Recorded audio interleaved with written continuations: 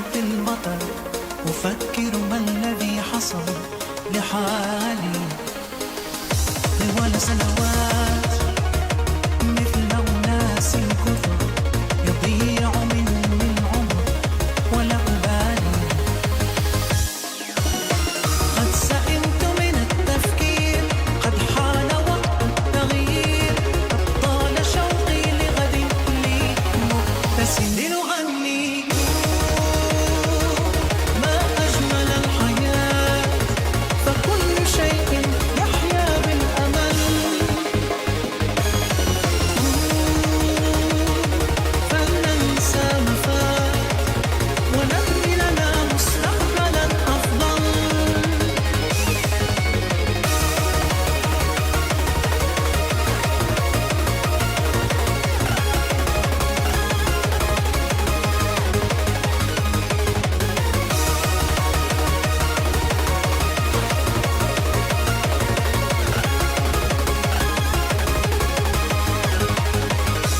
إلى متى سوف أظل تائها أنأى شيئا فشيئا عن حلمي لا لن أبقى هكذا مكبل اليدين فأنا أحس بالحنين لنفسي لا لا لا يأس بعد الآن لا تقل فات الأوان فليكن يومك أحلى مما كان لنغني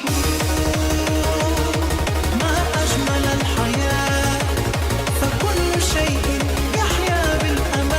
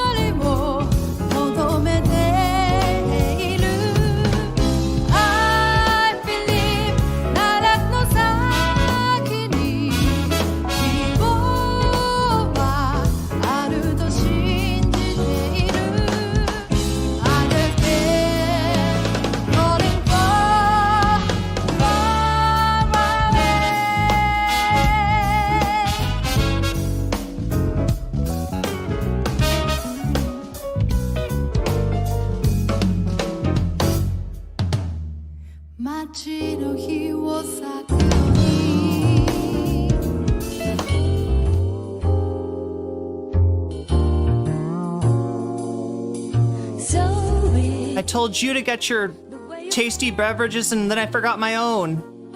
In your eyes, the way to hide your sweet desire.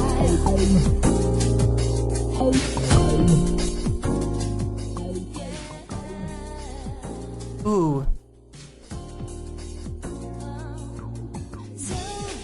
Ugh.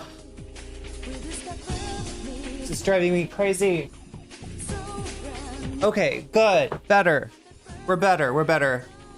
I thought that was some sort of happy hardcore cover of Blinding Light. Definitely is a cover. I would say Eurodance, but did it have enough distortion on the kicks to make it happy hardcore? I'm not sure. I don't know what qualifies.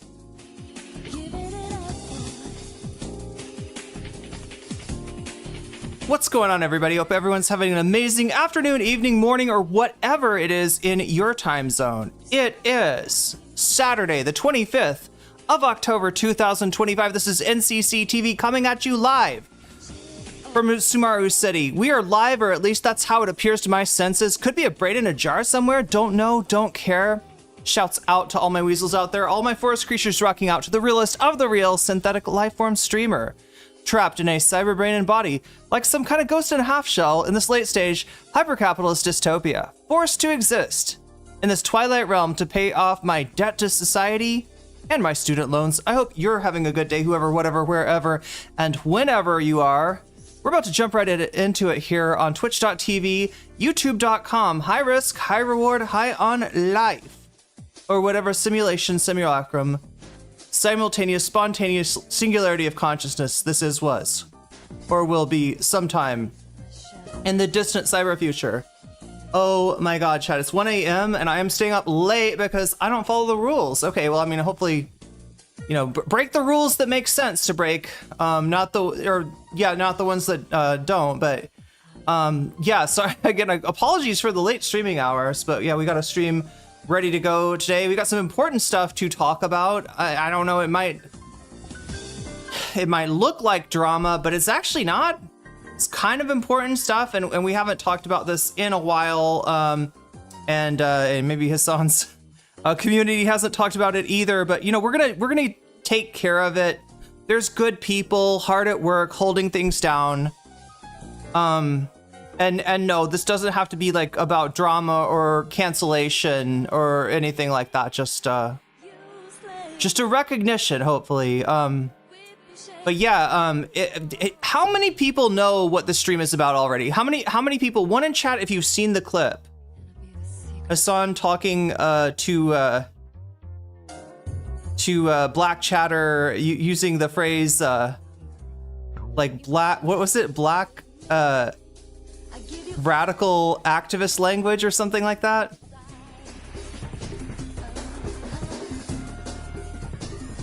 But yeah, Chad, I forgot my I mean, I don't know. I should just drink one drink at a time, maybe.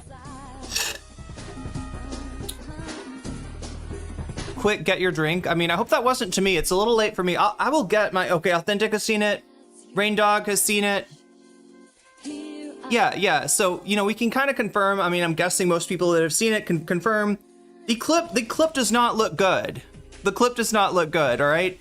And, you know, there's some concerning things in it. Now, it's being presented right now on TikTok without the full context. And I know this is the classic thing. Oh, you know, you took it out of context. You know, there's a little bit more context to this clip. The context doesn't make everything in the clip okay, but oh my gosh, why is my music blasting me?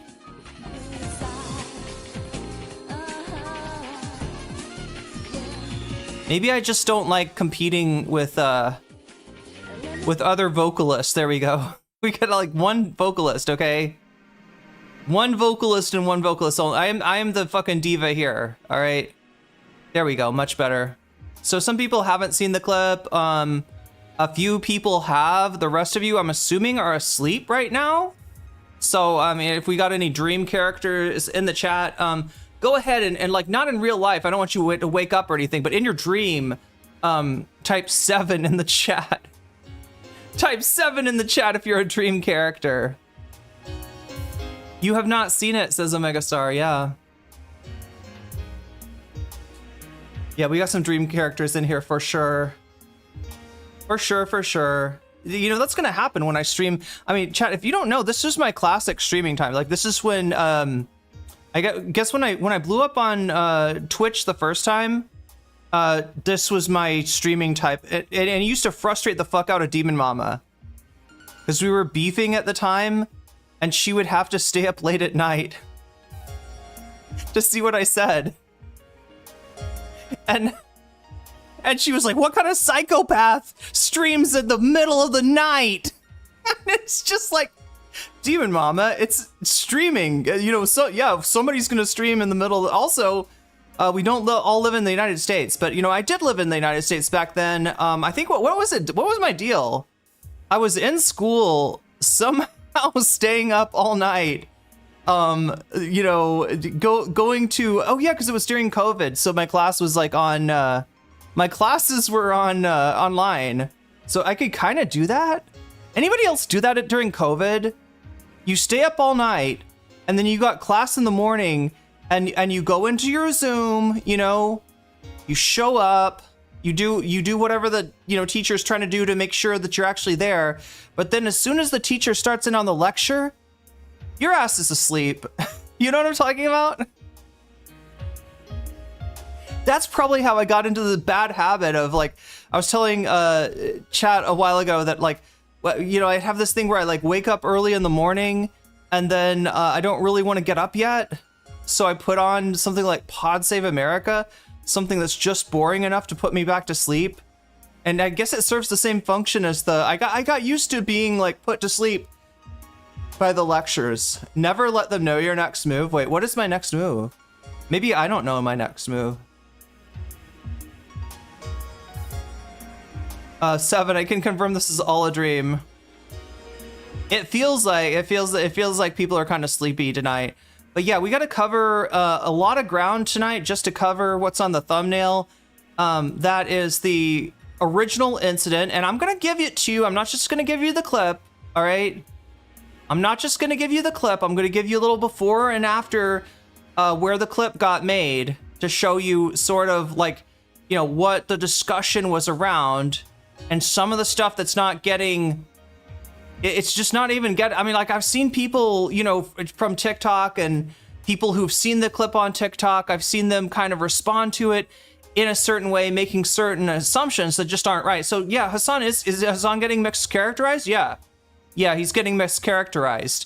But it is his fucking response there okay? No. And I don't think it's even a response that he wants to give, because he's aware of the fact that, you know, most spaces online are like spaces where if you're trans, if you're black, if you are, you know, any kind of identity group other than the default internet identity group, right? Other than the, like, you know, sort of 4chan conceptions of everyone as a white straight male on the internet, you know, then you know, there's a lot of communities that aren't but now there are freaking that aren't great.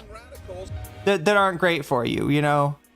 I mean, people talk about safe spaces as if it's some kind of like little, oh yeah, we're gonna treat you with kid gloves here. But in reality, like, you either gotta suck up your dignity to be in one of those spaces. Like, you know, if you're a trans person in the Vosh community, you're definitely not gonna pipe in and tell Vosh that he doesn't understand trans people, right? You will get absolutely ass blasted by his chat and by him probably if you do that. But yeah, it's the sense of, like, you know, how welcoming is a community. And obviously, you know, Hasan's you know, trying to kind of cast a wide net, trying to make a place that is both welcoming to people that maybe are not constituencies that are that lean to the left, but at the same time, like, not make it a miserable experience for his black community members, for his trans community members, et cetera, et cetera, et cetera.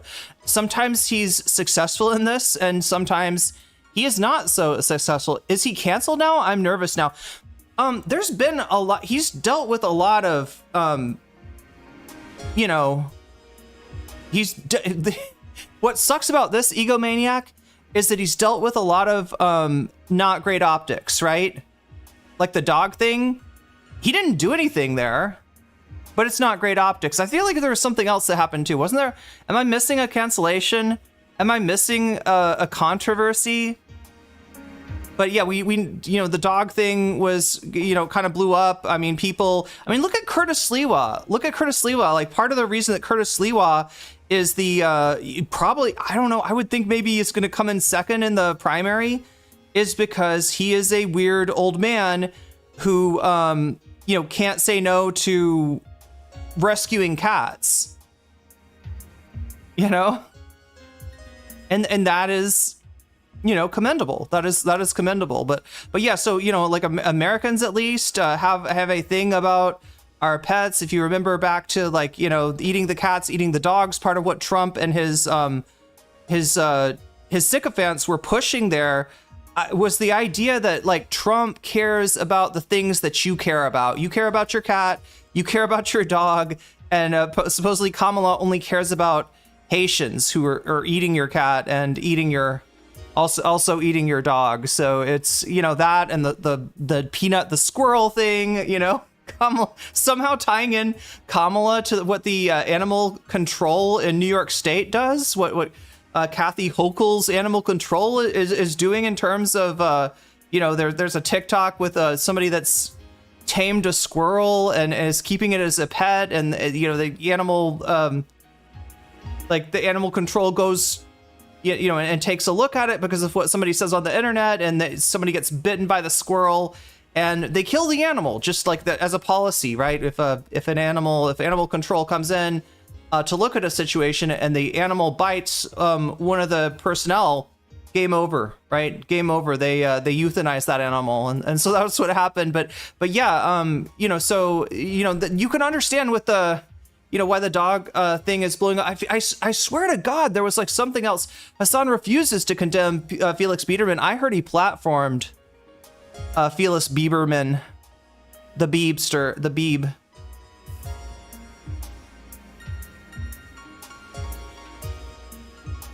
But yeah, this one is the Colorgate. There's not anything to it.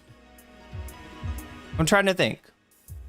The only thing that I saw bad from Colorgate was the old clip where he pulls Fish's tail.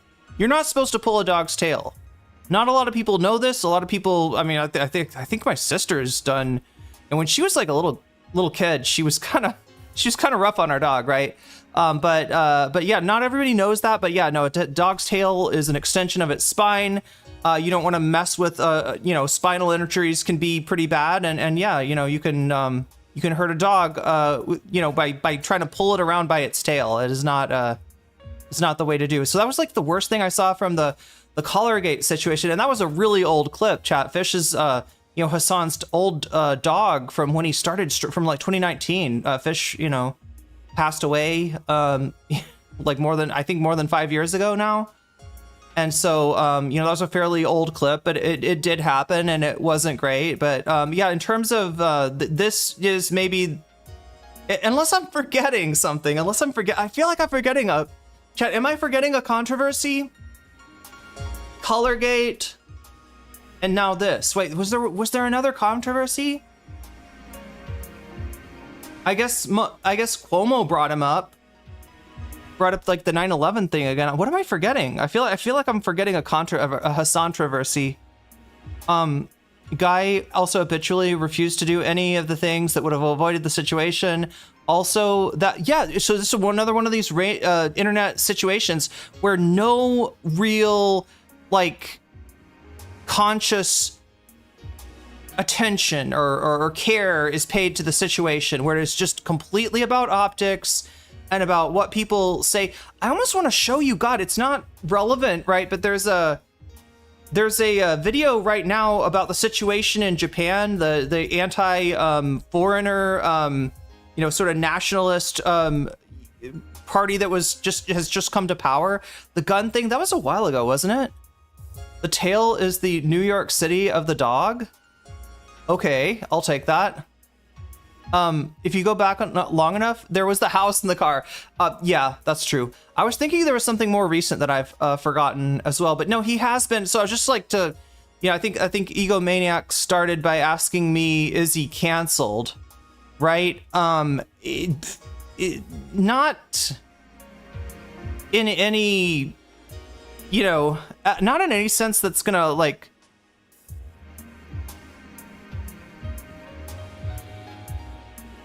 It's not about being canceled, right? I don't think the danger is being canceled. I think Hasan is too big to be canceled, and the internet, despite, the fact that it supposedly never forgets, it actually forgets a fucking shitload, right? And just like Trump is constant, getting in trouble, having like clips and incidents that look bad, and then, by the time that controversy is even hit, there's like, I don't know, 12 more hours of Trump on podcasts or making speeches or whatever, or he's caused another controversy and it kind of like, garbage in, garbage out. So there is that. But I think the real danger here is that,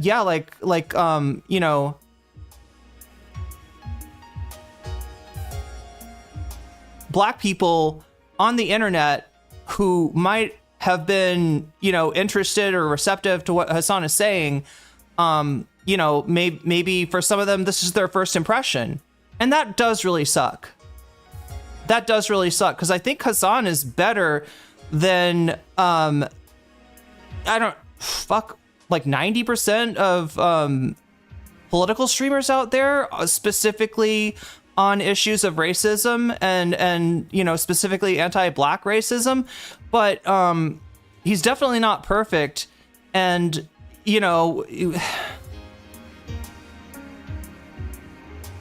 the misunderstandings that he does have, he's sometimes too reactive to learn from. You know what I'm saying?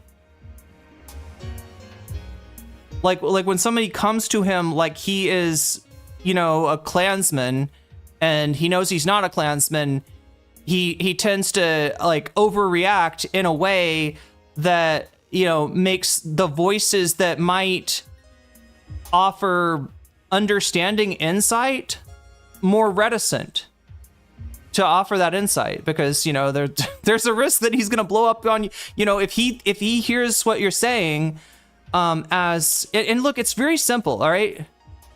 It's very simple. Identity politics has become a bad word. And when you say identity politics, you mean the idea of Hillary Clinton hiding behind being a woman to cover up, what a garbage candidate she is, what a basically, Republican adjacent candidate she is, then yeah, that is fucking deplorable.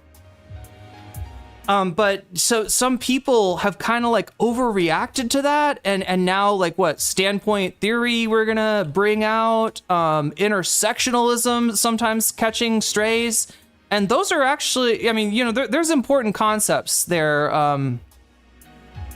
that might be having a stink put on them unnecessarily, I guess. So yeah, that's where we're at. Haven't seen the clip yet, so as a Black man, I'm a little nervous. I really like Hasan. Yeah, so it's like this, right? There's different subject matters that Hasan covers.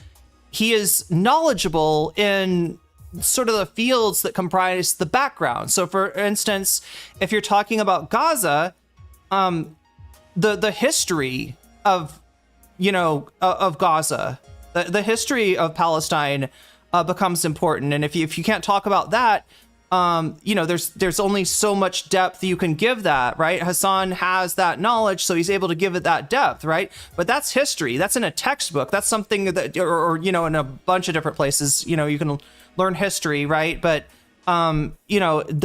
that's, like, whereas when you're talking about identity, and I'm not using it as a pejorative here. When you're talking about identity, the textbook is us. Oh my God, the textbook is getting copyright claimed. Am I getting copyright claimed? Ooh, no, I'm not. I'm just getting hit with some really good music. Wow. I'll take this. I'll take this. Persona 3. It's full moon again. Crazy how time flies. One might wonder if past path was in the right direction. but I do believe things Like, for instance, Mylan coming in and saying, "Hiyo, NCC-kun." Now, look, I know enough about Japanese culture and shit to understand that kun is sometimes used towards women that you are co-workers with. Are we co-workers, Mylan? the journey starts somewhere. Or do we go to school? Are we like Unsure what lies ahead, be bold and do we go to school together? I'm trying to figure this out. maybe. But yeah, not technically wrong. Or some chatters might misinterpret that. Yeah, we're co-workers. There we go. Are you streaming? Is that what you're saying to me? He has blind spots, but thankfully they were brought up by some of the mods and Sean. Yeah. And Sean is not, burning the bridge with him, right? Not that should be used as like a, I'm not trying to tokenize Sean here. But I'm just trying to give you, let me just read the comment. He has some blind spots, but thankfully they were brought up by some of his mods and Sean. He held a convo with chat yesterday. We're going to watch that too, yeah. Understood a lot of the concerns. Hopefully he could reflect a little bit. He's not bad intentioned. It's the same fucking brain rot I see from a lot of places, right? Honestly, this isn't like that, like, unique to Hasan. That's why I say 90% of political streamers out there way worse than Hasan. But yeah, there's a certain reactivity that he has to these issues that I think is not helpful. Because what I was trying to get across, right, is that when we're talking about identity, part of the textbook, part of the prerequisite information is you can't read in a book. Because the books are we are the textbook. If you have that experience, if you've lived that life. Oh my god, why am I already sweaty? Chat, this isn't good. But you know what is good? Having a raid from 5th Gen IW. Welcome streamer, welcome raiders. Good to have you with us today. We're just getting started here talking about Hasan. Totally canceling Hasan today. Oh my god, no, this is bad, chat. I don't know what's going on. Like I gotta get a haircut. You know what, that's it. I gotta get my hair done. I gotta lose some of this length. This length is not, how do people have long hair in Thailand? I don't even understand. Oh my god, look at this. I'm sweaty.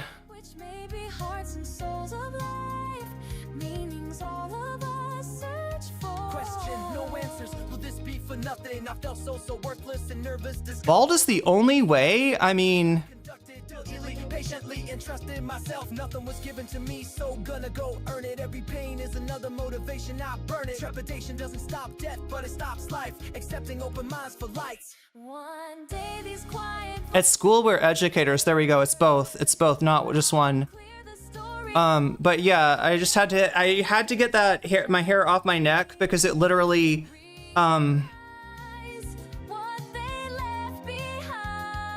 like, that's wild. I wasn't hot a second ago. That's why the good Lord invented braids and updos. Yeah. I definitely need an updo. Today is a good day to cancel Misgift. Today is a good day to cancel. You know what? I don't know though. I feel like 2 years, like years ago would have been a good day to cancel Misgift too. Maybe Imaru wouldn't have had to deal with the shit that she dealt with, right? I don't know when we can get to this, but I am aware of the fact that Imaru has come out with some very substantial allegations, right? About her experience with Misgift. Misgift, if you don't know, is a Twitch streamer. He is some kind of bigwig in OTK, the streaming team that Asmongold used to be a member of. I think, the good Lord made me bald, thank God. I mean, I guess in hot weather, yeah. How are your allergies in Thailand? I don't know. I think I'm allergic to something, but it's not outside. There is new blossoms and new pollen out now, so maybe it'll change. But so far, having been here, I haven't reacted to anything that's outside. with my life. For every moment shared with you, not No Intel gave great extras result, says, yeah, Hasan tag, I'll leave, see ya. Don't want any cope nonsense. You want to hear me talk about Hasan violently shocking his dog? Abusing his dog? You want to talk about how Hasan has like, you know, turned his dog into a cyborg? Don't you worry about that now. And is controlling Kaya through a remote control? You want to talk about that? Is that what you want to hear? Well, too bad, because you missed one of the... I mean, this is going to be one of the day that Hasan is going to get some criticism from me, you know, in what he's saying. So, you know, I think it's a little bit nuanced. Some of the criticism that he's getting on TikTok is a little bit misplaced. But look, I've said this before. I think Hasan is at his worst when he sounds like Vosh. You know what I'm saying? And a lot of times it's yelling at chat. This is when it happens. This is when it comes out. When he starts to sound like Vosh, right? When he starts to sound like he is punching left, that is when Hasan is at his worst. And I understand it. Actually, I have some real insight on this shit. In terms of, oh my gosh, why did I hit the vocal mix, chat? I love this music, but the vocal mix is... I can't do it. I can't do it. I can't compete with the vocalist. Okay, anyway. Yeah, good girl Kaya deserves so much better. Yeah, than being remote controlled with Hasan's... That's what the real deal with the collar is, chat. It's a remote control collar. You ever see that shit? Every time Kaya moves, you see Hasan touch something on his desk? That's because he's remote controlling her. He's got Kaya Neuralink. We should all strive to be as un-Vosh-like as possible. Okay, well, true. But even I will say, Vosh is not wrong about everything, right? And that's part of what makes him so pernicious, is that you could see a lot of Vosh content that seems pretty based, and it is. And there's been times where Vosh was extremely based. There have been times where Vosh decided to go on a Nazi podcast and debate Nazis, and oh geez, these guys think I'm too woke. What do I do? Oh, I know. I'll say the N-word with a hard R. Yeah, that'll impress. That'll get them. That'll show these Nazis. I'll like just go ahead and drop a hard R to let these Nazis know that I mean business, right? Yeah, no, there's some really bad shit that like, but yeah, you know, I mean, obviously it's not, you know, everything that he is wrong about. He basically started off as, I don't know what, Destiny, if Destiny wasn't anti-left, but Vosh is anti-left in a weird way. And that's the problem with his, that's when I think Hasan is at his worst, right? When he's punching left. And I got some insight on this, all right? So, look, I'm going to drop a little bit of lore on you, as I always do. You miss Vosh? Mylan, he's still there. If you can stomach the fact that he jorks it to underage anime women and AI horses doing unspeakable things to those lolies, you can still watch Vosh. You know, it's like I'm sure some people in the community still do, especially people who don't know, were not around when Vosh revealed himself as a short stack goblin enjoyer. But yeah, he hasn't disappeared. In fact, unlike Destiny, I don't think Vosh's numbers are even... I don't think they've even gone that far down. Did he make her step for a dog, basically? Yeah. But anyway, I was going to drop lore on you. Here's the lore. The lore is that Hasan got his start on Twitch, right? So remember Hasan, you know, he's on TYT. He's doing things like selling ads. Finally, he convinces Jink to give him a show called Agitprop, which is TYT hosting a show, like an anti-capitalist show, kind of an interesting thing. And he brings on, you know, Jink to debate and all. I mean, Jink always says he wants to argue, wants to debate. It turns out he only wants to do that with right-wingers and then have a beer with them. If you're on the left, you know, Jink will cancel you. But anyway, so Hasan is, you know, he's transitioning away from TYT. He's streaming on Facebook. Does anybody remember Facebook streaming? It was a real thing. Yeah, Facebook had, you know, live streams. I don't think they do anymore. I don't know. But anyway, yeah, he starts streaming on there, and then he finds Twitch. And he wants to do Twitch right. So he doesn't just come onto Twitch, put his shit out there and hope to get more than, 5 viewers. Like Hasan is smart enough to kind of skip some of those steps that the rest of us have to go through, right? I can remember my first stream having like 3 people in chat, right? Hasan never quite had to go through that because he had some help, right? He goes in there, he talks to streamers, and who does he talk to? Some trans streamers, actually some streamers that I used to know, right? Some streamers that I used to be friends with before they showed themselves to be absolute snakes, right? So I kind of know, or anyway, I at least assume that what he's dealt with is getting some help from, marginalized groups in starting out and skipping the really, tough streams where you've got like next to nobody in the chat, and getting some insight from people like that as far as best practices on streaming. But at some point, he doesn't talk to these people either, as far as I know. And I can only imagine that it's because, I don't know, he said something that pissed them off, or I don't know. So in other words, Hasan is kind of from the very beginning internalized that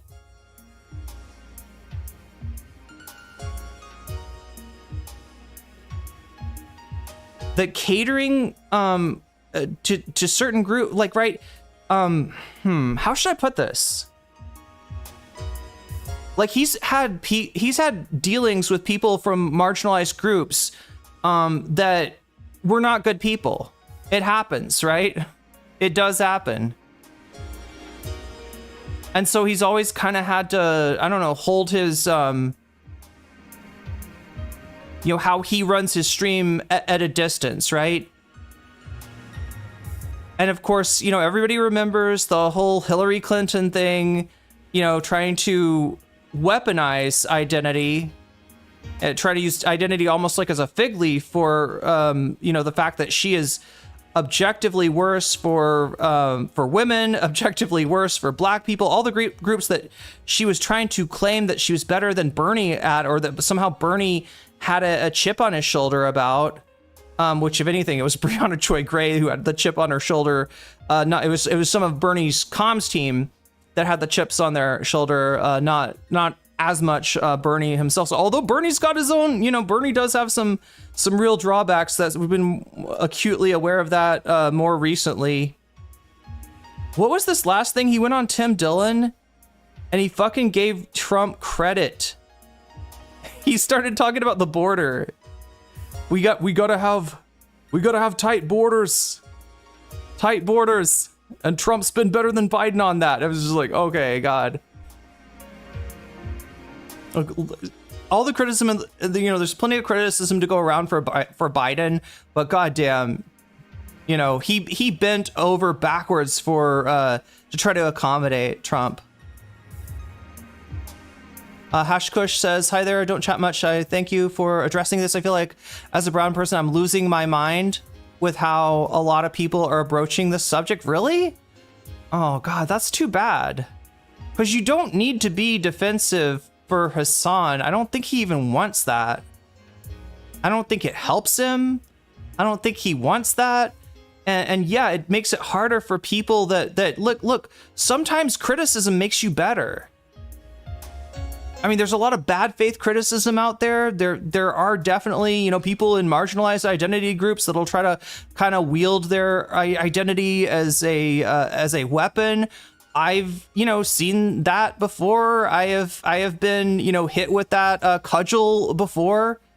And the thing that I didn't let it do was to make me adopt a pseudo anti-woke demeanor. Do you know what I mean, chat? You see a lot of leftists with this attitude. They got a chip on their shoulder. I don't know about like wokeness or something like that. And we'll use it as a pejorative, which if people don't know, what does woke mean? Woke means the original meaning for woke is being aware of the phenomenon of structural racism. That's all it meant. It was a, word in AAVE that got appropriated and turned into something completely different. But no, it's a good thing to be woke. I mean, like, what do you want to sleep through life? What do you want to deny reality? I mean, it's literally about acknowledging the state of things as they are. That's all that means, right? And it's become this whole thing where even leftists will try to use it as like a pejorative, right? And we'll try to equate it to some of that stuff. Some of people, bad faith, using identity as a cudgel, which, like I said, does happen. But I don't think it's as pervasive of a phenomenon as people act like. And I don't think it's something that has to be like systemically pushed back on or guarded against, or that you gotta shit down people's throats to make sure that they don't turn into Hillary Clinton on you. People do not want a one perfect source of knowledge. Hasan is not that. No one is. True. You have to diversify your information sources. Absolutely. Ghost ATW, what annoys me is some of his audience sees any criticism as smears, hate campaigns, attempts. Oh God. And the whole thing, if you listen to Sean, now correct me if I'm wrong, chat, because I'm gonna, like, I've just had to, I mean, I've perused, I have browsed, I have, what's the word for it when you're reading something quickly? When you're reading something quickly but not very well. Perused, I mean, that's one way to say it. Chat knows what I mean, but I've skimmed. That's what I'm looking for. I have skimmed Sean's commentary on there, and from what I can tell, a lot of his problem is not so much with Hasan, although I think he does have, I mean, he's in a weird place because he's friends with the dude, right? But I'm sure he doesn't agree with like every choice that Hasan made in this whole thing, right? But he's I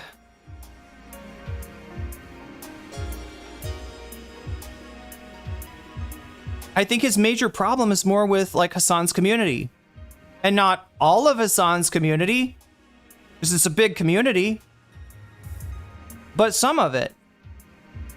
And Hasan even acknowledges this, right?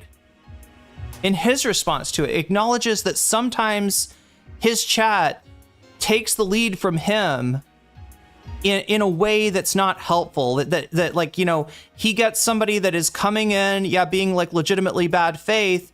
He shits down their throat and kind of puts a little anti-woke stink on it. I would say that's the thing that I see as being a mistake. And I think that's it's the permission structure.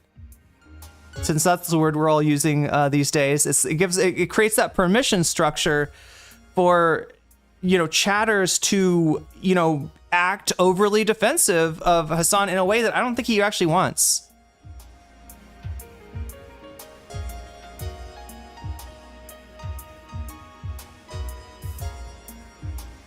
Yes, skimmed. Raindog, you got it. That's exactly the word I was looking for. Hasan has a bad temper, and when he loses that woke discipline, starts saying something offensive shit.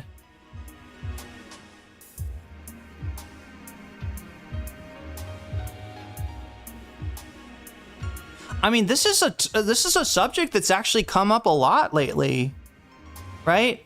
You can see the discourse around Graham Plattner, which I'm gonna try to get back to today if I can. I think I've got some of it on the bonus. Oh my gosh, chat, I'm lying to you. I'm sorry. I don't want to give you false hope here.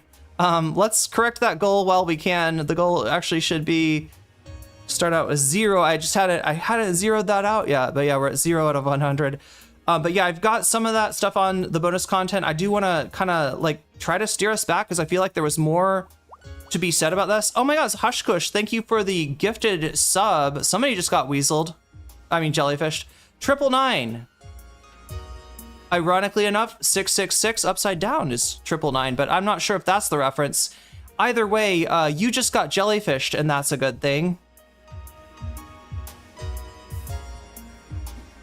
And that gets us to 6. Thank you. So yeah, this is the game that we play every day. The game, can you keep Irene on a little longer to talk about another subject, and I do have some of the.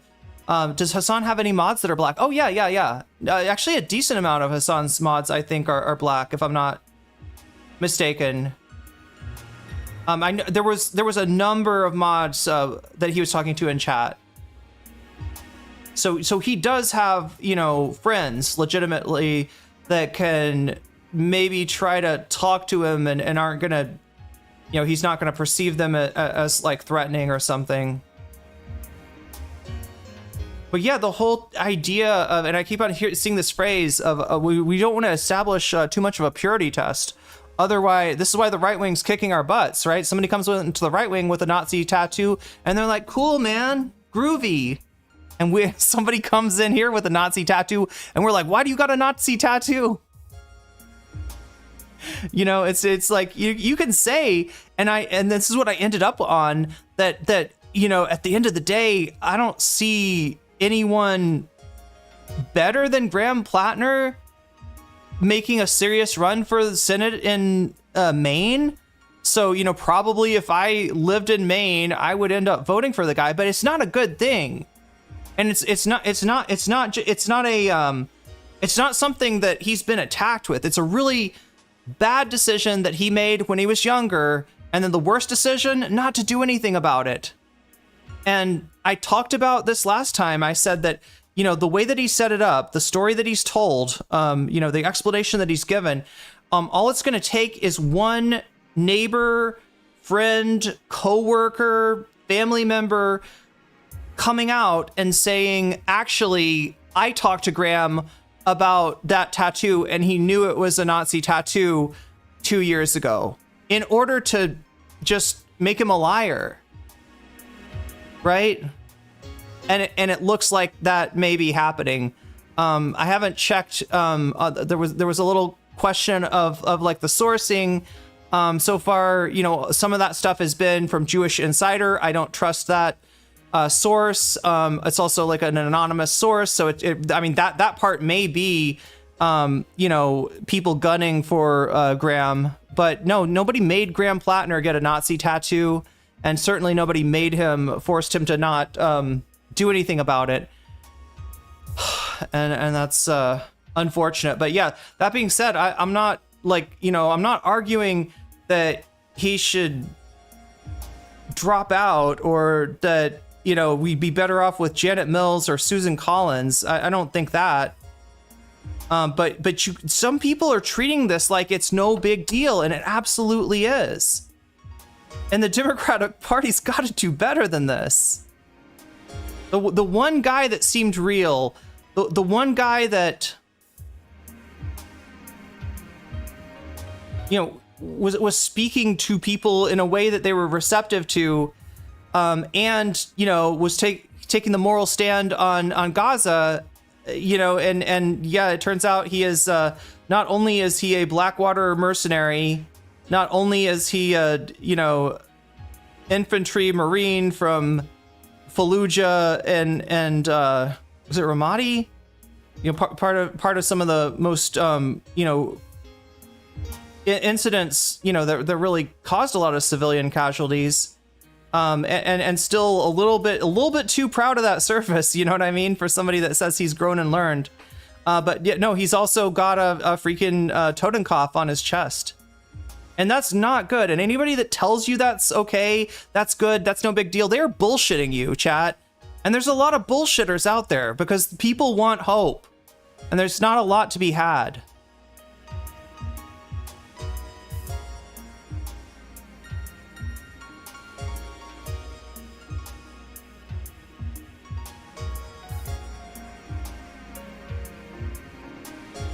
Is that the best the DSA could get? Oh God.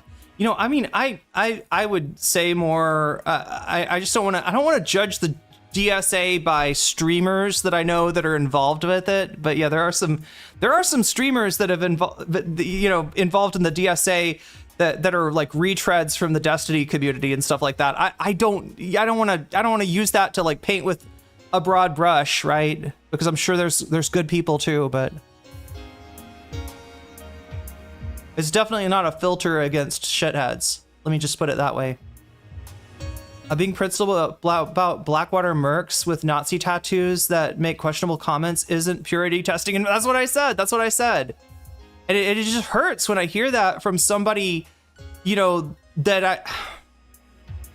Like, it's the kind of shit that you'd expect to hear from Vosh. It is very much debate bro lingo, right? Is there a point to be made that if somebody's coming in and saying, well, no, clearly we should vote for Janet Mills, clearly, like, you know, if they're, you know, then yeah, they're wrong, but their problem isn't purity testing. Their problem is that they're accepting too little from the Democratic Party on the other side of things, right? They're accepting a candidate who is very flawed, both in a sense of being able to win election and in a sense of doing, you know, like being on the right side on issues. And, you know, the comparison that I kept on bringing this back to with Graham Plattner was that Kamala Harris, actually, right? This might sound counterintuitive because obviously Kamala Harris is way to the center of the Democratic Party. In some places, she even sounds like a Republican, talking about the most lethal army on the world and bragging about that kind of stuff, right? I criticized Kamala Harris, you know, while getting shit from people that were like, what do you want, Trump? No, I don't want Trump. But I don't think that bullshitting people about Kamala Harris having bad positions on issues, I don't think that's actually... I don't think that's actually helping Trump. I think helping Trump would be to be like, no, Kamala, don't change a thing. You're perfect as you are. We love you bringing Liz Cheney on stage, right? You got to call this shit out. You got to say something. It doesn't mean at the end of the day, if you're faced with a, you know, like a vote that is either Trump or Kamala Harris, that you don't, you know, vote against Trump, right? Of course, but at the same time, like, I can't be, I got a lot less excited about the Kamala campaign as things moved forward, and by the time we got to the convention, I was just kind of like, the vibes are fucked. Vibes are very, very fucked, right? The more she got advice from, you know, the Democratic consultants that were working for Biden, the worse her campaign got. Both in a sense of her taking the wrong side on issues, failing to take a moral side on issues, and in terms of her hurting her own chances in the election in ways that they don't recognize. Ezra Klein, when he talks about, you know, Democrats needing to embrace candidates that are pro-life, anti-trans, and anti-black, right? He's making the assumption that everybody that is, you know, to the left, that those are votes that you can just put those votes in the bank, and you can't. You can't put those votes in the bank. You don't have those people. In fact, I think bringing a few more of those people out, people whose stomachs were turned by Biden and Kamala's stand on Gaza, might have been enough to actually win the election. Might have been enough to actually keep Trump out of the White House for a second time. This is Mamala. I forgot about that. Yeah, Drew Barrymore. It's like everyone is just so 0 to 100 on every topic and take, and if you disagree with them even a little bit, you're automatically an enemy who should die. Yeah, and it makes it so hard to give a nuanced take, Quinny Bobenny, because, you know, if you came into my stream on Graham Plattner on Thursday at different times, right? There's some times that if you come in, you're gonna think, you know, like if you come in on me saying, well, you know, Mills sucks. Obviously, don't want Collins again. I don't know if there's anybody better. Then you might be like, okay, so you're defending him. You come in while I'm saying this shit is not good. I can't believe that he is, you know, he sounds disingenuous in his explanation. There better not be another shoe to drop, right? He just said that he did not know had no idea that was a Nazi image, a Nazi symbol, up until the point where he found out that there was Oppo research being done on him about that, right? I said, if that's not true, if somebody steps forward to contradict that, this guy is fucked, right? Because the worst thing that you can do with a scandal is lie about it and then have your lie exposed in little drips and drabs. Hasan's situation with Kaya, right? People found inconsistencies in what Hasan had said. They weren't actually even lies, but it was just like maybe a little failure of message discipline on Hasan's part. Like when you're in the middle of a controversy about a shot caller, and your claim is that you don't have a shot caller, you don't use a shot caller, you don't believe in shot callers, maybe you shouldn't be talking about how actually, you know, like shot caller is not that bad, right? People took that shit and clipped it into the Kaya, you know, video, right? It just makes it, so even without, you know, getting caught in a lie, you can be portrayed as having been caught in a lie, and that has the same effect. The reason this Kaya Collargate thing is so persistent, is lasting so long, even though there's no real substance to it, is because it has the appearance of Hasan lying and trying to cover up, and then just little drips and drabs coming out here and there, and that just extends the life. So that's what I was saying about Plattner, is that, you know, he better, I hope that's the truth, right? So yeah, depending on when you came in during the stream, like, you know, I literally had, you know, people that I would have thought better of accuse coming at me like Vosh, right? And then I had to end the stream to leave to class. So I was like, you know what, I'm not even gonna deal with this. But yeah, in general, sounding like Vosh, not a good look. You should maybe try to avoid that. The problem with the left is not purity tests. The problem with the left is I don't know, a lack of authenticity, playing too much to what they think that the voters want to hear instead of being real. I think a lot of the left, I mean the electoral left here, right? A lot of the electoral left's problem is just that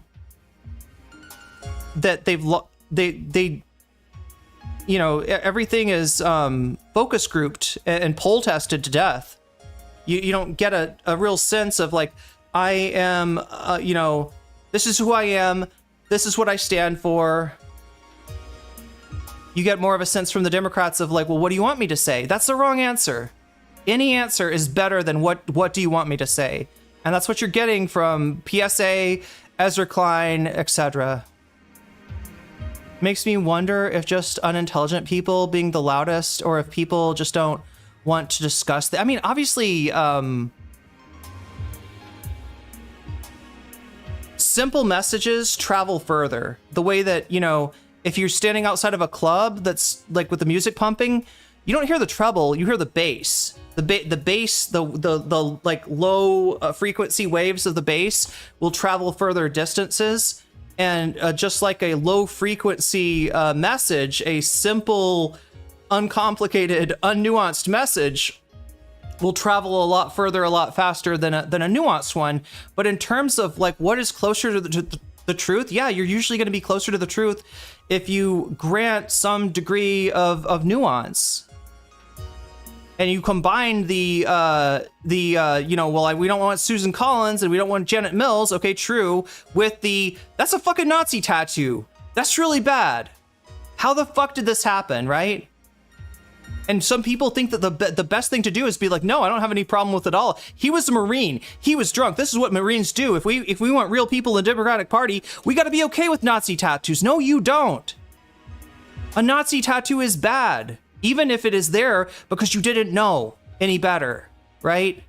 Even if there is some, like, you know, even if it's like understandable, you know, because you didn't know you were in Croatia, where, you know, Croatia was a ally of the Germans during World War II, and you just didn't realize that, you know, the cool skull on the board is actually a Nazi symbol, right? You still, it doesn't really explain you were rocking that thing for 20 fucking years. So yeah, no, that's real, that's bad, and I'm not, you know,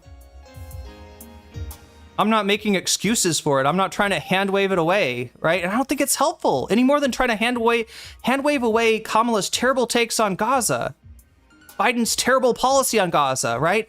I don't think that was helpful. Because it's the opposite of helpful.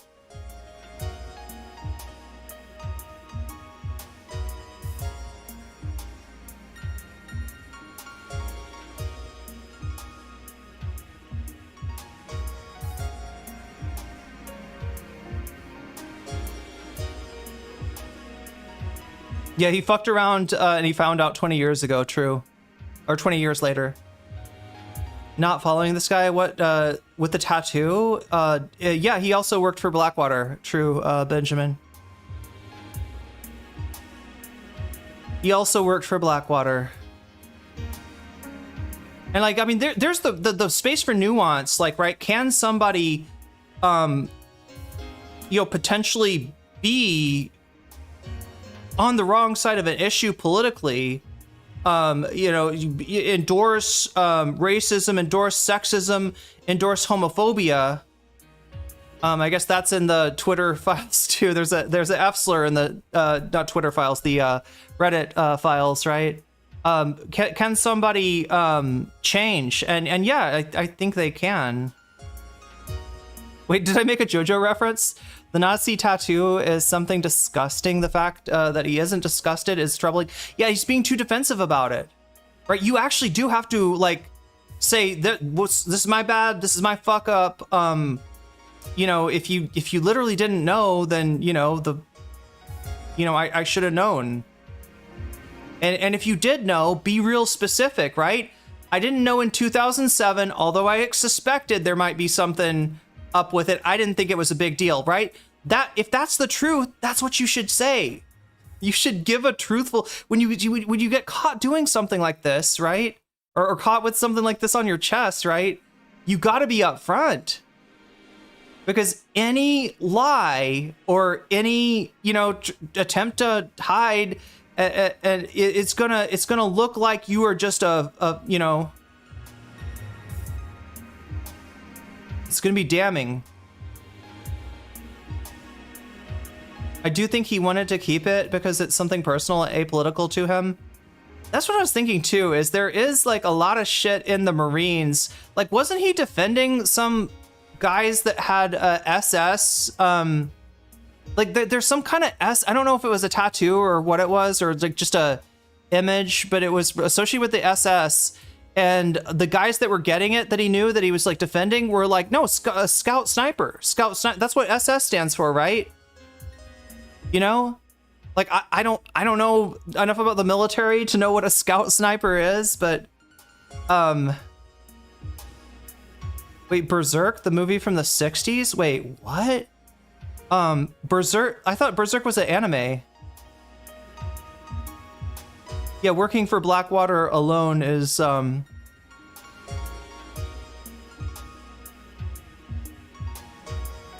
Constellus, which only matters because of the time period, which is not during the Iraq War when the massacre occurred. Well, I mean, look, it would be even worse if he was involved in the Blackwater, you know, killing of civilians, right? But yeah, it's not a good thing to be involved with. But it's also not something that you can't like learn and grow from. I guess the other thing that I want to mention, right, is that learning and growing, that can and it should happen, and you shouldn't, you know, I don't know, treat somebody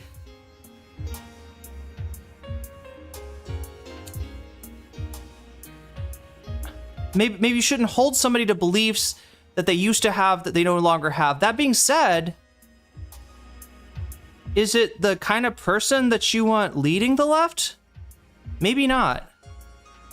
At least not ideally, right? You know, we're in a situation where as fucked up of a candidate, as flawed of a candidate as Plattner now obviously is, the other two options are you know, objectively worse, right? But still, it's always in the sense of like, you know, a leftist creator, you know, defending themselves with the, you know, I've learned and grown, or somebody running for office, right? It's like running for office is probably not the time to learn and grow.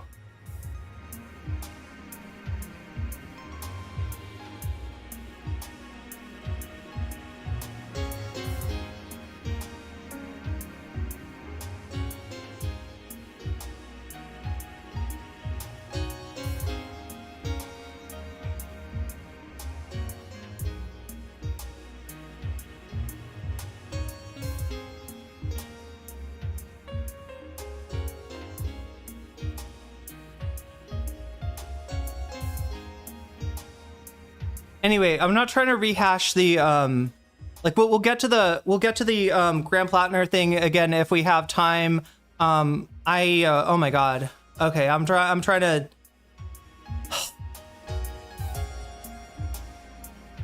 The thing we're talking about today is more about Hasan. The clip that he made. He's talking to a black chatter and talking. I think there is some context which got lost, right? Especially as this clip has traveled into the TikTok space. I don't think a lot of people are aware of the actual context for the clip, which was talking about the New York City mayoral election. I believe that I could be wrong about this, but I think the clip sounds like it was recorded after Mamdani won, but before Eric Adams dropped out, and maybe even before Cuomo had announced his intentions to run as a independent. And so the conversation was about, okay, so Mamdani didn't do great in terms of black voters, right? And specifically older black voters. Mamdani lost a lot, and this is, kind of has echoes from the Bernie campaign. And as much as I've always maintained that the Hillary Clinton attack on Bernie as being a frat bro campaign of racist, white, misogynistic men, there's a lot of people that don't match that description supporting Bernie, but she used that as an attack on him. As much as that wasn't true, what was true is that Bernie's outreach to the black community didn't work. It was lacking, right? At the end of the day, just like I say, Kamala can't blame the voters for not understanding that she, as bad as she is, she's going to be better than Trump. Bernie also can't blame voters for voters that his campaign failed to reach out to. Right. And Mamdani had that. And this is probably a problem that we're going to have to talk about, ongoing. Right.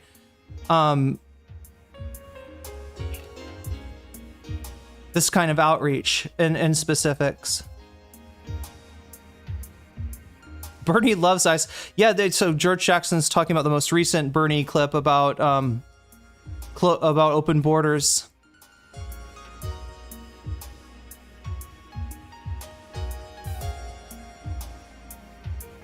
I'm trying to remember where the fuck I was going with that.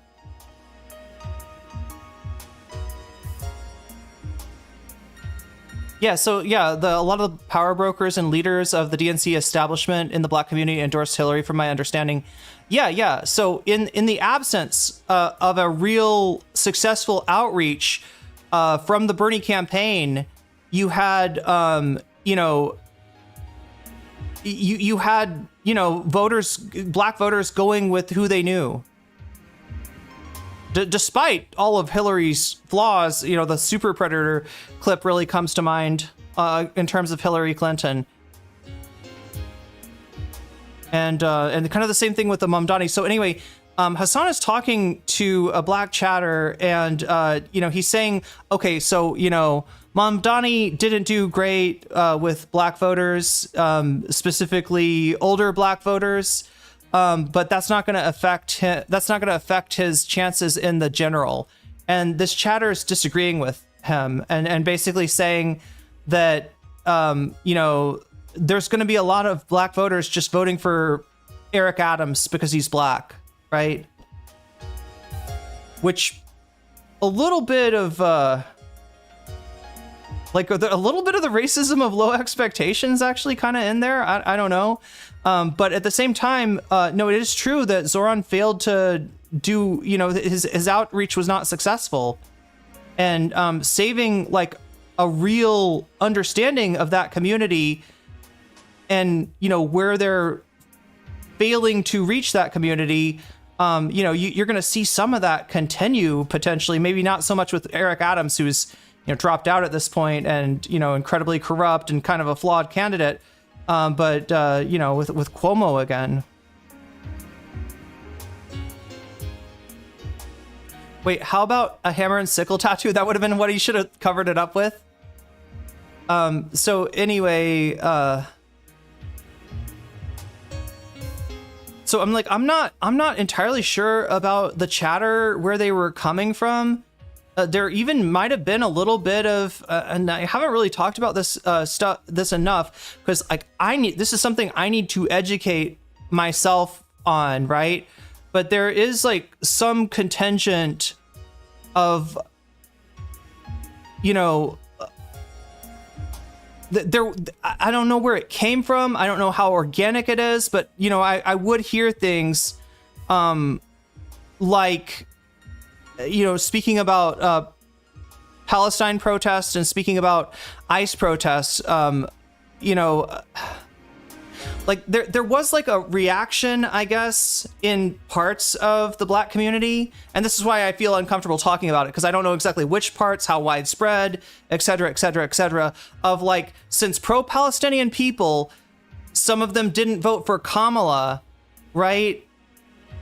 These were people that were advocating that Black people not show up for Palestinian causes, or and then since like some of the Latino vote went to Trump, you know, not showing up for ICE protests and stuff like that too. So I don't know how much that is tied into this, but I felt like there seemed to be like echoes of that, and so I'm not. Yeah, I don't know exactly what to think about that. I got to educate myself more about this before I have a real strong opinion about it. I think it comes down to Hasan hating criticism. Well, see, like I was trying to kind of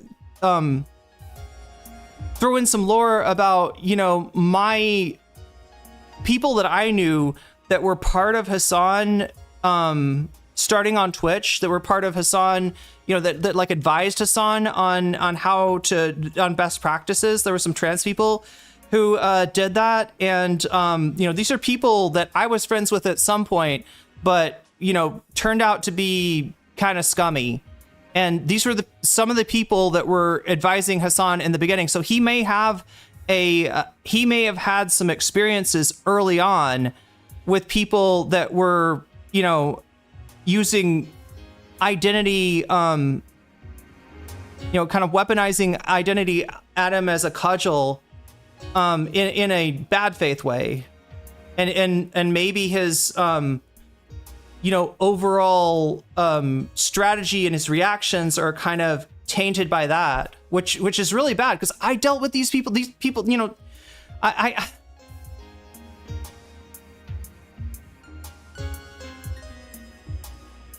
had some bad faith shit weaponized at me too. And I was, you know, I felt the temptation, right? When you feel like you're being attacked for shit that you didn't do, you know, there's a temptation, I guess, to kind of, you know, weaponize anti-wokeness back, right? You know, okay, well, if you think that I'm, you know, if you think I'm not sufficiently anti-racist, anti-ableist, anti-whatever, well, I guess I'm just going to call you, you know, whatever identity politics, you know, person. Which was kind of the meta, I guess, at the time. I am so glad that I had friends that, you know, that I could check in with, and that I didn't go down that route. And I didn't make the assumption that because some people can be bad faith with certain concerns, that those concerns are not valid, because they are. They're extremely valid, and I think a lot of the, you know, failure of the left, the failure of certainly the electoral left, you know, kind of hinges on those same kind of reactions, on having, you know, just fighting yesterday's battles, right? Treating everybody that's got an issue with your, everybody that's got an issue with, you know, that's got a criticism of you, as if they're doing so in bad faith.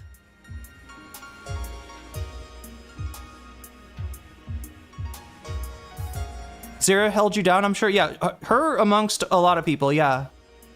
Luckily, you know, I've never, you know, lacked insight on like I've always had a group of friends from and supporters from different backgrounds that have kind of kept me informed on those struggles and helped me keep the focus on the common struggle, which is what we're involved in.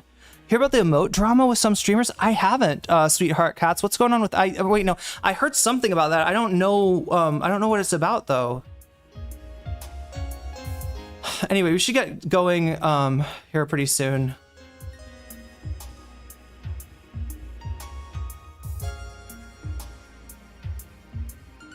He doesn't intend to be racist. He definitely comes off as racist in those clips. I agree.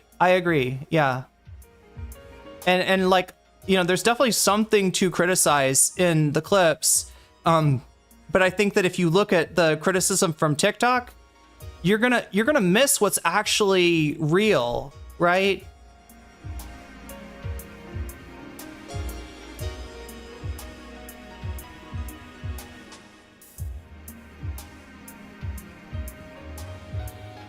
Like because TikTok is relying on basically just the clip. I don't think that... I think some of those criticisms of him that are going on TikTok are going on in a vacuum from some of from what Hasan was actually saying, from what he was actually doing, from what the real conversation was. But yeah, I mean, I think his biggest problem is this kind of knee-jerk reaction that he has from being criticized on issues of identity, right? You've seen it with with trans identity when it came to the Hogwarts game. You've seen it with and when it came to the debate against Christian Walker, and now we're seeing it when it comes to how he interacts with black chatters, who I'm not like. I mean, I don't know. I think there were several people that he kind of blew up on, and I'm gonna have to watch it again to know who was saying what, but.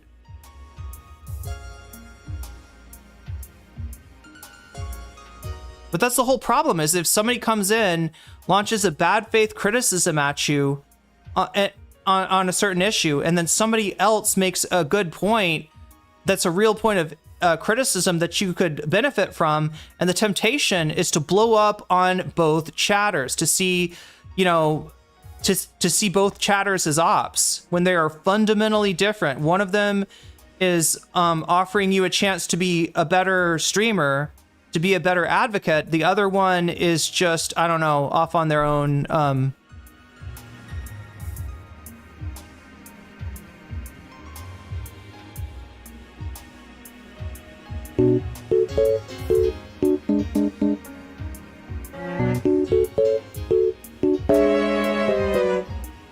Oh, thank you, Hash Kush. Thank you for reminding me that I used to have blue hair. Yeah, I used to literally be a SJW stereotype when I started streaming on Twitch. That was my VTuber. That was the VTuber version of blue hair NCC. But thank you for the bits. And yeah, thanks Twitch for getting us started. I got to get started for real though, because like this is the stream is not gonna commentate itself, and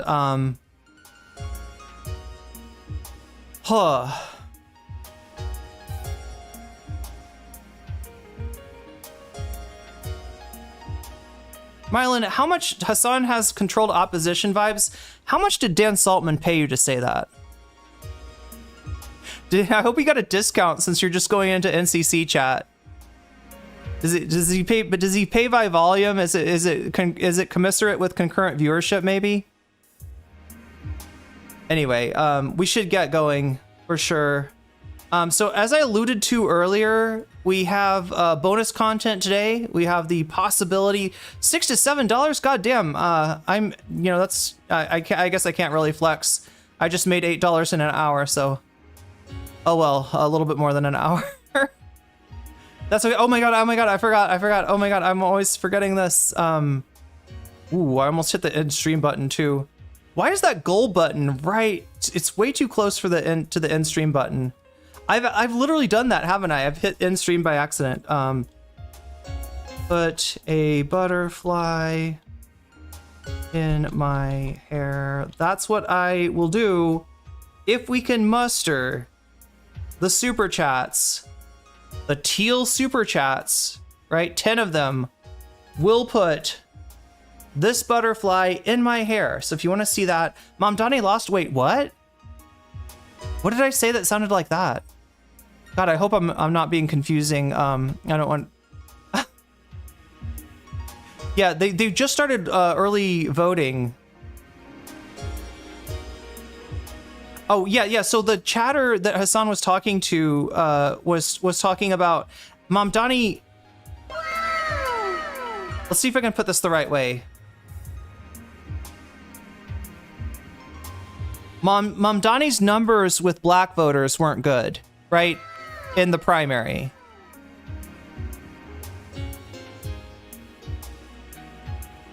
And as Hasan was kind of celebrating, you know, everybody was celebrating Mom Donnie's victory over Cuomo in the victory over Cuomo in the primary. One of the chatters noted that although he'd won the primary, you saw a similar vote. And FD Signifiers talked about this too, I believe. FD has brought this up, right? That Bernie had an issue here, and Mom Donnie has an issue here, and maybe the like left flank of the Democratic Party kind of has an issue. And that the outreach towards, towards black voters and maybe particularly like older, Gen X and baby boomer black voters is just not, not quite doing it.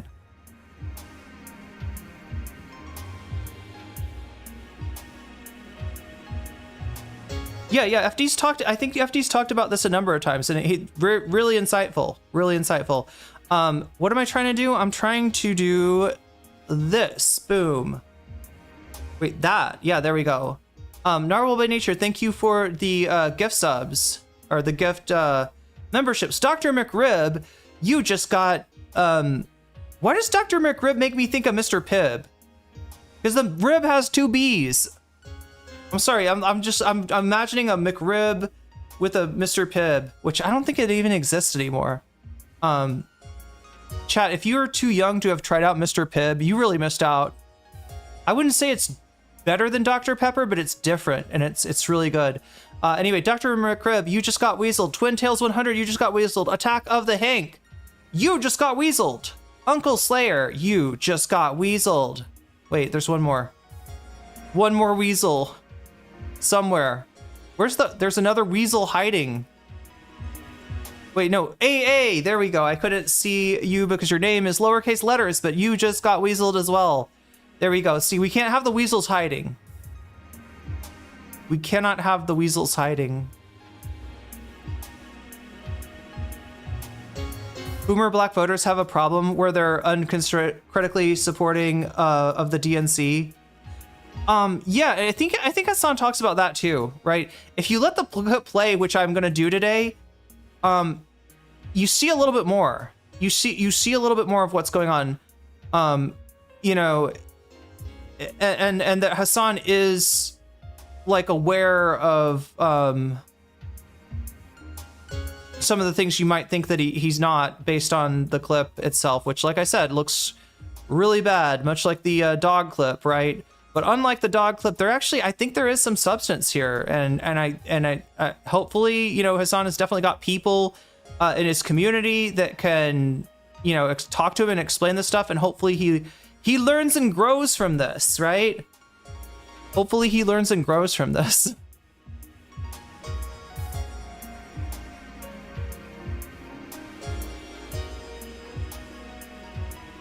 Variant, to be fair, my boomer parents are white as hell and Bernie voters, but they also have the potential to be mind-jacked by the DNC. You got to keep your parents safe from Ezra Klein. That's the biggest, that's the struggle with liberal parents. You don't want to give them, you don't want them to get abundance brainworms. Sobe was such a phenomenon for like 2 years. Oh, wait. That's like the green tea with the lizard one? The sweet lizard milk. I always got the green tea, but it left a bad taste. I was more of a Dr. Dr. Thunder is unironically pretty good. I like Dr. Thunder. But yeah, Mr. Pibb, it burns in a different way. Anyway, chat, what am I trying to say? I'm trying to say that I need to fix this thing. Nope. Let's try that again. There we go. We are at 23 right now. And why is that number important? That number is actually important because it was going to dictate whether this is just a stream where I cover the Hasan controversy du jour and get the fuck out of here, or whether I stick around and cover another topic with you. Hell, maybe even multiple topics, right? If we get to 100 on this meter right here, the bonus meter, then I'll stick around and I'll cover another topic. What topic? It's one of these topics, right? These are the topics that I, oh my God, what am I trying to do?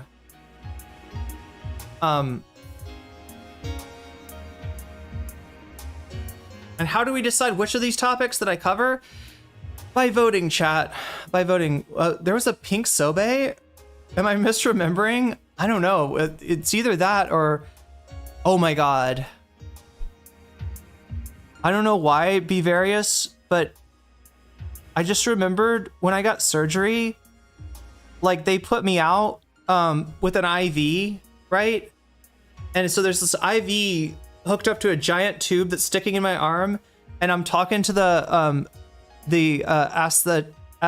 anesthetician, and they're like, okay, so you might feel a little burn as the anesthetic comes into your bloodstream, but it's gonna be okay. We're just gonna count down from 10, and guess what? You're gonna be asleep before we even get to 1. So 10, 9, 8, 7, and this, like, I see this like pink like foam like start to come down the tube and go into my like arm, and it was freaky.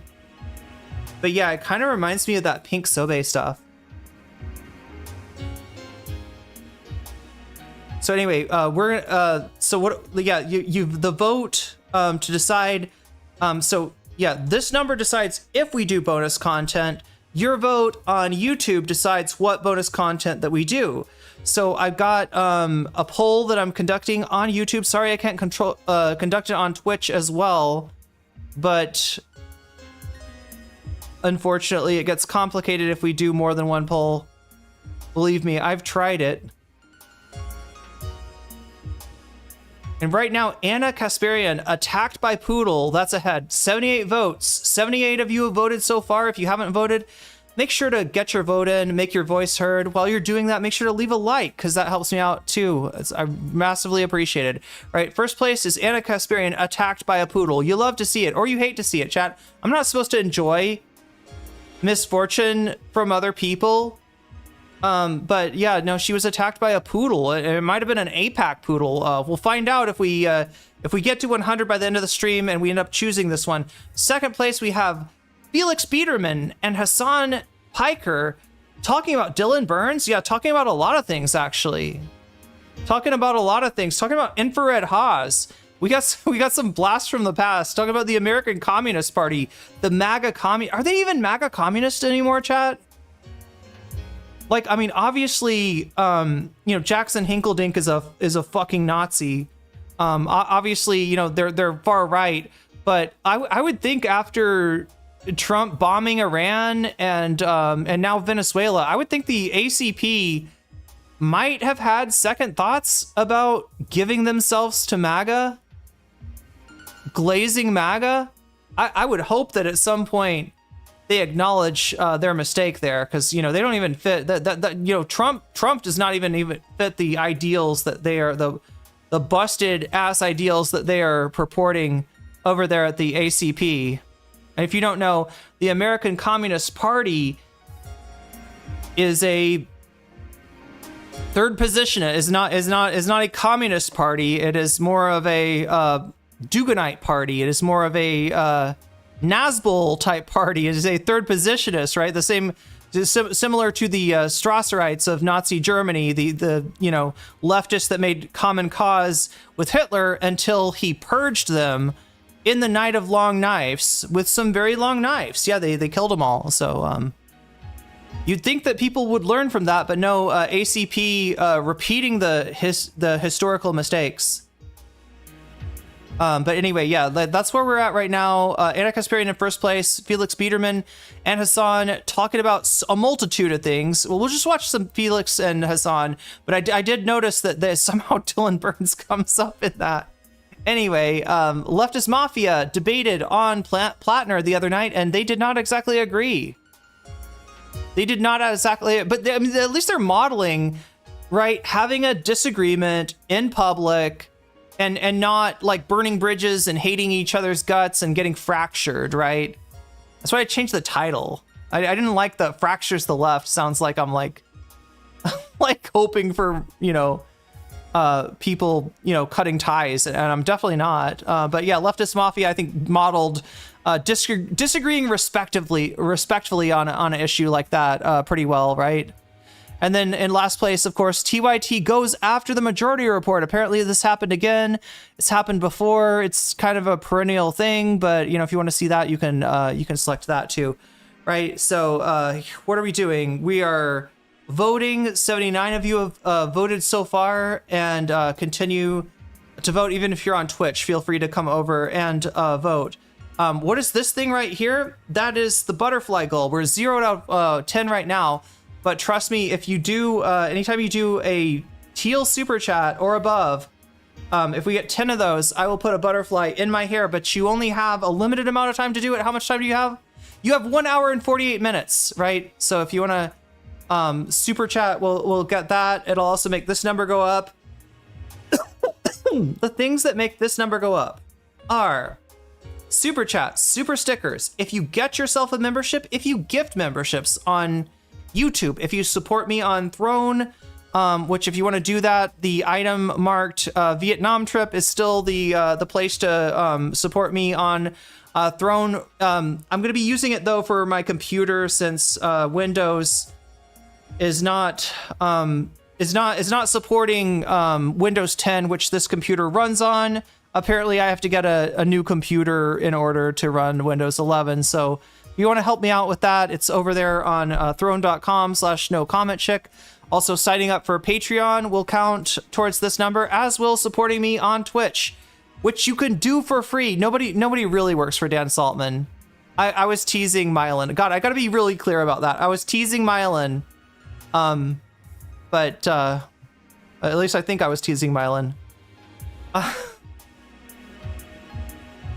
But anyway, you can support me on Twitch for free if you want to, if you've got Prime. If you want to send some of that Amazon blood money my way, you can do it at no cost to yourself by hooking up your Prime account to your Twitch account. If you do that, you'll get something called a Twitch Prime sub. You get to use it on the streamer of your choice. And if you use it on me, you'll get all the emotes and everything else. And you'll also make this number go up. It costs you nothing. So that's a pretty cool way to support me. I always like to highlight the ways that cost you nothing. If money is less of an object, you can get yourself a membership for $6 on Twitch, or you can gift people memberships on Twitch, which is very generous and appreciated very much. Or yeah, obviously bits, right? But any of those, the takeaway from that is any of these things make this number go up, right? So if you're asking what makes this number go up, literally any monetary support for the stream will make this number go up. And if it gets to 100 by the end of the stream, I will cover one of these topics, which is the topic you vote for. But also, importantly, if you're donating, you can let me know in the chat which one of these topics you want. And the reason I have this +0, +0, +0, the reason that all this stuff is up here is because I take note of that when people donate for a certain item, and I will turn your donation into a percentage and add it to the topic of your choice. So you'll actually help potentially your favorite topic win. Your donation could be the deciding factor, right? If you don't like the idea of donations deciding what we get for bonus content, then I've got you too. There's also Vox Populi, And if you say Vox Populi, then what you're saying is like you want the donations to count less and you want the votes to count more, right? So you can do that as well. Yo, Heidi the Sausage, thank you for the super chat. Thank you for the butterfly. We are part of the way there. We're making our way. Making our way to butterfly status. And we have like an hour and 40 minutes left to do that. So what do we got here? 26 out of 100. Again, we're about a quarter of the way towards bonus content. If we get to 100 by the end of the stream, I'll stick around and do another topic. If we get to 200, I will stick around extra long because I don't have Thai class today, chat. So it's a good day. It's a good day to stick around a little longer. But if we get to 200, I'll stick around and do 2 topics because there's some really interesting stuff here. The Biederman and Hasan is always a mood, right? And the fact that they're talking about Be Various OG with the Twitch Prime sub. Narwhal_by super chatted $10. Did anyone else see that the board of Tesla are attempting to bribe Elon with $1 trillion to get him to do his job over the next decade? I hate that. The shareholders said, "Oh no, you're not." Rolling on the floor laughing, rolling on the floor laughing. Wait, I gotta grab that super chat. The board is trying to pay him $1 trillion? And the shareholders are like, yeah. No, I'd have some major doubts about Elon if I was a shareholder over there.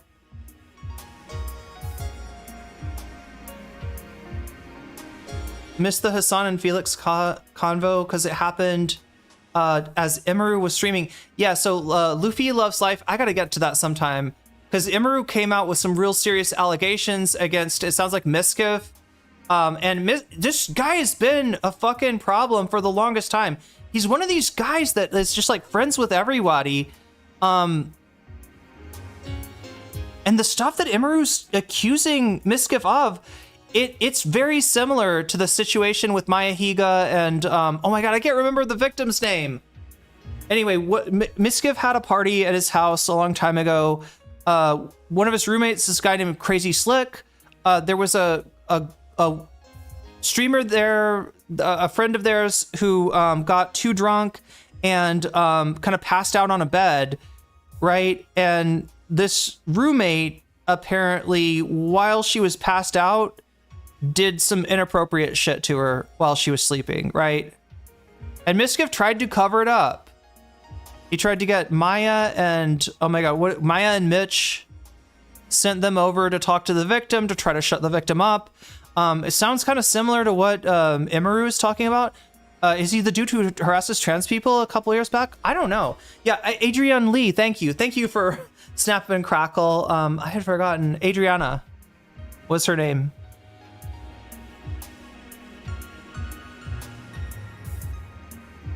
But yeah, he's up to his old shit again, and this is the whole thing. Allegations against OTK members? You mean fork found in a kitchen?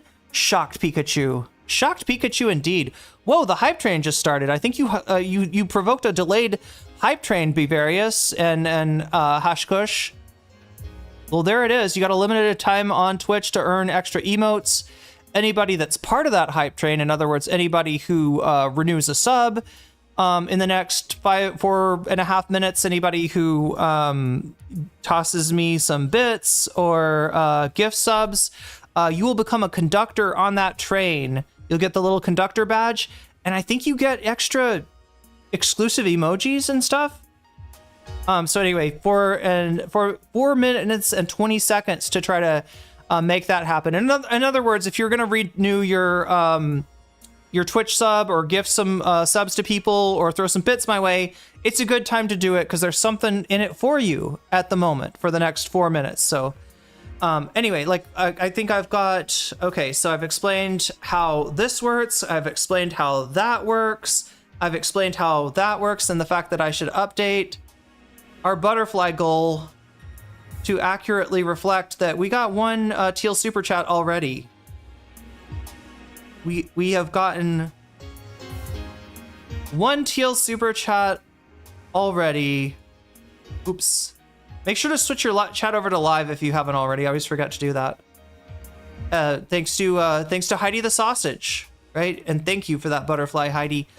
All right, with that being said, chat, I'm gonna get us going because the sooner I put Hasan on, the sooner I can get another tasty beverage, and I really need one. You pick Anna. Omega Star picks Anna.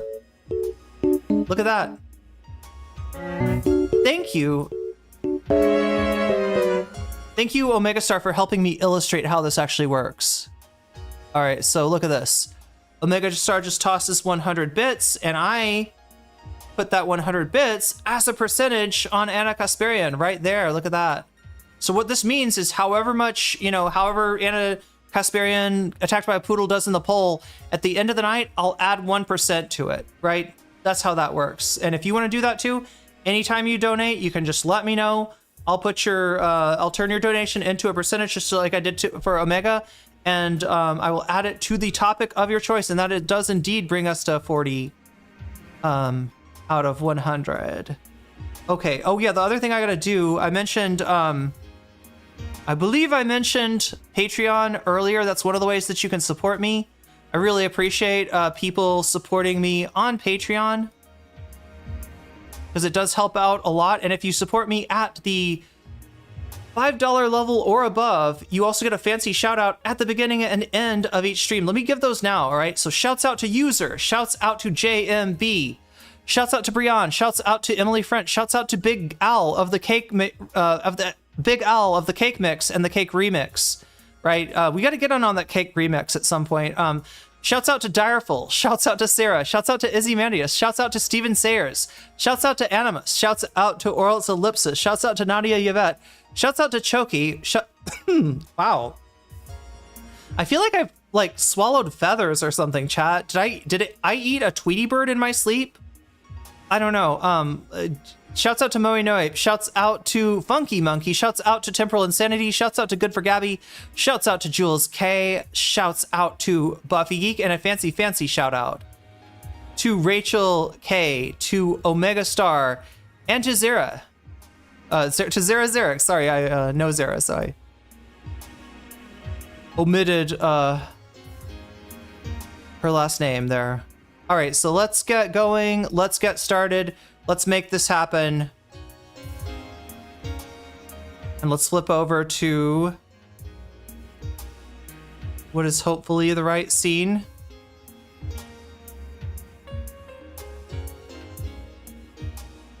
All right, so this is the clip. Actually, this is, I don't know. This is maybe 15 minutes before most versions of the clip start. The clip I'm talking about is a clip that's been all around TikTok. And 30 seconds left on the Twitch hype train. Yeah, it's got it's been making its round around TikTok. It looks really bad.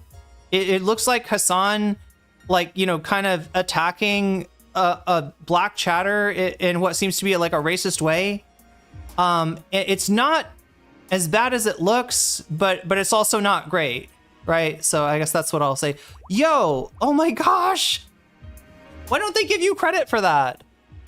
They should give you extended hype train. Unfortunately, chat, the hype trains are not manually controllable. Otherwise, I would extend this one for Omega Star, because you got in there right at the end. Twitch is just annoying, isn't it? Sometimes a little bit.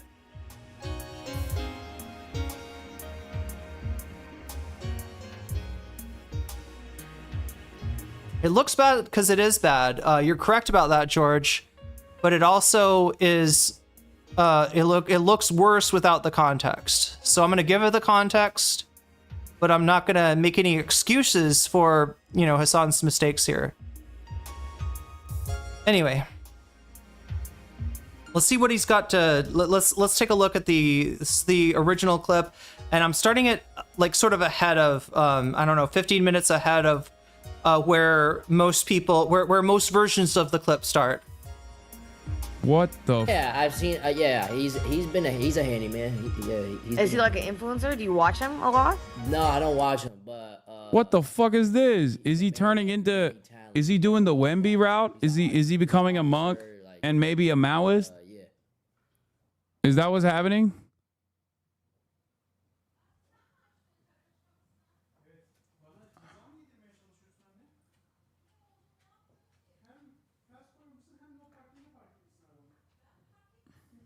Ben koydum ben.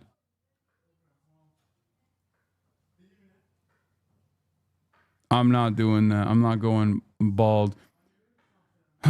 Brad Lander showed. Okay. Yeah, what do you think, Chad? I don't think Hasan. See, so you're talking about Brad Landers here. I think June 25th. Thank you. God damn, I'm so glad that they title these VODs. Hey, Hasanabi VODs, go support them. All right, I don't do this enough, but I should. I'm gonna try to wait. Why can't I just grab the? Oh my God, YouTube changed its shit to make it harder to.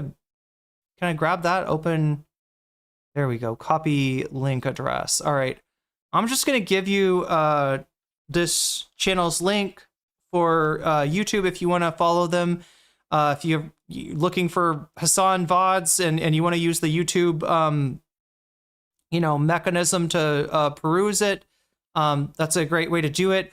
What I'm really happy about here, the thing that like reminded me to kind of give this person a shout out. Oh yeah, we're at 2 out of 10 on the butterfly goal. The thing that made me really happy about this is that they got the date as the title, right? I love that. Because I was a little bit confused as to when this happened. But yeah, June 25th, 2025. Somebody check on that date for me, because I think what that is like, I think it's like a day or two after Zoran won the primary, right? I'm just guessing from the context. We already know that Zoran is winning and came in first in terms of the popular vote, and that likely the ranked choice voting is gonna redound in his favor. Let's get back to some good news, though. Let's get back to Zoran Mamdani a little bit, and then I'll talk more about Gaza, and I'll talk more about the plight of the Palestinians and the ethnic cleansing campaign. Here it is. Trump waged a campaign where he convinced voters that it was time to have a stronger president.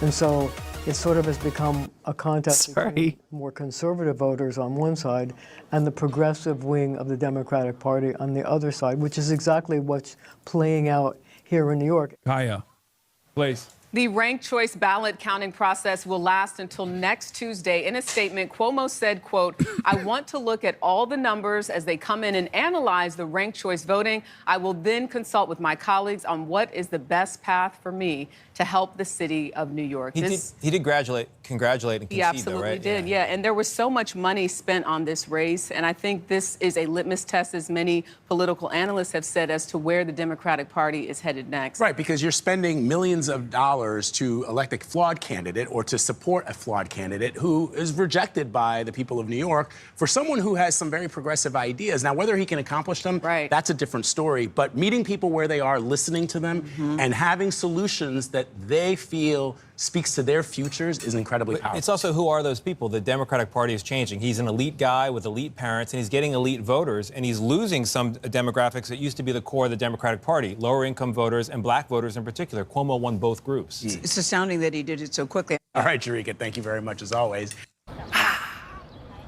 Terrifying words. Is this the future of the Democratic Party? A young socialist, as proud of his ideology as he is of his and New York's immigrant roots. Ya es hora que cambien las cosas. Mi nombre es Zoran Mamdani. He walked the length of Manhattan, creating a movement that means he's the favorite to be the next mayor of America's biggest city. In the words of Nelson Mandela, it always seems impossible until it is done. Zoran Mamdani was an outsider, a 33-year-old Muslim born in Uganda and a state assembly member for just 4 years. But he tapped into a city wanting change. Mamdani learned lessons from the presidential election, understanding why Democrats lost to Trump. And what would it take for you to vote for a Democrat in the future? I think there's something very funny about Zoran Mamdani being actually everything that they said Barack Obama was. A African Muslim socialist. A Muslim socialist born in Africa is quite literally what Zoran Mamdani is. Like, there is a little bit of irony there that is not lost on me. The most successful Democratic politician in recent history. Yeah, with a funny name to boot, with a scary name to boot.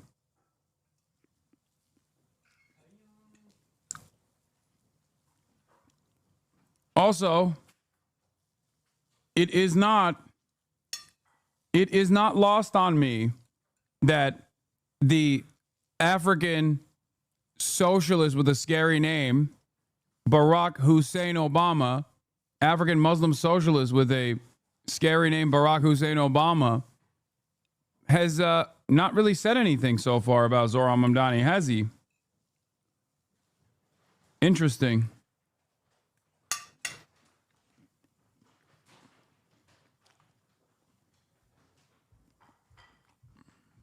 Obama has yet to congratulate Mamdani. By talking to voters in the Bronx. They should make economics the forefront of their campaign. People were not really feeling it in their pocket. And so he ran on an agenda that called for taxing the rich so that he could offer rent-free, free buses, universal childcare, or sasti groceries ke zariye. That helped Mamdani build a diverse coalition, but he still struggled with poorer New Yorkers who went to his rival, former New York Governor Andrew Cuomo. Thank you. Thank you, guys. He had led the state for a decade, guiding it through COVID and taking on Donald Trump. But he was then forced to resign over sexual harassment allegations that he always denied. He was still endorsed by many top Democrats who wanted a more moderate name to represent the city, and Cuomo had a warning on the campaign trail. Donald Trump would go through Mr. Mamdani like a hot knife through butter. He has no experience with Washington, no experience in New York City. He would be Trump's delight. Some Democrats believe Mamdani's politics won't work outside progressive big cities. And in particular, they've raised concerns about his approach to Israel and Gaza. So I wonder what you think about the phrase globalized intifada. I am someone who I would say am less comfortable with the idea of banning the use of certain words. Sure, but like, does that just make you uncomfortable? Like the phrase globalized intifada, from the river to the sea? I know people for whom those things mean very different things. What I hear in so many is a desperate desire for equality and equal rights. There are no kings in America. Mamdani still faces a battle in November's election. He's up against the current mayor, Eric Adams, and Cuomo may still run. Yeah, exactly, Crotchy. This is CBS before Barry Weiss took over. As an independent. But for many of those who voted for Mamdani in the primary, this was not just about a change in their lives, but in the Democratic Party that for too long has been dictated by establishment figures cut off from reality. Thank you. Narwhal's confirming it was the next day. Wait, it was the next day after the election. Mamdani is now close to becoming... Time to learn Arabic, buddy. Or it was the next day when the primary ended? New York City's first Muslim mayor. And Mayor Mamdani, would you welcome Prime Minister Netanyahu to New York City for whatever he comes for, given the US is not a signatory to the ICC? I so would have loved it if he had said, yeah, I would love to welcome Netanyahu. We'll have the NYPD here to welcome him with the order of the International Criminal Court. And a first-class ticket to The Hague. Oh, God, no. Yeah, he can't do that. You can't do that, chat.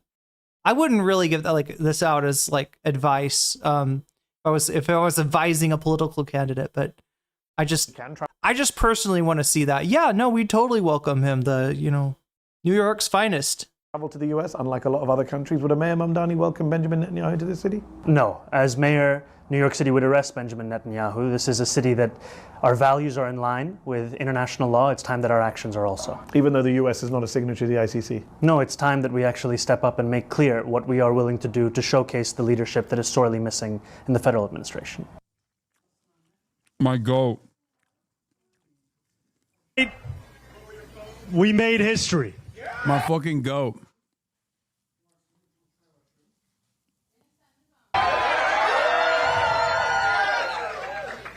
In the words of Nelson Mandela, it always seems impossible until it is done.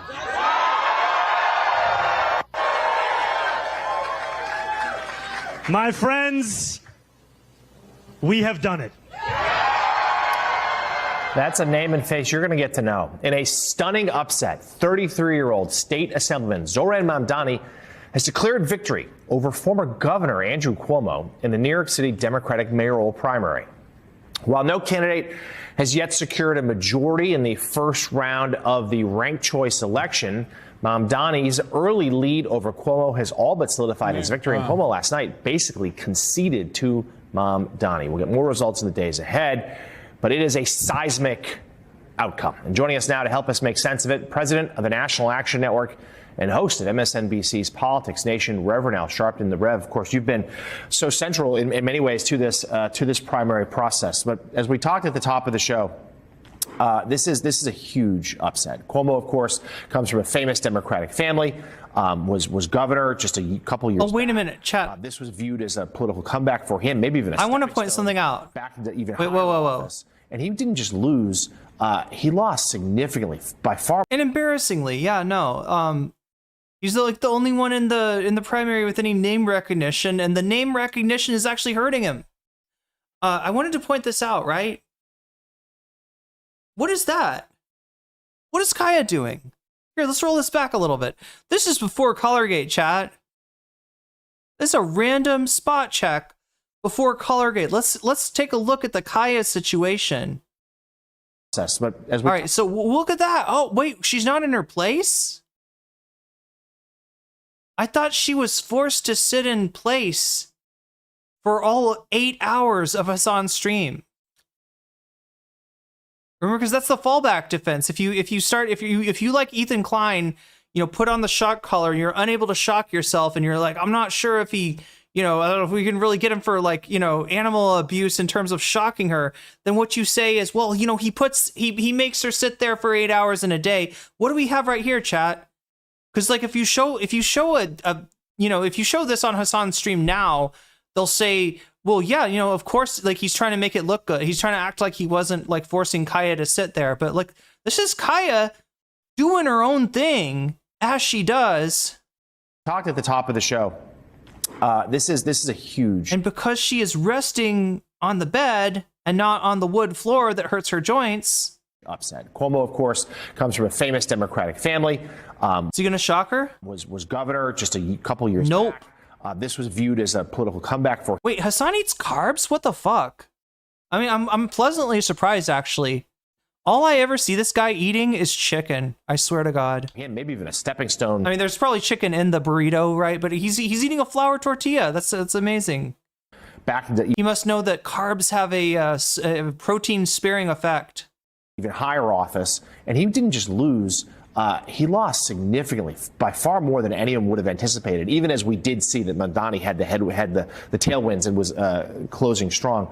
Give us your assessment here. What should we read out of this result last night? I think that clearly Mamdani did. Are they low-carb wraps? Look, that's understandable. That's understandable. I get frustrated by people because fats have been demonized in the 80s and carbs were demonized in the 2010s. People think you should be eating as much protein. Everything you should eat should be protein, right? And that's not true either. But yeah, a wraps generally have more calories than people think. That's the problem with those. If it's big enough to fully wrap up your kebab or your burrito or whatever it's serving to wrap, then it's probably going to be, way more calories than you realize. Much better than anyone could have predicted. He seemed to go into the early voting stage with a momentum, but I don't think even he would have thought it would have ended this way. So it was a stunning victory. At the same time, many felt that F's. He's effing. It's not me. It's not me, chat. It's him. And in many ways, you saw Mamdani. Wait, he always eats his chicken in a pita? It's compressed bread, yeah, kind of. It's I guess it's same reason that a bagel's very heavy. Little F, calm down. Mini F, minor F, chill. And he last Saturday he was at our Nash Action Network, and he made himself available. The challenges he will have now is that you have New York Times saying he's not qualified. You're going to a broader base of voters, and will some of the older voters, even in the Black community and Latino community, come out and vote for him when you have Eric Adams, the incumbent mayor, on the ballot, who still has. Dog. Eric Adams is despised by every group in the state, every group in the city. Like, the notion. Narwhal _ super chatted $20. I was thinking about why JFK had almost universal support from Black voters, and it was because trusted Black activists bridged the gap. Those kind of figures don't exist right now, and Obama could be that for Zoran. Yeah, he could. I don't know. Has Obama? I think Obama did finally endorse him. I mean, he hadn't at this point. Even if it was the time. It's fine. So like JFK, his election in 1960, it's kind of at the. I mean, you could say that civil rights was already going on, but a lot of what we think as the civil rights movement, and certainly the policy that it had achieved hadn't really come to fruition yet. But yeah, there was still those voices from the civil rights movement that they were able to and look, to trust a Democrat. I think that this is what some chatters may not realize. For Black voters to trust the Democratic Party was kind of a stretch.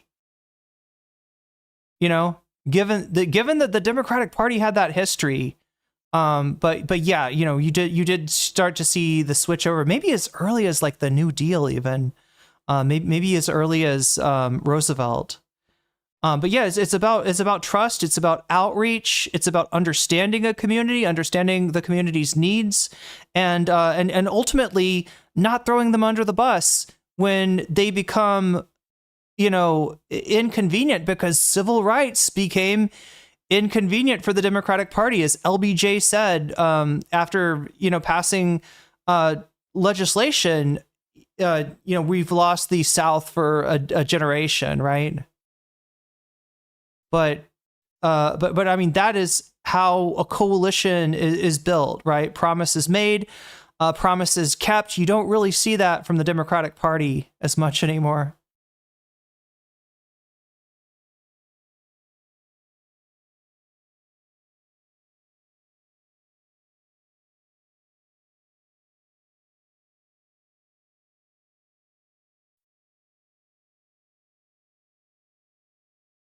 Got some discussion about like Obama's current standing in the Black community. Yeah, I mean, he definitely pissed some people off with his some of his campaigning for Kamala was seen as scolding like Black voters for not being behind her campaign. Yeah, so it's a weird thing, Chad. If you're a part of a minority group in the US that normally supports Democrats, and your support flags even by like 7%, right? Trump got 7% more Black votes than he did 4 years ago. It's for some reason a lot of people out there will blame the entire group, right? And we'll kind of twist it where it's like they start talking as if Black voters are like supporting Trump, which is very far from the truth. No, there is a racial group that supports Trump pretty consistently, and that's not Black people though. That's white people, right? That older Black voters are going to go for Eric Adams is fucking insane. Yeah, no, I don't think it's fucking insane, but I mean, I think voting for Eric Adams is insane.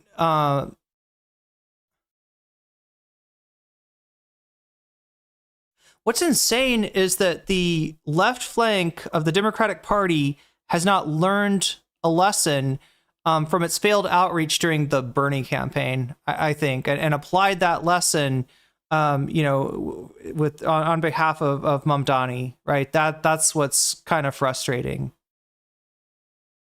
And I don't know, enough to tell you how to repair that rift, but I think that there has been some trust loss, taking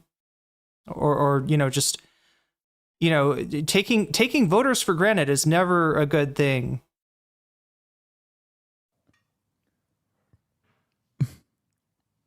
That's crazy.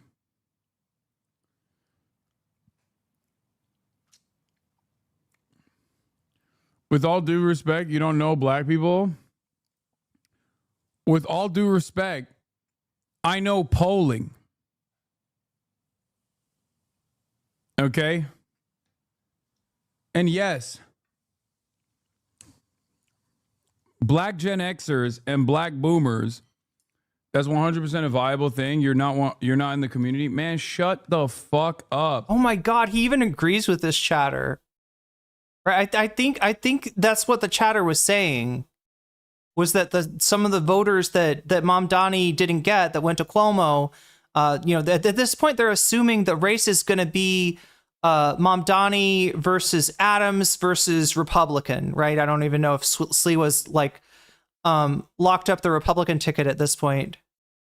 And based on that, what the chatter's saying is that the vote there without a clear plan to gain trust with the voters that Zoran lost to Cuomo, they could just as easily fall to.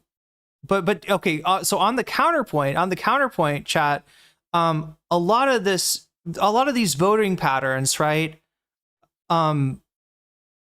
Around like black Gen Xers and black boomers, the voting pattern is generally, voting for the Democratic Party or for who is seen as the, next in line in the Democratic Party, right?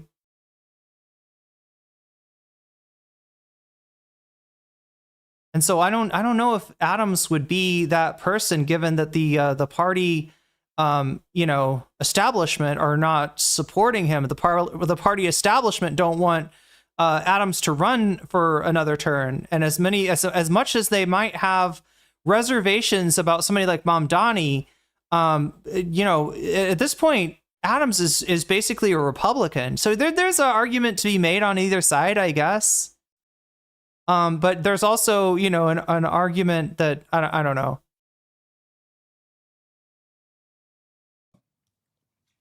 Let's just let it roll. I don't want to assume too much. Jesus Christ. Oh my God. We heard this with fucking Cuomo too. Just shut up, dude. Shut up. I don't give a fuck, okay?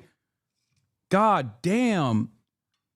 Holy fuck, dude. It is so precious. Always is so fucking precious. I can't have a fucking conversation that pertains around black people voting patterns without everybody fucking chirping at me like I'm on a fucking Klansman meet. Like I'm a fucking grand wizard of the KKK or some shit. Jesus Christ. Does it seem like that's what the chatter was saying? I felt like what the chatter was saying is like, hey, look, you might not know this because you're not in community, but actually, there's a real contingent that, that voted for Cuomo and that might very well vote for Adams, right? If there's no outreach made to. Christ, I'm doing fucking elections analysis. God damn. Holy fuck. It's also so goddamn annoying because this analysis also makes it seem as though there's a sense of pride around objectively voting for the shittiest fucking candidate possible for the black voting bloc. I don't understand. I think it's a pride in charting their own course rather than just I don't know, like, right? It's not. He's mistaking independence for pride, right? That because the white left flank is so excited about the prospect of somebody like Zoran Mamdani that obviously, if you apply that assumption to the black left flank too, you might be wrong, at least with certain generations of voters, right? And we were talking about civil rights earlier, and I think it probably connects to civil rights. That the Democratic Party was traditionally the party of the Klan, the party of the Confederacy. There was a sea change that probably started around the time FDR got elected, and has continued. And because the Democratic Party under JFK and more so like LBJ delivered on the promises that they made to the civil rights movement, voters of a certain age are going to have like a default loyalty. Now, does that loyalty, transfer to Eric Adams, who the party is not endorsing and who is very much a tool of Donald Trump? Maybe not. So I don't know if the chatter's right or wrong, but it is a viewpoint, it is a perspective, and it is a perspective from within the community that I don't know if this person deserved that kind of pushback, even if they're wrong. But I'm not sure they're entirely wrong either. And I don't think it's a point of pride. But I see why Hasan's pissed, right? Because the media here, you can get a little bit of the subtext here, and the subtext is that they want to undermine Zoran's candidacy. And they're sort of weaponizing, his, inability to, to get to win in among black voters as a reason to delegitimize him, as a reason that he's not real, right? I think that's what Hasan is mad about, and then he just transfers the. But do you see how he just transfers the anger? At like Al Sharpton and MS, is this MSNBC or CNN? Oh no, this is CBS and Wait, is it CBS? Or we were just watching CBS earlier. What is this now? I can't tell. MSNBC, Morning Joe. But yeah, the media, right? They are trying to use the anything they can to sort of undermine Zoran's candidacy, including the fact that Cuomo won amongst black voters in NYC, and especially amongst older black voters. And it's understandable for that to piss you off, but just transferring it onto the chatter, I think, is a mistake. Like, you don't get it, sweetie. You're not black. You don't understand. We love voting for fucking unpopular. So yeah, you see, let me just rewind that. And watch his head when he says sweetie.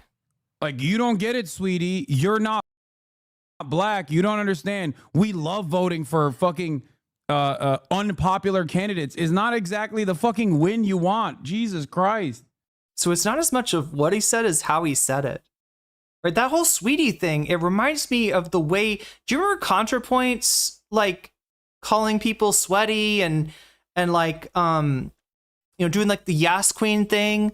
Like, that's an example of language or expressions that came from AAVE, and Sean's talked about, actually Sean's got a great video about this.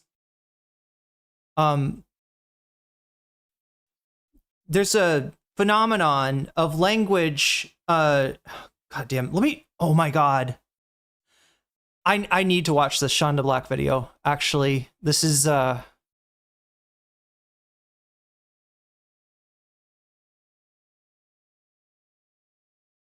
going to see if I can find this really quick, because it's actually pretty key here. And I can't remember exactly. He draws like a PowerPoint of this. I may or may not be able to find this chat. I know Zara knows where this is. She showed it to me. But here's how it works, right? language gets language from AAVE gets picked up by younger white people because they're listening to rap generally is where they're getting it, or they're watching a black streamer, or celebrities or whatever, right? They pick up AAV, like little bits of AAVE, and start using it. And then people like Ludwig, like older white people that are more connected to like, the youth, connected to like younger culture, connected more to Gen Z culture, I guess, will see that, and they will sort of like make fun of it, right? Because it is sort of cringe, like white Gen Zers like trying to, misusing, I don't know, language that that they're picking up from rap or whatever. And then so they start making fun of this and calling this shit cringe. And then when somebody outside of even like the Ludwigs or the people that are connected to the young culture, like other white people pick that up from like the Ludwig is the example that Sean uses, right? And then they'll see black people using the same language, and they'll be like, oh, that's cringe, and start making fun of it. And so you have this dynamic where black people are getting made fun of for using their own vernacular, for cringe that they never created, right? It's not cringe. It becomes cringe when it gets like, appropriated by like white, listeners to rap, right? And then, the people in the know call that cringe. And then people that are not, white people that are not in the know, say, oh, okay, that's cringe. Okay. And then they see, people who aren't appropriating it or misusing it or failing to understand the vernacular. Do you see? Anyway, I'm explaining it very badly, which is why I'm looking for the Sean video, because he explains it way better. I might have to search for this. But I've never seen somebody put it so succinctly. And if you pay attention, I mean, this dynamic is definitely at work.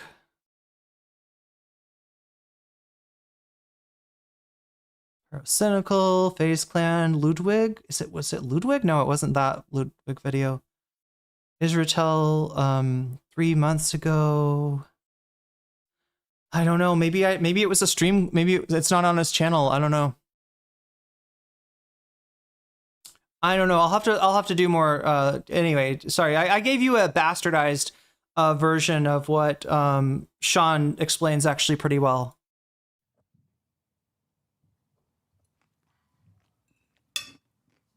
But that Hasan just did it. He just did the thing that that Sean's always talking about, right? Like he's making fun of the cringe version of like he's I don't know. I mean, I think that right there is where it starts to just really go off the rails, and become something that looks offensive. I know.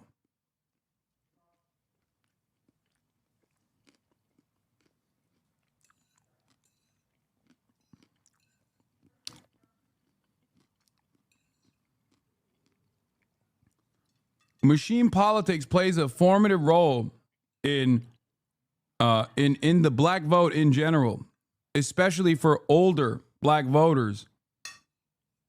I know that. You just don't. Sean got pretty emotional about this. I hope he's doing okay. Yeah, he's put in a really tough place. Like I said, Hasan's his friend, and he believes in Hasan and his capacity to learn and grow. But you can imagine what kind of place that puts him in. Like to be defending somebody on one hand, from maybe some of the criticism that's a little hyperbolic, but at the same time to realize that your friend is really missing something that you would like to educate him on if possible. And you just it's got to be a tricky thing to do that without sounding like you're jumping in the dog pile, right? I do not envy the position Sean's put in here. Understand, black people admit it. I'm gonna fucking. It's so stupid because it's not like you're pretending to know black culture law. You're analyzing post-slash stupidity. Okay, don't even fucking joke about this. I mean, your analysis on this is bad. All black voters do typically not budge due to historical mistrust. I'm gonna fucking lose my mind, dog. I know. I'm saying that the older black voting bloc. Big Bear, I feel like the sweetie thing is just a way to imply someone's being condescending, like as an older white boomer core. I mean, maybe without the head tilt, I could agree. Goes off of the machine that directs them. But also, why would Hasan be like, I don't know, using like an older white, like what is it, like a Deborah persona? To like, you know what I mean? Why is he talking to this chatter like a Deborah? I don't know if that makes sense. Wait, am I using the terminology correctly? Unstoppable force in whichever direction the Democratic Party wants to go towards. Okay? The argument is simple. Will the Democratic establishment machine, out of fear that they'll have like an uncontrollable force like fucking Eric Adams, try to move it and funnel older black voters as a voting bloc in the direction of Zohran Mamdani? And even if they don't do that, will Zohran Mamdani still win? And I think the answer is yes. Okay, so I agree with this. And I don't know if the chatter necessarily disagrees.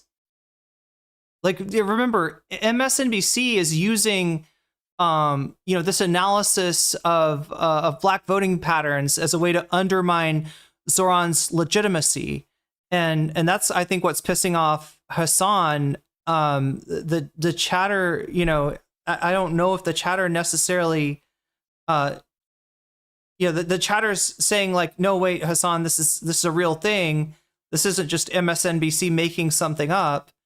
And he's reacting as if the chatter's saying that like that Zohran's going to get beat by Eric Adams. It's probably not going to happen. Even at this point, it's pretty clear that like,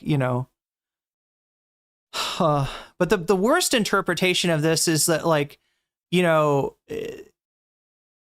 losing black voters and not caring, right? And I could see how this clip might come off to some people like that's what Hasan is saying, and I'm sure that black people have heard that from white leftists and white liberals before.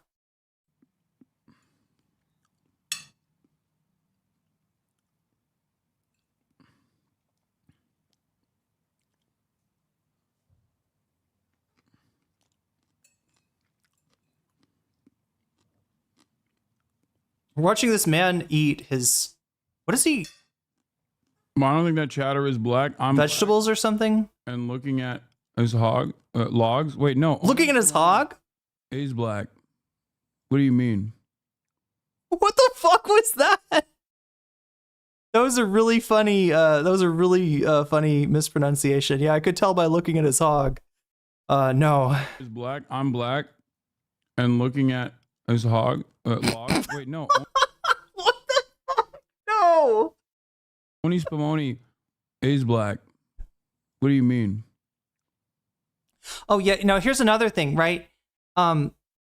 He knows a lot of these chat, like, right? So some of the people that he talks to in chat, and especially some of the people he pulls up, are chatters that he kind of knows. They're like regulars.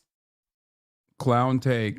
Can you shut the fuck up when it comes to black folks? You really don't want to talk about us unless it comes from voting. When is the last time you spoke about Sudan? I'm gonna fucking ether you.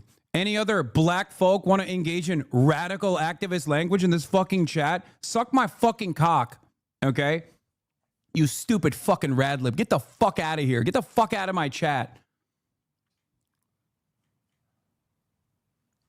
Fucking stupid. Look, if that person was like, I don't know, just like, is he thinking that this person was like pro Adams? Was like proud of voting for Eric Adams, even though he is basically Trump's puppet at this point, just because they don't like, the white leftists supporting Zoran. Is that where he's coming from? I'm trying to understand it where he's at too. But yeah, that right there, that is like the clip, right? This part right here. You stupid fucking rad through you. Any other? Can you shut the fuck up when it comes to black folks? You really don't want to talk about us unless it comes from voting. When is the last time you spoke about Sudan? I'm gonna fucking. Okay, and then when is the last time you spoke against Sudan? So everybody know what that brings to mind? Like, yeah, there's a genocide going on in Sudan. It's not being talked about nearly enough. But if you hear that, you'll hear that same point from Zionists, that same talking point from Zionists who just really want you to shut the fuck up about Gaza.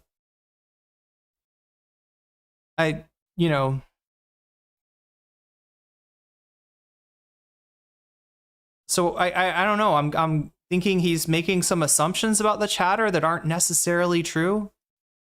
Ether you. Any other black folk want to engage in radical activist language in this fucking chat? Suck my fucking cock, okay? You stupid fucking radlib. Get the fuck out of here. Get the fuck out of my chat. He thinks they were saying that he uses black people like a liberal and he didn't like it. So yeah, then he throws the radlib accusations. So yep, I mean, I don't know. Like, again, radlib came about as an insult in the wake of like Hillary Clinton's appropriation of identity to go after Bernie Sanders disingenuously. And the idea is of someone who is a shitlib, who is a frustratingly dense liberal that then uses some kind of a social or identity issue to feign being on your left when they're really coming at you from the right, when the real substantive argument they're making, if the argument was like Eric Adams good, Zoran Mamdani bad, then that's an argument for the right that's hiding itself as a argument of as concern for Sudan. I don't think that's necessarily where the chatter was coming from, but I'm just trying to kind of reconstruct maybe his thinking process here. People believe he shocks the dog in part because of this hostility. Sophia, that's a good point. That's a good point. Yeah, that probably does feed into it. Yeah, Foreign Man and Elliot Sang had a video. I watched that this morning. We'll see if we can watch. We'll see if we have time for that, because I think that's a really good video. And I love Elliot Sang's, like, one of my favorite. Like, I've started watching Elliot Sang's videos. They're really good. And Foreign Man in a Foreign Land. Also learned a lot from him. Fucking stupid, moronic, fucking radlib nonsense. Suck my fucking dick. Fuck you. You think you have a pass in here to fucking speak like this? Get the fuck out of here.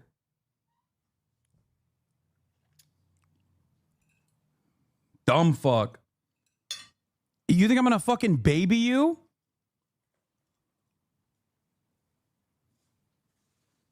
Yeah, what pass? What pass? Of all the things to bring up, like, you think you have the pass to talk like this in here? I mean, he's mad, obviously. He's kind of losing it, and I mean, you can tell, like, when the dick comes out, right? When he says "suck my dick," that's usually the sign that he's rightly he's really fucking pissed.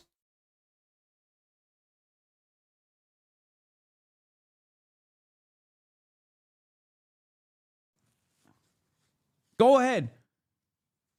Go post a fucking clip about how much of a fucking white supremacist I am. Suck my dick.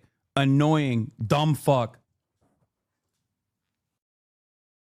All right, so this is a good time to scroll down to the comments, and I want to see. Does anybody remember what the first chatter's name was? Because look at this right here. King X Melly, I am the chatter he ethered. I have come back for my blood. I don't know. I guess somebody could have a different name too. But this person's literally claiming to be the, and he's saying, yeah, go ahead and post the clip. Because, right? And somebody did. Somebody did post the clip. Now, we don't know who it was. For all we know, it was some Ethan fan or some Destiny weirdo or Dan Saltman himself. Who knows? Who knows who actually posted the clip and got it going on TikTok? Anybody know if this made live stream fails? I feel like live stream fails as an audience. They don't. I don't get the feeling that subreddit cares a lot about black people. But I don't know. A lot of the anti-Hasan stuff gets propagated through that subreddit.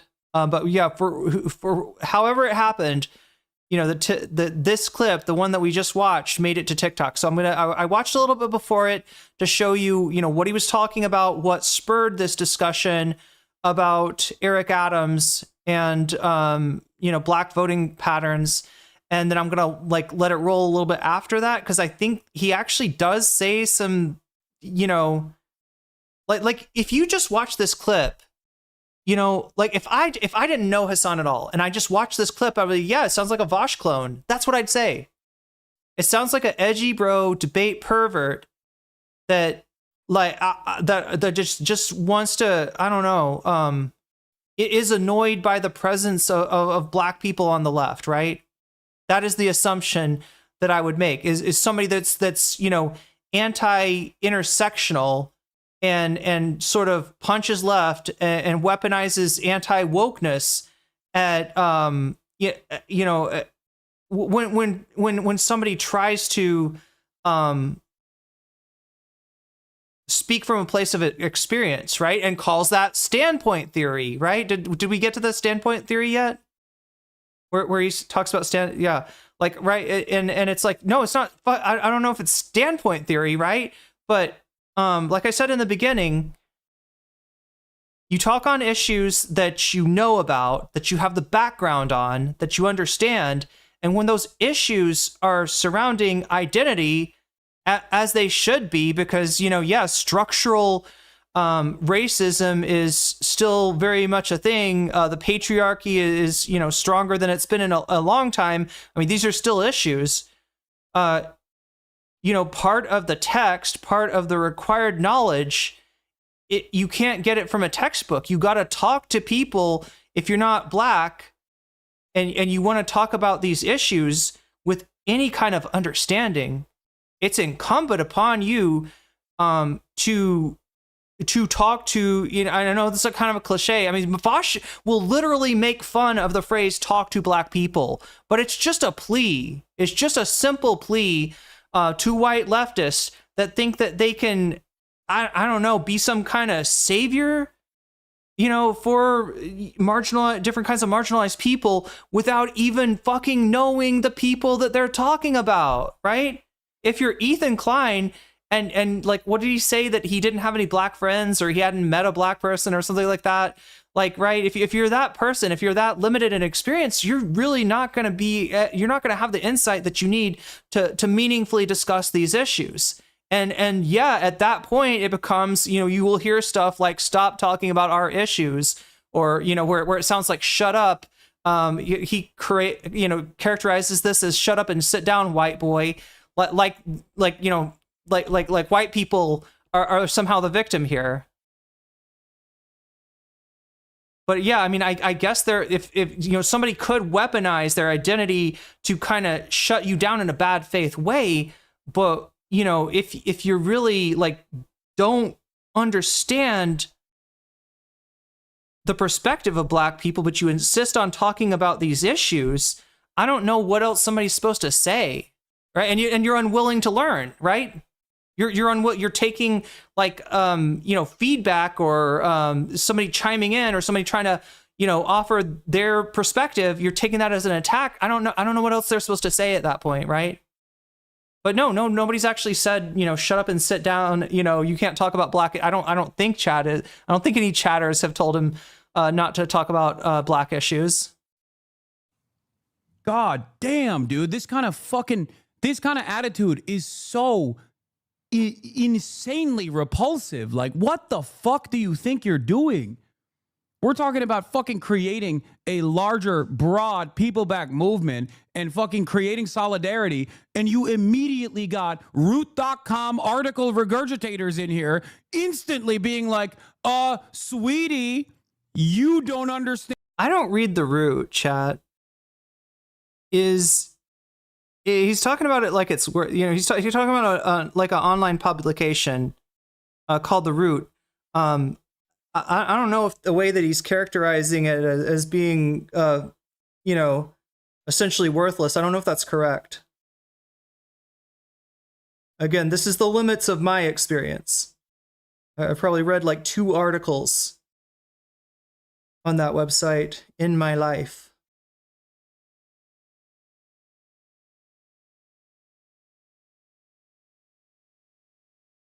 Oh yeah, I know it's a black oriented site, yeah.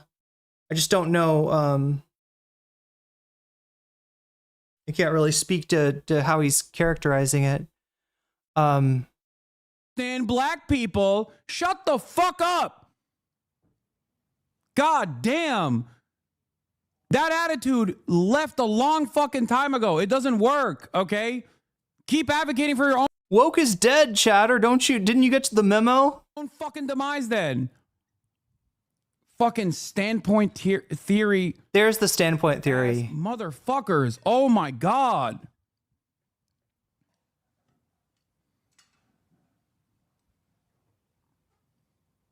Look, I know that lived experience has become kind of a cliche, and some people will just throw it into, like, I don't know, virtue signal, but it is a real thing. And on issues that you don't, like on the issue of somebody else's experience, I don't know how you come to understand that and can speak like meaningfully without without having somebody who has lived that life relate their experience to you. And even then, it's a pale shadow of what knowing that experience yourself would actually be. I have, gotten mad at people like Professor Dave, who I love. Professor Dave helped me get through, chemistry, right? And when he had a, back and forth with Matt Walsh, I thought there was a lot of information that he was missing. I thought that he approached Matt Walsh with absurdly naive good faith. And that just a little check-in with like trans people before he made that video, I think would have made that video infinitely better and more powerful, right? It's not like you're not allowed to talk about trans issues if you're Professor Dave.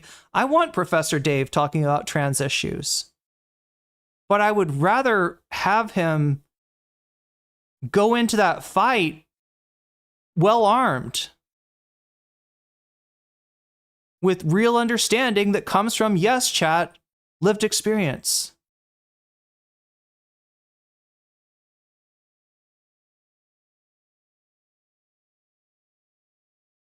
Can occasionally click some articles from the Root on Google News. Seems sort of Gizmodo style. That's all I record. Yeah, I really can't say too much about it myself. I don't haven't like read it enough. He needs to go on a date with a black woman to fix this. Wait, what? A PR relationship? How about that? But no, here's the deal. I got that you were joking. Here's the deal, though. He does have black friends. This is not Ethan Klein. This is not a man that has, lives in a place without blackness, right? And he's also somebody who understands and I think, communicates, ideas of intersectionality pretty well. So, yeah, this, This response is a little confusing. This sounds like something that you'd hear from like Vosh or Destiny or any of their clones, right?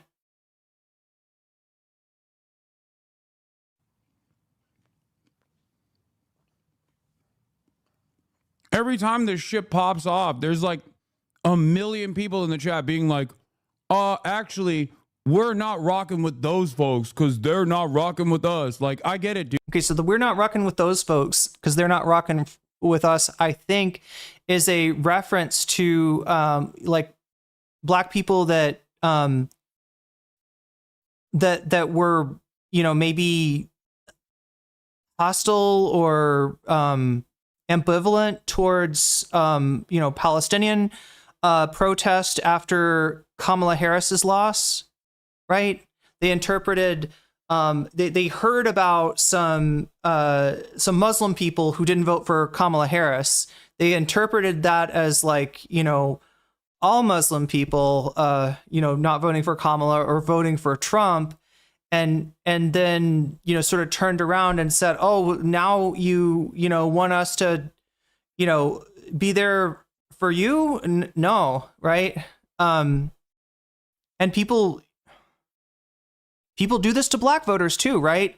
In 2024, Trump won, I think, 7% higher, you know, he won 7% more of, I think, the black male vote than he had in in previous elections, right? And the way that people talk about that, you would get the feeling that all black men or all black people had voted for, that Trump had won, you know, the black vote, right? And you know, obviously he didn't. Like I said before, the one, you know, really reliable constituency for Donald Trump, racially speaking, has been white people, right?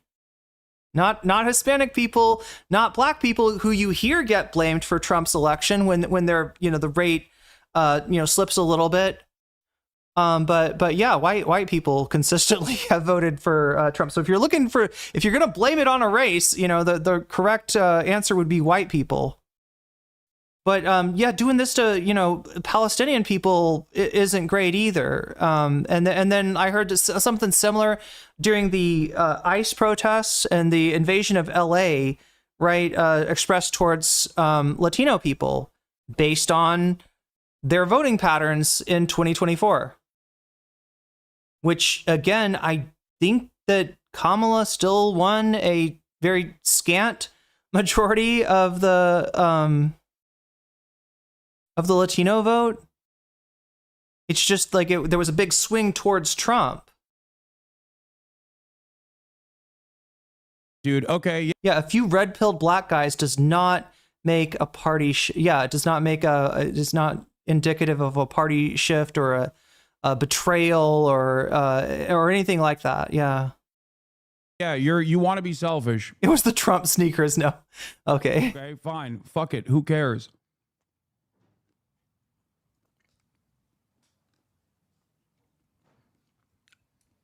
Go vote for fucking Eric Adams, dumbass. Problem with people holding that against all black people. Oh no, yeah, people shouldn't hold that against you know, you're talking about holding what the people that were vocal about not wanting to support pro-Palestine protests or anti-ICE protests based on, you know, voting patterns of Muslim Americans and of Latinos in the 2024 election. But yeah, A's saying black people.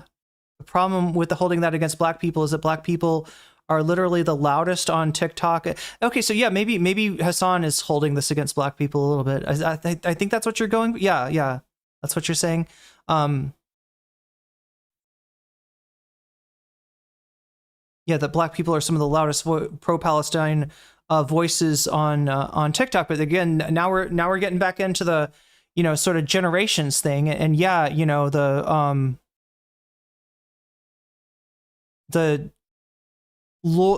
absolute loyalty to the Democratic Party and the party machine is something that you'll see from older generations, whereas younger generations tend to veer more leftists, tend to be more critical.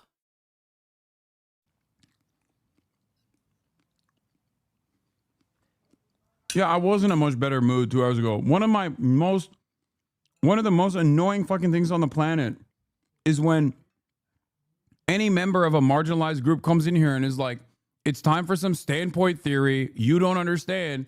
People do it all the fucking time.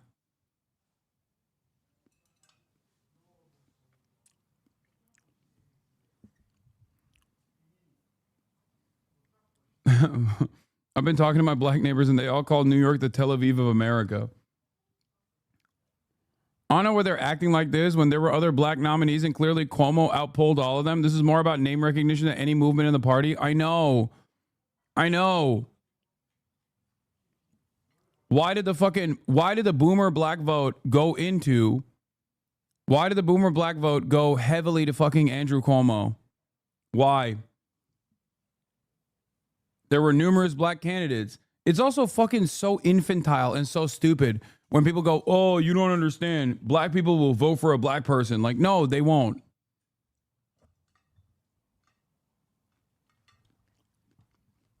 They clearly didn't this last primary.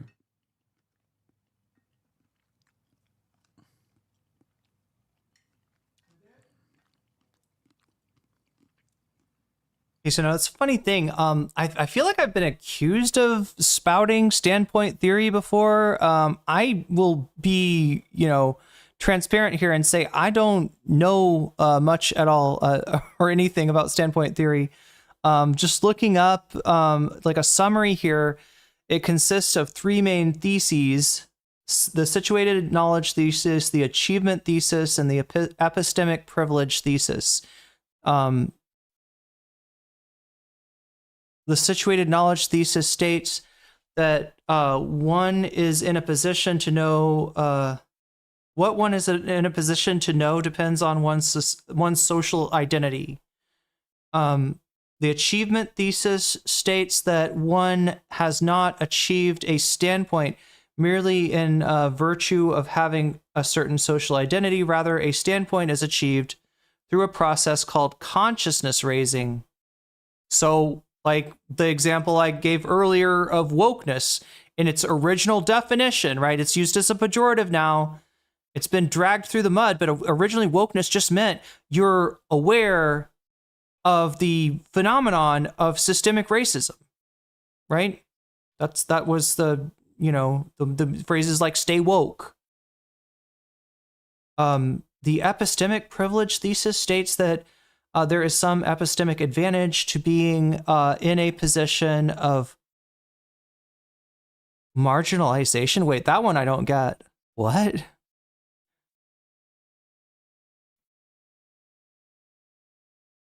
This is part of feminist social theory. Standpoint theory proposes that those in a positions of marginalization are able to achieve certain standpoints, which put them in a better position to know the facts about the world related to that marginalization. Yeah, I don't think I disagree. I don't see the problem with this so far, right? The epistemic privilege thesis states that there's some epistemic. Okay, epistemic chat means how you gather knowledge, right? Epistemology is how you know things, basically. And so there's an epistemic advantage, not a privilege, right? In the privilege oppression spectrum sense, right? But an epistemic advantage, so an advantage in being able to know, to be able to know the facts related to that identity. Yeah, it's the third thesis. Okay, I think I understand. Yeah, I mean, I don't know. I mean, like, I know a lot of people seem to have a very negative opinion of standpoint theory. I don't really know anything about it. Hasan did date a black girl, a NSFW star, so that's there's that.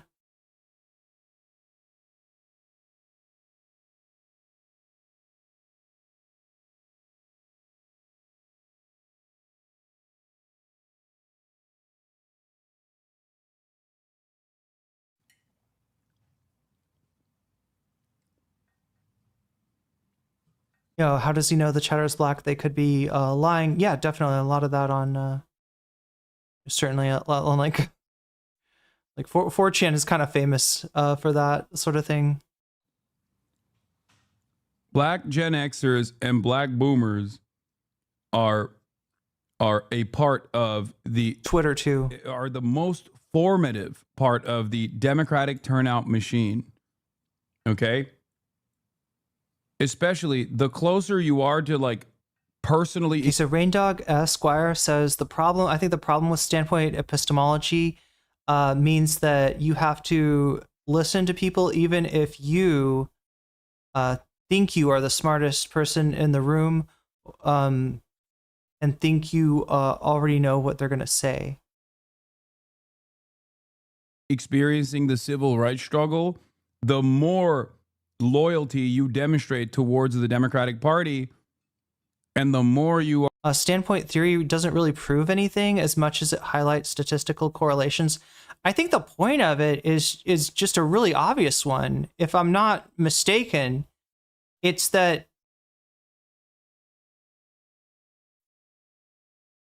no matter how much of an advocate you are for, I don't know, trans rights, you're never going to understand. Columbia Re. Super chatted $5. I just got in. Did I read that right? Anna Clansberrien was attacked by a poodle. OMG, here is a dono for it.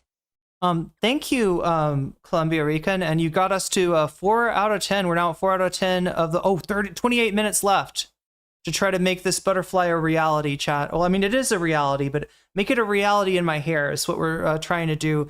We're doing that with Super Chat, so thank you for the Super Chat, Columbia Rican. Anna Kasparian apparently was attacked. Wait, 71? What did I miss? I missed something. Oh my gosh, I did miss something huge. Wow, I'm so silly. I have not been counting like I should. But anyway, she possibly a Zionist, or sorry, possibly an AIPAC poodle, possibly a poodle sent at her by AIPAC, or at least that's how she's talking. We'll see if we end up hitting the bonus goal, what that's all about. But yeah, you're right, Narwhal, it is 71. I have been remiss.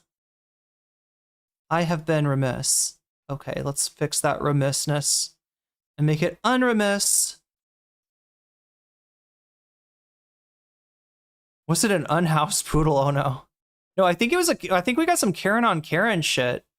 I think because of what Anna's been saying, online,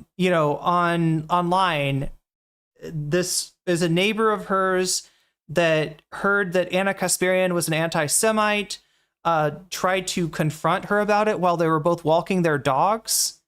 And her poodle starts barking at Anna. Columbia Re. Super chatted $5. Here is another dono for it. I want to see this coverage. Yeah, I think this is important stuff. I really hope nobody misinterprets this as like, drama. I mean, there is an element of back and forth here for sure.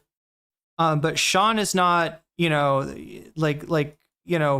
Sean, mods in Hasan's chat who are black. I mean, these people aren't trying to attack him, right?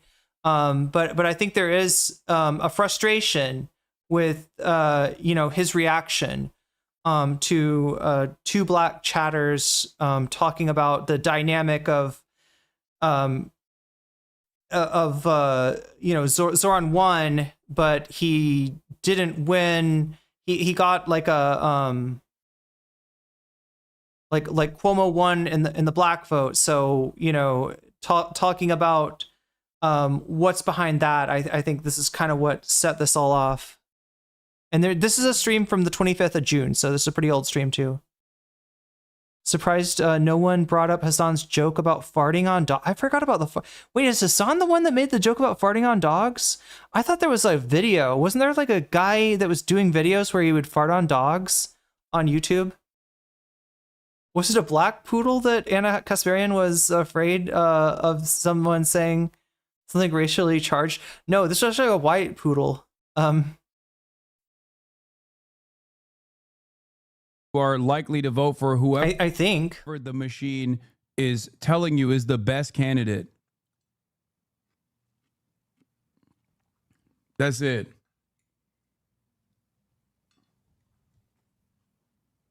Here, let me rewind just because we lost a little momentum here, and I don't want people to get confused about what he's saying. Okay. Especially, I was just trying to brush up and make sure I understand what he's saying when he's accusing the chatter of doing standpoint theory, and why he thinks that's a bad thing. Now, look, if you say that, I don't know, if you're Candace Owens, like this is the example Vosh gives, right? Columbia super chatted $5. Here is one more. I bet Anna called the poodle a tren of Aragua poodle from the Colorado apartment building that TYT made the coverage about. Yeah, maybe the poodle was sent by Tren de Aragua.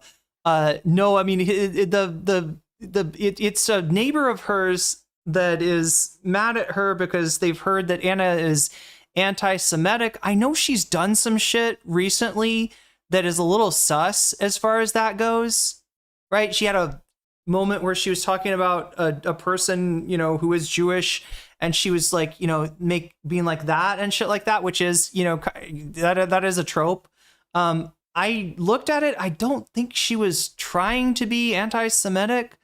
But the thing that annoys me about Anna is I feel like she's okay with getting an anti-Semitic followership. I feel like she has there's no real attempt to push back on, and she does, chat. If we get to that, I'll show you, right?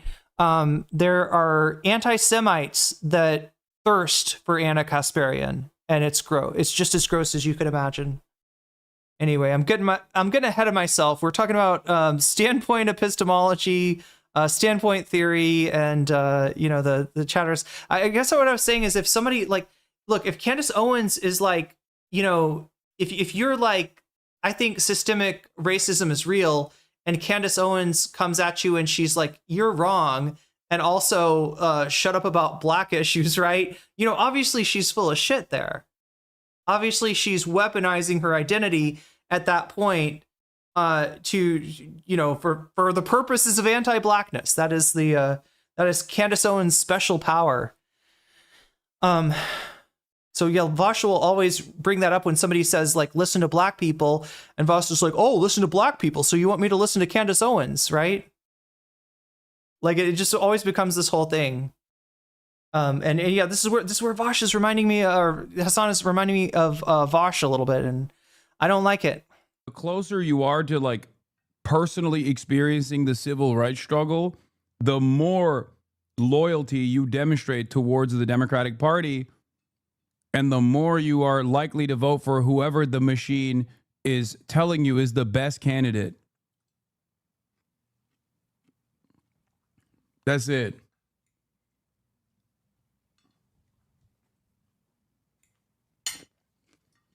You were about to talk about stash. Shadows assumed that you were about to talk down to black people. You were not about to do that. I know.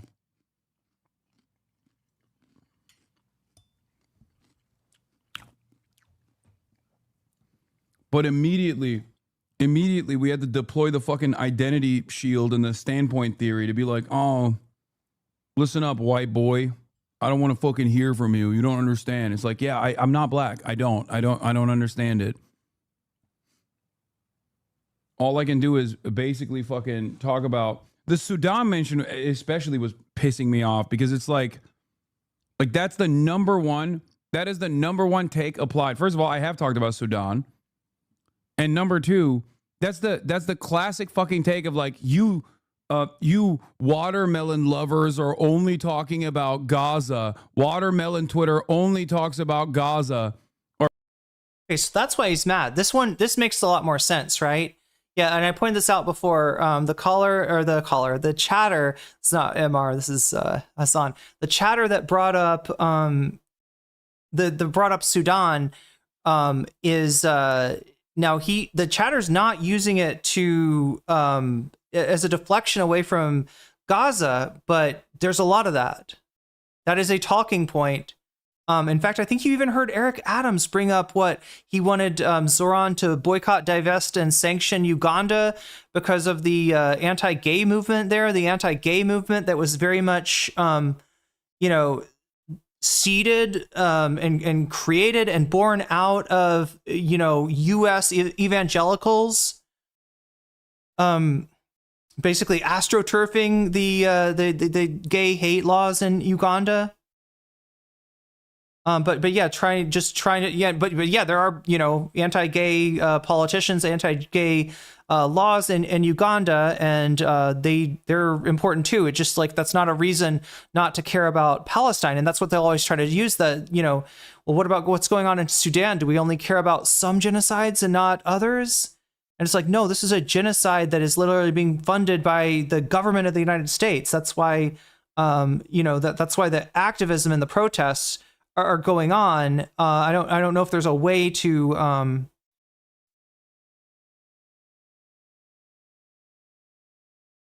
you know, what's going on in Sudan is terrible too, in a genocide, but I don't know if there is a way to, there's like the kind of inflection point that, you know, American protesters have with Gaza.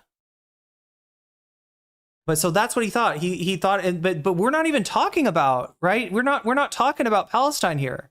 I mean, I guess tangentially, you know, Zoran's been a proponent of you know, the pro-Palestinian movement, but you know, the chatter is not using Sudan, I don't think, to distract from it. He's trying to. But Hasan is also right that he has talked about Sudan probably more than any political streamer that I can think of. Yeah, are we paying for Sudan? I think Israel actually. Isn't Israel supporting the faction doing a genocide? Yeah, so I guess you could say, like, you know, sort of in a second-hand way.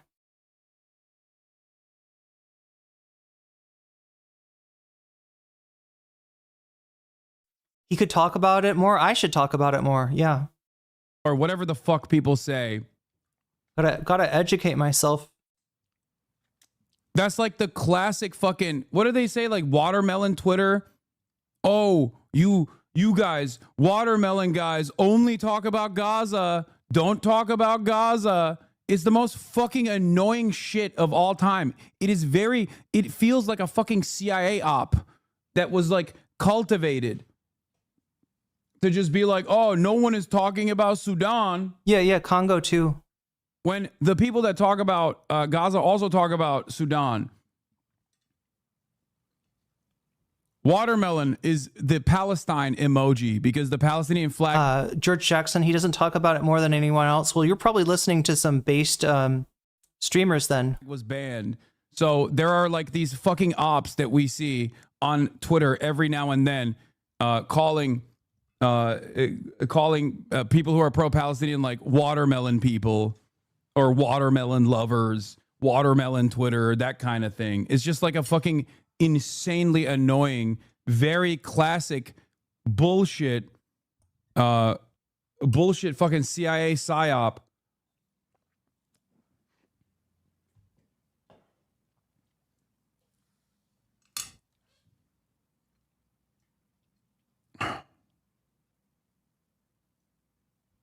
You mean the N-word? Wait, what?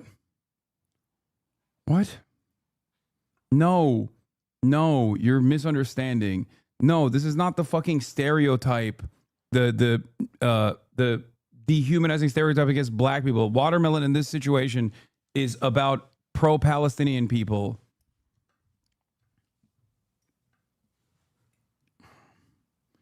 Ironically enough, so chat, we're to the point at which TikTok hasn't seen this, right?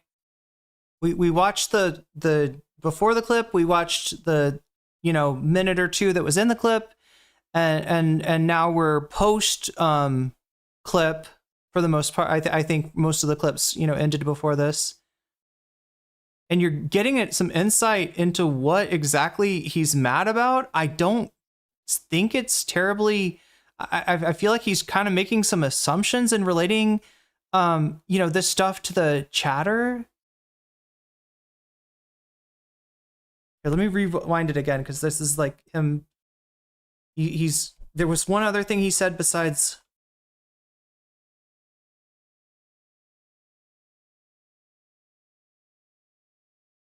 Like the Sudan thing, obviously, it makes him think of the, and yeah, this is very much something that gets weaponized as a way to shut people up about Gaza. But it's also true that we should all be talking about Sudan more. You guys, watermelon guy, that is the #1 take applied. First of all, I have talked about Sudan. The Sudan mention, and it's like immediately we had the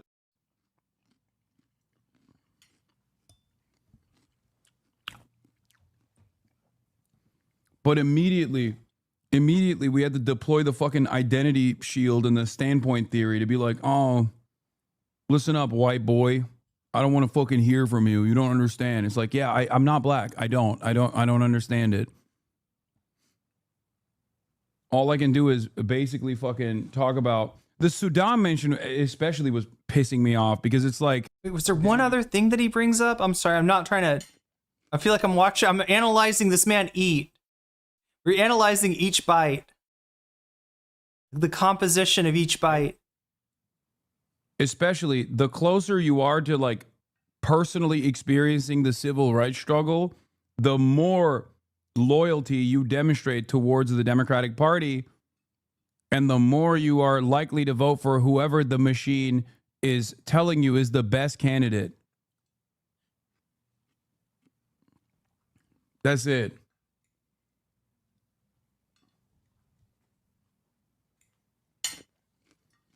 You were about to talk about stats. Shadows assumed that you were about to talk down to black people. You were not about to do that. I know.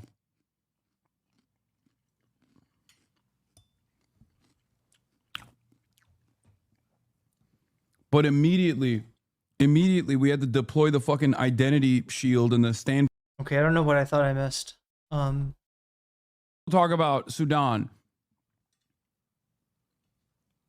Watermelon is the Palestine emoji because the Palestinian flag was banned. So there are like these fucking ops that we see on Twitter every now and then, calling people who are pro-Palestinian like watermelon people or watermelon lovers, watermelon Twitter, that kind of thing. It's just like a fucking insanely annoying, very classic bullshit fucking CIA psyop. Who said this guy needs to stop or start taking Sundays off? I think you might have a point, right? You can respect the hustle and the grind, but I don't know. Like when I did like 8 hours on Thursday, I planned to stream on Friday, but I was just fucking, I was honestly too tired. I had plenty of, content on Friday. I just, I think I just kind of got up too late.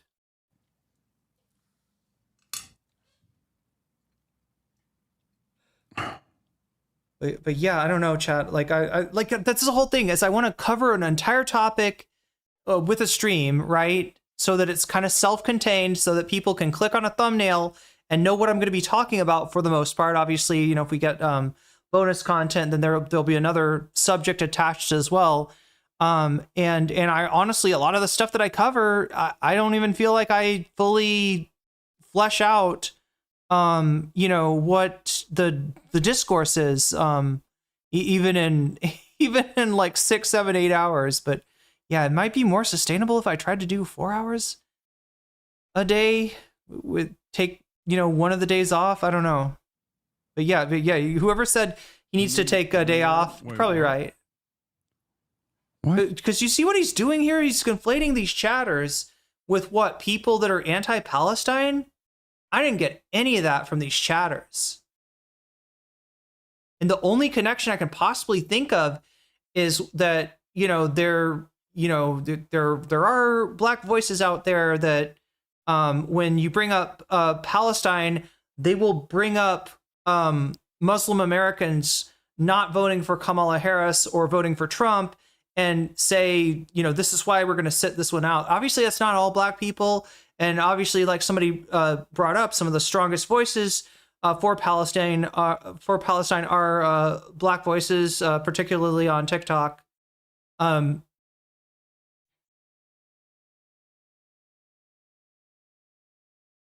But yeah, you can kind of see maybe where his reaction came from. I mean, just to be clear, chat.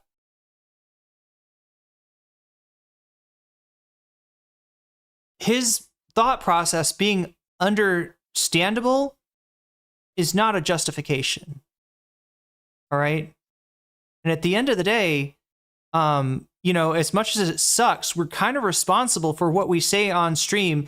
And if a segment of our stream, you know, where we're going off on some black chatter sounds like racism, then, you know, it's going to have that effect. It's going to read like racism. And yeah, people that are only catching that clip are going to take it as such. And I do feel like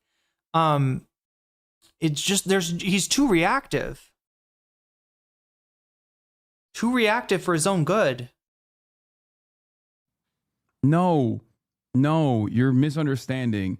No, this is not the fucking stereotype, the dehumanizing stereotype against black people. Watermelon in this situation is about pro-Palestinian people. Yeah, they're ridiculous people who don't know what community is. Yeah, and they exist in every community, right? It's not endemic to like you know, to the black community.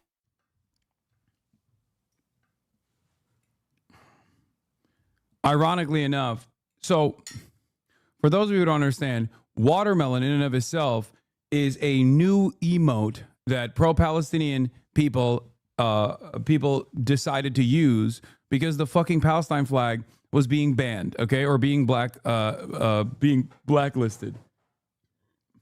So because it has the same colors as the Palestine flag, people started adopting that and using the watermelon emoji to indicate the Palestinian flag. Okay? And then people started fucking, either saying that this is actually racist because they're making fun of black people, which is fucking ridiculous. Of course not. Or two, they started calling people who are using watermelon as a Palestinian symbol, watermelon people.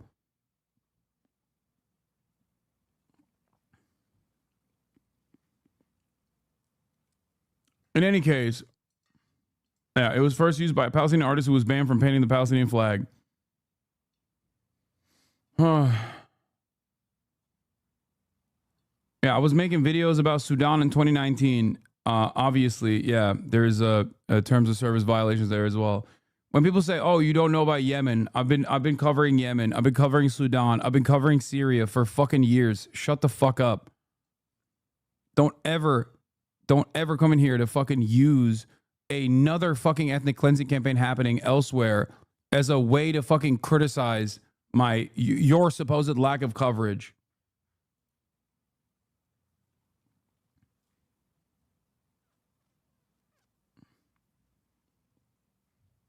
Look, zero dopes have shown up at my office home or office or blocked the road and chant and protest over an actual genocide in Sudan. South Africa engaged the ICJ over Gaza. Like, can you imagine how fucking cynical of a monster you need to be to turn around and be like, well, there's another genocide happening and you're not talking about it?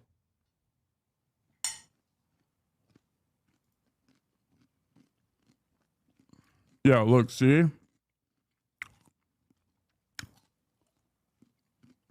me use this as a chance to fix my see if I can fix my screen here. We're just going to extend this out a little bit. Boom, boom, boom. There we go.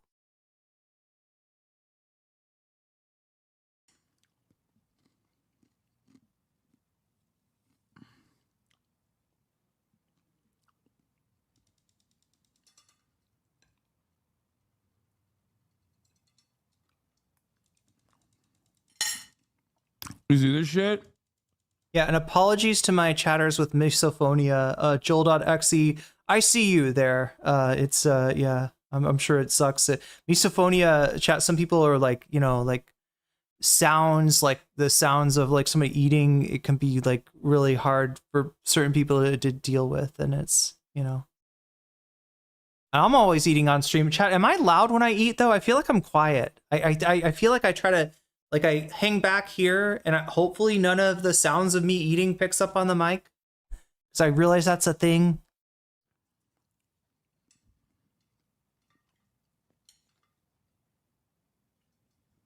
Uncle Slayer says, thanks to whomever gave me a membership, much appreciated. Yeah, it's probably somebody who has a complicated relationship with their uncle, you know? So they want to... Disgusting.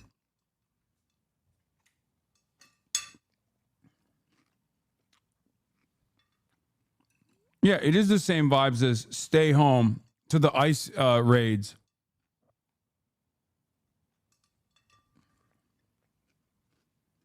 Okay, I called it. I fucking called it. That's what I thought he was thinking of. But again, like, oh my God, look, you can't transfer your frustrations with like random black people to like other random black people. That's fucked up.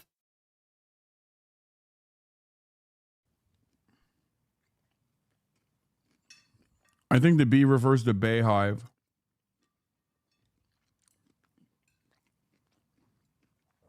So I'm gonna let him run a little bit more with this. I mean, I do want to definitely cover the Sean's response to this, and also Hasan's response to this, because he does address this, and it's a little bit of acknowledgement, I guess. Better than none. But I want to let him run a little further with this, because you do hear him, you know. Like he's come off, if you watch this clip, it sounds like he is like an anti-intersectional leftist, right? Somebody like Vosh, who doesn't regard himself as an anti-intersectionalist, but, you know, for like is an enemy of an intersectional approach to leftism, whether he realizes it or not, right? But you know, I guess, I don't know, I want to use the word, acquits himself. He shows he's not, you know, that guy in a little bit of this.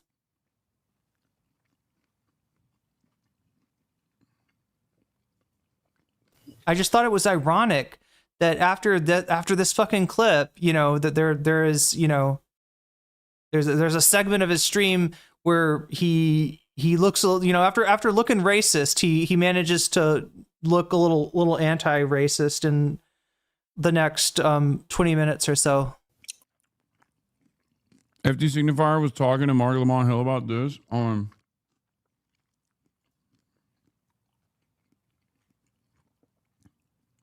The watermelon people picked the wrong folks to fight with. This will not end for them. This person is referencing pro-Palestinian people, okay? Speaking of fruit, I need to eat something. I don't know why I'm so hungry today. It's just fucking wrecker behavior. It's exactly what I was talking about, what that one chatter was doing, which is like, oh, as a black person, this is not our fight type shit, okay? Anybody get that from the chatter? I don't think the chatter was actually saying that. The chatter might think that. I mean, we don't know how the chatter feels about this, right? I don't think the chatter said this, though. As a way to fucking counter solidarity. It also is not speaking to the reality on the ground. We've been to these fucking protests. I've shown you they are insanely diverse. Whether it be protests against ICE or whether it be pro-Palestinian protests, those protests are not only there's black people at those fucking protests. Of course there's black people at those protests. Black people have been at the heart of every civil rights struggle in this fucking country. So these guys on Twitter are just like speaking to other annoying, out of touch fucking liberals who just simply want to find a reason as to why they don't want to go out and protest. because they're comfortable.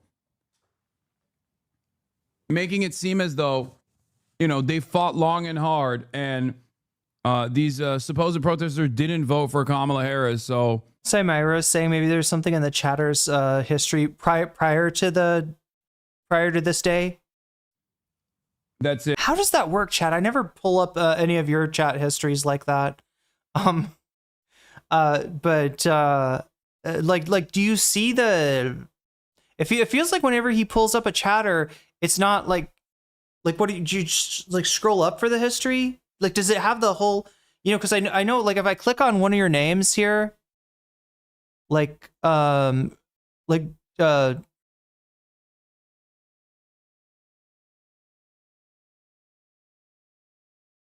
Kiki Fan Zero, right? I can pull up your. I'm not showing it on stream, but I can see that you've done 365 chats. If I click on your chats, I see your chats with the last chat that you made being for. Yeah, it doesn't look like what he's pulling up. Maybe is he in like mod mode or something? Yeah, I just basically get your most recent chats. And then I have to scroll up. I can see the rest of your stuff, but I'm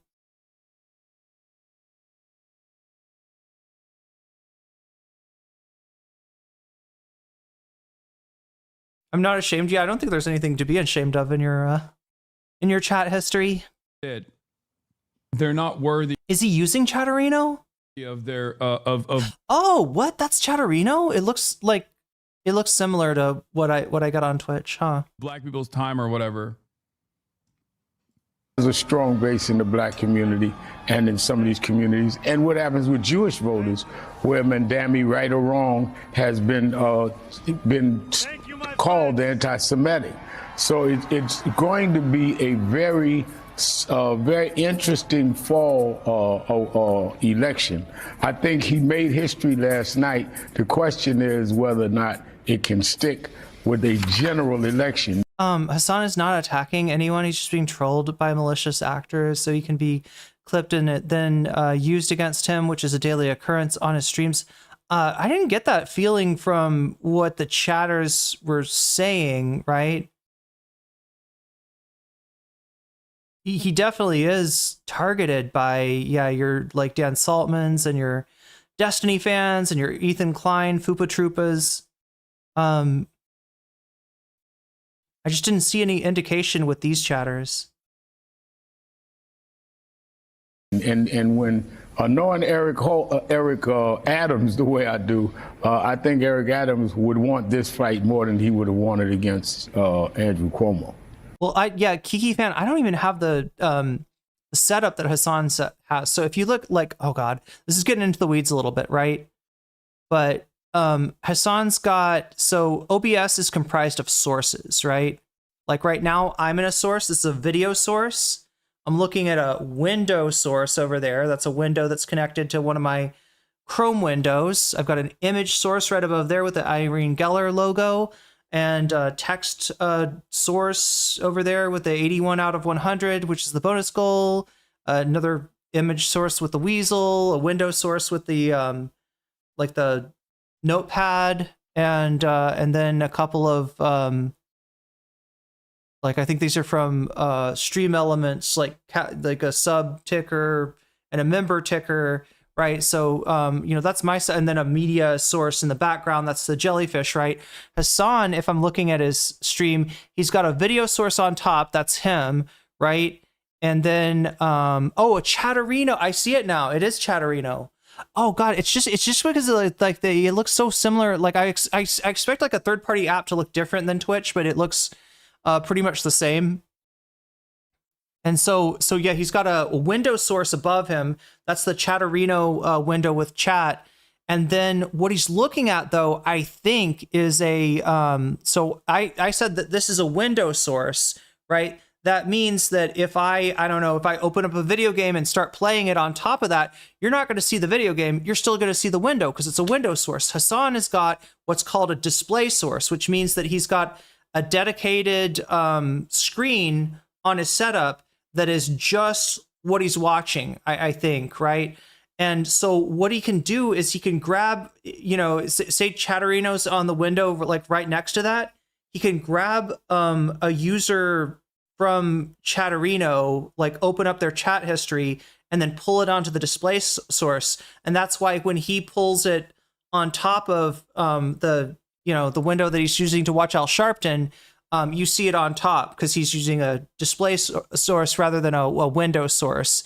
In other words, everything that's on that screen is going to show up, you know, if he has like, I don't know, like a pop-up message, from his family or his girl, you know, his, like, right. That's going to, if he has even something that he doesn't want to show, right. If he accidentally like opens his email, right, you're going to see that. If he accidentally opens up a folder, his tax folder, and instead of being full of taxes, it's full of short stack goblins, that's going to show up too. That's why Vashka, exposed himself. So, but yeah, unfortunately, since I don't use the display source, it's not as easy for me to bring up people's chat histories. Also, I always feel like it puts people on blast a little bit. Well, listen, I think we're going to hear more, Rev, about him saying... And that chatter was saying you only care about black people when it's time to vote. They were taking their anger out on you. I know.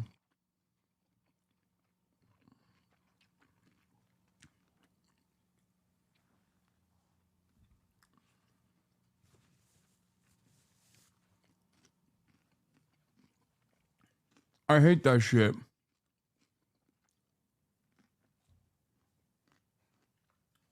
If you think I'm a fucking selfish transactional ally or whatever, then why the fuck are you in here? That some people who say they need to globalize the intifada is not a bad thing.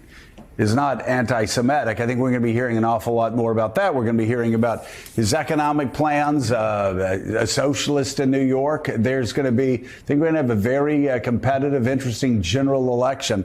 I want to follow up, though, on something that you've said, and something we've talked about time and again. And I'll tell you, it goes all the way back to 2015 and early 2016 when Donald Trump kept coming on this program. People say, why do you keep having Donald Trump calling on your program? I said, well, we've offered it to every candidate.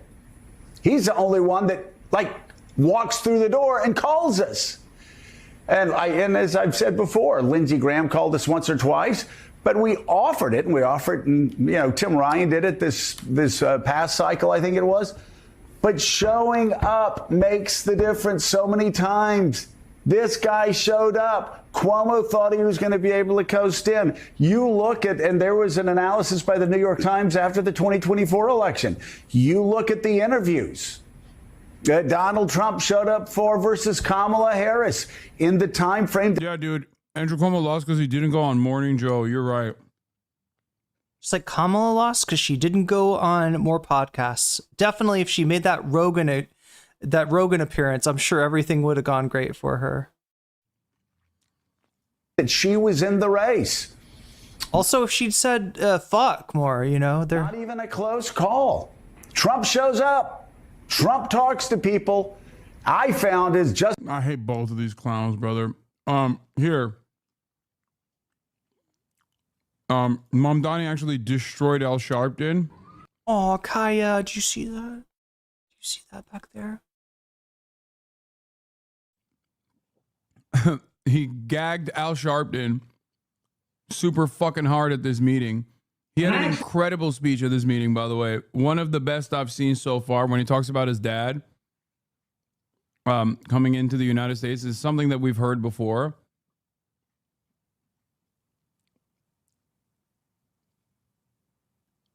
Yeah, Spike Lee loves Zoran, by the way, which is a good W for him. Here, let's watch the full video. Good morning. Good morning.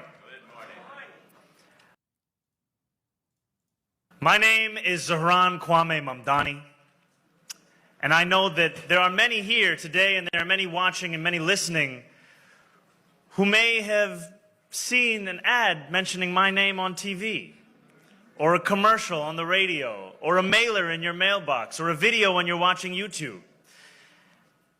And you may wonder, who is funding these ads?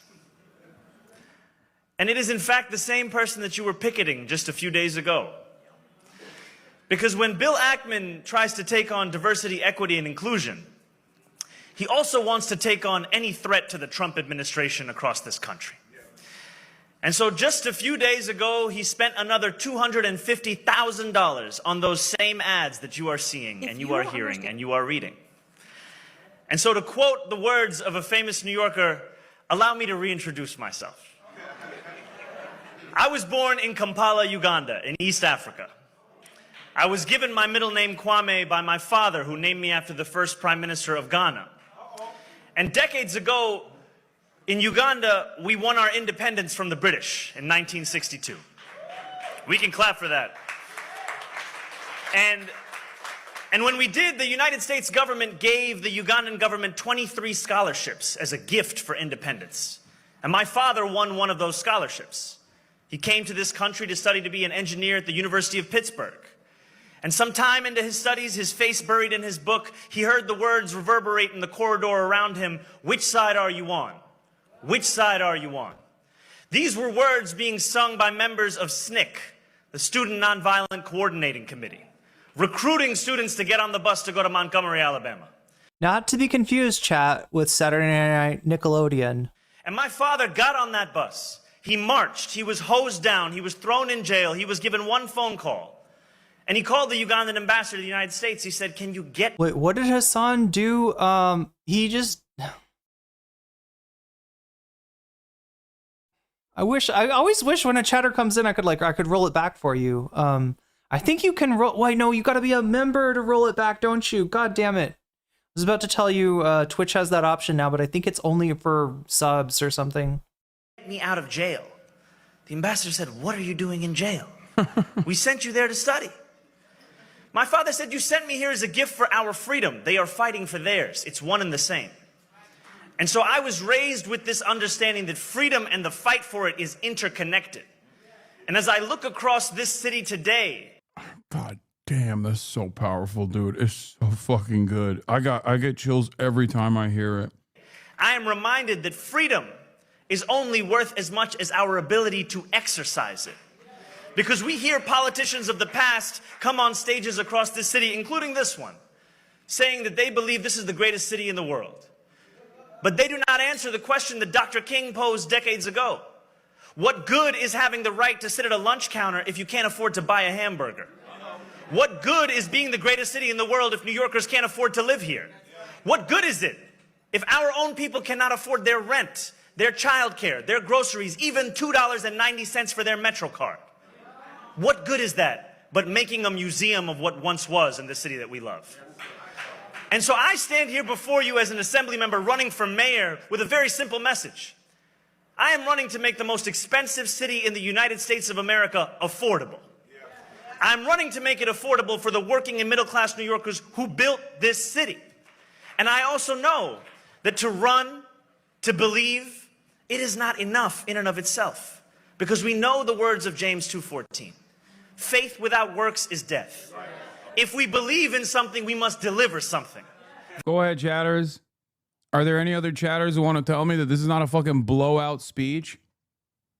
Are there any other chatters who want to be like, no, you don't understand. Black people will hear this and they won't have the capacity to make up their own minds and they'll go and vote for fucking Eric Adams.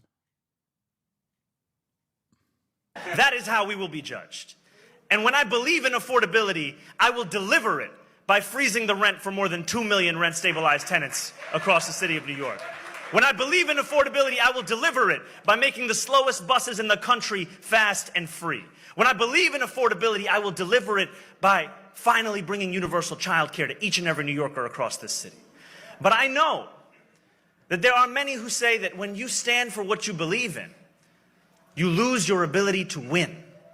And I actually think of the words that Reverend Sharpton shared when he was running for president. Oh, this part is good. He shared, there are those in the Democratic Party who have driven the party further and further to the right in the name of a winning strategy.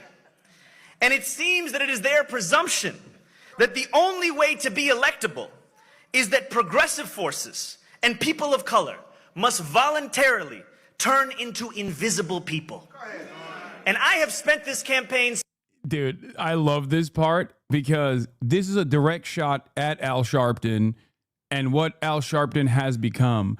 If you think he likes what he's doing, if you think he likes being quoted this way, make no mistake, he is in awe.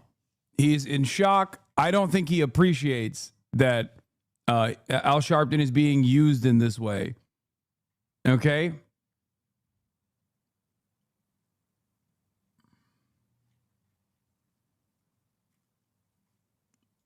Speaking to those so-called invisible people.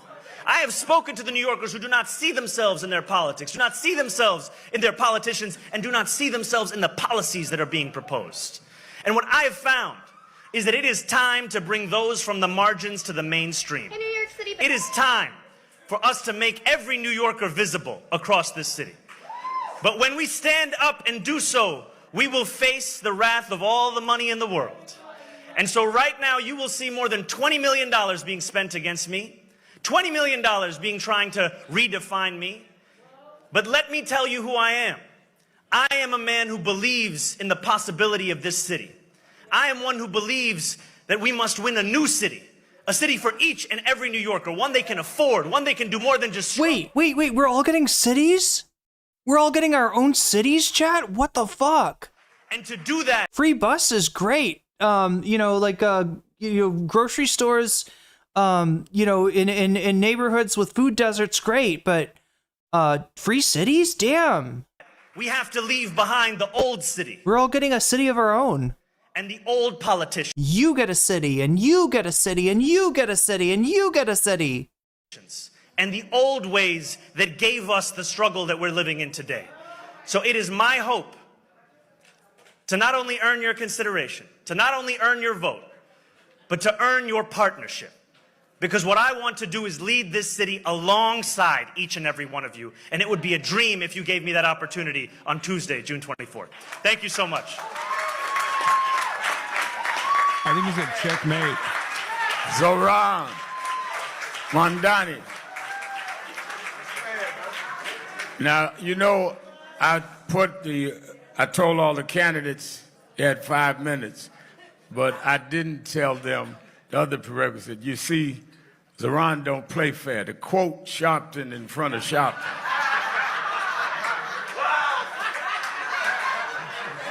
Play fair now, Zoran. I'm telling you, he didn't like that.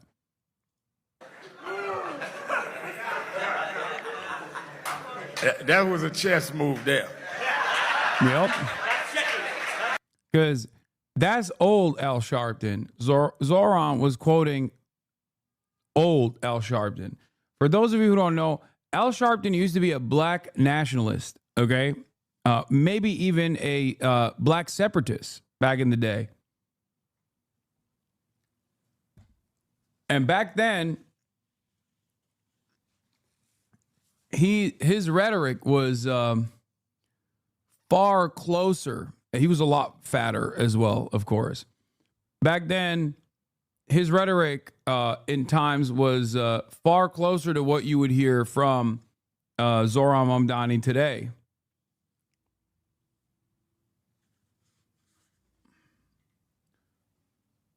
I would say he was a black separatist straight up. I'm fucking being... Tensions are high because I've found myself, once again, describing black people's business. So I'm just trying to be as nice as possible when talking about it. Okay? But yes, he was. He definitely.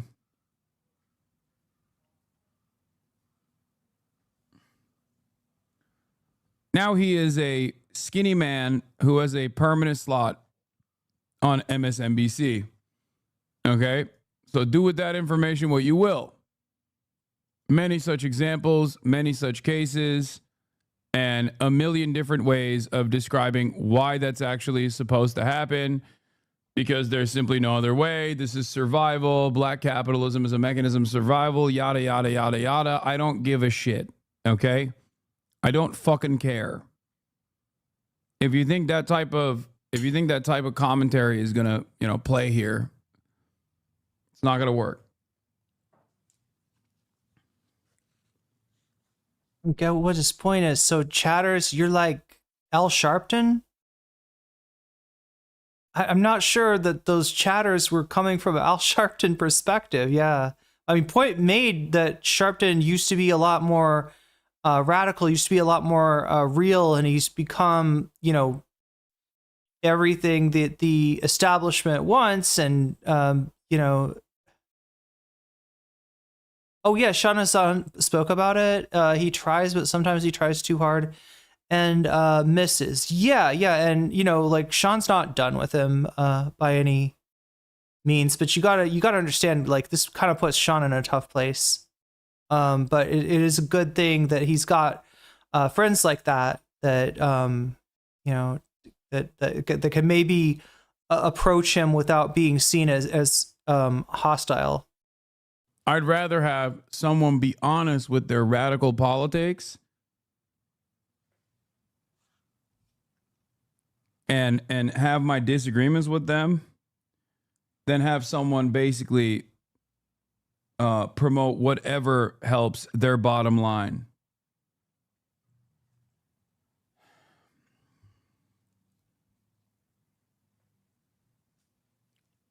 Multiple proclamations about, it's white boy summer already.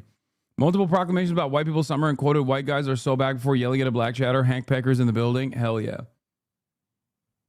Just as well. There are a lot of people who voted for me that said you're too conservative. We're uncomfortable with some of your positions, but we see you, we know you, and we know when you get elected to Congress, you're going to come back and you're going to be here and you're going to fight for us, for what we need. Talk about how showing up makes a difference. You can't be a preacher in a church and show up 1 out of every 4 Sundays. No, that's for sure. I think showing up it says to people that you really are engaged with them and you really want them to know you and they can feel you. And when you don't show up and have this rose garden strategy, when you're not one that has the rose garden, it just gives a kind of removed feeling from people. And I think that this is what we're going to see coming down the pipe here with this election in New York. We've got Democrats around the country going to be worried as they try to overtake the House and make Hakeem Jeffries the speaker. Is this guy being labeled a socialist and all going to hurt us in other areas? So there's a lot of reason why he should. That is an Ezra Klein ass take right there, right? Not only, you know, are you like scolding, you know, Democratic candidates for being too left, but you're also hypothesizing the Democratic Party brand being degraded because of it. When, if anything, Mamdani and people like him are raising the reputation, the status of the Democratic Party in a time where there's not a lot of hope coming from the establishment, coming from the leadership.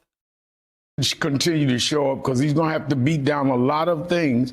And there's a lot of reasons why Eric Adams, who shows up at everything, may be a different kind of opponent for him than Andrew Cuomo. Yeah, in New York, the Adams dynamic versus Mamdani is going to be interesting. And then nationally, we'll have to see what lessons we do. You're right. Republicans are already gleefully saying, this is the new face of your former New York Governor Andrew Cuomo. Oh, we already watched the funniest part about this. They're losing their minds over at CNBC. But before we get to that, I will say one thing. There's a person who I want to fucking squash the beef with. Her name is Joy Ann Reid. Okay? Speaking of black people's business, or speaking of cynical weaponizations of identity. Oh my God, Chad, I hate to leave right now. I gotta pee really bad, and I gotta grab a tasty beverage while I'm at it. But what is he doing here? He's gonna... I don't know. We'll see. I'm gonna listen.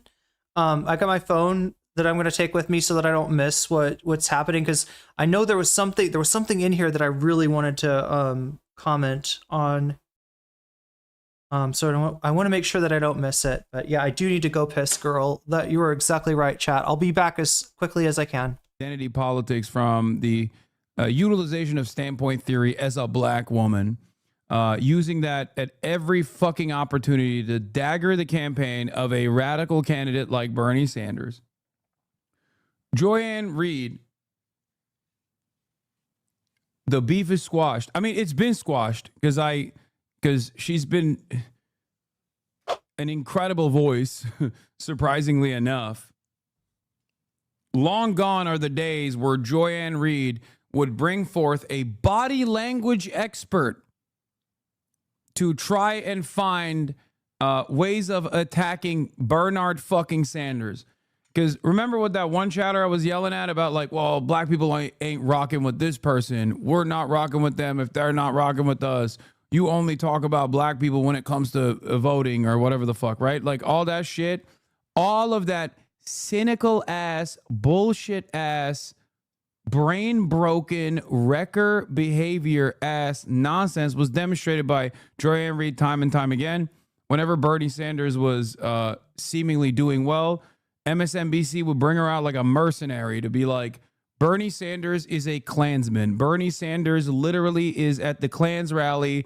Bernie Sanders is killing black children if possible. She doesn't do that anymore.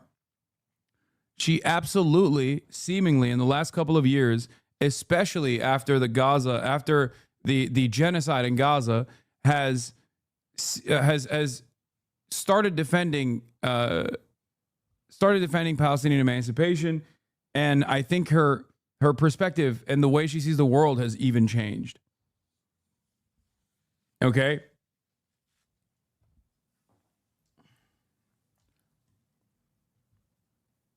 You at least concede Bernie Bros. Oh, Discord bot, stop. Stop pissing me off. Now, I'm going to show you something that apparently was cut from the final release of this video on CNN's YouTube page, but it was seen on television last night. An accurate reflection of historical events as it pertains to a foreign adversary nation and why said foreign adversary nation has such enmity towards the United States of America. This is unheard of on mainstream news. Let's take a look. An important role in the world. I am thrilled that the United States is trying to police the proliferation of nuclear weapons. Imagine what the world would look like if it was otherwise. And I think the reason why, by the way, I hyped up like my former quote unquote fake beef with Joy-Ann Reid is because I want you to experience the fucking whiplash now with what she does here. Okay? I will say that the United States would still be the only country that has ever bombed another country with nuclear weapons. And let me ask you one question. Why did... One says the United States is the only country that's bombed another country with nuclear weapons. Correct. The Iran hostage crisis take place? Setting up for an incredible opportunity here, says, why do you think the Iranian hostage crisis took place? So certainly, I'm asking you fundamentalist radicals took over the government who hate the West. Why did they take over the government? Why? Because they're religious jihadis who want to eliminate Western society. This guy looks too much like a pedophile. I'm sorry. He can't be on the fucking... You got to get this guy off the fucking ticket. You got to get him off the table. It freaks me out every time I see this motherfucker. I swear to God. He has such fucked vibes, bro. I'm sorry. I said this last night. He's also insanely racist. He's taken over the mantle from Scott Jennings, who I guess came back from his dick sucking festival at Tel Aviv when he was stuck in a bomb shelter on his knees.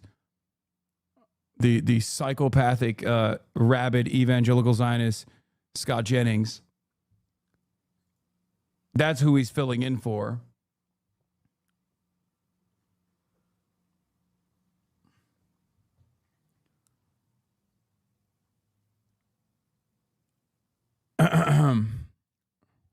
Hold on. They hate our way of life. They hate our way of life. Or they overthrew the Shah of Iran, who we imposed on Iran because the Dulles brothers, one at the CIA and one at the State Department, decided that the oil beneath the soil of Iran belonged to BP and belonged to us. And when Mossadegh, who was the leader of Iran, the democratically elected leader of Iran, said that we would like to audit BP because we want to know if you are cheating us or paying the people of Iran based on the oil under their soil. And they said, you may not audit us. And then we overthrew him and he wound up dying in prison because we decided that we, in our arrogance as a country, got to own their oil. And wait a minute, no, one moment. And so the hatred of the United States had to do with the hatred of the Shah, who brutally repressed the people of Iran for 26 years until he was overthrown within Iran because he was not their natural king. They didn't want a king any more than we wanted a king. The bottom line is the arrogance of the United States' foreign policy. We act as if people act in a vacuum, and that nothing we do. I love her. I have so much respect for her now. I have so much respect for her now. And there's another thing that I'm going to show you in a second. Many of you probably know, because she used to be on MSNBC. Like I said, was a MSNBC contributor, like a mercenary that they would bring out to fucking talk about how Bernie Sanders was radical, scary, misogynistic, anti-black. I think Gaza truly changed her worldview. Maybe she always knew this stuff, and maybe she chose not to talk about it. I never heard. Okay? I never heard her perspective, at least like offering historic clarity. Okay? But she had her own fucking show at MSNBC. She does not anymore. And we'll talk about it in a second. But what she just described here in a matter of 2 minutes is accurate history that specifically details why there is so much enmity towards the United States of America in places like Iran. It showcases imperial arrogance, and it just is an accurate assessment of historical events, an accurate retelling of historical events. When is the last time you've heard something like this on national television? When is the last time anyone, any anchor, any contributor, any commentator has done this super fast deep dive on an issue like this, instead of just taking the route that the pedophile-looking dipshit took and being like, well, because they're jihadis. They're jihadi camel drivers. They hate us because they ain't us. Never. This goes back to what I say from time to time. The people are not stupid. They are purposely kept stupid. I guess I shouldn't speak on this too much because I do believe that because mainstream television refuses to show this perspective, which is just history, by the way. It's not even like a biased framework. It's just history. Because mainstream media will take actually brilliant people like Mark Lamont Hill, and I'm certain many of these other commentators are not oblivious to this reality, but they're just like, they purposely silence themselves, engage in an act of self-censorship, as Noam Chomsky points to, in an effort to preserve their careers, in an effort to constantly go up the career ladder, that they keep the American population stupid. But like I said, it's beneficial for someone like myself. This is precisely the reason why I have the community that I have now. I have the audience that I have now, because I don't worry about these sorts of career ambitions. I am able to remain independent due to the contributions of people like yourself. The Piker Broadcasting Service is sponsored by you, the viewers. And for you, the viewers, the Piker Broadcasting Service is ad-free at all points. Yeah, I thought there was something in here. So I guess this explains it. Like, I still have Waluigi, don't I? Yeah, no, wow.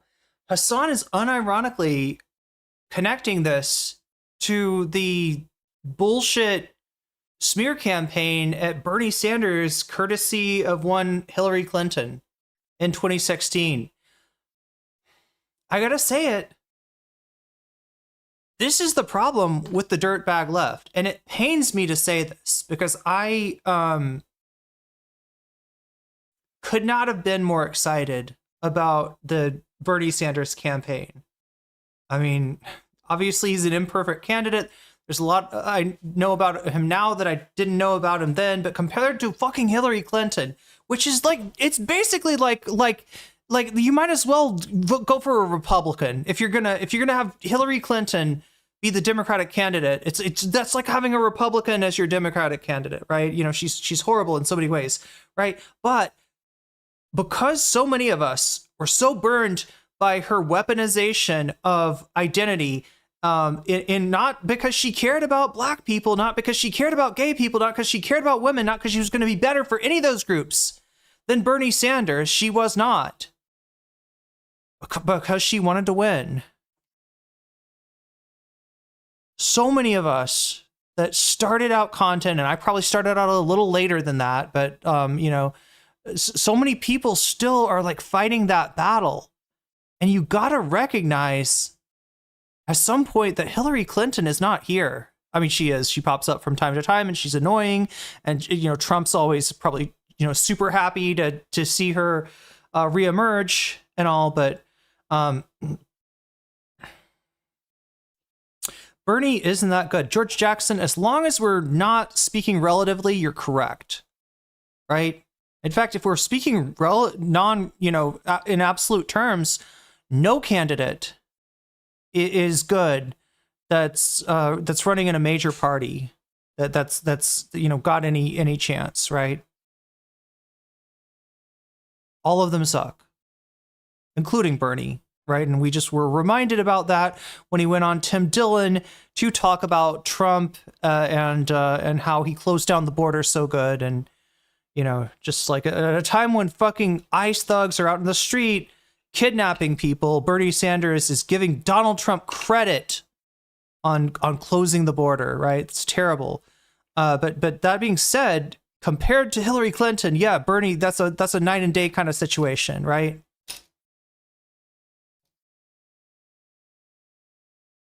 And also in terms of his chances of winning and there not being a first Trump term, Trump being just a weird little footnote. Can you imagine that, Chad?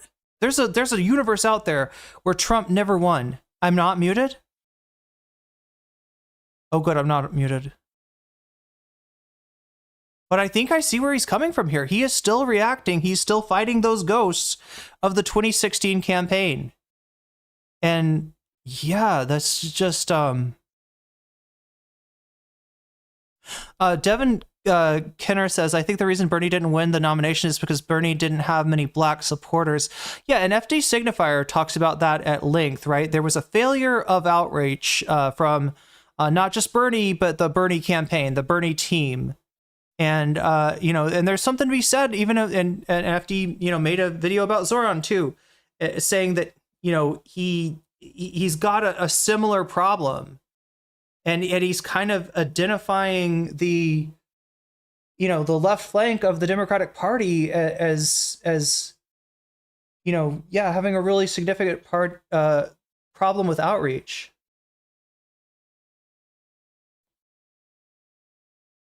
He has a pretty cool video on how when did that come out, Luffy? Because I saw one, I think it was right around the time that Zoran sewed up the primary, where he thought that he still had concerns about the Zoran campaign. 3 months ago, I thought that was the one where he was. Yeah, I think he did give Zoran a little bit of credit and saw some improvement, but he, you know, kind of wanted to see more. But yeah, I mean, there we go. There's where Hasan's coming from. Anybody that said he probably needs a day off, that would probably help. And also, oh my God, Chad, I got this coffee with, look at that. You see the very, well, I can't, I don't know if you can tell. I don't know if it's separated anymore, but this is coffee with coconut water. Anyway, I'm pretty excited about cold brew, which I've gotten into. I need more cold brew in my life. I just found out that's different than just like iced coffee, right? I thought it was the same thing. No, it's complete. It's a whole nother thing. I think that's a secret power of the coffee that I was drinking in Vietnam. That and they just make it really strong there. It was so peaceful up here, but now there are freaking communists invading radicals. Talking about Bernie like he's Lenin or something. Oh, you're talking other chatter. Sorry. Yeah, I needed some coffee too. I also needed some food, so I got some guava. Oh yeah, and I got this other thing too. Yeah, I think I understand a little bit better about like what set Hasan off. It's still not good, right? He's kind of fighting ghosts. I think. I mean, I totally understand his frustrations at something like identity being weaponized in bad faith, but you can't react to if you react to if Hillary Clinton misusing identity as like a fig leaf in her campaign or as a cudgel to go after Bernie, if that causes you to your disposition to become anti-intersectional, you're lost. And Hasan doesn't completely do this. Like he's wait, let me let him go on a little bit more. God damn it! I really want to get to the Sean content, Sean's response to this, and what else? Oh God, I also got to do Hasan's response to this because he does talk about this with his chat. I got this. Look at this chat. I got all right. Check this out. I've already eaten part of this, right? But this is a bamboo like length, right? It's a bamboo length that's been roasted, right? And what they do is they put rice and a little bit of black bean and coconut milk in here, and then they seal it up here with a. I think this is like the husk of a coconut. They seal it up with this. They shove this in there, and then they throw it on the fire to cook it, right? And then you open it up, like kind of like. Here, let me see if I can do it. It opens up like, oh my God. See, I've already opened this, so it's hard to show you, but you're supposed to sort of open it like a banana, like peel it, right? Anyway, I'm just gonna get it out since I already. And inside is this it's sticky rice with coconut, and there might be some banana in there, but also black beans, and it's flavored like. Super chatted $5. Still time for the Butterly goal. Or did we miss it? Sorry, I'm going back and forth from work to the stream. We missed it, but I was gonna try to like put like another like 5 on there to see if we could still get it. Should I do that? Should I do that and give Columbia Rican credit for that one? We'll say it's like only 4, but yeah, the only thing about this is like I got 2 of these for $1, right? And this is a lot of food. I was talking earlier about like wraps have way more calories than you think because they're so dense. This is dense because it's sticky rice, but it's also like it's cooked in coconut milk, so it's fatty and it's definitely a treat. Let's just put it that way. I don't know if I'm gonna be able to finish this because this is like I don't know, but yeah, you just basically pull out this little banana and it looks like a banana because it's like kind of the like cylindrical like a banana, and then the little black beans in it look like coconut seeds, and you just peel it out of the bamboo, and it's fucking genius. It is fucking genius. I don't remember who was telling me that I should try one of these here. But whoever you were correct. And I'm glad I did try it, even if it's like, yeah, these are like the cheapest calories going, basically. You get 2 of these for $1. That's a good deal. And yes, I am always looking for good deals. Here, let me add the super chat, and then I'm gonna keep him going. I swear to God, does he? I think he says something here. You can support the Parker Broadcasting Service by subscribing. Not that. I mean, that's true. That's true for him. That's true for me. We are listener supported. Get our supports from viewers like you. And hell, if you support me enough, I even stick around a little bit longer to cover an extra topic, which we're pretty close to now. We're at 86.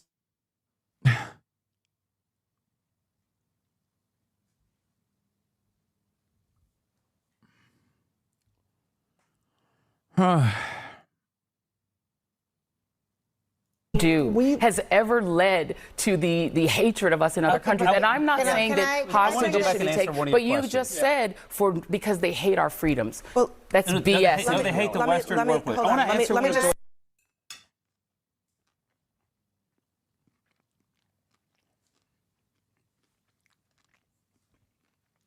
Oh my God, why did you pause it if you're going to eat? No. I guess he's finishing a bite. Fantastic that Joanne Reed did this. Is a clinic. Okay. She's brilliant. She's smart. She's concise. And she cuts away at the fucking white old men that are so clearly racist too.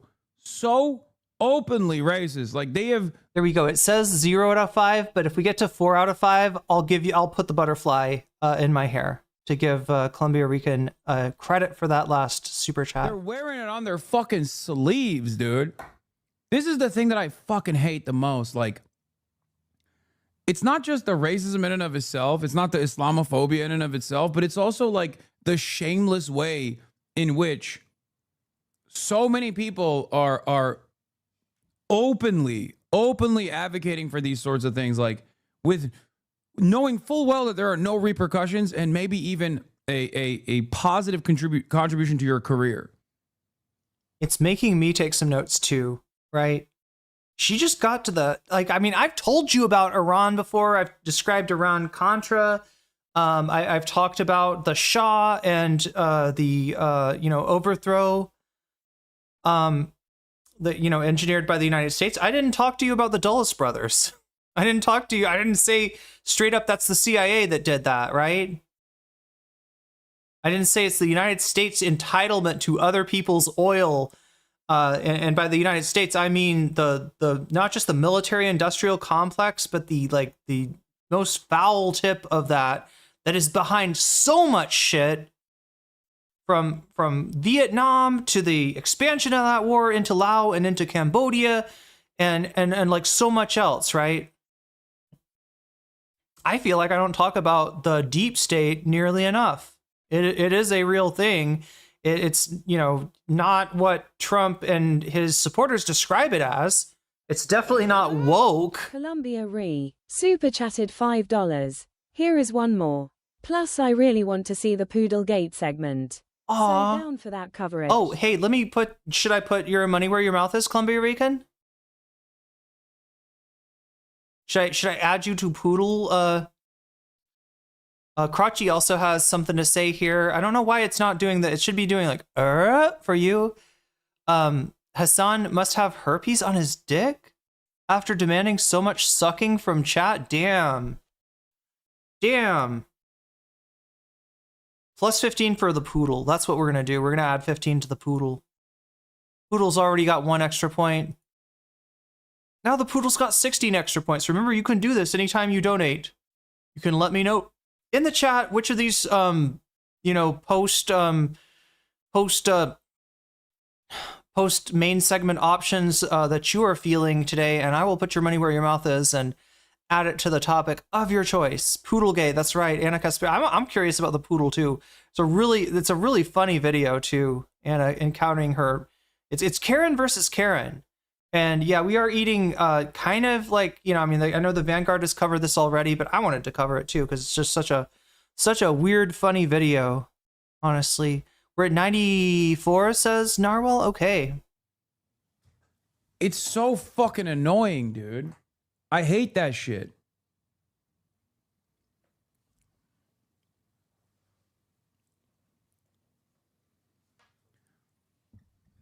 This is also why intersectionality is important. This is also why this kind of struggle is always universal.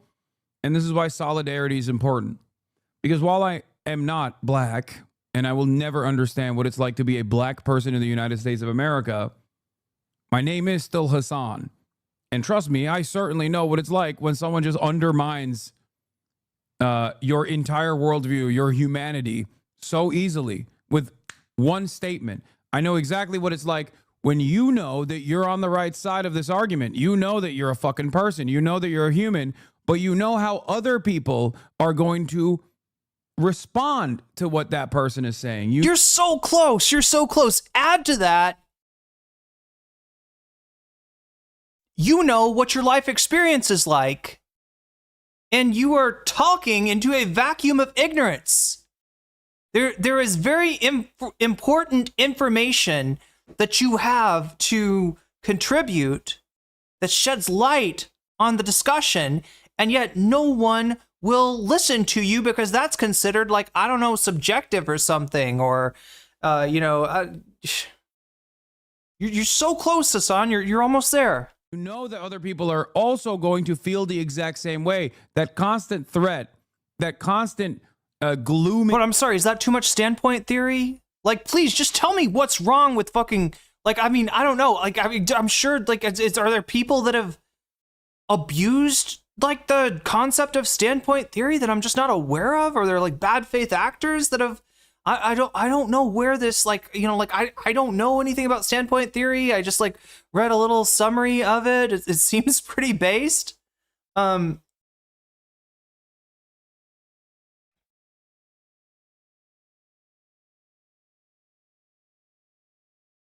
But if you're going to call anybody's lived experience standpoint theory and you're going to use that to ignore it, you're just continuing a long tradition, which, while you're Hasan Piker and, you might occupy like a space of whiteness in the United States up until the point where you mention that your name is Hasan Piker, or, that your name is Hasan.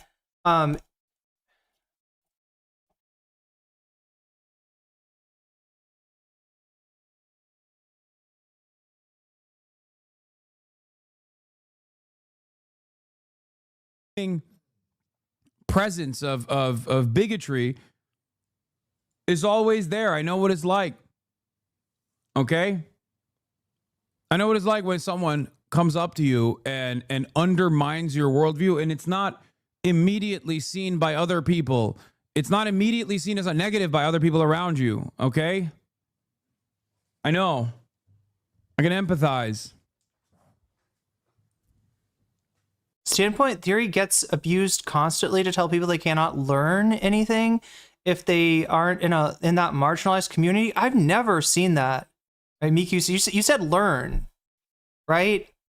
I've seen people, get called out for speaking on something that requires, like, knowledge that they don't have, and knowledge that you wouldn't get if you weren't A, part of that community, or B, you are connected to that community and you're listening to that community and you're recognizing you're aware of what you don't know and using that community to inform yourself. I've heard a lot of accusations of this, especially, when I'm hanging around like debate adjacent communities like Vosh's or Destiny's. They hate that shit. But I've never heard somebody be castigated for trying to, like, learn about the lived experience. I've never heard anything except for the opposite, like frustration for the fact that people that aren't a member of the marginalized group in question, don't have that life experience, are uninterested and refuse to learn and refuse to learn, research, talk or anything, and think it's not important, or they think it's too subjective, or they don't, put any credence in the, in voices from that community. I've heard people say that this happens. I've just never seen it. and I've been around the online left a lot.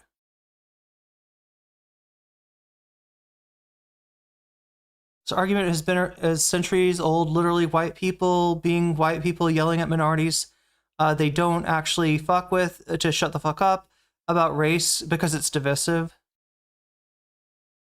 Not super ubiquitous like in Vosh and other debate bros act, always annoying people. Well, yeah, like, and I've talked about, like, I talked about some people that gave me shit early on. In fact, even like, what did they? I'm trying to remember. But you know, people that Hasan probably had a falling out with, you know, people that were instrumental in the formation of his Twitch stream, in teaching him, you know, what he needs to know about Twitch to kind of get ahead.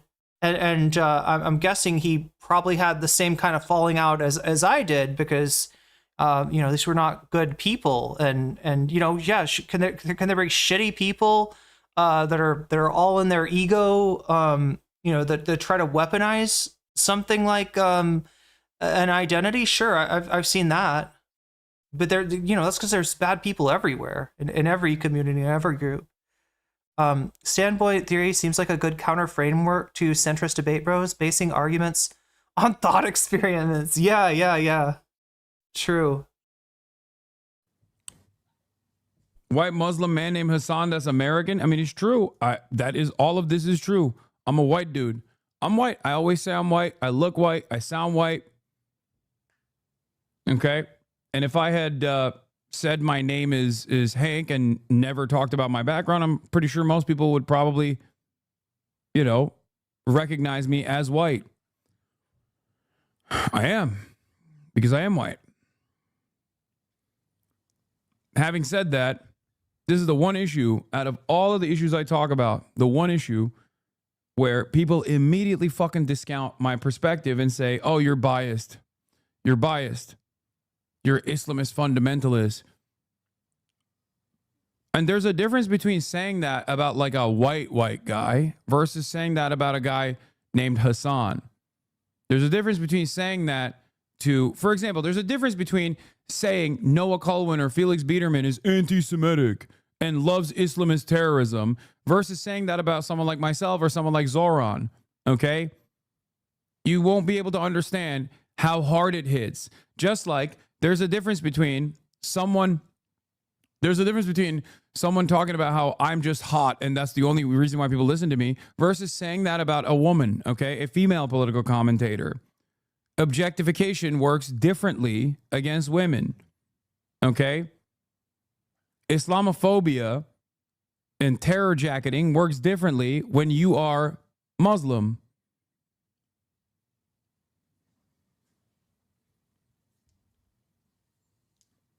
But ultimately, the way that people experience bigotry is still the same.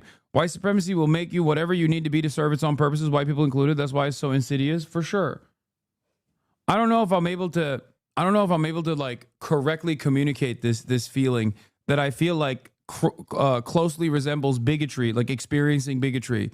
It's the knowledge that not only this person in front of you is like undermining your humanity, but it's the knowledge that other people, onlookers, also agree with that person. Even though you know that person is wrong, you can't really do anything about it because everyone around is also in agreement with that person. That's what it feels like when you are going up against someone who is it's an incredibly fucking annoying moment. Sarah says, so gross that Cuomo is trying to subpoena his former staffers' gynecological records.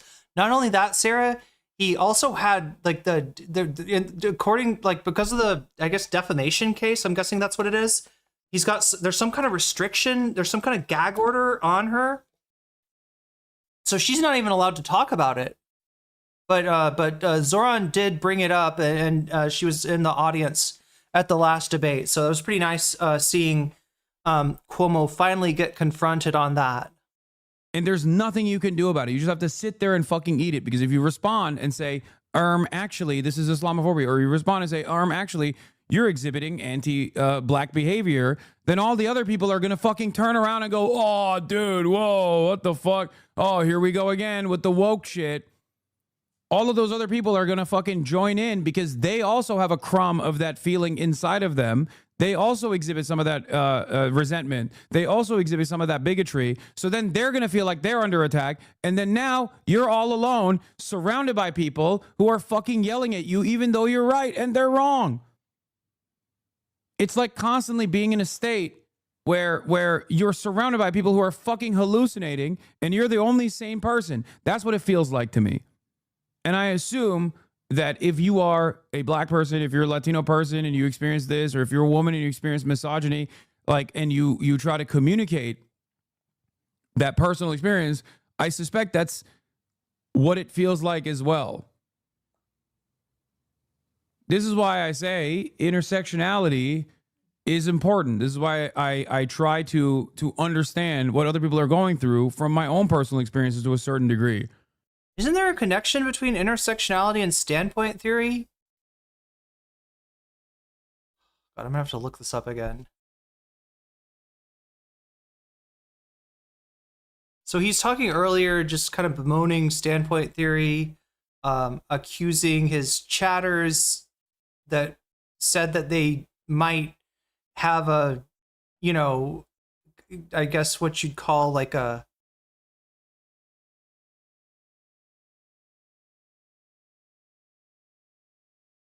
God, I'm trying to look at what the word was again. Might have an epistemic privilege, an epistemically privileged point of view, might have seen some of the actual where the rubber meets the road as far as things like racism, and you know, from a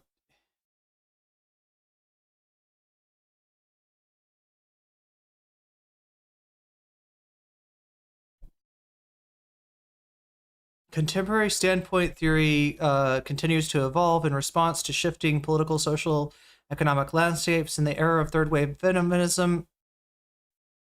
Characterized by inclusivity and activism, standpoint theory emphasizes the importance of community and collective action. This wave highlights the voices and experience of diverse groups, including Black women, LGBTQ individuals, and disabled people. Examples include the community responses to the global pandemic. Second wave. Am I seeing like a connection?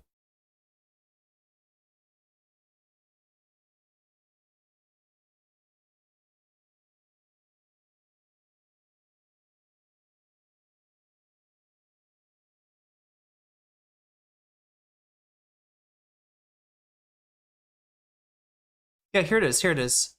Prominent standpoint theorists such as Dorothy Smith, Nancy Hartsock, Donna Haraway, Sandra Harding, Allison Wiley, Lynette Hunter, and Patricia Hill Collins, these are second wave people, expanded the theoretical framework, emphasizing the importance of intersectionality.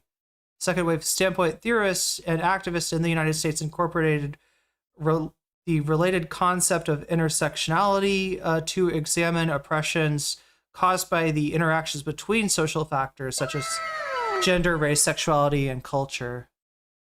Intersectionality became a key concept in explaining how intersecting oppressions contribute to complex power dynamics.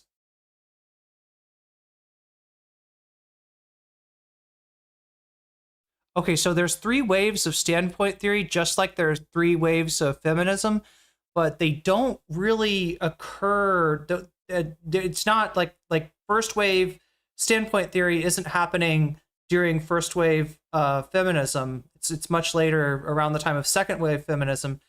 Second wave, they don't really give, and third wave, they don't really give a time frame for. Actually, like first wave standpoint theories here looks like it's corresponding with the time period of second wave feminism.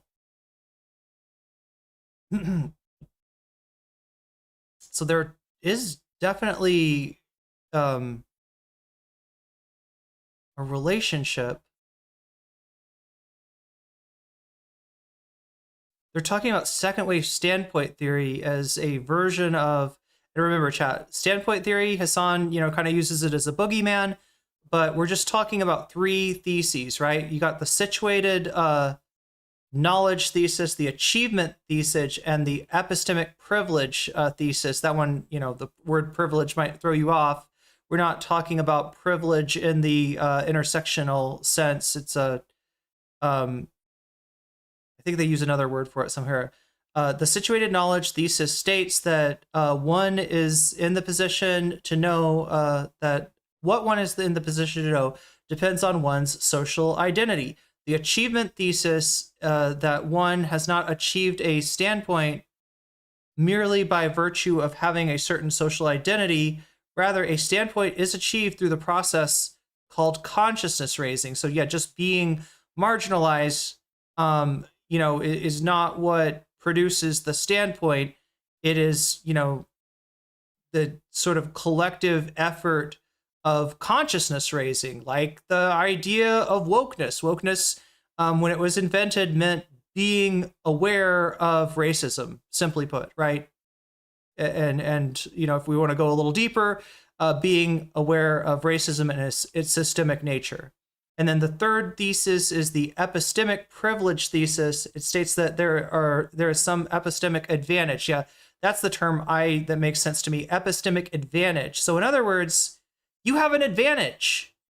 You're able to see something that somebody without A, your identity, and B, having gone through the process with others of that identity of consciousness raising, of this mutual recognition of the oppression that you face, right?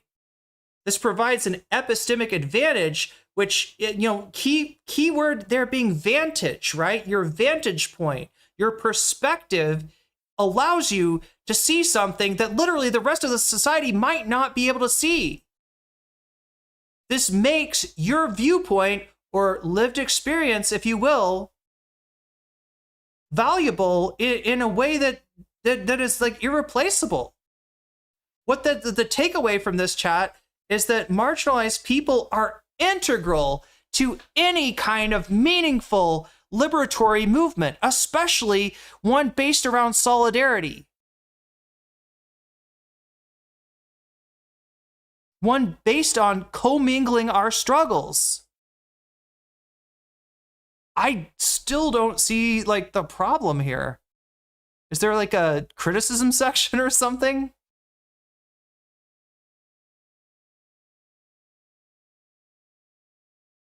I'm not seeing Kimberly Crenshaw mentioned here. Let me see if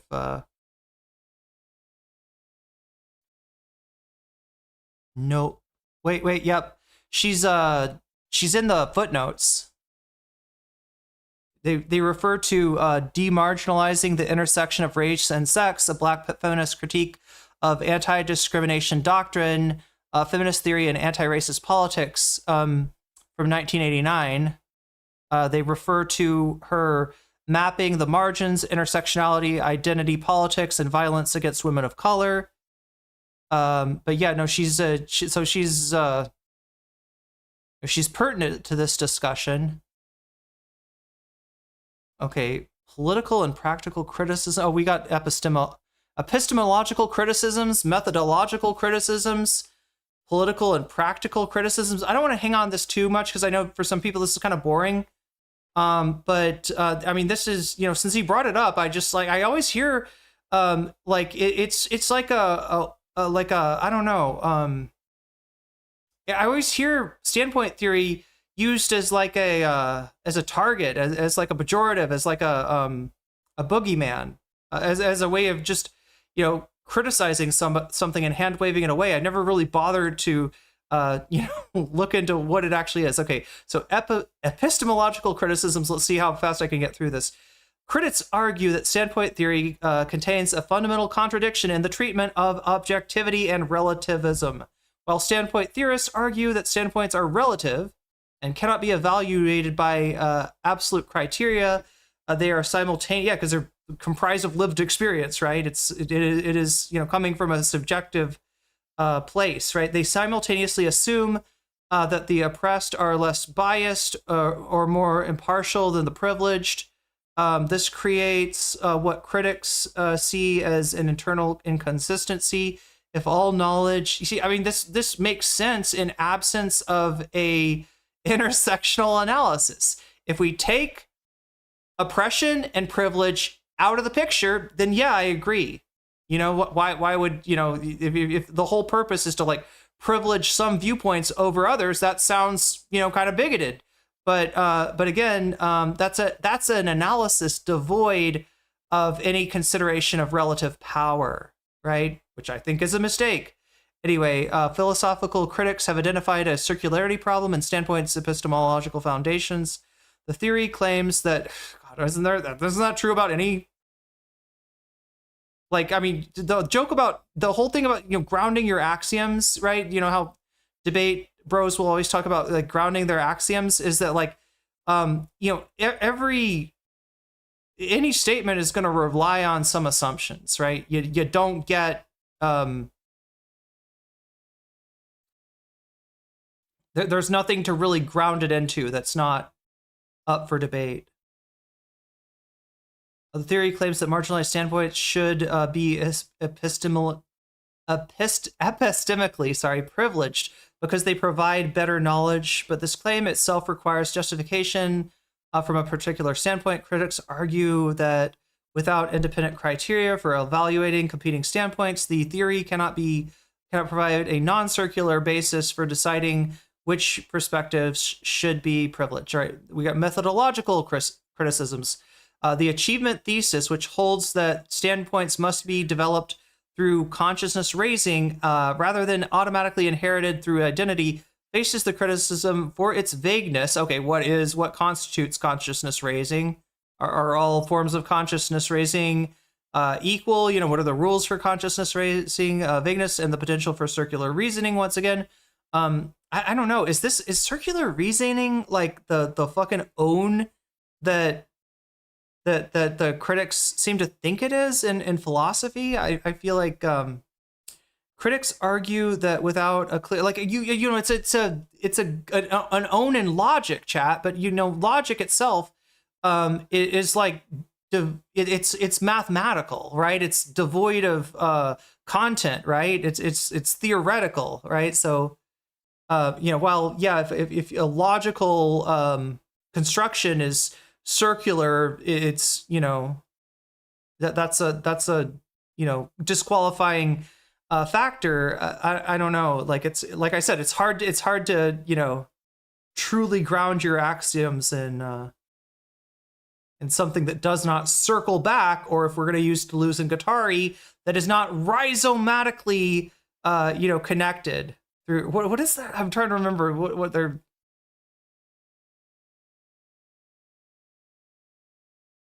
But yeah, basically a rhizome is different than a root in that the root is hierarchical. You know, it starts off with the trunk divides into two, you know, the roots divide, like it's all, you know, hierarchical, right? Hierarchical levels of roots, whereas a rhizome can actually connect back to itself, right? Anyway,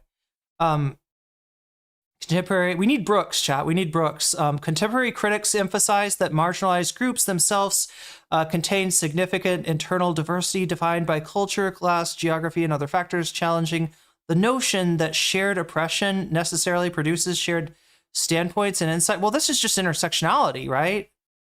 This is you know, the intersections. This relates to, it might make it more you know, complicated. I don't think it's relates to what some scholars have called a selection bias. The theory provides no clear mechanism for determining which voice within a marginalized communities. This is Vosh's question about Candace Owens, right? Do I listen to Black voices? Do I listen to Candace Owens? Should be considered representative or authoritative. Then there's political and practical criticisms. I'm guessing this is where Hasan's critique would fall. Critics warn that standpoint theory's emphasis on epistemic privilege for marginalized groups can lead to what they term epistemic reversal. Oh my, are you worried about marginalized groups using the framework of intersectionality to take over and reverse the hierarchy? That is a Ben Shapiro-ass take, right? The hierarchy of oppressions, I believe is how he would say it. But anyway, where previously marginalized groups may claim exclusive authority over knowledge in their domains, potentially recreating oppressive. Yeah, this is like, wow. This is such brain rot. Wait, is there anything else in terms of political and practical?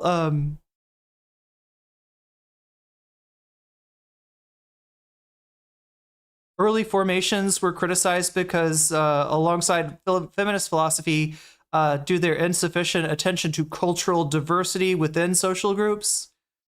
So yeah, that's like an issue in second wave feminism. Critics argue when early theorists developed the framework, they inadequately accounted for how different cultures can exist within the same social categories. The theory's handling of intersectionality, while acknowledged as an improvement, still faces criticism for creating what some see as an increasingly complex categorical. Chat, I am not seeing... I'm not seeing anything other than Vosh and Shapiro as criticisms in this political and practical criticism sections. Despite explicitly challenging essentialisms, critics argue that standpoint theory inadvertently relies on essentialist assumptions by focusing on group-based identities, maintaining dualisms between subjectivity and objectivity. Okay, I've never thought about questioning that dualism, but that's interesting. As being a form of essentialism? Okay. In regards to feminist standpoint theory specifically, critics contend that while it dispels many false generalizations about women, it focuses on social groups and social classes. Its focus on social groups and social classes remains inherently essentialist. Catherine O'Leary has argued that although standpoint theory helped reclaim women's experiences as suitable research topics, it contains problematic, there's that word, emphasis on the universality of women's experience at the expense of recognizing differences among women's experience. So that, I mean, that's a criticism of standpoint theory by itself without a, acknowledgement of intersectional dynamics. Alice Wiley has provided articulation of second wave standpoint theory in response to these criticisms. For Wiley, the standpoint does not mark out clearly defined territory, such as women within which members have automatic privilege, but rather a posture of epistemic engagement. Responding to the claim that the situated knowledge thesis reifies essentialism, Wiley argues that an open empirical question it is an open empirical question whether such structures obtain in a given context, what form they take, and how they are internalized or embodied in individuals. She contends that identities are complex and cannot be reduced to simple binaries, that the criticism of automatic privilege falters insofar as standpoint is never given but is achieved through consciousness raising.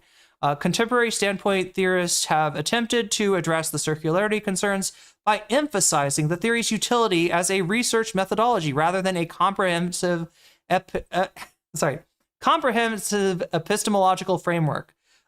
They argue that standpoint theory's value lies not in providing absolute truth claims, but in offering a systematic approach to uncovering previously marginalized perspectives and challenging the dominant knowledge production practices. Critics have characterized some of these defenses as instances of moving the goalpost, arguing that contemporary reformulations significantly alter the theory's original claims while maintaining its foundational terminology. That they're basically saying that that the defenders of standpoint theory have had to redefine it in their defense of it, or like redefining it to the point that it's a fundamentally different thing than the original, theory. So yeah, there we go. I mean, I'm guessing that Hasan's bones to pick with standpoint theory lie in the realm of political and practical criticisms, specifically the danger of epistemic reversal with chat. I gotta be real with you. I'm not worried about marginalized people taking too much power, right? As far as my list of concerns, that is way down there, way the fuck down there. Anyway, sorry for the philosophy. I mean, it's not exactly a philosophy deep dive. I'm just reading the Wikipedia because I literally don't know anything about standpoint theory. And, you know, I wasn't sure exactly what he was criticizing, but yeah, I'm not finding anything to justify standpoint theory's existence as a rhetorical boogeyman, as Hasan's employing it. Anyway, chat, we got to move on. Sorry. Yeah, it's the IP, the pee in the pool meme. It's like you're sitting in the middle. You haven't peed in the pool, but everyone around you has peed in the fucking pool, and they're pointing at you and laughing for being the only person who's not peeing in the pool.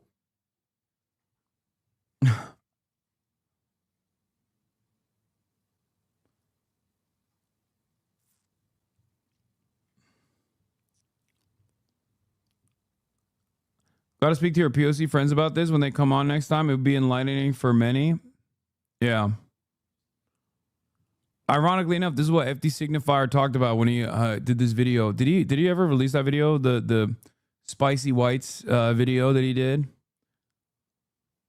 But he's like brought this up when he was on stream as well about how I'm considered spicy white for this reason, because there is like a level of marginalization that oh, it's only on Nebula. Okay, there's a level of marginalization that undermines my worldview, undermines my perspective, no matter what, and that other people that are not a part of that group will turn around and say is instantly biased. Chad, I gotta say this. See my name. This coffee with coconut water. It's blowing my mind. It's blowing. This is a taste that I was not ready for. Yo, Omega Star, thank you for the 200 bits. It's 200 more bits going to Annika Sperian and the Poodle Attack. They are way more likely to fucking jump on this. And this is not a woe is me type situation either, by the way. I'm a profoundly privileged fucking person. I don't normally talk about this. It doesn't impact my life all that significantly. I don't even care to think about it. I don't even care to address it. We're 2 out of 5 on the new butterfly goal. If we get 2 more, yeah, we're 2 away from putting a butterfly in my hair. Because it's not something that I can fix, okay? Having said that, oh wait, there are plenty of people that if my name was, you know, I'm sorry, wait, Omega hasn't spoken yet. I'm sorry, I was mixing you up with yeah, Jonathan I don't know, fucking Hamburg, okay? My name was Jonathan Hamburg, and I was saying these sorts of things, and I was a fucking white. Mein Name ist Jonathan Hamburg und ich komme aus Hamburg. Born and bred Kentucky boy, and I said these sorts of things, the exact same things that I'm saying about fucking foreign policy and whatnot. A lot more people would be open-minded. A lot more Americans would look at me and go, oh, I want to hear what he has to say. Ich liebe Carson gern. Sorry, I'll shut up. I know this because Did I even say that right? Plenty of issues that I talk on where I have a fuck ton of privilege, and I can use that privilege for good. If I talk about I wish I knew how to give bits. It's a Twitch thing. Trans issues, for example, being a cis white dude, okay, people are more likely to listen to me than a trans person. That's just the reality. A transphobic person is more likely to listen to what I have to say about. Is it better than espresso with olive oil? Is that a real thing? This issue than a trans person. For real? Okay. When I talk about, you got to be trolling me, real burner. I know my German is sehr schlecht. Anti-blackness or police brutality. People are more likely to, people who exhibit these biases are more likely to listen to me, a white guy, than they are to a black person. as a straight white male, when I talk about misogyny, when I talk about patriarchal issues, people who also have that kind of bigotry are more likely to listen to me than they are a woman. This is, however, the one issue where I speak out and people immediately go, yeah, you're just an Islamist, I think. You're an Islamist fundamentalist. You know?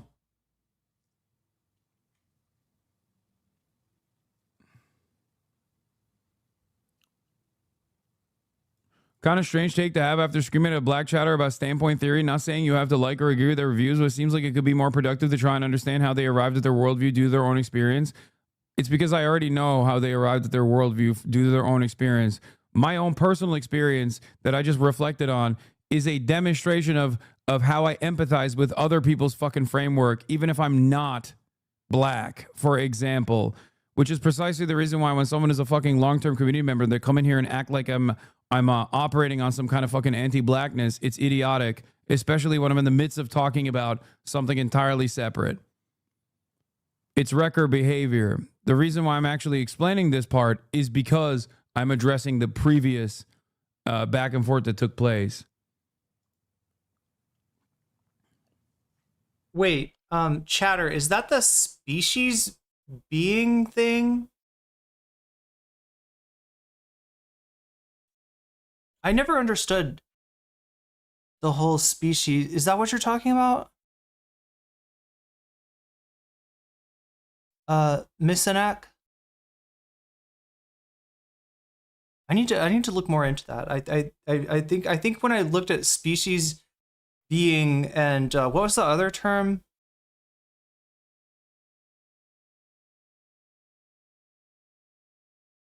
I think I got confused by it, but it was a long time ago. Maybe I don't understand it more now.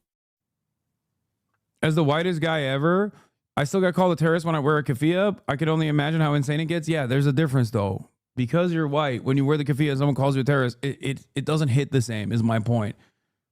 It doesn't hit the same. It's the difference between calling a gay person the F slur versus a straight person the F slur. It's still fucked up. Yeah, like the first one gets translated as human nature, but that's like a misnomer. The species being is actually a better way of codifying it in English. But I don't remember. Either I don't remember or I didn't understand it when I read it. We are one teal super chat away from getting... Wait, something just happened. Yeah, thank you for the super chat, Omega Star, the 3 butterflies. And thank you for the gifted sub, Cozy Gaming 33 to Mix Rain. Mix Rain, you just got jellyfished, and that's a good thing. But there is an additional level of dehumanization that plays into it, is my point. We made it to the goal, and yeah, that's Poodlegate, potentially. That's what's ahead right now. We got 3 more butterflies from Omega Star, and I'm going to give that credit because I think Columbia Rican already gifted a super chat that did not show up on the counter. So I'm going to give chat credit for that.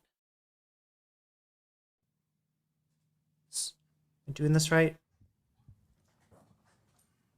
Species being... Wait a minute. Did Deleuze and Guattari you talk about that?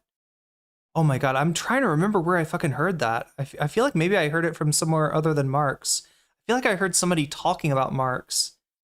And the reason why there's a different level of dehumanization that takes place is because other people...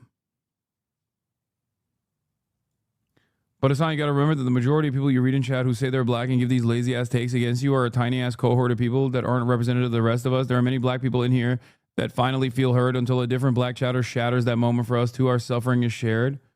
Yeah, no, I know. I just get annoyed when people do this kind of bullshit standpoint theory exclusively to engage in wrecker behavior. There are also people in Vosh's chat that, you know, will like black chatters that will defend him too. But like I said, it's got to be a certain kind of stress to exist in a place like that, right? And Vash's chat, in the obvious sense, and maybe Hasan's chat to like a lesser sense.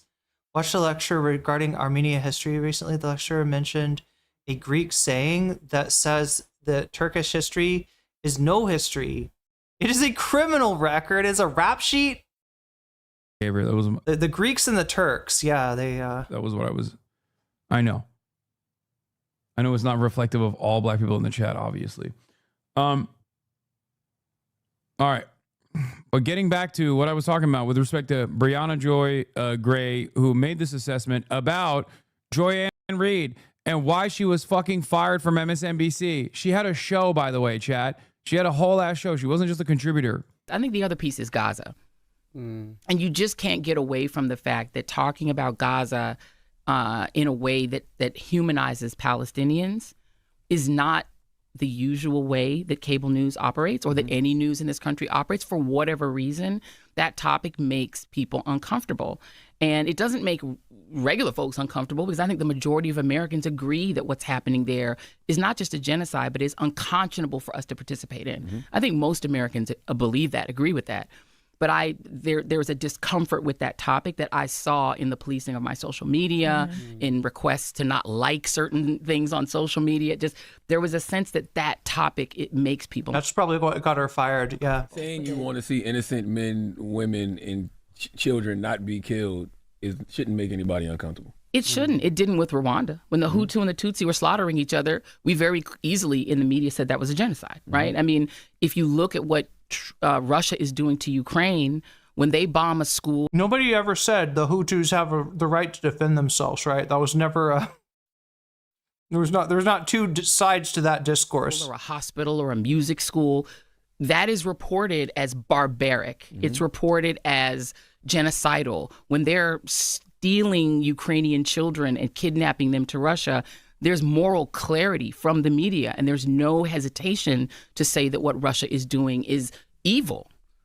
But when it comes to what's happening to the people in Gaza, number one, it isn't talked about that much on U.S. media. If you go overseas, it's on a lot more.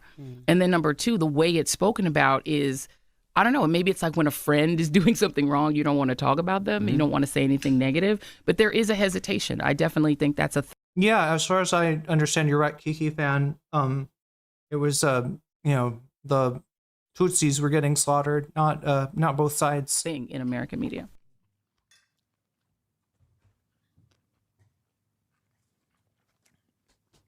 Yep.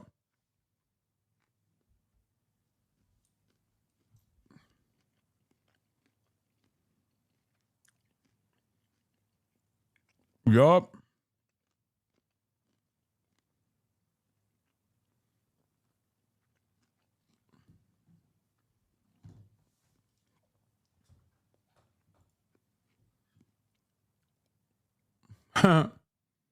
Mike Lawler, I call on Kathy Hochul and all New York Democrats immediately. Okay, so he's moving on. Chat, apologies. I gave you like over an hour of this Hasan stream. I was going to give you like 30 minutes, 15 minutes before, and then 10 minutes after, or 10 minutes before and 50, something like that. But it turns out he kind of stuck on this for a while.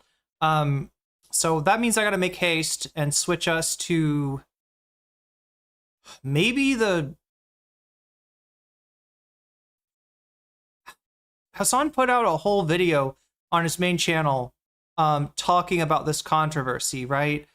You know what? I should start with that. And I never could find this Sean video. It might be part of a VOD or something. I don't know. Maybe I just saw part of his VOD. Let's try Hasanabi.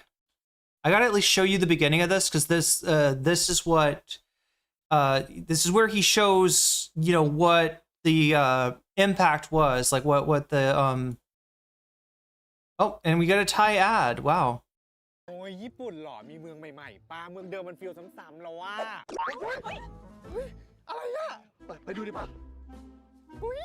Wait, this เที่ยวญี่ปุ่นฟิลไม่ซ้ำไปเซ็นได้เลยแอร์เอเชียบินตรงเซ็นได้ It's an ad for AirAsia. มาเซ็นได้เติมน้องๆที่หมู่บ้านจิ๊กจอกเซลฟี่กับวิวอลังการว้าวกับปีศาจหิมะอยากเที่ยวฟิลไม่ซ้ำหนาวนี้มาเลยเซ็นได้หรืออยากเที่ยวฟิลเมืองฮิตแอร์เอเชียบินตรงญี่ปุ่นมากสุด7 เมือง In chat, in 6 months, I'll be able to translate that for you. I'm not quite there yet. There is validity to those concerns. It's true. I'm not quite there yet. Yo, Sarah, thank you for the super chat, and thank you for getting the confetti. Look at that.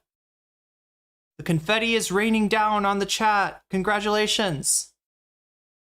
I'm definitely buying whatever that is. It's a very affordable airline as long as you don't want to check any bags and you don't want to eat any food or drink anything, right? As long as you what they do is they lower the ticket price. That's actually I think I flew to Vietnam on AirAsia, right? The ticket price is really low. But anything that you want to add on, even if it's just like, hey, I want to check a bag, it's like that'll be, you know, it gets expensive if you and they actually have some good food on those flights too. I just have never bought any. Wait, no, I got some. I think I got a coffee, and it was a good coffee. It wasn't like airline coffee. It wasn't like shit coffee, but I had to pay about $3 for it, which, you know, more than I'm used to paying for coffee. I usually pay about, I don't know, $1. What would it be, like $1.75 or so? 50 baht is normal for if you buy a coffee. No, if you buy a coffee here in Thailand. Of course, this one has coconut water in it, so it's a little more like $3. Wait, is it $3? No, I got a discount on this one. This one was more like $2. Anyway, chat. Anyway, sounds like does Southwest do that shit? Yeah, you automatically, like you could, if you're just taking carry-on, it's fine. It's great, especially if it's a short trip, right? Like the trip to Hanoi for me was not a very long, it wasn't a very long trip, right? So, you know, I was okay without getting any water. But yeah, that's the whole thing that's weird, right? Is, you know, they come by with the drinks and you know, normally on a plane, they just give you water or coffee or tea for free. But this one, it's like you got to pay for everything. You got to bring money with you. But they'll take multiple currencies, right? They'll take Thai, you know, if you're flying from Thailand to like Vietnam, for instance, they'll take Thai baht, they'll take Vietnamese dong, or I think they'll take American dollars too. Redgrave, AirAsia is tolerable. I took Scoot from Singapore to Europe. Oh, I didn't know they flew that far. Wait, Scoot is a different airline. I see. Wait, is it a different airline? What is Scoot? I'm curious now. From Singapore to Europe nonstop, it was torture. That's a long flight too. That's a pretty long flight, depending on where you are. And digging the butterfly. Thank you, John. All right, let's see. Oh God, I got to turn him up.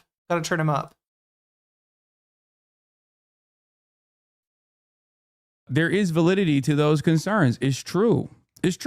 We got to be a little bit more, all of us, myself included, have to be a little bit more open-minded. I will say this. I apologize to the chatters that heard me say black folk like that and put the emphasis. I didn't even know that was like a thing, but I will try to be more careful in the future when I'm responding to someone. Chat, this space is not a safe space for black folks here. When Hasan says normies and appealing to average people, he means white people. Normalcy is white supremacy. Hasan does not care about making this a safe space for black folks. What? So I think this is how it started. He's legitimately confused here, right? This week. The clip that I showed you is from June 25th, right? So Hasan does not have what he said on June 20. Like that's gone in and out of his brain, right? So now he's getting this from chat, and he's like, "Wait, what's going on?" I can't tell if you're baiting or if you're being serious, cuz. He's like, "Is this real, chat?"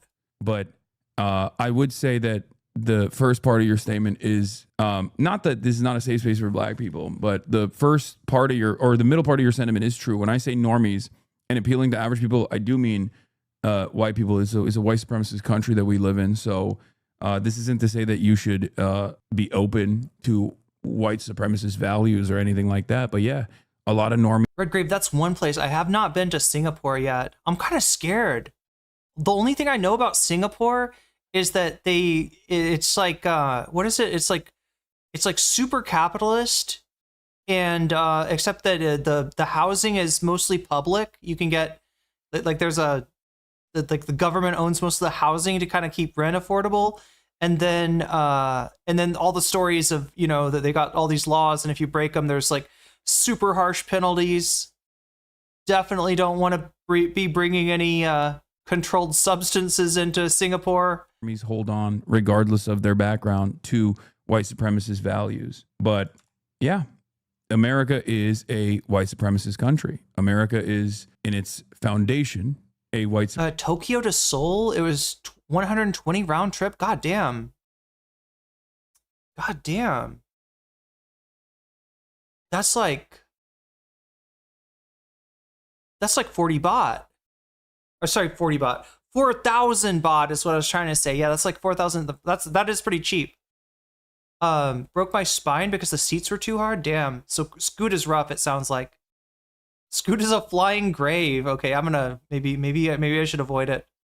That is very cheap sounding though. That's, I think, even cheaper than Air Asia. Supremacist nation, and those values are reflected all over the United States of America. You're saying white supremacy is ingrained in everybody's mind since childhood in the U.S.? Yes, that's precisely what I'm saying. This is something that I always talk about. You want to know what the irony is? The irony is that I looked at the Sudan clip that people were pointing to, and it was me trying to explain that black people were not voting for Eric Adams in the New York mayoral race. Okay, it's from a couple months ago. And a chatter was like, I'm black. They absolutely are going to vote for Eric Adams. You don't know black people. You should stop talking about black issues. And then he accused me of refusing to cover Sudan and that I only talk about black people in the confines of like an election. And okay, now you can understand why somebody would be. I'm not going to say that Hasan does this. I don't think Hasan does this, but I think that the news media has a real, like, this is why I cringe sometimes when I find myself saying the black vote, is that the news media so often will talk about the black vote as if it's monolithic. And yeah, if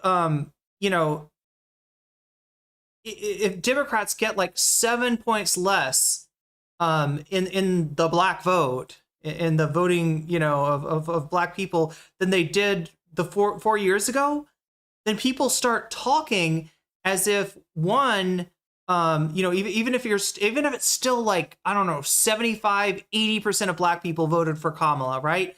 People, the media will start talking about this as if black people actually, as a voted mostly for Trump, and they will also blame black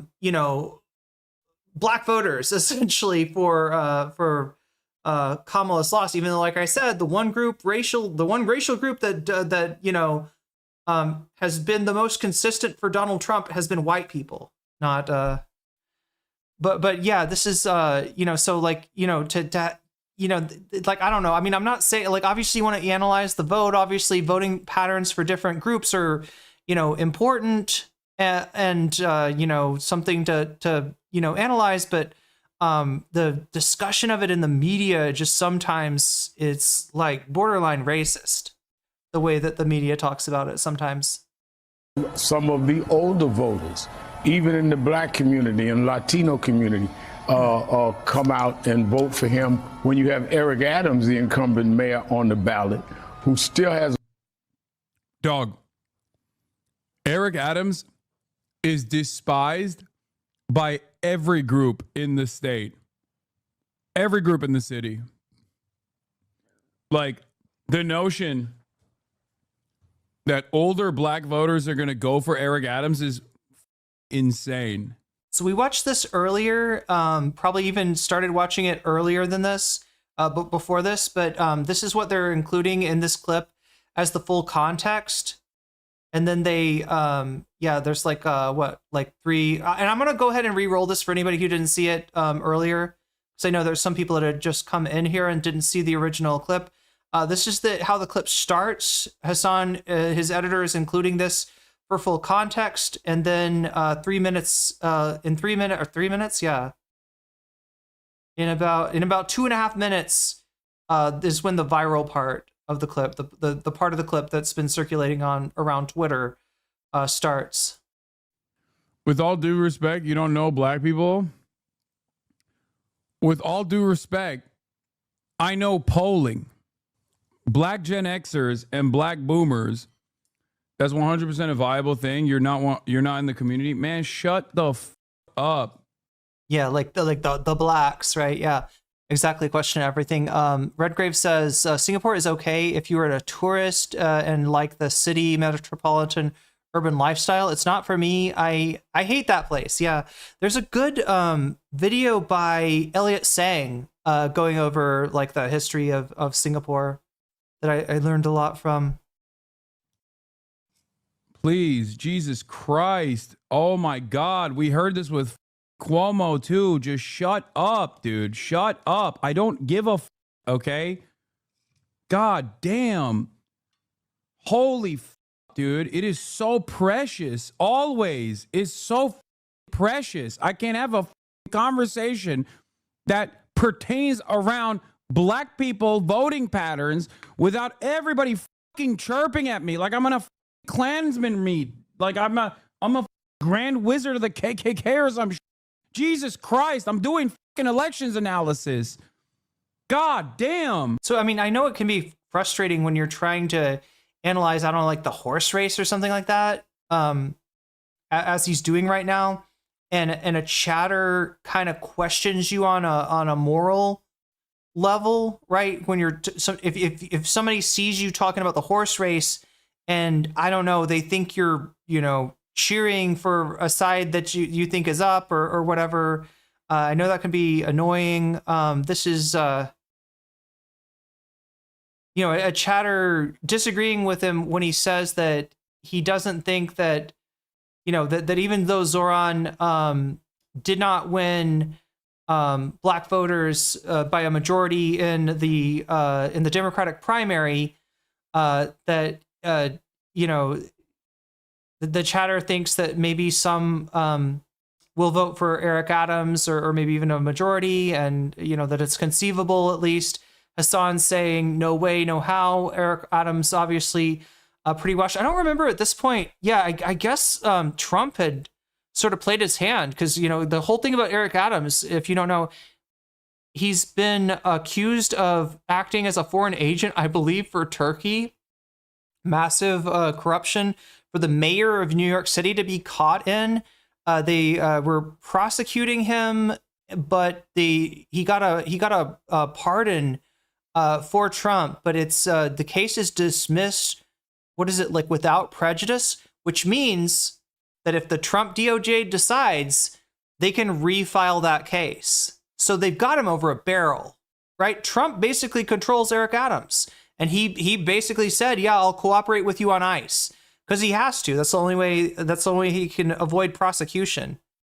So, like the assumption I think Hasan is making is that based on that, he's not going to get any votes. I think what the chatter is saying is that, if the outreach isn't made, if the voters that voted for Cuomo in the primary, aren't reached, right? Then you could have, black voters voting for a name that they know, rather than, somebody new like Mamdani, right? And I don't know. It doesn't seem like, I mean, he's out of the race now, so it kind of does. The point is moot, right? So, but anyway, just chatter had a different idea on that. Now, look, if the person was saying, fuck yeah, Eric Adams, like, right? Like, if the chatter was like, I'm so happy, I am gonna vote for Eric Adams, and all black people in New York are gonna vote for him, and we're gonna get, then yeah, that's a shithead, right? If this person's like, but I don't actually see that the chatter was like, was big upping like Eric Adams. I'm not sure if that's what was going on. I think that's how Hasan took it though. Anyway. machine politics plays a formative role in. Yo, Omega Star, thank you for the gifted sub to Donk Bonk. Donk Bonk, you just got jellyfished, and that's a good thing. In the black vote in general, especially for older black voters. I know that. You just don't understand black people, admit it. So they don't entirely disagree. Like Hasan's acknowledging that, yeah, for certain voters, you know, boomers and you know, black people that are baby boomers or Gen Xers, right? That it's entirely conceivable that they'll go for a familiar face and somebody that's been associated with a party for a long time rather than someone new. FD Signifier has talked about this dynamic too, and basically said that the Democratic left flank needs to do better outreach to these voters if these voters are important to them, and you know they should be. It's so stupid because it's not like you're pretending to know black culture law. You're analyzing posts like stupidity. Okay, don't even joke about this. I mean, your analysis on this is bad. Old black voters do typically not budge due to historical mistrust. I'm gonna fucking lose my mind, dog. I know.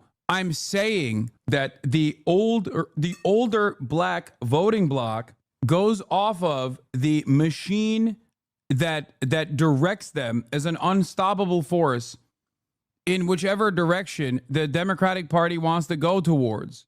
The argument is simple. Will the Democratic establishment machine, out of fear that they'll have like an uncontrollable force like fucking Eric Adams, try to move it and funnel older black voters as a voting bloc in the direction of Zohran Mamdani? And even if they don't do that, will Zohran Mamdani still win? And I think the answer is yes. Clown take. Can you shut the fuck up when it comes to black folks? You really don't want to talk about us unless it comes from voting. When is the last time you spoke about Sudan? Wait, so that's the second chatter.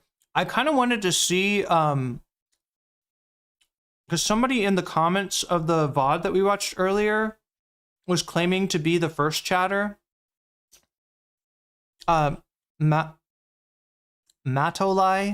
or Matolai is this chatter's name? Matt Olai. Yeah, it doesn't match up with the account, but of course people can have a different name on Twitch than they do on YouTube. But we saw somebody down here in the comments right here. I am the chatter he ethered. Oh wait, no, he ethers the second chatter, right? Let's go back to the second chatter. Funnel older black voters as a voting bloc in the direction of Zohran Mamdani. And even if they don't do that, will Zohran Mamdani still win? And I think the answer is yes. Clown take. Can you shut the fuck up when it comes to black folks? You really don't want to talk about us unless it comes from voting. When is the last time you spoke about Sudan? I'm going to ether you. Any other black folk want to engage in radical activist language in this chat? Suck my cock, okay? You stupid. Wait. Get the fuck out of here. Get the fuck out of my chat. Okay, so we're at the viral part now. Right, the viral part is when he pulls up yes, clown take. The nice Scorpio. Can you shut the fuck up when it comes to black folks? You really don't want to talk about us unless it comes from voting. When is the last time you spoke about Sudan? I'm gonna ether you. Any other black folk want to engage in radical activist language in this chat? Suck my cock, okay? You stupid fucking rad lib. Get the fuck out of here. Get the fuck out of my chat. Stupid, moronic, fucking rad lib nonsense. Suck my fucking dick. Fuck you. You think you have a pass in here to speak like this? Get the fuck out of here. God damn, dude. This kind of attitude is so insanely repulsive. Like, what the what are you gonna do next? Disinvite them to the Hasanabi community barbecue? Like, what the fuck? Do you think they have a pass in here? Like, what is this? What do you think you're doing? We're talking about creating a larger, broad, people-back movement and creating solidarity, and you immediately got root.com article regurgitators in here instantly being like, sweetie, you don't understand black people. Shut the fuck up. God damn. Yeah, I was in a much better mood 2 hours ago. One of the most annoying things on the planet is when any member of a marginalized group comes in here and is like, it's time for some standpoint theory. You don't understand. People do it all the fucking time. And then he accused me of refusing to cover Sudan and that I only talk about black people in the confines of like an election. And it's not only a... So the chatter's somewhat pissed off because like what I was just saying about the way that the black vote gets talked about on the media in Hasan's horse race coverage of the New York primary that was just about to end. He kind of mirrored some of that language that you were just hearing from there, and then on, you know, so that's where the comment about like you only talk about black people when it's like for an election or whatever, right? That's where that came from. And then the chatter goes on to say, when's the last time you talked about Sudan? Right now, Hasan is and myself, the last time I heard Sudan brought up in the context of Gaza, which I guess, you know, is, you know, even though Zoran's running for mayor of New York City, not some sort of a national office, you know, that's in the background there. So Hasan's hearing this. Last time you talked about Sudan? He's kind of used to people like Ethan bringing up Sudan, not because Ethan cares about Sudan, but because he wants Hasan to shut the fuck up about Gaza, right? So it just kind of seems like maybe a mutual misunderstanding. The other thing that's going on here is there's a certain contingent of black voters that when, you know, and I don't know how representative this is. I don't know how many people there are out there that feel this way, but you know, I've seen tweets to the effect that look, Muslim Americans, Arab Americans, they didn't vote for Kamala, and she lost, and we got Trump. So when it comes time for pro-Palestinian protest, they're like, it's not our fight. We're not, you know, right? That's where when he says you didn't rock with us, so we're not rocking with you. He's reacting to that contingent, which I'm not even sure how big that contingent is. There's nothing in what the chatter said that identifies the chatter as part of that contingent. I think it's just an assumption that bringing up Sudan means that they're trying to get you to shut up about Gaza, and that if they don't care about Gaza and they're black, that they're part of this whole not our fight sort of mentality, right? And, you know, just it wasn't in anything that the chatter had said. The other instance of this was during the ICE raids. You know, you heard a similar sentiments echoed about showing up to anti-ICE protests, right? So I'm not saying, you know, that like what am I trying to say? It's easy for people to see one like black voice saying like, hey, we're not going to be involved. We don't give a fuck about the ICE protests because Latino voters, you know, voted more for Trump. And again, this is part of that whole media thing that I was just talking about, right? Black people get it. You're getting blamed for results of elections, even though they're a small percentage of the population. Latino voters get blamed for elections, like, you know, without even necessarily voting as a majority for Trump, right? That's the perception the media puts out there. Then people react to that. Oh, well, I guess if Latinos were voting for Trump, they wouldn't come out for Kamala, that we're not going to care about the ICE protests. But again, these are just individual voices. These are just random black people. Actually, let me put another, like, random allegedly black people, right? Because, you know, there's just like, I'm talking about like tweets and stuff, right? You don't know who's behind a Twitter account necessarily. But I think that's what he's reacting to. And I think that's why he went off on a chatter like that. But again, there's just like there's a number of logical steps missing in connecting these chatters that he's got to those contingents that I just mentioned.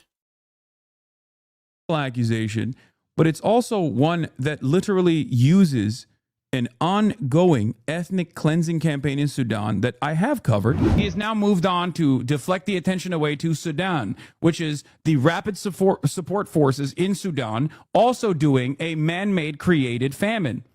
They are doing this with Israel's ally, the United Arab Emirates. The United Arab Emirates, which gets all of its weapons from the United States of America, is backing another ethnic cleansing campaign in Sudan. The reason why you don't get to hear much from Sudan is because, once again, it is America's ally doing it. Not as extensively as Gaza, of course, but I have covered. I mean, I've thought about this quite a bit, and not just on this issue, but it's just in general. It's a byproduct of the medium. It's not something that people understand, and that's also understandable. Why the f would you know what it's like to be live for 8 hours while you're talking about politics, and you're constantly, you constantly have a wave of people that are waiting for anything that they can clip to make people question whether or not you are sincere about your beliefs. The irony is, the person that I was short with was unironically saying, no, you don't understand black people. They love Eric Adams. And I was saying, black people are not monolithic in the way that they vote, and they're not going to go and vote for Eric Adams just because he's black. So I don't know. Hasan has acknowledged that, there's a tendency in baby boomers and Gen Xers, of black baby boomers and Gen Xers to support what's perceived as like the Democratic ticket. Obviously, a lot of the Democratic establishment not rocking with Zoran. I don't know. I don't even know how much he and the chatter disagreed, because they didn't really get to. I don't think the chatter actually stated their viewpoint on this. I think it's also not what he said, but how he said it. Yeah, exactly. That's a lot of it. He said root.com, and how he has such a visceral reaction. He's making deep cultural digs at black people. Yeah, and then he goes and shows that Al Sharpton video, which, granted, yeah, Al Sharpton used to be a radical back in the day, and has absolutely become just another Democrat, just another, Democratic establishment voice. Redgrave, there was a time Hasan was talking about the Vietnamese community who's so uneducated.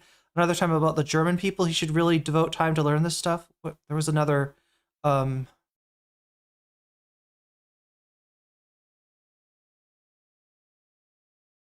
children of black Gen X people like myself, says Donk Bonk, could fucking tell you Hasan is wrong.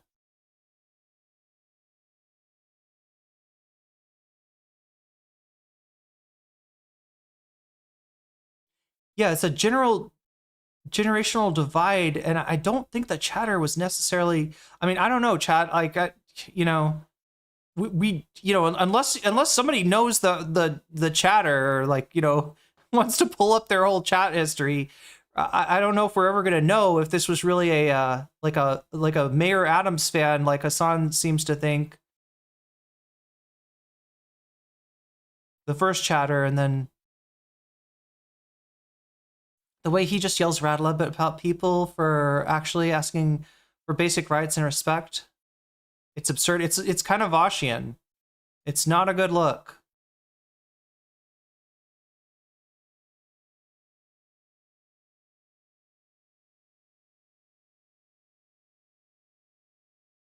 It's black people that are 45 plus versus under 45 black people. As far as the divide of reflexive support of the Democratic establishment. Like my dad and stepmom are from the NYC area. Yes, they literally told me they'd vote for Eric Adams over Zoran. Well, they're gonna have to pick Sliwa or Cuomo now, because, and I guess if they said Eric Adams, he's endorsed Cuomo over Zoran, because they don't think they can trust him just as a socialist thing.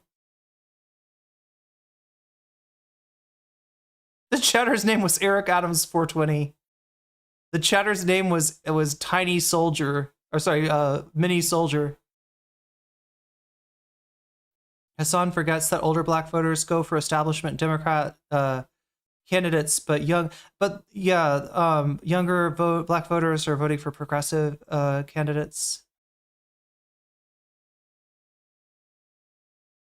Yeah, I mean, like, I don't know. Adams dropped out, so we're never gonna find out like how many votes Adams would have actually gotten. But yeah, if you know anything about his both his corruption situation and how compromised he is basically a vote for Eric Adams. It's like electing Donald Trump as your mayor, right? Cuomo accused said that voting for Cuomo was like voting for Trump because Trump would take over if Cuomo got elected. But what is he going to do? Just satisfy Trump? Just keep him happy? I mean, that's like having, and also guess who else has a federal lawsuit? I think federal charges hanging over them. That's right. Eric Adams still does. Right. So he would also be subject to that kind of blackmail in the same way as Adams. Oh, yeah, you're right. He is still on the ballot. That's true. That's true. No, you're right. You're right. Eric Adams is still on the ballot. Yeah, it was too late to take him off by the time they got there. The person that was cynically claiming that I am that I don't understand black issues and I should shut the fuck up about black issues, or that I only talk about black people within the limited confines of a election or as a voting block, all of those things are incorrect. All of it. And I think people constantly want, even in those sorts of clips where I'm like, obviously angry, frustrated, responding with anger, they want apologies. They want me to say, I'm sorry. And I don't know. It's just like, you should just behave in a way where... Wait, this happened yesterday? Wait, who was hosting Sarah? Eric Adams and Cuomo appeared together? Oh, sorry. I thought you said they were on SNL. I thought you were going to tell me that Cuomo hosted. No, it was like an SNL sketch during the endorsement. Oh, I'll have to take a look at that if we get a chance. You've hurt my feelings. You've hurt my feelings because I saw this clip and I don't know your background. I don't know the full scope of your political perspectives. And in that moment, you're angry at a person and you're treating that person as you would treat any other person. You're just short with them because they are cynically coming in to bait you. And that's what it is. When you engage with baits, you keep in mind that you are being recorded and clipped to an audience that don't know you. I do think about that. It's just that, like, how do you explain to people that, yeah, if you're getting baited 1,000 times a day when you're trying to deliver political commentary on hot button issues, of course, you're going to be short, okay? You're going to be short at times. I'm not perfect. Bro, I think they just want charitability. Black people do not make up this community. Why aren't you making an effort to get them in this tent? That's what they are seeing from the outside. No, there is some truth to this, I think. But I also, like, I don't know what the demand is. Like, do we do a black content creator hour once a week? Like, I'm not saying that as like as an insincere response. The video where Eric Adams shows parents how to search their kids' rooms for drugs. Yeah, that is a classic. Like, he's so awkward. And it's just like, it's such a weird thing of like, he's like, here's how you're going to snoop on your, like, this backpack could be a great place to store pencils. Or a bong. Like, I genuinely mean it. Like, I'm white. I'm a white dude. This is, I'm guided by my own lived experiences. I will never personally understand. Yeah, he sees his audience as white, quote unquote, normal people. Yeah, one wonders, like, what function, like what is it called? Like a thought terminating cliche, like normal people. What's underneath that a popular knapsack. God.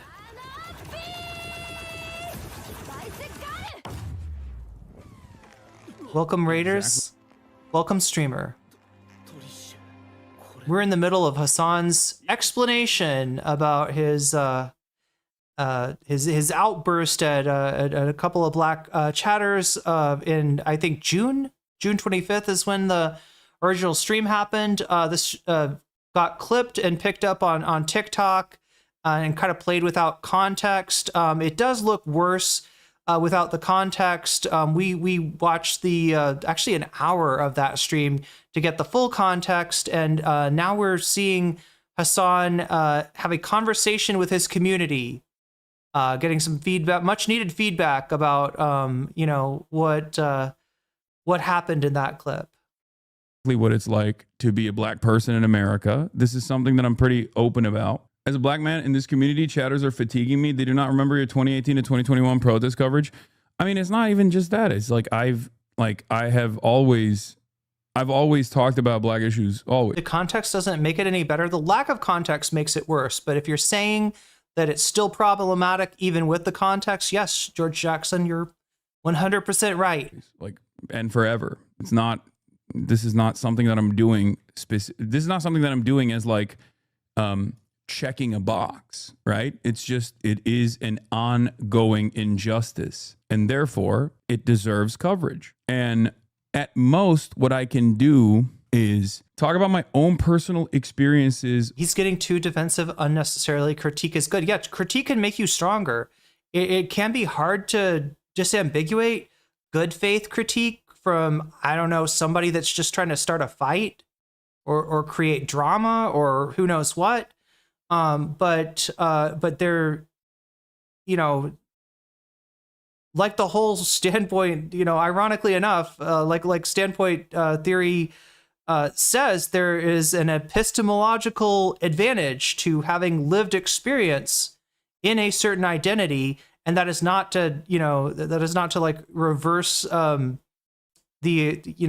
justify a reversal of oppression or something, but it is a it is necessary knowledge to talk about certain issues that you would only get by either, being of that identity group or talking to someone, listening to someone. I don't know, maybe even taking criticism from someone and considering it in good faith, assuming that's how it's given, right?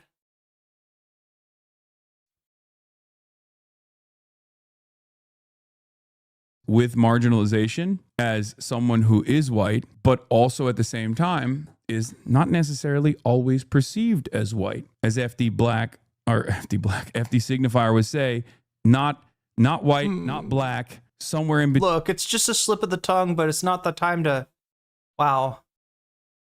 Wait, where have we heard this before, chat? I feel like somebody else did this. I feel like I heard somebody else do this. Is this like a Larry David thing? Am I thinking of, no, Larry David, like the family's last name was Black, and he made a joke that like, oh, the blacks, okay, I'm Larry Jew. Get it? Because you're the blacks and you're black and I'm Jewish and I'm Larry. Got it? I don't know. Am I just remembering it from, am I just thinking of Curb here? Or I feel like there was somebody else, like a streamer or somebody who did something similar. That was the Chappelle show? Was a Chappelle sketch? Between spicy white, right? FD Black. Spicy white. Somewhere in between. Because you have black people, you have white people, you have white people, and then you have spicy white people.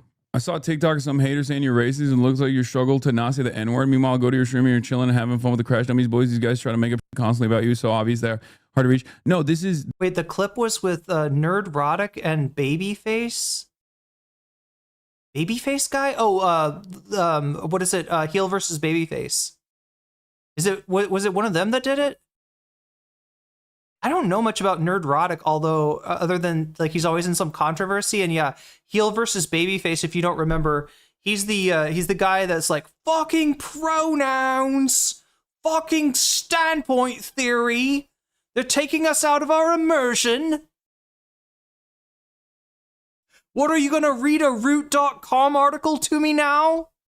This is, like I said, this is one of the limitations of the medium, because no matter what something looks like, if you were to see it all the time, if you were in here, if you were to spend a decent amount of time in here, you get a pretty good understanding of what I'm about. You get a pretty good understanding of what I believe. You get a pretty good understanding of what I advocate for. But most people are not going to do that. Who the is going to go on Twitch and watch for 8 hours or 7 with the hopes that maybe they arrive organically at a time when I am sincerely talking about white supremacy, racism, issues that pertain to black people, right? I think the most valid points that come from not only just black chatters in general, but just like all chatters that come from a POC background is that... Okay, wait, here's the Nerdrotic clip, the Nerdrotic and Heel versus Babyface clip.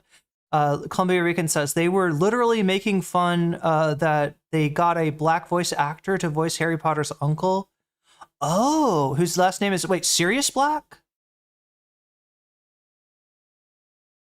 Wait, is Sirius Black his uncle?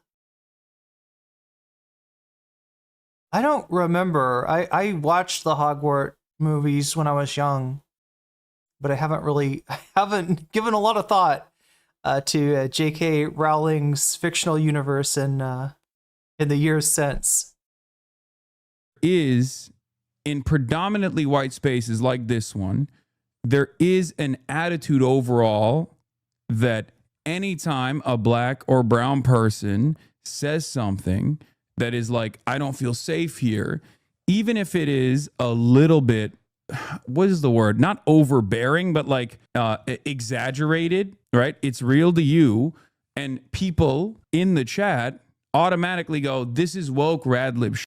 And it is partially because of how I respond at times, including in the Sudan clip. Because I do think someone trying to slam in standpoint theory and then cynically using the...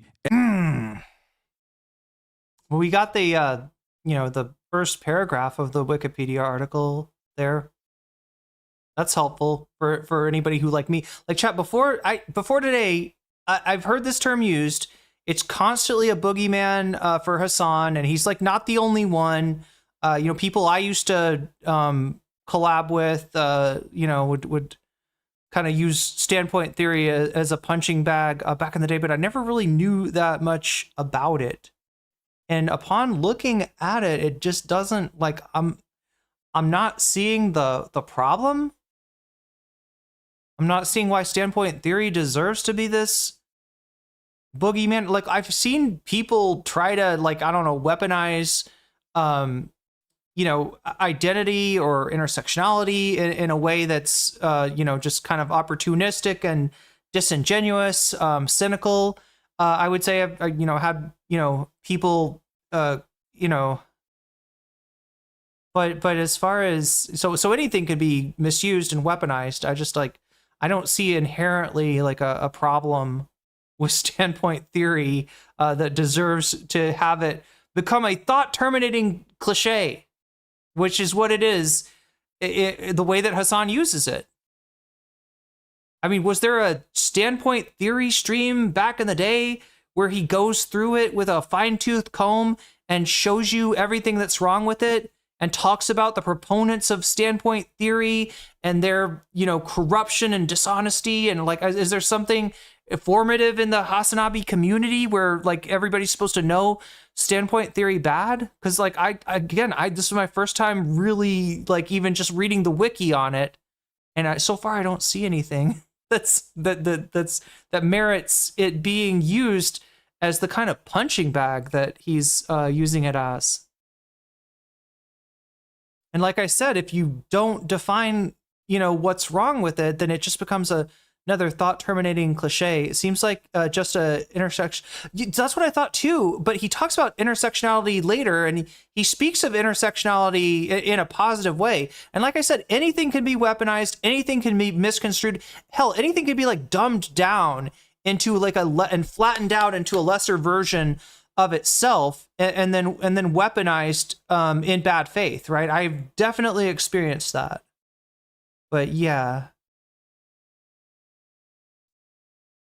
Yeah, it's definitely connected to intersect. The concept is the concepts are definitely connected. I guess it was like the first wave of standpoint theory is like contemporaneous with the second wave of feminism, just to give us a little grounding and chronological grounding. I think he's saying they call it standpoint theory cynically. I don't think he has a problem with the real one. You would probably... Oh, yeah, absolutely, Ivan. Totally. Probably need to read deeper into the criticisms. Yeah, you 100%. 100%, Ivan. We did look... I mean, there is a criticism section, and, there's 3... What were the 3...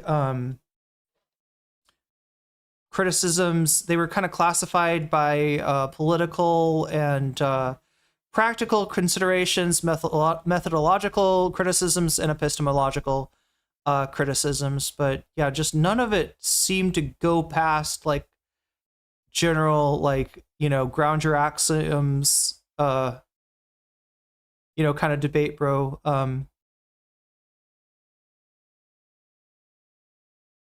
Considerations. Ethnic cleansing of Sudan as a own in an argument is cynical. That is cynical. But not all of the concerns are coming from a ridiculous place where people are simply crying. That's what it is. There are a lot of people, and this is, like I said, a predominantly white space, right? There are a lot of people in here that hear me say that and then think that it fits every single issue. If there are... Okay, so he's recognized that there's chatters that pick up on what he says and just use, his thought-terminating cliche about standpoint theory as a cudgel against anybody, who any of the black chatters that even bring up identity, right? And that he's not okay with that. People in, like, at least he's aware on some degree of why allowing your community to become Vosh's community is a bad idea. This community, including longtime fans like SeanDaBlack or moderators of mine that are black themselves, like Nice Bathroom, and they also are highlighting the problems that a lot of prominent black chatters are highlighting, then that means that there is a real issue. It is. There is. And I think a lot of people, they're not as like clip baited, but people do come in here and they spend a little bit of time in here, and maybe they hear me go, dude, stop with this woke nonsense or whatever in a moment. And that's their takeaway, where they're like, oh. I'm sorry, but that's another thought-terminating cliche. And I get that when he says woke, he's not implying what Ben Shapiro or Donald Trump would be implying with that word woke. But I also reminded everybody at the very beginning of this that the original meaning for woke before it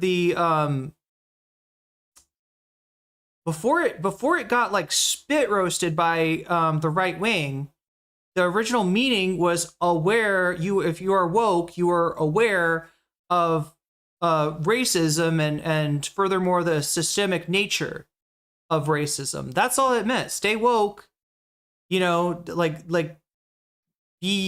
stay aware.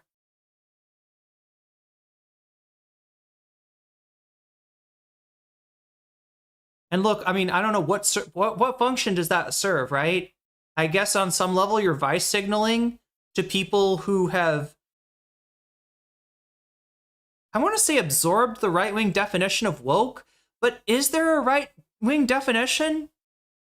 I think it's kind of a thought terminating cliche for the right wing too. It is literally like whatever they want it to mean at the time. Right? Remember that woman on the Hill that like Brianna Joy Gray's talking to her. She's written a book about wokeness. And so Brianna, first thing out the gate, all right, so could you just define the term, use the term, you're talking about wokeness in your book. What exactly is wokeness? And she's like, it is,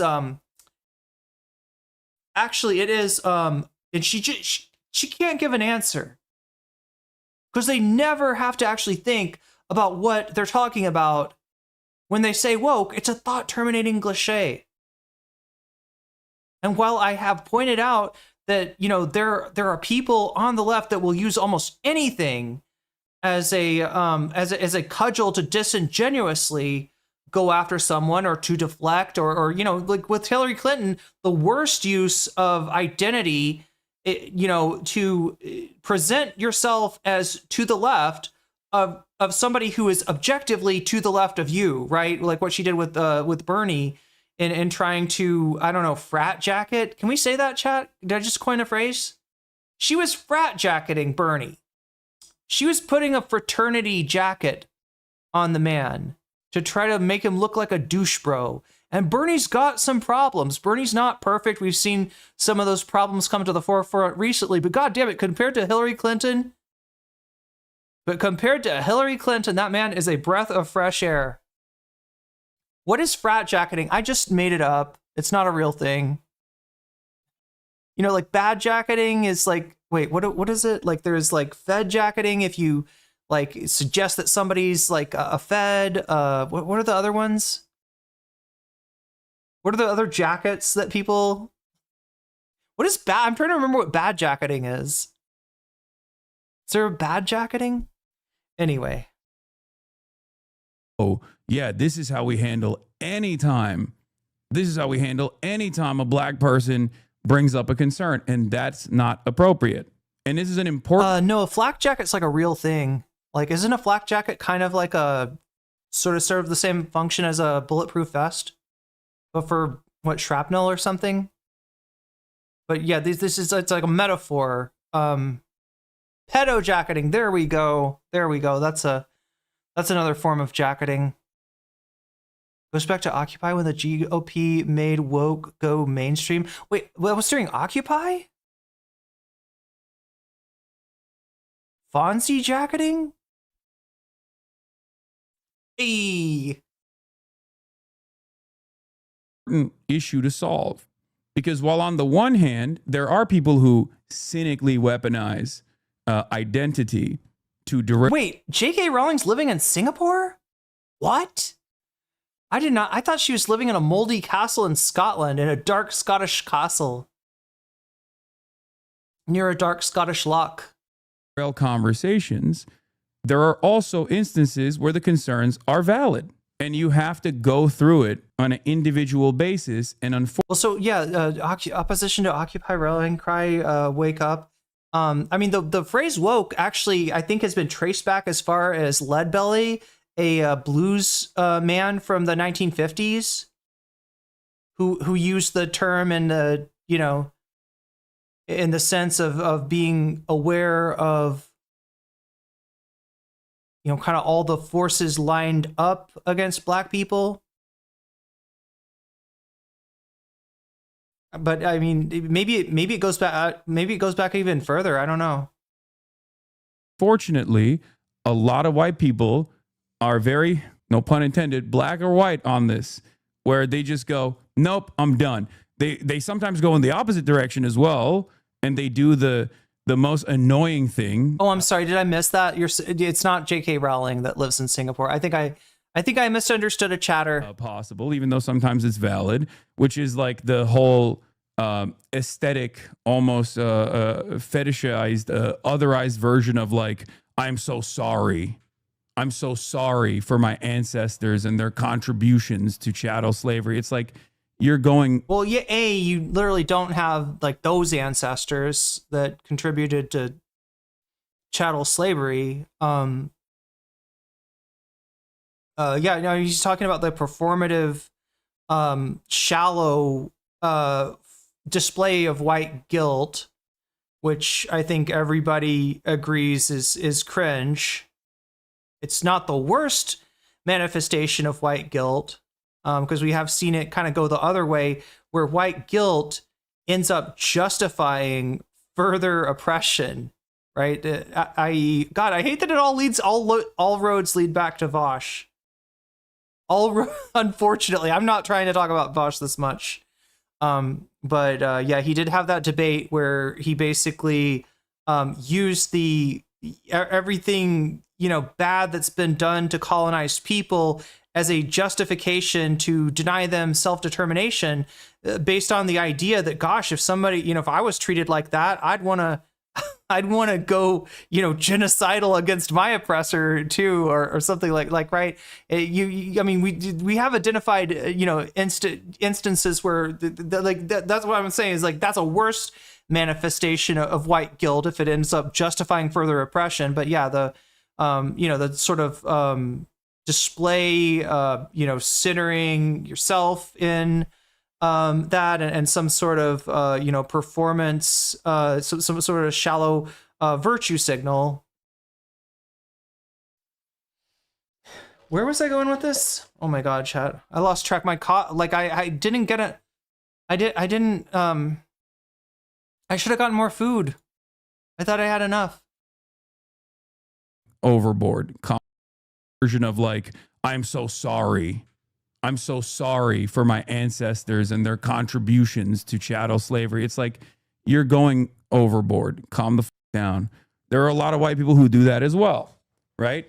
That's why I always say, yeah, I think saying I'm so sorry for the shit I said on stream is a little bit different than saying I'm so sorry for the something that happened before I was born, right? I think there's a slight difference between those two things. Normal. All right. Nice bathroom. You still the only black in general. Okay, Gizmo, calm down. That was the first comment I saw from the mod team. Okay. Jesus Christ. Yes, I have a bunch of black moderators. Of course, this is a fairly diverse community, even though it's overwhelmingly white. America's overwhelmingly white. I find it frustrating because if you talk about black issues, people will say stay out of black business. If you spend more time on other issues, you get yelled at for not caring enough. I, as a black woman, appreciate the variety because it doesn't feel disingenuous. No, of course, I'm not going to change the dynamic of my coverage. I don't ever do that. As a matter of fact, this entire problem began because I treat everyone with the same smoke that I have. You, Hasan, Ivy Piker, are overwhelmingly white as well. Exactly. Of course. Of course. Yes. I am white, guys. Do all Turks see themselves as white? I mean, depends. If you're a Turkish person living in Europe, you probably don't see yourself as white because whiteness is a social construct as well. Anyway, the frustration. Social construct on top of a social construct. It's different. What codifies whiteness has been different in different times. At a certain time in the United States, Irish people were not considered white. Italians were not considered white. Jewish people were not considered white. In Europe, if you're a Roma, which I would assume a Roma person in the United States would be classified as white, but not so much in Europe. It's a different thing, and he's also saying that his Turkish identity maybe does not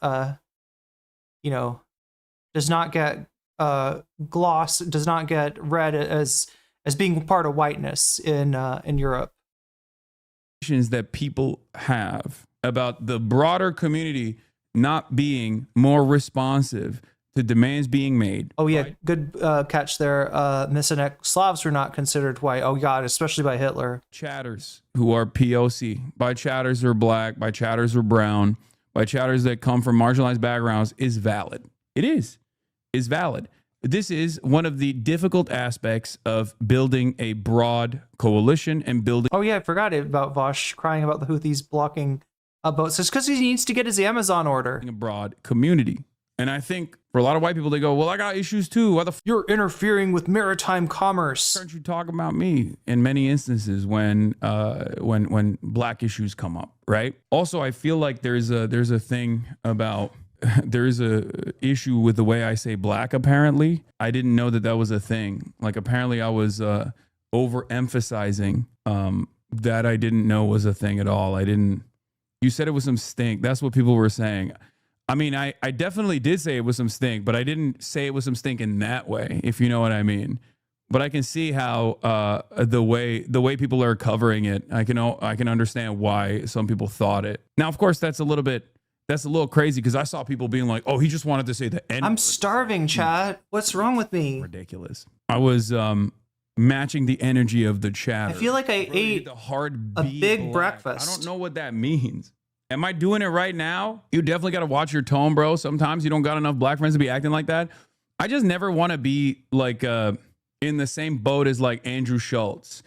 Because one of the things that I have noticed throughout my last 10 years, 12 years of being a political commentator who is very woke is that black people broadly get very mad at a quirked up white boy who feels a little too comfortable. That's another version of annoying guy who thinks they know everything about black existence in this country. It's true, and I get it. There are some people who do get very comfortable. There are moments where I have felt like I'm very comfortable as well. Is Kyle comfortable around black people? Yes. I've actually ironically talked about that as well. You have to socialize your dog with black and brown people when they're puppies. A lot of white people don't do that because they're just never around black or brown people.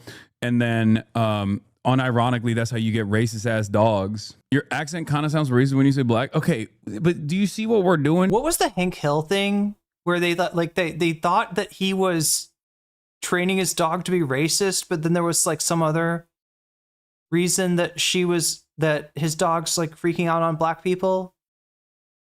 I can't remember, chat. Andrew Schultz literally said he wanted to R-word Kendrick Lamar. That was strange. Do you see what we're doing? No. He was saying he would. He was saying he's bigger. He's a bigger guy. So he's like, if we were in prison together, Kendrick, you would definitely be the bitch. Like we're literally, it's not even like tone policing at that point. It's like you're like, my point is in this day and age, okay, I'm sorry, but in this day and age, if someone wants to be racist, they'll just be racist. Okay, now be really careful with this one, Hasan. Be really careful, because I know that you're not trying to come off as like, hey, don't tempt me or I will flip. Don't tempt me or I will go fucking, Ezra Klein on your ass and throw you under the bus faster than you can. That's not what he's trying to say, but he's in a little bit of danger of coming off that way. I don't know why people think this is. I don't know why people, make it seem as though there's like a person out there who is just who spent the last 12 years very openly writing for black issues, writing for all issues in general, who is who lets it out on a whim in that moment. It's like, oops, my secret's out. I spent this entire time trying to educate white people about white supremacy, only to throw it all away. Because I think this is objectively funny. Now, here's the thing. Here's my most. Oh yeah, I talked to Christian about this too, because I was like, what the? I didn't even know exactly which clip people were talking about, and he sent me the clip, and I saw it. You're getting baited again. First of all, I love Christian. Okay, everybody, calm down. Let's listen to what he has to say. All right, as a black person who's been on his stream, okay, Hasan didn't do anything wrong politically. The point that he was making was correct. He's talked about Sudan before when he was making an overall point. It's a big thing on stream when you get pissed off and somebody is trying to like derail what you're talking about. However, the big however is the clip of Hasan has the same energy of that RDC clip where they're like, hold on, Tom. Hold on, Tom. We know you Spider-Man now, but hold on. Does that make sense to anybody? Hasan and I. Yeah, I think is you're not being baited by Christian. You're being baited by people who are going to clip this. Hasan, please. Wait, what? I haven't said anything bad, have I? I don't think so. You guys need to. Tabula Pasta says Hank Hill's dog hates repairmen, but one repairman that she bit happened to be black. Hasan is cooked. He did a bit of cooking himself today. I wouldn't say that he's cooked though. I would say that he is parboiled. Calm down. If I'm going to get baited, I'm going to get baited, you know? It's all good. It is what it is, you know? It's not going to necessarily change a lot for... So it's because Hank hated the repairmen that were trying to fix the water heater? What did he cook? I don't know, rabbit stew? People who want to cynically continue this conversation and draw some sort of like I told you so narrative out of it to be like, no, I've known that Hasan was always this way. He's always been racist. Like I'm clarifying it for the members of my community, because one of the things I see all the time is when people say Hasan is much more understanding of people who were formerly white supremacists or people who exhibited like racist tendencies than he is with his black and brown chatters when they chirp at him. And that's not true. I think I get why you feel that way, but I think we have already established that white supremacy is so unacceptable that like you don't think about all of the people that were either immediately blocking, immediately banning, or that I'm yelling at all the time because it turns into background noise because we all agree that those guys are stupid.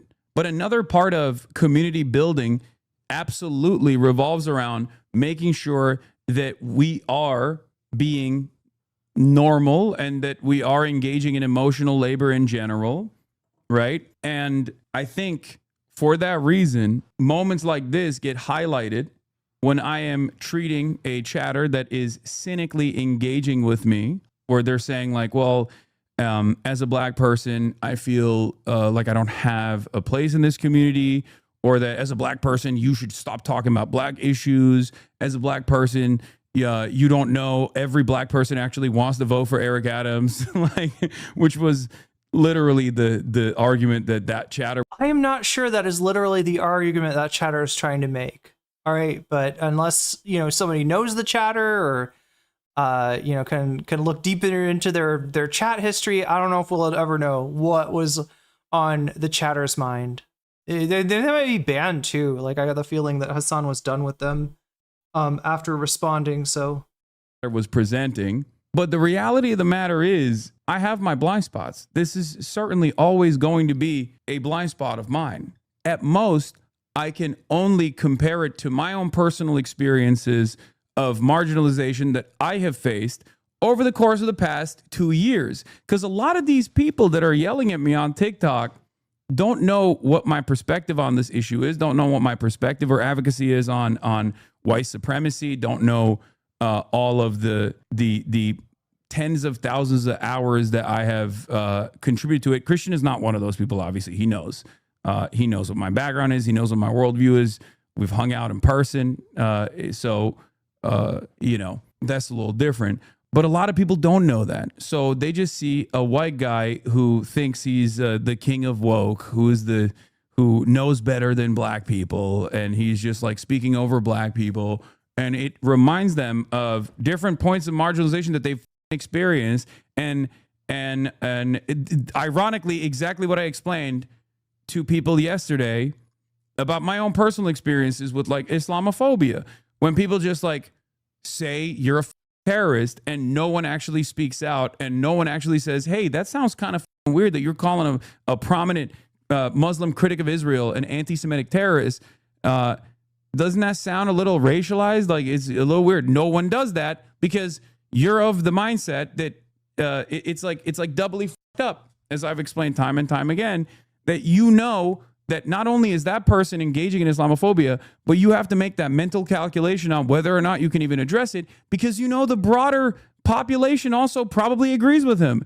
And you don't know if you want to go through that stress of realizing that the people that you like or the people that you admire, the people that you've actually appreciated for the longest time, also kind of are, racist in the same way. This is important to address because I'm saying that like that is a personal point of marginalization that I've experienced over the course of the last 2 years, especially so. And that is the only way that I can compare it to the ways in which I think black content creators on TikTok and elsewhere are looking at it from the outside and thinking, oh, it's the same thing that's happening. where I'm a white guy and I'm refusing to listen to black chatters and community members that have been in here. It's important to have this conversation, especially because, yes, white chatters in this community also need to hear this. Because, once again, you're anonymous. You don't have the 12-year background that I have, where people that are tuning in kind of have a little bit more charitability towards what I'm saying because they know what my perspective is. They don't know what your perspective is. They just see you as a random dot in the chat. And if they hear it over and over again, if black chatters come in here and they see a bunch of other chatters over and over again being like, your concerns are invalid, you're just crashing out, you're just doing... Yeah, black chatters, you gotta understand, I gotta make sure this is a safe place for like quirked up white chatters. They might see, if they see somebody get yelled at or any sort of acknowledgement, I don't know. This is weird. After going off about not, we're not a safe space, we're a de-radicalization space. We're now making it a safe space for, like, de-radicalization space. Chat, please tell me that a de-radicalization space does not necessitate a safe space for racists. Please tell me that that is not a prerequisite. Otherwise, I'm just like, why would you make a community? Why would you, like, you're worried about your community being overrun by wokes? Really? I'd be worried about my community starting to feel more like VGG. Oh, we gotta hear Sean's perspective. Good point, Magenta. I gotta get to that. Drama. I'm starving though. I'm trying to figure out, like, they think, okay, if I can eat something here. Entirely of out of touch white people who don't want to listen to demands and concerns being made by black and brown people. There's a limit to it, is what I'm saying. There is validity to those concerns. It's true. We got to be a little bit more. All of us, myself included, have to be a little bit more open-minded. You can't be an entirely white community that says, well, I'm doing my part. I'm speaking out against white supremacy. And if black people in the chat are saying, like, this feels a little strange anytime we chirp about anything, everybody fucking starts piling on and says, wait, I'm sorry. Did I backwards what he's saying? Let me just rewind him. I'm really not, I'm trying to be good faith here. Maybe I misheard what he was saying a second ago. Comprised entirely of out of touch white people who don't want to listen to demands and concerns being made by black and brown people. There's a limit to it. Community, because they know what my perspective is. They don't know what your perspective is. They just see you as a random dot in the chat. And if they hear it over and over again, if black chatters come in here and they see a bunch of other chatters over and over again being like, your concerns are invalid, you're just crashing out. The ways in which I think black content creators on TikTok and elsewhere are looking at it. What do you think, Chad? Did I get his point backwards? I might have gotten that backwards. From the outside and thinking, oh, it's the same thing that's happening, where I'm a white guy and I'm refusing to listen to black chatters and community members that have been in here. It's important to have this conversation, especially because, yes, white chatters in this community also need to hear this. Because, once again, you're anonymous. You don't have the 12-year background that I have, where people that are tuning in kind of have a little bit more charitability towards what I'm saying because they know what my perspective is. They don't know what your perspective is. They just see you as a random dot in the chat. And if they hear it over and over again, if black chatters come in here and they see a bunch of other chatters over and over again being like, your concerns are invalid, you're just crashing out, you're just doing drama, you're being sensitive, they think, okay, this is a community comprised entirely of out of touch white people who don't want to listen to demands and concerns being made by black and brown people. There's a limit to it, is what I'm saying. There is validity to those concerns. I don't know, chat. I think my takes are unreliable when I'm hungry. I'm gonna gnaw on this fake banana here. I gotta get something. I gotta get something in my stomach because I'm not perceiving things correctly. I think I just got his point backwards there. It's true. It's true. We got to be a little bit more. All of us, myself included, have to be a little bit more open-minded. You can't be an entirely white community that says, well, I'm doing my part. I'm speaking out against white supremacy. And if black people in the chat are saying like this feels a little strange anytime we chirp about anything, everybody fucking starts piling on and says, yo, you're just chirping. Sometimes it's not chirps. Sometimes it's valid. You feel me? Not everyone is trying to make drama out of it. How did you make this about us? No, this is my responsibility. I'm literally in the process of going through reshaping the community. Of course, it's ultimately it is my responsibility. That's why I'm doing it. That's why I'm having this conversation. That's why I'm not. So people are asking what this is. It's basically you take a bamboo like length, right? So there's a length of bamboo. You know how bamboo grows, like, right? So there'd be like a length underneath here that's a little bit wider and a length underneath there that's wider. It's like in sections. So this is where the segment starts. And then, you know, you just cut it below where the next segment starts. And you got this bamboo tube here, right? And then into this tube, you put dry sticky rice, black beans, and then you pour some coconut milk, right?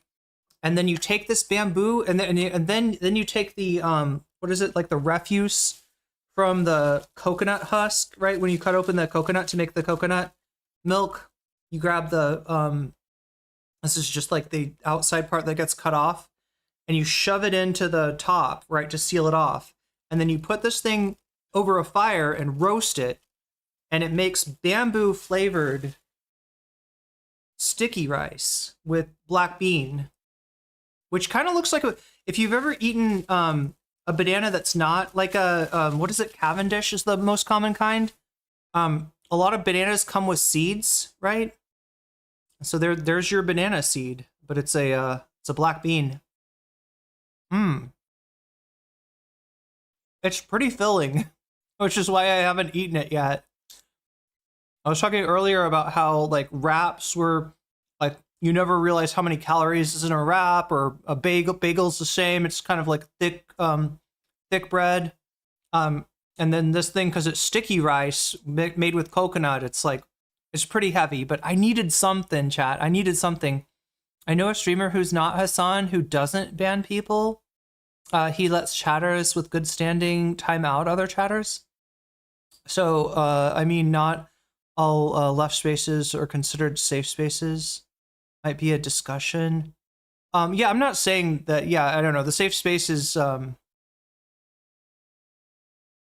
discourse is not really something I'm trying to bring back up, but like, I don't know, it's just his definitions of the, like, you know, de-radicalization space. Look, I'll give him this. He's not Vosh.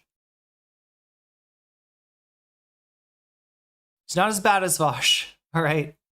But these were some Vosh-like takes, and it's not a good look. Sweetie. I'm not saying it's just like simple drama. It's not. It's not simple drama. We have to be more careful with the way that we respond to people. And it is upon me to be more open-minded and kinder to the best of my ability. Obviously, I have my fucking weak moments, okay? When I have my weak moments, I'm going to be chirping at people. And sometimes, if those things get posterized, it's going to look to the rest of the internet that don't know what my perspective is, what I believe, what I advocate for. They're going to think, nah, this is yet another white guy who, you know, doesn't want to sit his white ass down and listen. If your advocacy revolves around you don't understand black people, all black people want to vote for is Eric Adams, and I respond with, no, that's not the case. And then you respond with, well, what about Sudan? You never cover Sudan. It's a different chatter. Am I wrong about this? There were two different chatters.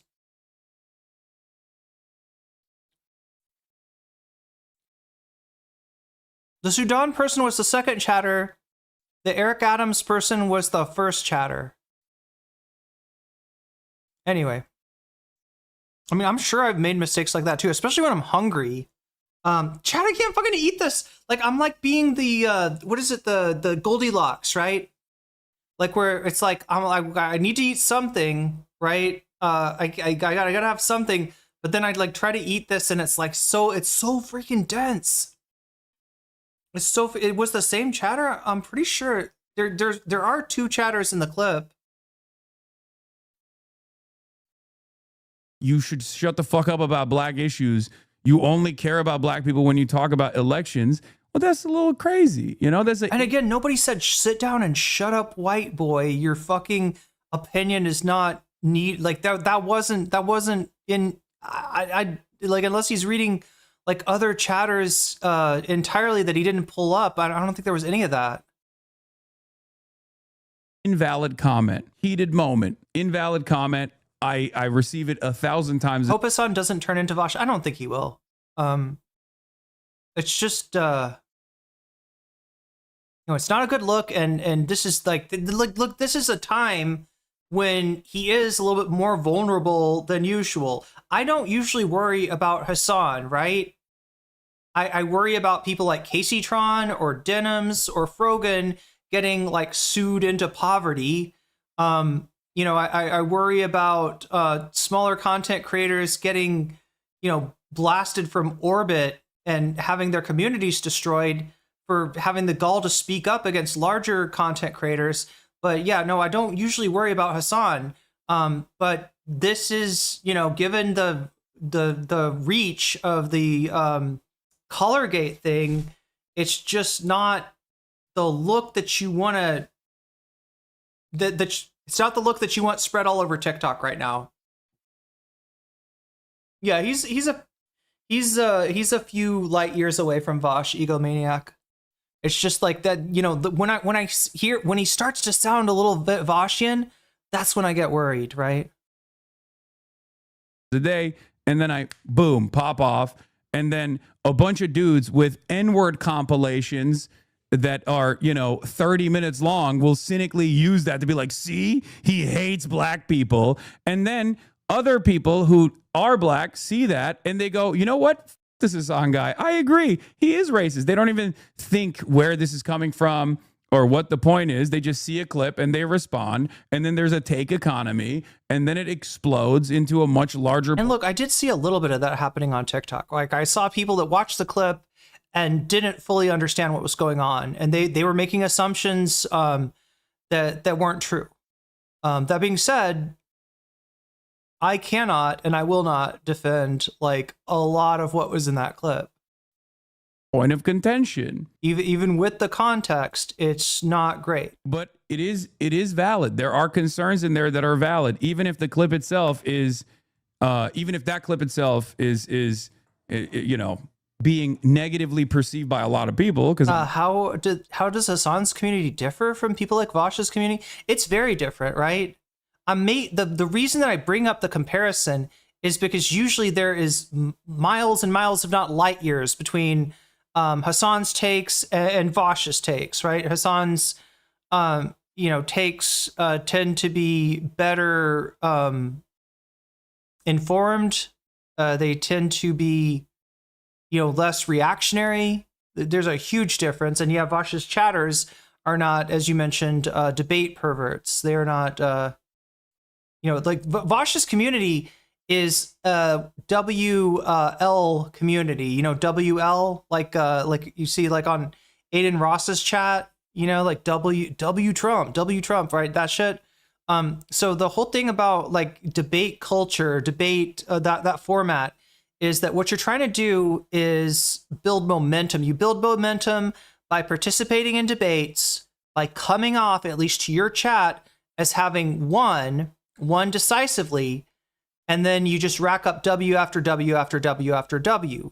What makes them so toxic is they're so reliant on that string of W's, on establishing that momentum. And yes, if they start to lose debates, they will be perceived as falling off, and their community will sort of leave them, because all they're there for is to be part of a community that's winning, right? And as soon as this community stops winning, as soon as the streamer stops winning, they're gone, right? So a guy like Vosh is incentivized to weaponize his community against anybody that fucking disagrees with him, against anybody that calls him out. That's why you'll see a very different reaction, from Vosh and his community to like smaller leftist streamers that have an issue with them compared to like right wingers that have an issue. with him, right? The left streamers are dangerous to Vosh specifically because his community got created out of Destiny's community fracturing. Destiny flirted with leftism. I know that sounds weird, but it's true. He flirted with leftism. He was friends with Hasan, and then he just like rejected it, purged his community. When that happened, when Destiny crashed out on leftist in his community, Vosh saw an opportunity because he had been featured in debates against Destiny, and he had been coming at Destiny from the left, right? So for somebody to come at Vosh from the left presents the the hazard of possibly somebody Voshing Vosh, right? Somebody doing to him what he did to Destiny. For that reason, he plays dirty as fuck. He will smear someone's reputation, right? Even I can actually think of a right winger he did it to too. Now that I remember, somebody named Extreme Dad, who I can't remember. What did they accuse Extreme Dad of, like being a pedo or something like that?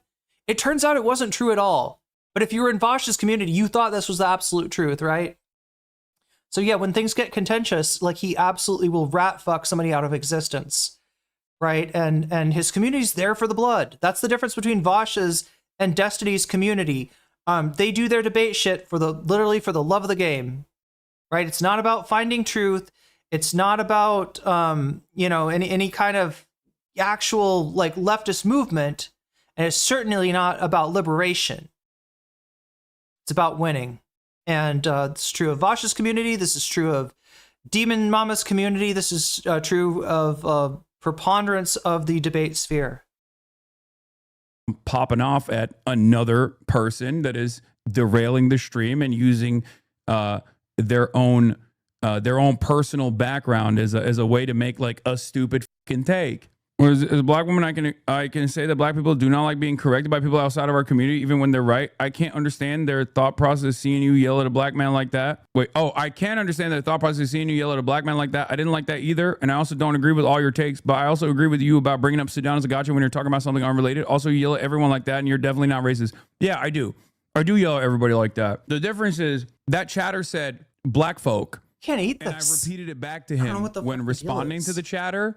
Clown. Oh my God. Can you shut the fuck up when it comes to black folks? You really don't want to talk about us unless it comes from voting. When is the last time you spoke about Sudan?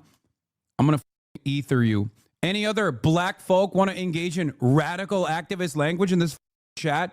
And when people don't understand that that's me, that's just how I respond to anyone that would be like, if I was talking about like trans issues or something, and then a trans chatter was like, you need to stop talking about trans issues or whatever. You don't know anything you're saying. And it was like it was a similar situation. I would respond exactly in the same way, which is ironic because there are clips out there where I've done that, which is why a lot of people also say Hasan is transphobic. Look at that one trans chatter he responded to.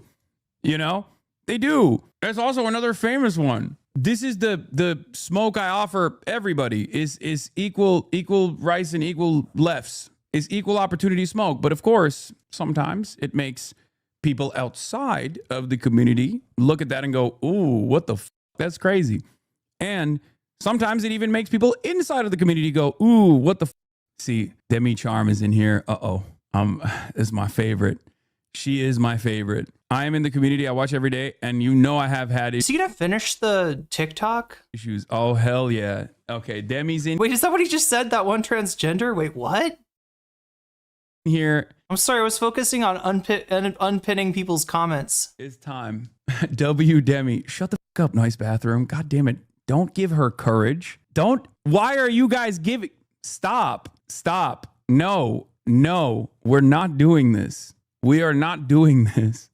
We are not encouraging Demi, especially right now, because anytime I respond to Demi, especially in this very sensitive moment, people do not know the back. Wait, he did finish the video?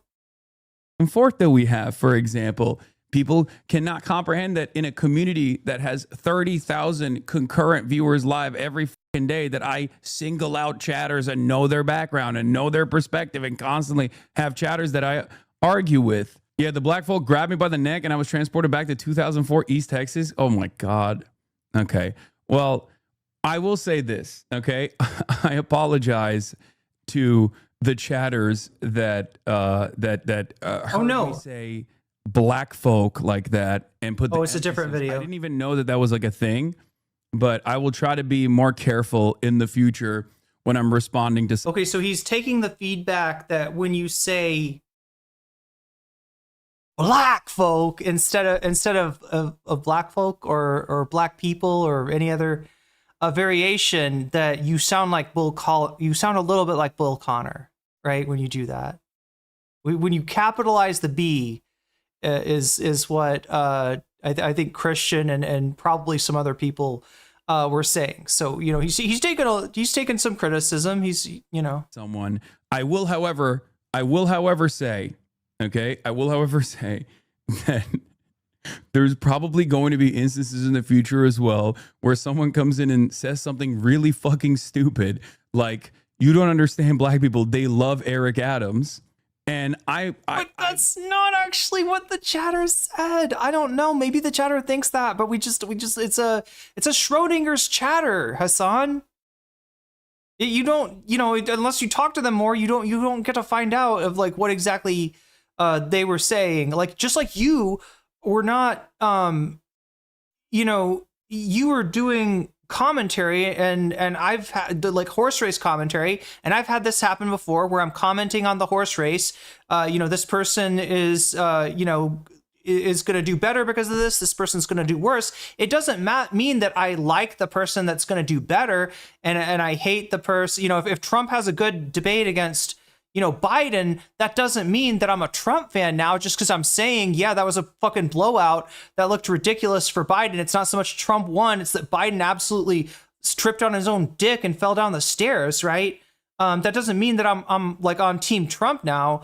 The chatter could be saying that they think that Adams is gonna rack up a certain percentage of the older black vote. Doesn't necessarily mean the chatter is like a super fan of Eric Adams and loves wants to have a foreign agent as the New York City governor and somebody that's absolutely under Trump's thumb as the governor, right? I don't know. Does the chatter think that? You gotta ask them. You gotta find out. You can't assume that. We'll try to be more careful with the way that I respond, but it's definitely like, that's a crazy take. Like, I had to go and search what people were yelling at me over, and I could not believe it. You sound sarcastic and you're laughing, and now you're saying you'll do it again. How is that an apology? I'm saying that. Damn it, Irene. We say sex workers these days. Stop calling it horse race. Okay, yeah. I'll try not to talk about horseradish either. I'm an imperfect vessel. If we're tuning into like how I'm emphasizing certain words at that point, like especially in 2025, I don't think people are spending most of their life talking and trying to educate white people on white supremacy only to then secretly let it slip out. Okay, that's what I mean. I don't think that this is Christian, right? I don't think Christian thought that you were, there was a question about you maybe being a white supremacist. I think people are trying to say that you sound like that, right? To the untrained ear, to somebody that doesn't know you from Adam. Yeah, the way that, there's a certain way in which racists talk. It's a reason that there's nothing inherently racist about, saying blacks instead of black people, but because that is a terminology that is, oh my God, what is the word? Something is not something else. It's associated with, it's used by, it's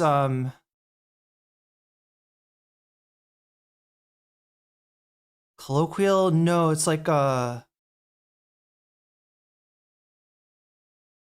correlated. Yeah, correlation is not causation. right? Because it's correlated with how racist people talk about black people. Then yeah, maybe you should avoid saying it, right? The same thing about Jews. If you know, Jewish people will often refer to themselves and other Jewish people as Jews, but the other people, you know, that like to use that word, you know, a lot of times are anti-Semites, right? And if you heard somebody like putting a capital J on Jews, like, you know, like using it as a pejorative, then you might assume that person is, or sounds like it's a pejorative. Like you might assume that person's anti-Semitic. That's what the chatters are talking about in terms of putting the stank on it, right? That's what they mean by the capitalization of the B. Is the way he enunciates that. And no, they're not trying to fucking micromanage your speech. They're just letting you know that you're saying, like, you know, you're saying black in the way that like they're used to hearing racists say that word. So yeah, it's helpful. And look, to give him credit, he's taking some of the criticism. Sounds like at least that criticism, right? Also work on not being reactionary, using black culture to then make digs at black people and stop saying shit like Clandis Owens. Yeah, I've heard a lot of people that really tone does matter, you know. And like the whole thing about tone policing, chat, what tone policing is if I don't know, like I'm trying to think.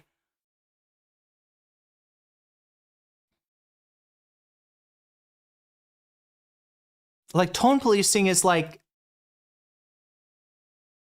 if you came in and like stepped on my foot really hard and I don't know if my toes are broken and I push you and say, hey, get the fuck off my foot. Right? Is it okay for you to get mad at me? You cursed at me. I didn't mean to step on your foot. I like you, Irene. Why would you treat me like this? You know? Like that's, you know, a non-oppression example, I guess, of tone policing, right? Tone policing is not like, hey, when you say, you know, blacks that way, you sound like Bull Connor, right? That is a helpful hint. That is a tip. That is a fucking pro tip right there. And you should make use of that pro tip. Oh my God, Chad, I'm fucking dying here. I'm starving to death. I can't eat this because it is like just solid calories. I don't know why. I mean, it's sticky rice. It's delicious. It's bamboo flavored, but like it hits my stomach like a brick. Oh my God. Oh my God. Here, let's let it go some more. We're almost 7 hours here, guys. Especially if you're a black person living in the United States of America. I think you know this better than anybody else, but like we're kind of in a weird situation right now where here we go again. Considered inappropriate to just like be openly racist, right? Like we all recognize. We all recognize that if I were to, I don't know, just like take a pivot and be openly racist from now on, I would get, not only would I get you know, a whole bunch of new fans, right? Not only would I have an easier time dealing with Asmongold's community, but I also might get paid by you know, so some of this MAGA, you know, one of these MAGA AstroTurf organizations. Like, I mean, I'm just saying, not that I would or anything, but it just like you got to understand how easy it is. Yeah. Anyway, I mean, obviously he's not threatening to pivot to right wing. That's not in the cards, but it's just funny because it sounds a little bit like. Here, there's one more TikTok that he's gonna watch. Then we'll. Here, this is the other TikTok.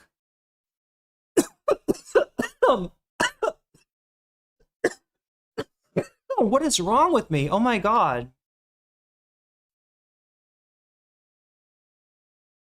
Trans people to feel unsafe when they come into this chat. There is a level of safety that I promise when I'm managing this community. So Hasan, I watched that clip where you got on that chatter for telling you to talk about Sudan, and honestly, to me, it's like, when are folks gonna realize that as a non-black person, you can't be out here using an uppercase B when you say black? Like, it makes you sound like Bull Connor. You sound like you're from Rome, Georgia. You sound like Martin Taylor Greene. You sound racist as shit. It's because y'all niggas be using that uppercase B. You be like, black. It's like, whoa. Calm down. Brother, everyone here knows you're not racist. This won't change their minds. Having to apologize for saying black folk in a racist tone is the reason why normies are weirded out by leftist bases and only fuels the Hasan is scared of his audience narrative and none of his opinions are his own. Being a leftist fucking sucks. It's a new storm every day. I don't care because I'm not doing this. I don't do anything because I'm worried about the way that I'm going to be perceived by people who are on the outside. If I'm doing something or if I'm addressing something, it's because I think it is important to address. Yes, a lot of people are also who are knowledgeable of my background or knowledgeable of my my opinions are just saying that, like, yeah, this looks bad. Reprimand that chatter. Yeah, I would say that is not like an attitude I'd want to cultivate. I don't know if I'd ban somebody over it, but they might get a stern talking to outsiders. But ultimately, the real or they might not. If I've got class, and I got to get to, I might just ignore the chat. But the reason why I'm doing this is because it's not like it comes across as an insincere grievance because you're like, if you're white and you come in here and you're like, dude, what are you talking about? You literally spend all day, every day talking about white supremacy and are even oftentimes victim to it as well. Like, what the fuck are these people chirping about? If that's your attitude, if it's like automatically dismissive, and you think that everyone is being cynical when they bring this up, you're not wrong. There's a valid grievance, especially because what I say and what I do does have the capacity to influence people in this chat. And after a certain point, I think it's important to address it. That's it. I'm not saying that people are... That chatter is the majority of his chat. If that's true, it is a legitimately difficult chat to be black in. Valid for saying I'm a white supremacist because of my tone or some shit. Okay, that's not. I'm not doing. I really hope though that chatter's not representative of the majority. Doing that either. I've even gone as far as explaining that, like, if someone like myself had that kind of attitude, I believed in that, if I thought that, like, if I had white supremacist values, like, I don't think I would be sheltering it. I think it's we are now living in a unique time frame where it's you can be overt with your white supremacist opinions and values. It wouldn't be like as hidden. It's like, it reminds me of the fucking, like, do you ever see the Monty Python where, like, they're talking about being Protestant? It's like right after the every sperm is sacred. Fort Unwood Cat says no. Yeah, I feel like I know a lot of Hasanabi heads that are nothing like that. And that's how I would hope the majority of the chat is nothing like that. Yeah, there's a Monty Python sketch where like the Catholic one is like every sperm is sacred, and then there's like a Protestant couple, and like the husband's like, we're Protestant, and you know that means that if I wanted to, I could pop on down to the local mart and I could buy a pack of condoms. Like, and he starts going off about like that, you know, and the wife is like, oh, you could? Hasan's like, you know, that's right. If I wanted to, I could pivot to be a right-wing grifter and just get paid big money like Dave Rubin.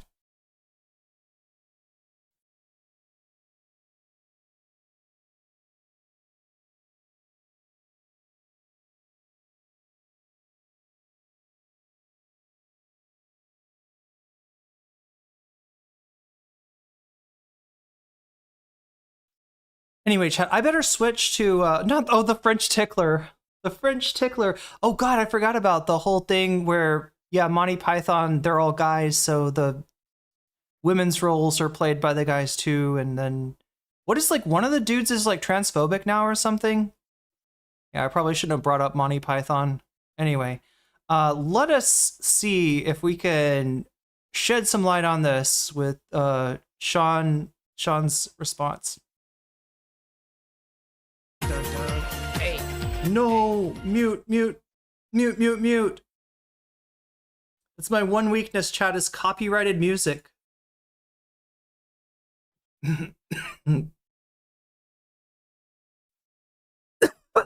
What is wrong with me? Oh my God.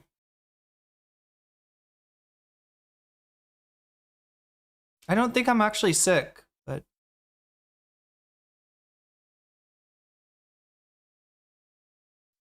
Let me see if I can figure out where this starts.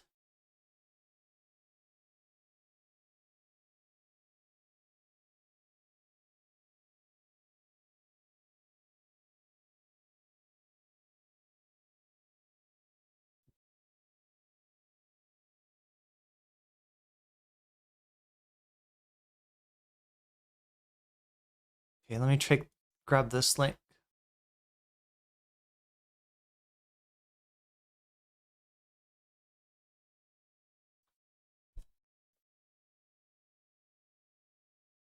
Yeah, I think this is where the epic rant starts.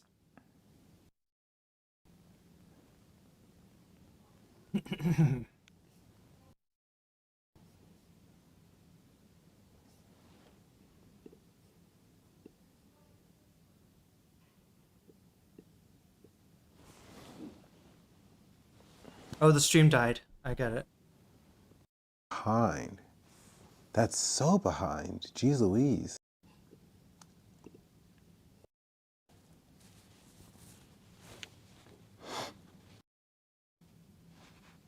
You're behind weekend conference? No. Water out in cans. It's a Coke product. Then yeah, no, they don't give out any water. I mean, that's crazy. They gave out absolutely zero water. No, he's live. I was baited. Indeed, indubitably.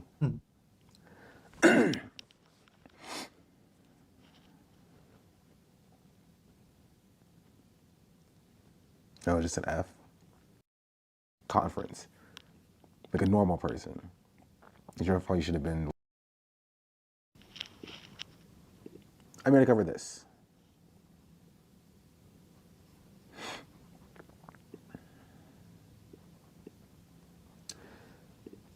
Oh, he's wearing a lavalier.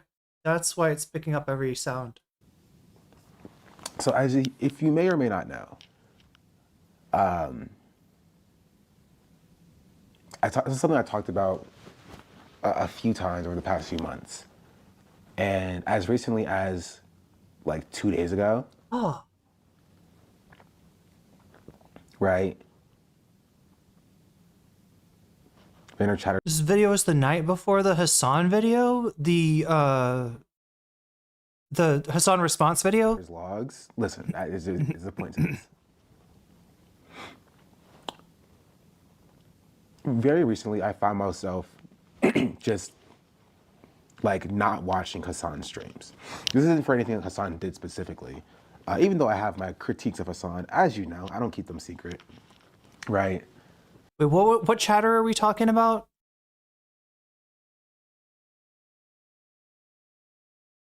The T Blazian guy, like person?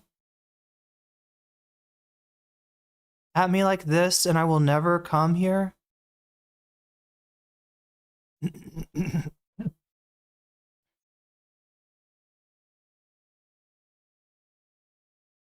Oh, King of Games just said, like, listen and added.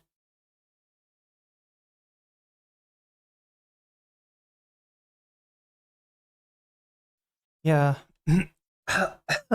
Wow. His audio is really low. I can fix that. I can fix that. Maybe. Let's try 7.6 decibels. Tell me if that's better, chat. There's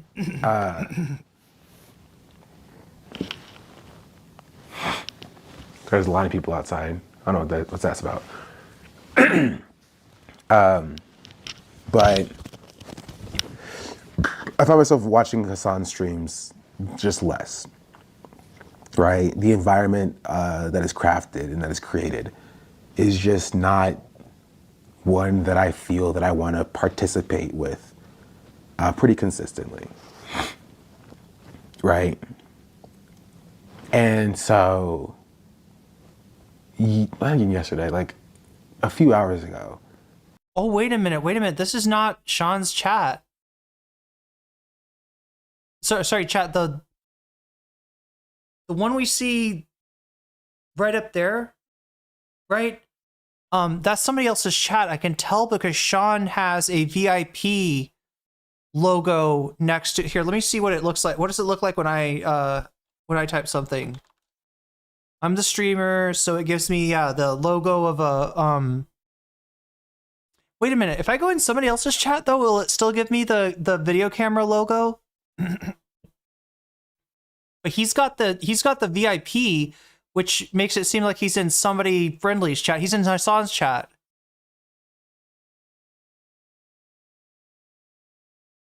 And someone asks Sean, even though Sean was just watching, not talking. I see. Oh, so this person's like kind of like pointing out that Sean's in chat. It's Hasan's chat. I see. I was confused. I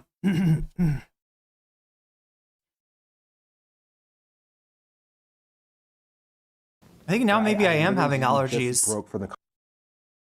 They're gonna go out for dinner. I probably won't go. But I had just broke. I came upstairs and I opened up Hasan's stream, right? Okay, here we go. To see what he's talking about. I opened up his stream, and within 2 seconds, literally, I'm not even joking, within 2 seconds, right? I get added in the chat. And this is the message, right? It's just listen at SeanDaBlack. And Hasan's going off about like, be charitable and be normal and the left is repulsive and all that fucking shit or whatever.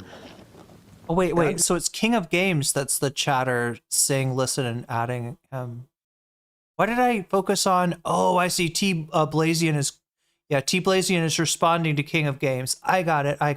I'm sorry. I probably shouldn't be saying these people's names. And I probably should remind you not to harass anyone, even if you see their names in a chat or whatever. Don't go do that, because that's not what we do. Just like, I don't want to be here. You know? I don't. Oh, true. Yeah, if you could use Chatterino, it'll give you a ding. I think that's right. I had Chatterino like a long time ago, but I never really. It was just it was a pain in the ass. Like, I don't know. Like it basically, you know, the idea was to have like every chat that you normally go into just kind of open, and yeah, somebody could at you if they want, and you'll see it. And you know, it's useful if you want to be in like multiple chats at once, right? If you're having like multiple conversations or whatever. But yeah, it was just kind of weird because basically any chat that I had open, I would always appear in that chat, even when the streamer's not streaming, which is a little weird. So I stopped. Do I even have it? We don't know who you're talking about. Good. I'm just trying to figure out who's like. Okay, so I get it. So chatter at Sean responds with at me like that, and I will never come here. Okay, so that's what he's saying. It's like, you know, because the chatter's like saying listen, as in, like, you know, Sean needs to hear this, right? Wait. Was this the Hasan response? The recent stream? Or was this the stream from back in June? Twitch supposedly fixed that, but I don't know. Yeah, I don't know. There was just some weird stuff about, and I never really learned how to use it either. And I downloaded it and I used it for like a hot second, but it was just I don't know, nothing but problems for me. So I stopped using it. I don't want to be here. I don't. This is like Thursday or Friday. I have Okay. not chatted in the chat in like weeks. Right? We can go through my logs. What is the chat? I wonder what the maybe he'll say. I wonder what the chatter is saying that Sean should listen to. I wonder what. right? Sarah says Sean can write code. I've seen him create programs on the stream, then archive all chat logs and do it super. That is a superpower for a streamer to have. Just check the logs. There's nothing before that gives what they mean by listen. Yeah, I think you'd have to just check it, figure out what time. Maybe look at the timestamp and correlate that with the time in Hasan's stream. You can kind of see there they are, timestamps. So maybe you could figure out from that, but yeah, it would take a lot of digging to figure out exactly. Oh, it started raining. Chat, is there any reason that I would start coughing right before it starts raining, or right as it starts raining? Is that a thing? Can you be allergic to rain? I don't even know. You can go through my logs, but I have not chatted in the chat for weeks. He's tired of being added because the chat feels hostile. Okay, yeah. So he's gonna explain it. I think. I've heard him say multiple times he's tired of being added every time there's an issue revolving around black shit, because it's like he's the go-to person the people rely on when talking about black issues in this environment. Yeah, that is a lot of that's an awkward that's an awkward situation. Sounds like it's coming down pretty hard. Right? No, not feels hostile. Like, fuck it, it is hostile. Which means when I go out to get my food, I will probably be wet. The dust and the pollution in the air, yeah, maybe. Could it be that? Uh-oh.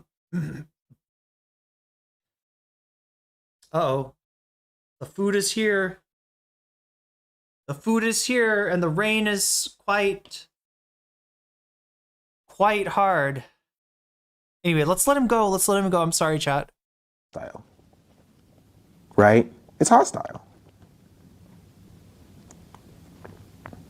It is. I literally hadn't said anything all day and completely I've literally been offline all day.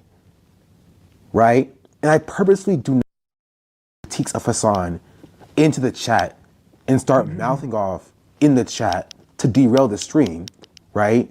Because it's not my place.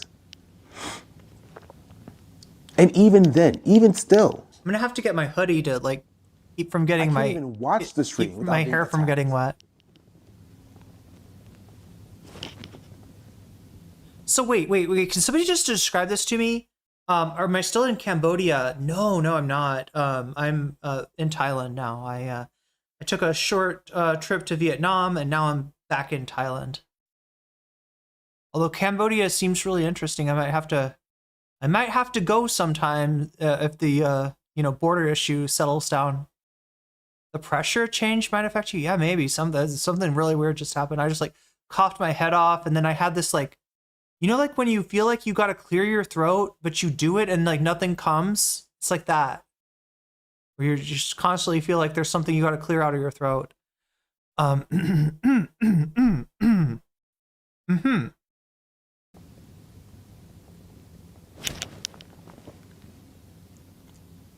Literally. But so I'm just trying to get the sense, is Hasan's chat, are there parts of Hasan's chat that are straight up hostile to him, or is it just that he's kind of being forced into this role of being the go-to guy on black issues, even though I've definitely, it's not entirely dry. It's like there's something down there. What happened between Hasan, Felix, and Dylan?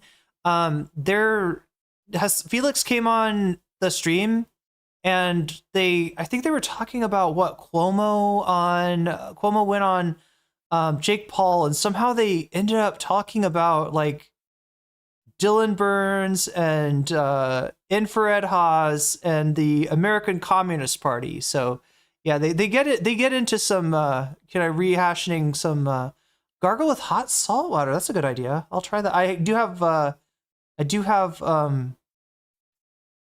salt, and I have electric kettle. Yeah, I could do that. Sounds like the rain's kind of dying down. I I make a run for it. I'm just trying to figure out what's going on. For no reason. Antagonistic. Okay, so it's not just he's being. And I don't even like bring up my critiques.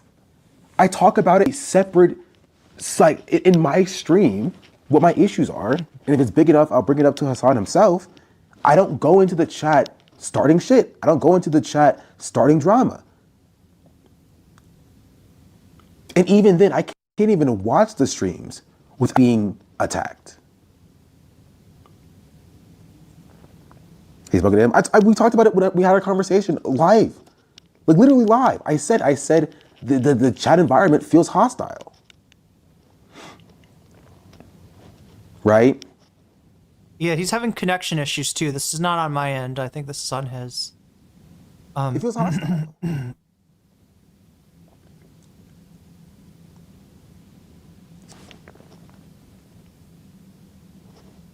I didn't even do anything. I didn't even say anything, right? And they like to pretend like it's like, oh, they're just shitters who are always just coming in here and stirring up shit or whatever, right? And like before this conversation, right? Before this conversation, you had chatters yelling at the chat by being like, oh, don't be nice to Cutie, don't be antagonistic to Cutie. And Hasan is talking about how repulsive like the left is for like the normie space, but I'm just like, is it like fuck me? Black and brown people? Is it fuck black and brown leftists? Is it fuck us? Right? Because we spend all of this time talking about how repulsive we are to the outside. Yeah, I think I heard that conversation. Right? But when you start to think about it, oh shit, chat! Like, I think this is a Hasan clip that I don't think I've brought this clip up. I think I might have seen the clip that he's talking about. Like the stuff he's talking about. I think I saw a clip of Hasan. Make sure to let it cool down. Oh, the water. Yeah, good. No, it's a good thought. I don't want to burn my uvula. Oh, it's how repulsive we are to like white people. It's how we come across to white people. I heard this. I heard this. Yeah. When people say like the average person, when people say normies, they mean white people. They're talking about white people. Somebody in chat called that out earlier. Yeah, normies as code, like not just normies as in normies, but normie means like the default person, right? Like it's dip my toe into Hasan stream for about 1.5 hours, 3 or 4 times a week. And when we say, hey, we don't feel like this space is safe for us, it's fuck you. But if you're like a normie, and a normie's like, hey, I don't want to be a part of this space because it feels unsafe. They're like, oh no, that's just the fuckers over there. Those are just the woke scolds over there. That's not us. That's not us. Please come back over here. Please come back over here. When it's people who hold bigoted ideas, the space is directly catered to them, right? But let me say, hey, I want the space to be a little bit safer. And then it's who said this was a safe space, right? So we want this space to be safe, right? We want the space to be valid, to be open and accepting, right? Of people who hold shitty beliefs and opinions. But I literally am minding my own business. Wait, is Ludwig's community hostile now? I heard him say there's 2 clips of Ludwig going around now. The first one, he's saying, I'm pretty sure that was a shot caller. And then the second one saying, I've been sent a picture of the caller. You guys, it's a vibrate caller. Right? I don't know if I was sent a fake picture or he got another one or whatever. But the picture I was sent, that was a vibe. So he kind of made a statement jumping in on Collargate on the side of Dan Saltman, I guess. And then sort of tried to retract it, maybe? Trying to just open up the stream to just maybe even see if it got a little bit better. And unprompted, separate drama. I'm being attacked. I'm being called out.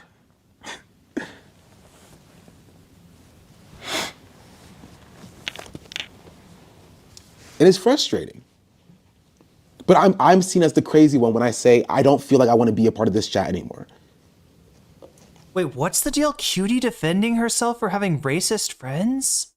Oh yeah, he said he wouldn't go to. Yeah, he said he's not friends with Hasan, right? That he's done content with him, he's friendly to Hasan, but they're not friends. And when he retires, he's just basically like, there's some people that you're really close to, in your work that you will continue to be friends with, and other people that as soon as you're done with that job, this case being a streamer, you're not gonna talk to them again. And then he said, he wouldn't go to. Yeah, he did. I mean, it wasn't like out of the blue, I wouldn't go to his funeral, but it was basically saying that, this isn't a long-term friendship or like a real friendship. It's just work, was the feeling I got from what he was saying. But yeah, there's probably more subtext I'm not aware of.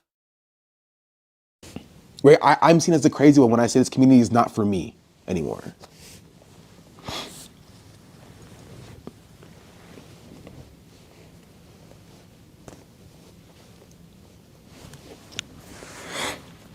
Right? And that's a frustration that I know for a fact is echoed by other Black and brown people. For a fact.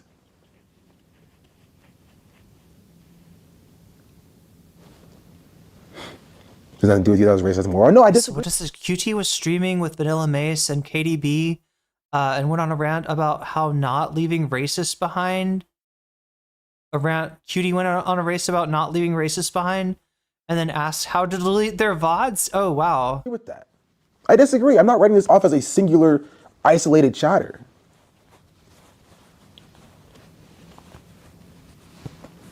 I'm not. Because it pisses me off. It pisses me off, right? This whole be normal shit. Because you know what's normal, chat? White supremacy is normal. You know what's normal? The patriarchy is normal. You know what's normal? Transphobia is normal. This shit is normal. So no, I don't want to be fucking normal. I want to be better. Look, when Hasan says be normal, and it means like, I don't know, don't like treat Sean like he's the go-to person for everything involving, racism or Black culture or anything like that, then that's like understandable. I agree with that. But when, be normal can have a very different meaning, especially to marginalized people. And I don't want y'all to be fucking normal. I want y'all to be better. So fuck that old be normal shit. Be better, chat. Because we should be better. Why should we not? Do we not have an expectation of being better?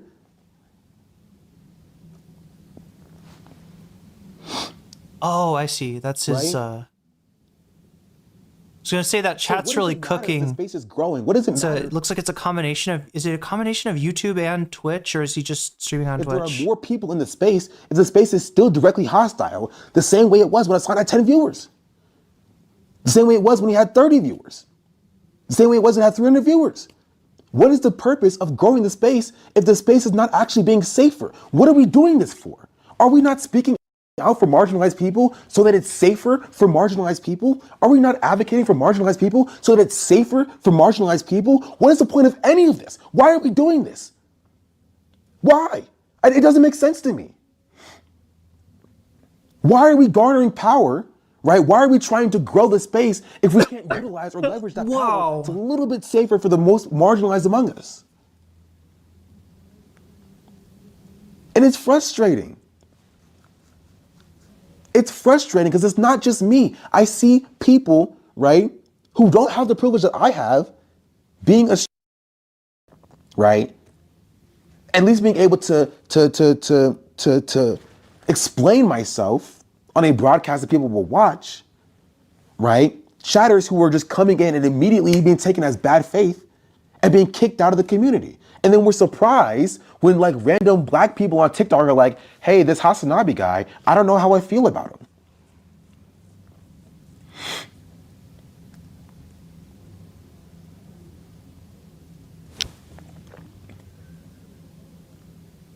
And we can keep throwing those people out.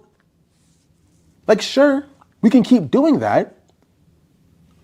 But then we're surprised when people like Asmongold gain prominence. Asmongold does not gain prominence, right, just because the right wing pushes him, right? His rhetoric has a level of allowance from even the left wing people,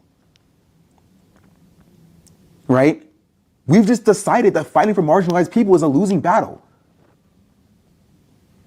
Fuck stopping people from saying slurs. Let the R slur come back. You know, Colin Kliskey can run around and saying the freaking R slur on Twitter, right? Because dark woke has returned. Okay, so chat, this is the part that I caught a little bit of. I'm going to take this opportunity to go down. It sounds like the rain has subsided. I'm going to take this opportunity to go down. I will put my butterfly back in again, but I'm going to try to be normal going downstairs to pick up food. So not in the sense that that Sean's talking about, but I'm going to try to just like go grab the food, and I'll be back as quickly as I can and hopefully figure out what the fuck is going on with I don't know, maybe I just need a little fresh air. Why should I care about what you have to say if you're so quick to write off our communities when you find it's a losing battle? How am I supposed to trust white leftists when they are the first people to sell us out when they have determined the battle is lost? Am I not supposed to be frustrated by that? If I'm not supposed to be upset by that?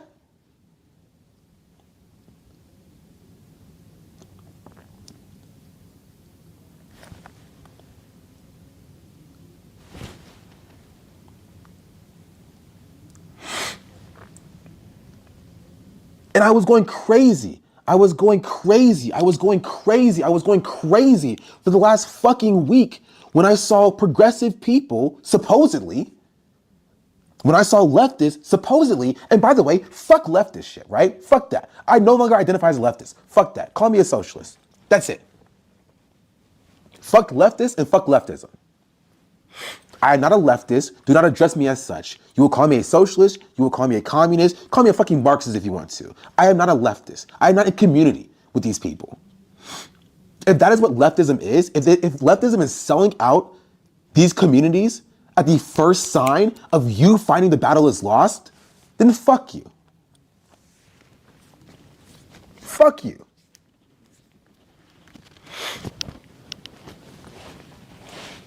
These are my supposed allies?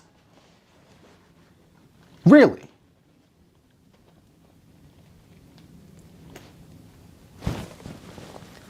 I was so frustrating the last fucking week. The last week. Where supposed leftists were trying to reduce down this ex-Blackwater mercenary, Nazi tattoo haver running around here, right? Like it's not a big deal. If you want to vote for Graham fucking Plattner, vote for Graham Plattner. If you want to advocate for Graham Plattner, fucking advocate for Graham Plattner. But don't sit there and act like this shit is not a big deal. Don't sit there and act like, oh, actually, we need to support Graham Plattner because this is a litmus test for the Democrats because he's well supported. Yeah, because he's fucking white. And it goes to show that you care about his whiteness more than you care about really protecting marginalized people. That's it. That's it. You like that white people like him. And that's all that matters to these people. And I'm supposed to call them allies fighting for marginalized people? They don't care about marginalized people. They do not center marginalized people. They center whiteness and whiteness only. And that is white leftism. That is it. That is it, and that is all. It is the centrism of whiteness. It's whiteness and whiteness only. It's whiteness folk. How do we win white men? How do we win white normies? Why are we repulsive to white men? White men won't like us if we do this. We need to say slurs to attract white men. It's only specifically about white people. And I thought we were better than this. I thought this was about protecting marginalized people. I did. I thought that was what this was about. I thought that I was joining a movement that was for the protection of marginalized people. Because that's what I signed up for. I didn't sign up for selling out these same communities, right? For a guy who says things that white people like. Now, if you say something that white people like, that's cool. That's sick. Go for it. But I'm not supporting that at the expense of marginalized people. And I damn sure not going to reduce down the abhorrent behavior of this person just because he's what white people want to hear.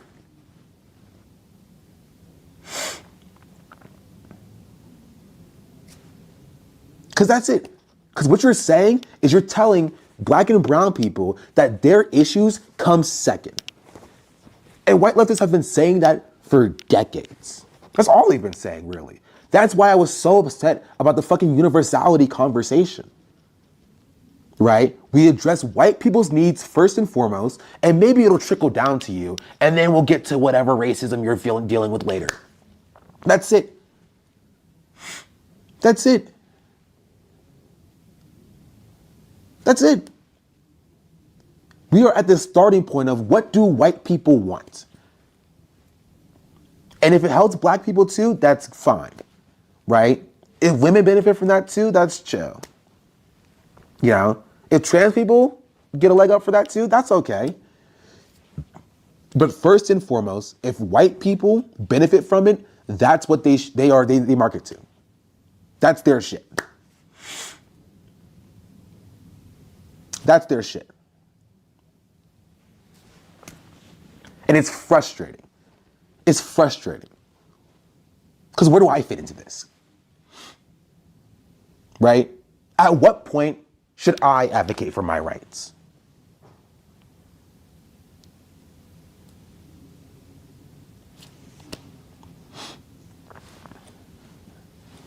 Okay, what did I miss? Really? Good morning, Christy Z. White, when they talk about how bad racism is, and then they ignore it when Graham Plattner is talking about black people don't tip because they're fucking cheap. I'm not saying do fucking Oppo research on this guy, but I'm saying at least acknowledging, yeah, that's kind of a fucked up thing to say, and he should apologize for it.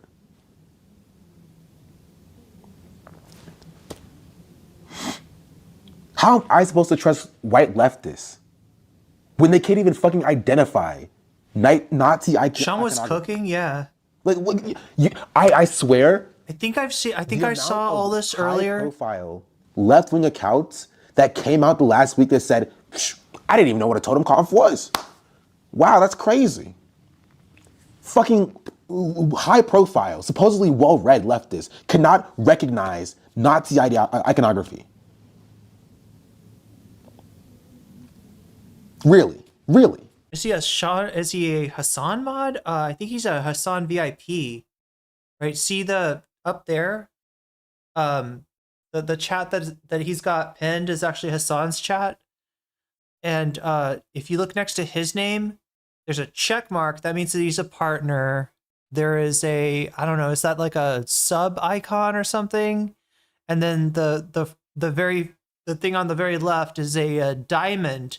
That's a VIP, right? That means that he is a chat. He's a streamer that Hasan like recognizes as like a important. It's a sub badge. Yeah, the diamond. Yeah, so it'd be a sword if he was a mod. And I'm supposed to trust you about where this movement is supposed to go? So when you tell me that this is repulsive for the movement, this is the left eating itself, I'm supposed to trust you that we're a part of the same movement? How can you call yourself a fucking anti-fascist when you can't recognize fascist iconography? That's like literally the one thing you're supposed to be able to do.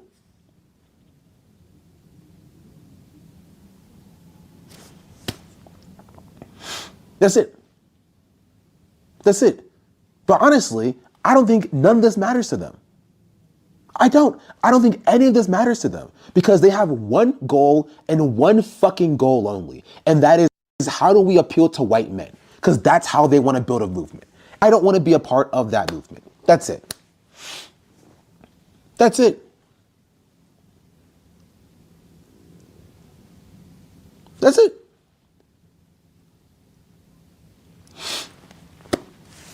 Typically, the white opinion is treated. That's a major issue that the leftists have. They forget that it's all workers, or they don't even realize that they're on a credit system that it's exactly the same. Yeah.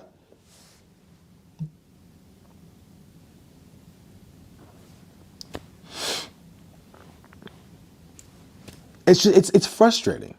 It's frustrating. It is. It is frustrating.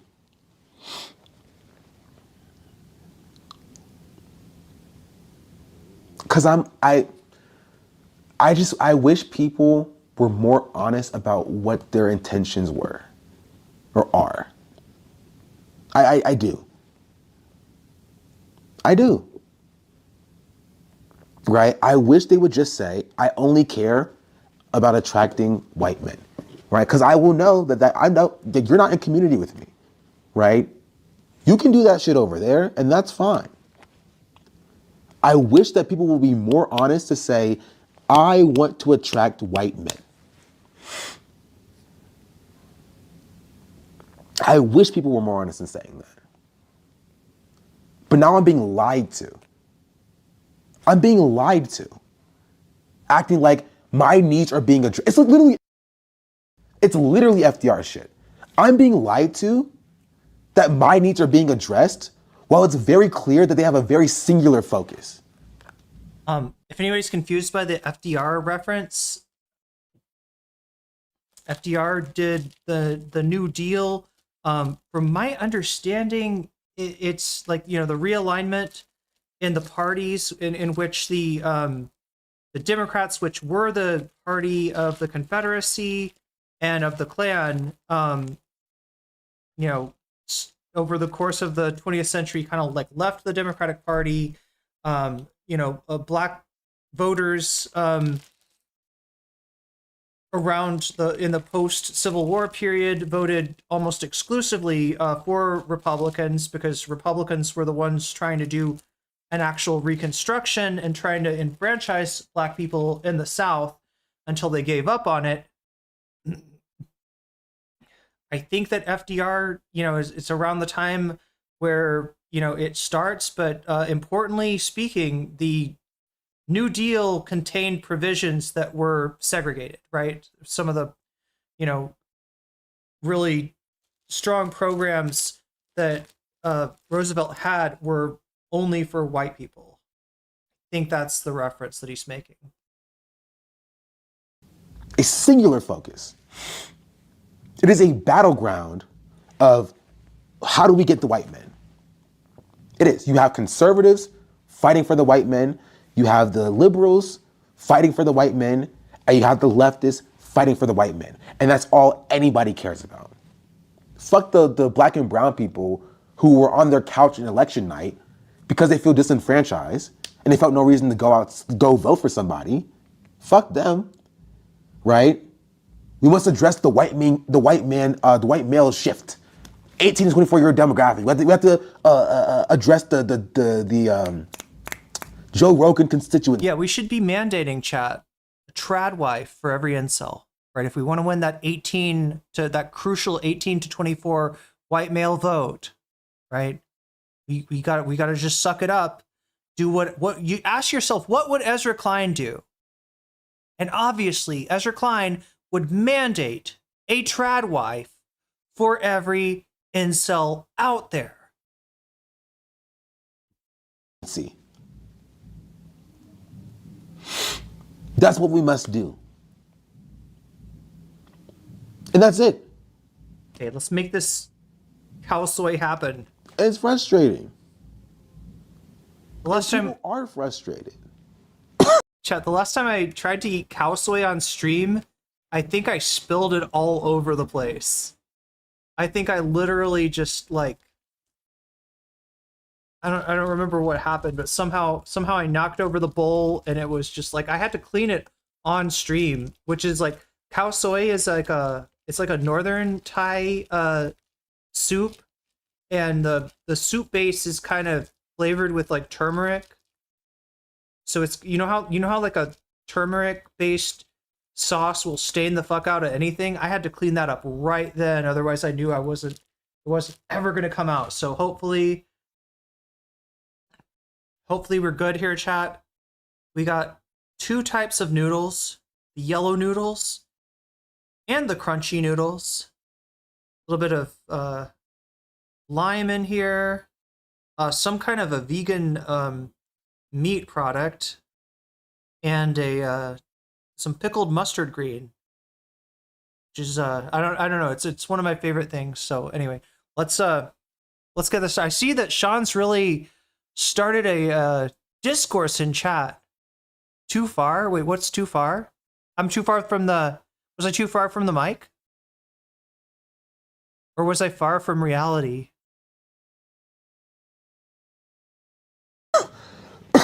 Like, black and brown people are frustrated.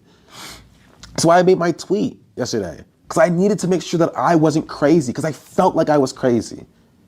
I felt like I was crazy. And when I went through all of the black and brown communists and socialist accounts and anarchists, I had to give my respect there too, right? Like, literally all of them were saying the exact same shit that I was. Vegan meat product is turning your stomach, Christy? I mean, it could be worse. It could be worse. I mean, there could be dead animal parts in here. All of them. All of them. I saw maybe a single black person that I looked through on their Twitter account. Right? That was like, I'm sure Graham Plattner has changed. I went through over like maybe a dozen and a half, like 18 to 20 accounts. 18 to 20 Wait a minute, let me see what this and is. All of them were like, why are white leftists whitewashing this shit? Oh, I'm sorry, I misspoke. It's not a vegan meat product at all. I think this is like mushroom. It looks really meaty. But yeah, I think this is mushroom stalk.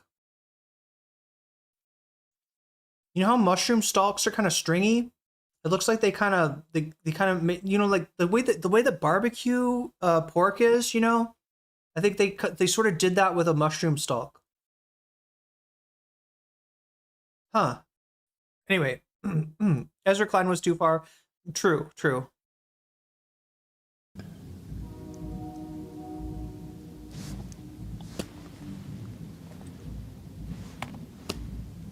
And it's frustrating. It's frustrating because I think people can change too. And that's why it fucks me up when people are like, you're just intolerant to change. You're just resistant to change. I'm not. Hasan openly admits that he was transphobic in the past. If I was resistant to change, I would throw him out too, but I don't. He said the N-word in the past. If I was resistant to change, I would throw him. This is what I mean. Look, I mean, I am all for people like growing and changing and giving them the space that they need to do with that. It would be ridiculous if I put you all through like some sort of test to make sure that you've always been, you know, politically left or whatever, right? I'm sure some of you, like, I think I grew up in, like, I think I was like a little bit of I think I had some like libertarian brainworms in high school, right? If somebody were like, oh, no, you can't watch Irene, she's not a real leftist based on that. I mean, that'd be ridiculous. I didn't know shit when I was 14 years old. I just had a stupid social studies teacher that was like, yeah, libertarianism is great. I was like, libertarianism? That sounds like freedom, right? I guess, I don't know. So yeah, you know, if that was the case, yeah, I mean, I'd be with you, right? But I'm hearing too many people talk about a purity test when I don't see a purity test, right? I see people rightly concerned about a Nazi tattoo.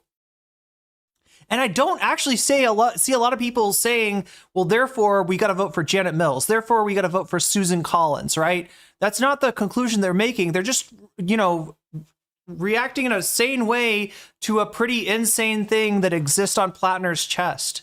Because it was so peaceful up here, but now there are freaking communist invading radicals. There's no perfect candidate. Sarah, we're talking about a Nazi tattoo.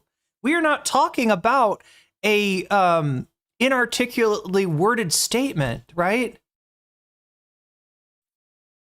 And I'm still saying that, yeah, at the end of the day, you gotta analyze the results of the outcome of the election, right? And if you don't want, you know, in the primary, if you don't want Janet Mills, you're probably going to have to, and you're in Maine, you're probably going to have to suck it up and vote for Graham Plattner, regardless of what you might think of him as a candidate. If you're, you know, voting in the general election, it's Graham Plattner. Oh my God. Here I go again, Chad. Anytime I have a delicious spicy soup that can stain the fuck out of literally everything in my house and cause me to rack up huge bills to my landlord. Anytime that happens, like my hands swing wildly. It's like something wants the soup to be spilled, but it's a delicious soup, chat, and I must not spill it. I must resist the possibility to to spill the soup, because that would be bad.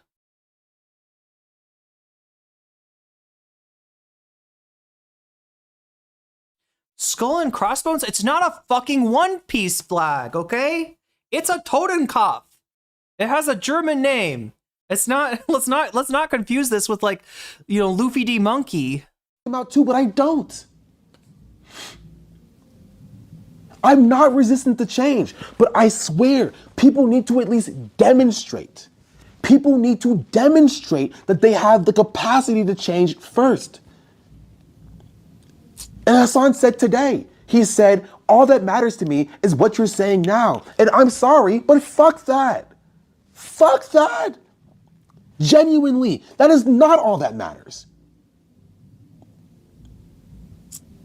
What all that matters is the totality of the harm that you've caused. That's what matters. What matters is the totality of the harm that you caused. And if you caused a fuckload of, you should be doing a fuckload of restitution for that harm. That is it. That is all that matters.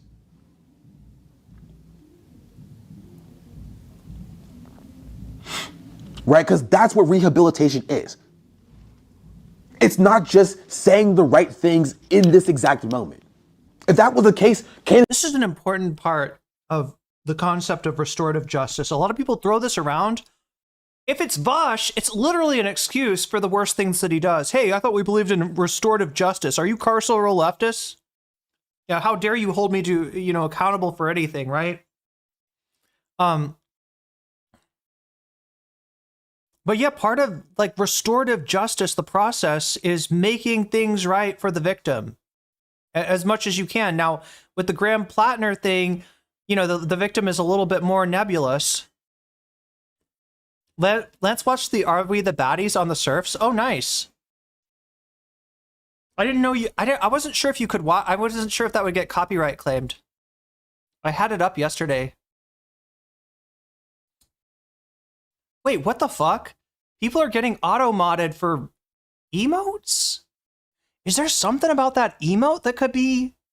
Oh my god, I don't think... Donk Bonk, I'm sorry you got... you ran afoul of the auto-mod. I don't know why that... I can't figure if there's something... Like, why would it be that emote? Maybe the emote spells out something if you type it in text or something? I don't know. It was a hug emoji, goddamn. How could a hug emoji be bad? That is some tight auto mod. His victims in Iraq and Afghanistan. Yeah, that makes more sense, George. But honestly, when it comes to the skull tattoo, his victims are everybody that was counting on him to beat Susan Collins, because that tattoo and the revelation of it makes his chances of doing that go way down. So in some ways, we're his victims when it comes to that. And yet, look, he covered it up. So I mean, that's you know, that's something. I mean, it'd be kind of weird if he didn't. It's kind of weird that he didn't cover it up before. But the real danger, chat, is if he hasn't been totally honest in his explanation, right? And like I said yesterday, all it's going to take is a friend or a neighbor producing a text message that shows them talking to Graham Plattner about the hate symbol on his chest, right? If he knew about that prior to the Oppo research, then, you know, he was not fully forthcoming in his, it's not really even an apology. That's the other problem with it too. It's not an apology. It's almost like, oh my gosh, I can't believe I was victimized like this. How did AIPAC go back in time and force me to get a Totenkopf tattoo? God damn. They are so good. Palantir is so good with that shit now, right? Palantir figured out a way to make it so I didn't get it removed. It's just like, no, dude, you gotta take accountability, and you gotta be forthcoming, and you gotta be truthful. And hopefully, given the fact that you are a skilled orator, given the fact that you have inspired people, hopefully you can still win that election, because God damn it, I do not want to see Susan Collins go back to the Senate for 6 more years. It's taking skeletons in the closet to the literal. Yeah, that's what we're talking about. We're talking about literal skeletons, not even in his closet, but on his chest, right? And not the cool skeletons either, not the Grateful Dead skeletons or the spooky, scary skeletons or anything like that. No, the freaking Nazi skeletons. Candace Owens would be the biggest fucking communist of all. Would be the biggest anti-Zionist on the freaking internet. If that was the case, right?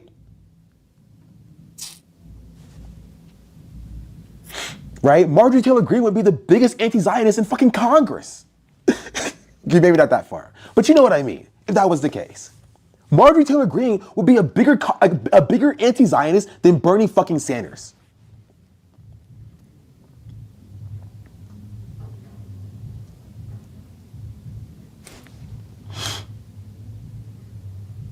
If that was the case. So no, I don't take the specific minutia of exactly decision makings and humans does not mature until, there's something about that. There's something about that. And you wouldn't want somebody to be held look, if he here I'll say it, all right?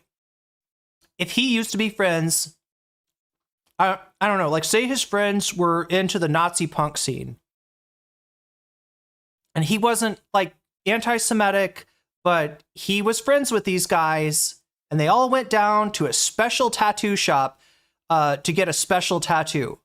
Because like not a lot of tattoo shops in the United States will give you a hate symbol. They try to, most tattoo parlors will have a book of banned tattoos, right? Hate symbols, gang symbols, stuff that they don't want to fuck with, right?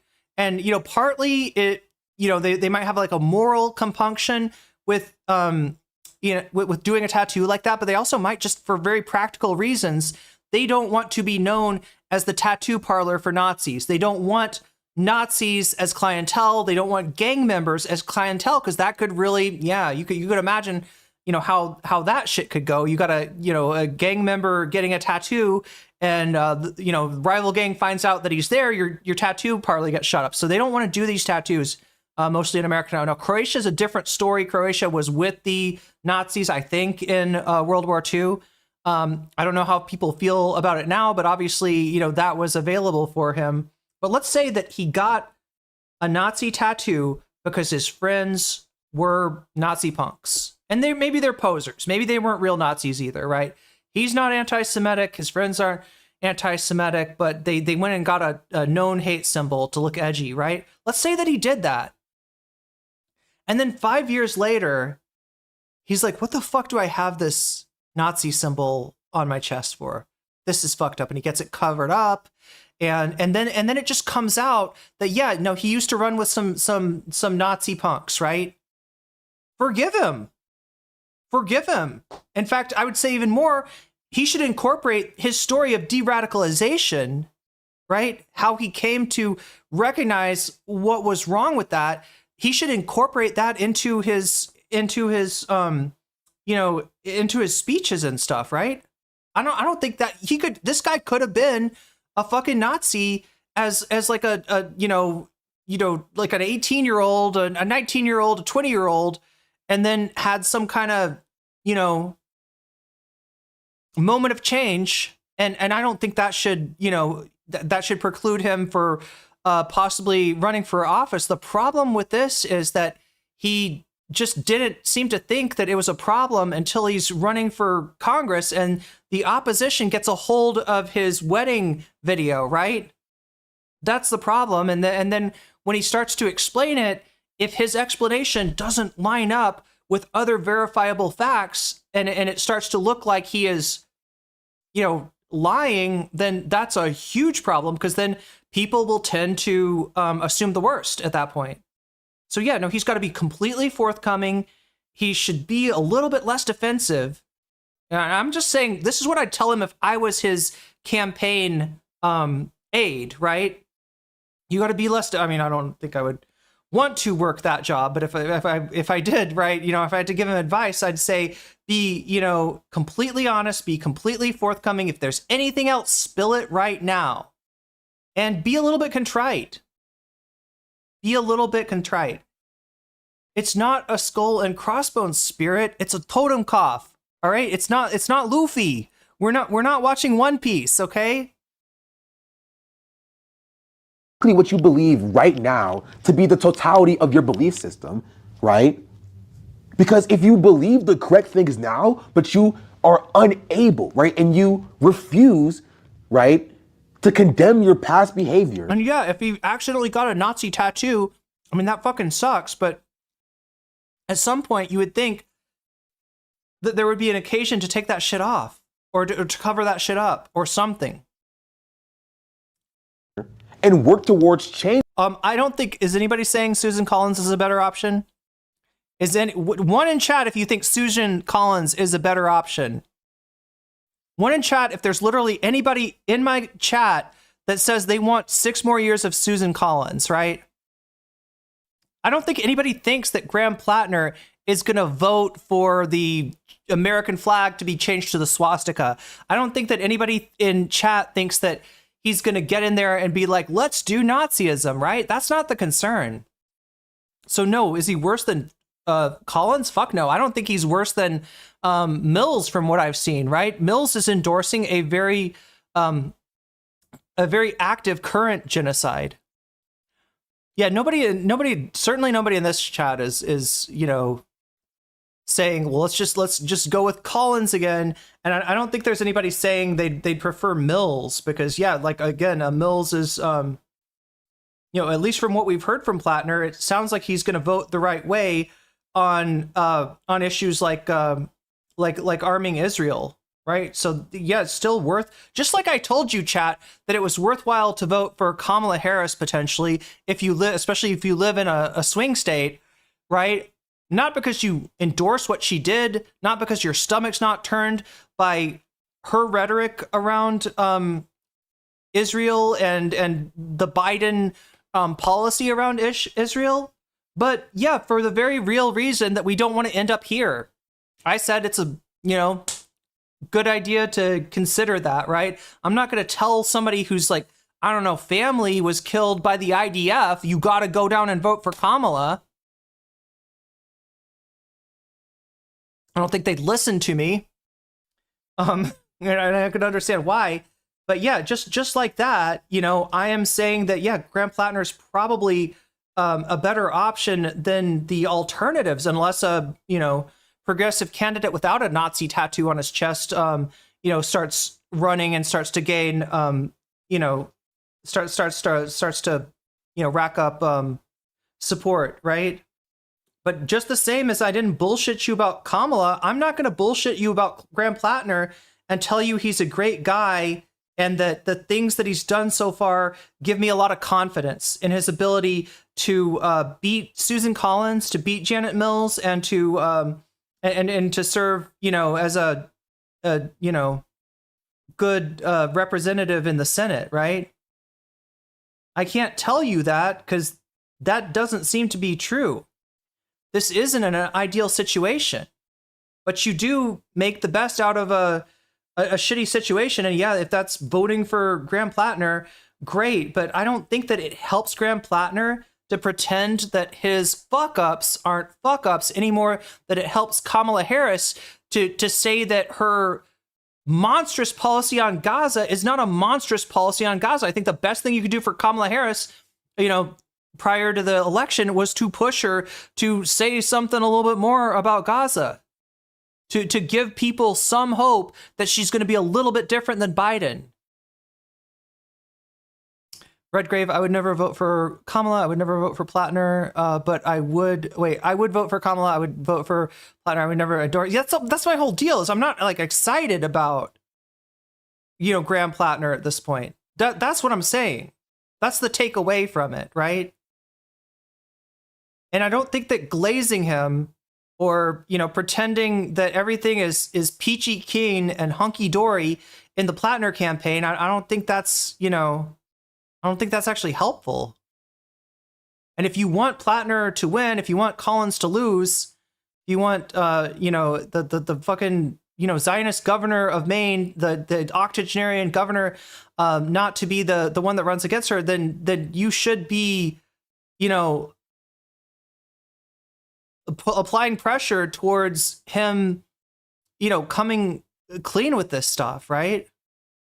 Just let it all out right now. I wonder if the Skull sagas have been good or bad for Skulls Unlimited. No. Oh no, not Skulls Unlimited. Trump is going to do insider trading on Skulls Unlimited. But yeah, if I wasn't clear before, there it is. I know that this is frustrating for a lot of chatters because depending on when you come into the chat, you're going to hear me saying some different things. Sometimes I might sound like I am, I don't know, if you come in while I'm saying, yeah, I mean, like doesn't seem to be a better candidate right now. You might think I'm really like maybe too, pro Plattner, maybe too naive about him. If you come in when I'm saying, this is ridiculous that he ran for Senate with a fucking hate symbol on his chest, you might think that I am like, I don't know, have resigned myself to Janet Mills or worse yet to Susan Collins, but neither of those are the truth. My take on this is a little bit more nuanced and it takes a little longer to express, right? So yeah, I just want to make sure I'm not leaving anybody with the wrong impression about where I stand on this. But yeah, is it understandable for somebody like SeanDaBlack to be disappointed with the number of leftists that don't know what the fuck, the third most prominent Nazi symbol is? Yeah. For him to see people like glossing this over and to be a little worried and to make a tweet like that, I think it's pretty understandable. I think it's pretty fucking understandable, his viewpoint here. When Emma asked Plattner about Iraq, I was like, why the hell aren't they suspicious of this guy? Yeah, good night, Donk Bonk. Have a good sleep. Anyway, we gotta wrap this up and get to that. It looks like we're watching the poodle. It looks like we're at 112 out of, it says 100 here, but it's actually out of 200. So I'm supposed to change this thing every time we hit 100. Every time we hit 100's place. So yeah, if it stays below 200, we'll do one piece of bonus content. If it somehow miraculously rises up above 200, we'll do 2 bonus content. So keep that in mind. And also keep in mind that if you donate or if you have donated, you can let me know in chat which of these topics above me you want to see for bonus content, and I will put your money where your mouth is. I will turn your donation into a percentage and add it to the topic of your choice. We're doing Poodlegate. Yes, it seems like it.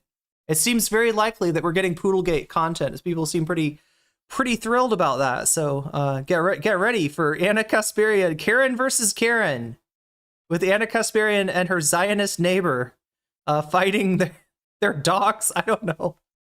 For that behavior, you're not a good person now. You're not. Right? That is a part of who you are now. And I'm sorry, Graham Plattner running around here saying I'm a proud the Marine and Army veteran, right? I'm proud of my service. I love being in the infantry. That's not restitution. That's not being anti-war. That's not rehabilitation. That is not changing. It's not. Oh, Rave, your power went down? Not. You cannot acknowledge the harm that you've caused, right? And then look back fondly on the totality of your service. The only thing that should be leaving your mouth is we should not fucking be there, and I should not have fucking done that. That's what I want to hear from you. That is restitution. That is an acknowledgement of harm. I don't want to hear how proud you are of your service. I don't want to hear about you and your Marine buddies going on a super fun trip to Croatia and getting a tattoo that you had no idea what it means, that represents your service, that represents your position. That apology video was him reminiscing fondly on getting a Nazi tattoo. Do y'all not see that? It was literally him fondly reminiscing. You had huge thunderstorms happening upstate. Golf ball size hail? That's scary. That's the kind of hail that can break a car window, right?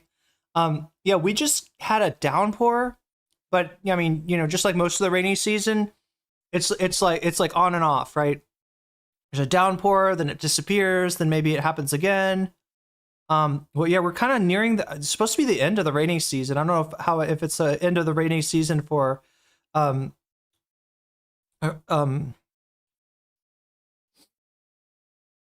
where you're at, but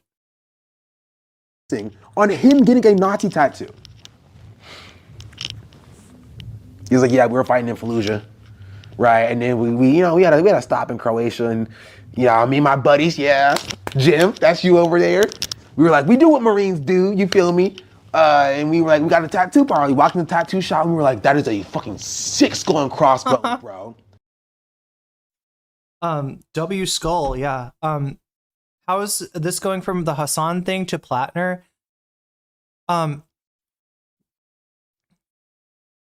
He's frustrated with the white left, I guess, right? So yeah, this is just to be real clear.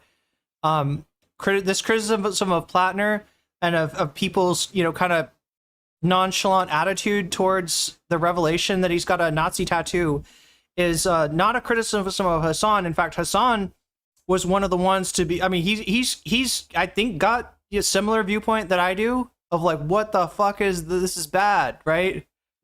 This does not look good. Like, what is going on, right? This, you know, like he's got the same take as I do. He's you know, critical all the while.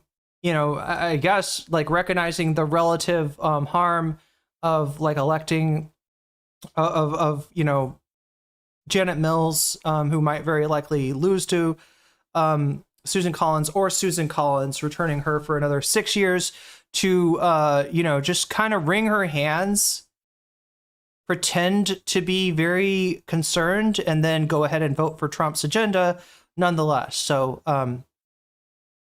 but yeah, so Hasan's not, I don't think Sean's mad at Hasan for his take. It's like maybe more like the pod bros and you know, I think it's, you know, takes like the pod bros or Emma's tweet the other day, I think is what he's taking exception to. Although I want to point out, he made his own tweet. He's not like quote retweeting or coming at or criticizing Emma or anyone else. It's just, you know, he's kind of surprised at how many leftists are like, what? That's a hate symbol? What?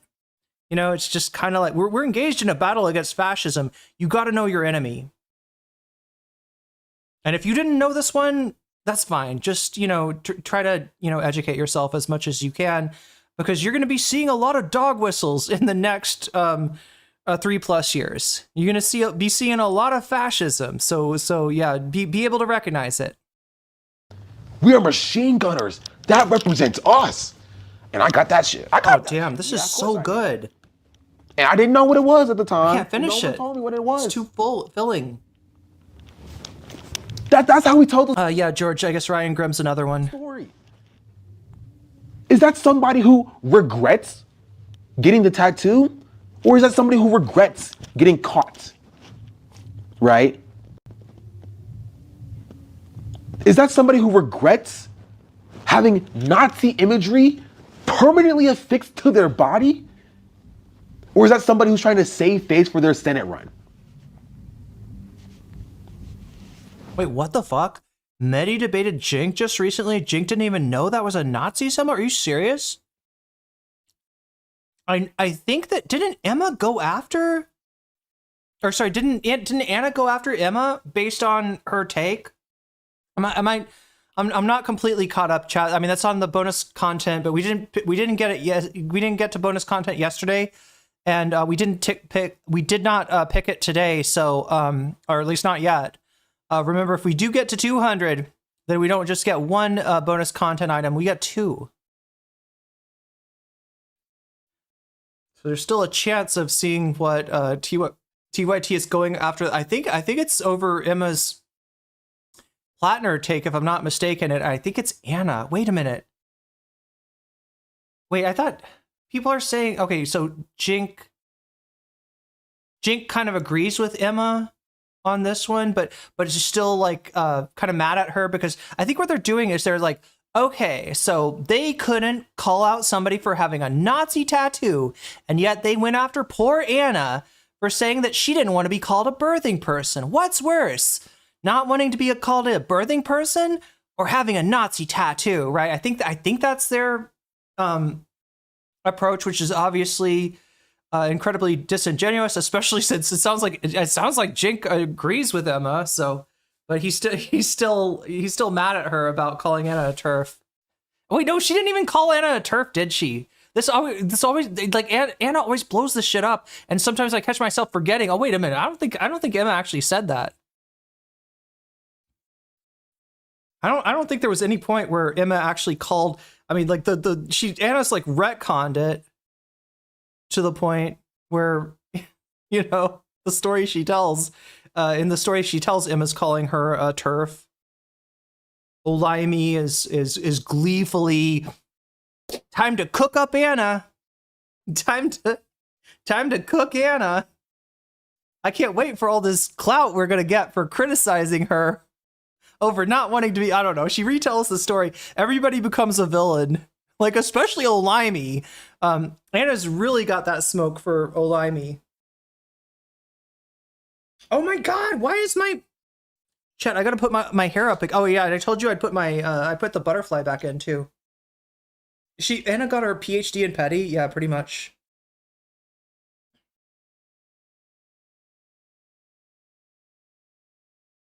I didn't know it was a Nazi tattoo either. Well, it's a good thing you're not a talk show, a political talk show host, Crotchy.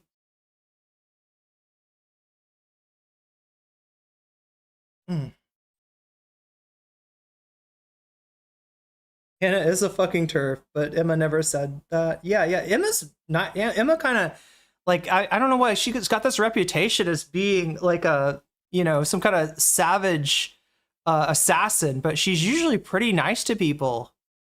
She you know, when she criticizes you, it's kind of, even if you're Tim Pool, it's kind of with kid gloves, right? She's not mean about it. And I'm not even saying that he can't change. I'm not even saying that he still can't change. I'm just saying that he has not demonstrated that. So why are we preempting his change? I said why, but it's a rhetorical question, because he's white. It's because he's white. It's because he's a white man, and the Democrats, right, the liberals and leftists. Miku says Emma kills with kindness. Yeah, that's right. It's a pro killing with kindness podcast. Think that will work in their favor for attracting the white male demographic. That is it. That is the only thing that matters to them. That is the only thing that matters to them. They think Graham Plattner is useful to them to attracting the white male demographic because that's all they care about. That's it.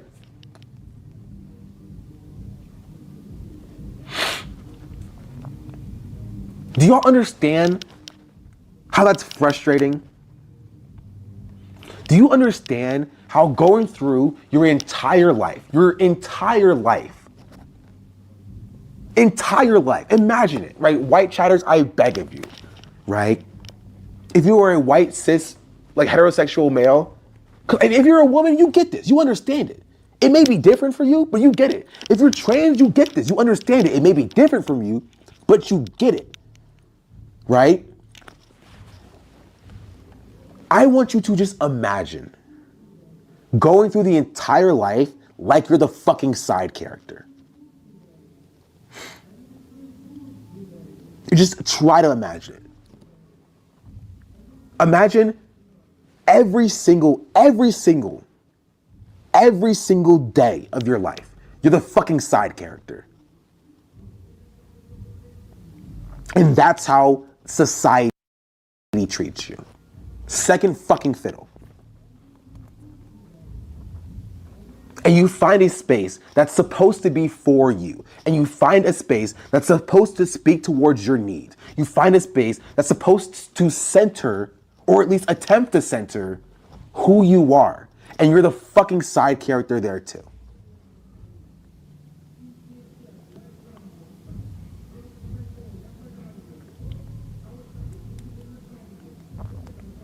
And that is a life of a marginalized person.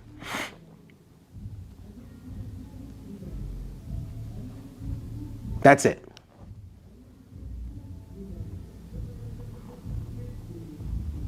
And if you even dare, oh, don't you fucking dare attempt to speak out about that.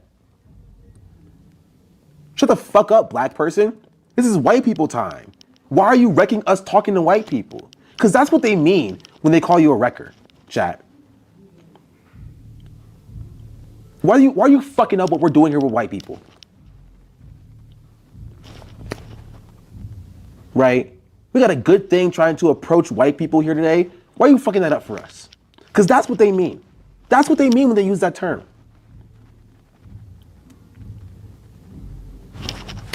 That's it. We're trying to attract white people right now, and you're fucking it up with your woke nonsense about trying to be safe in a space that's supposedly supposed to, at least try to center your voice.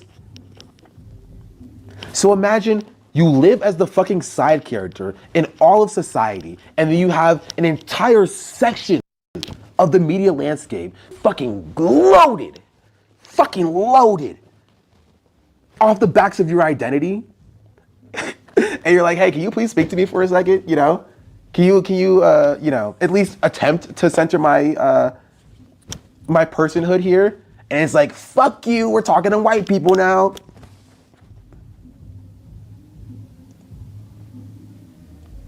Was this before or after Hasan's apology? I mean, it's kind of a limited hangout apology, but yeah, I know what you're talking about. I think this was before, but it's reminding me that there was another Hasan video where he's like talking to his community about making sure that this is a space that's going to be conducive to people coming in and not feeling like they're going to be canceled. Yeah, I think you're right, Snap and Crackle. It was before.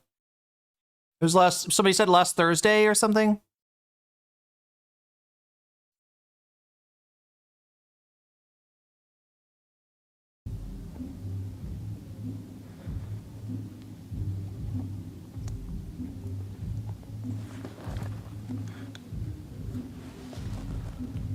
Is Wrecker the new Volksgold? Good question, Big Man Dogs. I hadn't thought of it like that, but yeah.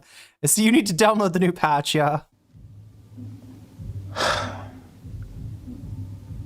We've replaced the Volksgold units with Wrecker units.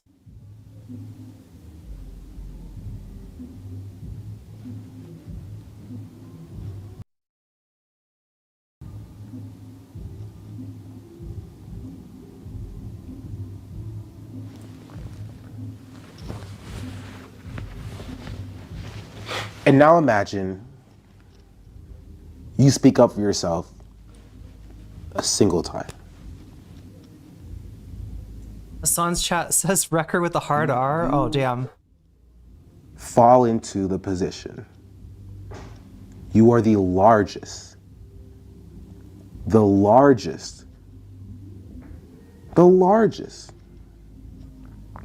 black leftist content creator on Twitch, right? And you have a lot of angry people. So large that Ethan uses your numbers to make fun of iDubbbz and Mike from PA's numbers. A lot of anger.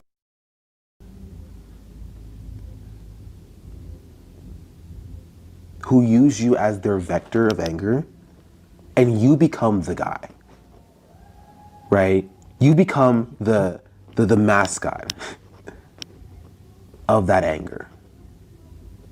And for the white leftists, you become the mascot of fucking woke. Anybody know if Hasan's watched this yet? You become the mascot of... Like, I'm assuming he hasn't watched it on stream. Wrecker behavior.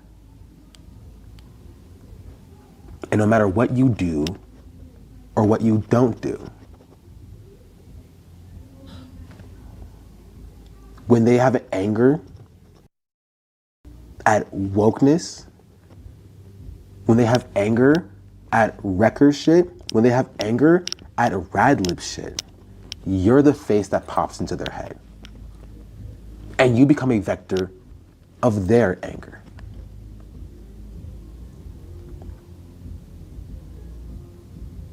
For months.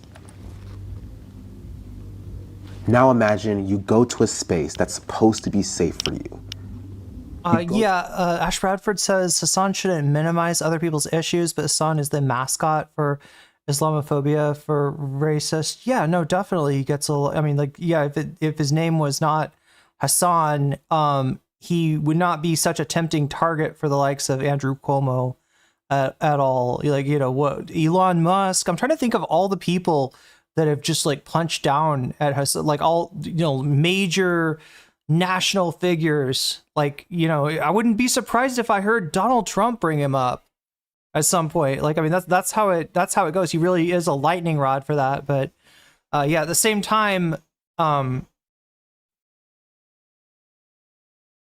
you know, I would hope that would inform Hasan's will to make a space that you know, I mean, it's not going to be a safe space, right? I don't know what the fuck a safe space is. What like a college classroom or something? I mean, that's like, I think that was the original idea, right? Was the idea that like if you're in college, if you're in class, and you know you're talking about race issues or gender issues, like, right? Let's say you're talking about like gender theory, and a transphobe shows up to your class and says, "Oh, actually, I think trans people are all faking," right?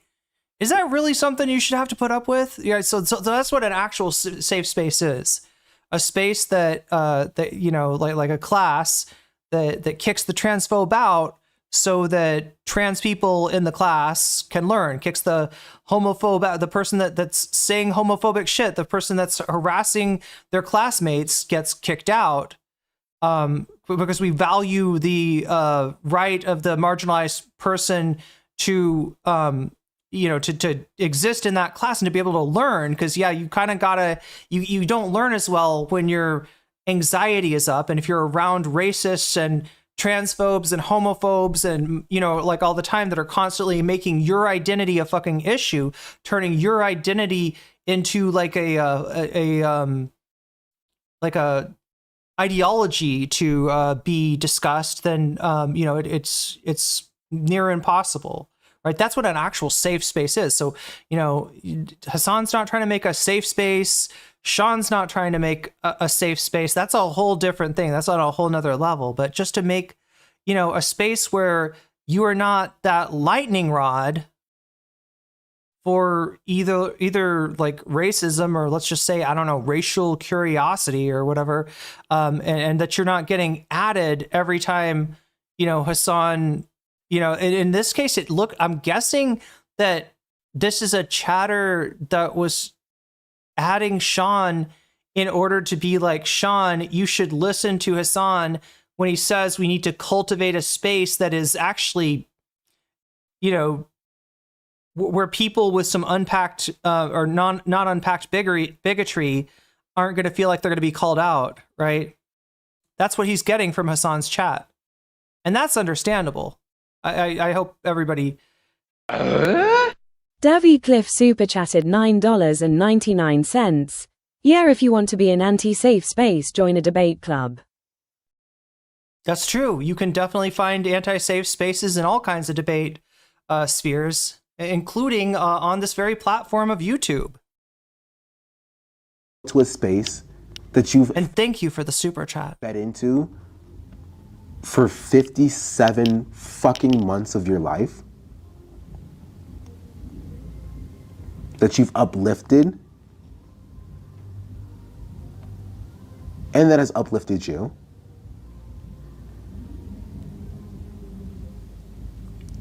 Oops, I pressed F2 instead of 2.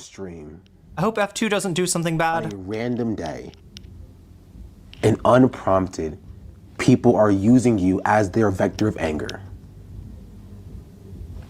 And it's right to his, it's right to his left, right?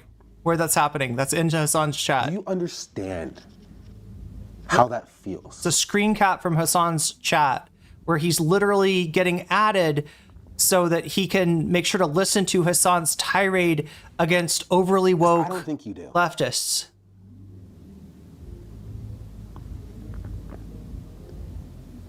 Because as a black person, you learn. Hold on, I need to freaking charge my freaking my phone. Oh, is he on his phone? That's why all of my phone streams chat end abruptly, is because it always ends when my phone runs out of battery. But as a black person, you learn, right? Society teaches you to not talk about racism. You can't talk about the fact, right, that your mother left corporate America because there was a ceiling put on her career, because she has the audacity to call that shit out. You can't talk about the fact that you and your father were almost run off the fucking road being called slurs because of the color of your skin. You can't talk about the fact that every second of your life, people look down on you. You can't talk about the fact that you get dozens upon dozens of comments that you try your hardest not to read.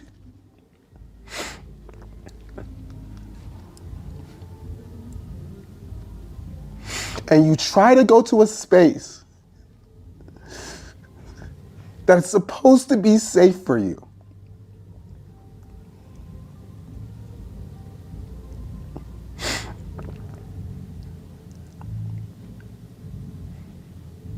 I don't think you understand how frustrating that is.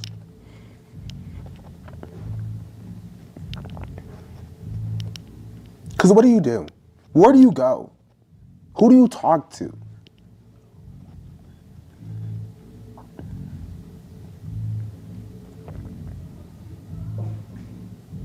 Who do you talk to?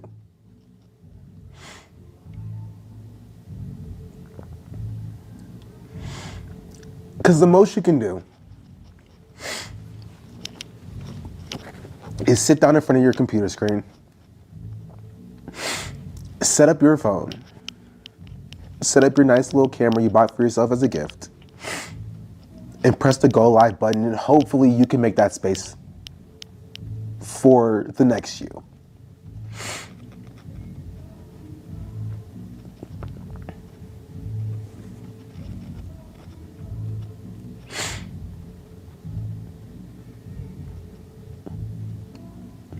So that's all you can do.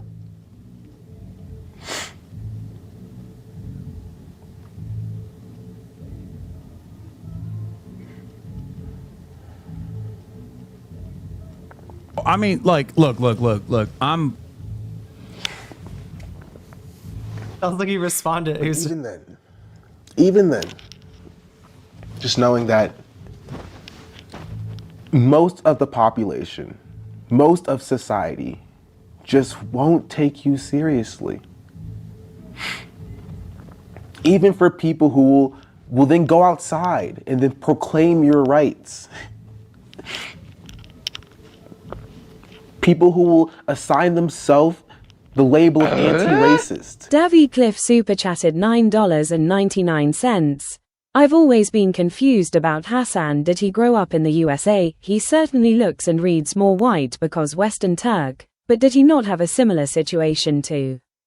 Yeah, he was born in Jersey. His family moved back to Turkey, and I think he... Wait a minute. Am I getting this right? He's born in Jersey, moved to Turkey at a young age, learned Turkish before English, and then moved back for college.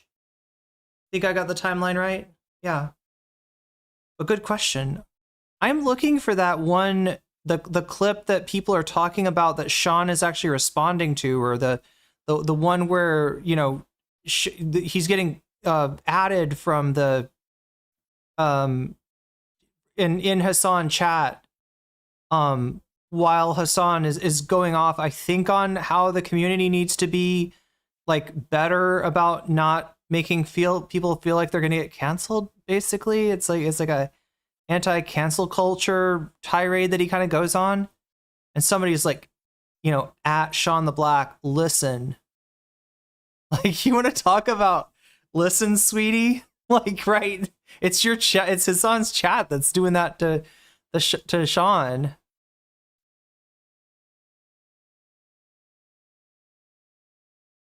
He came back to the States for college. Yeah.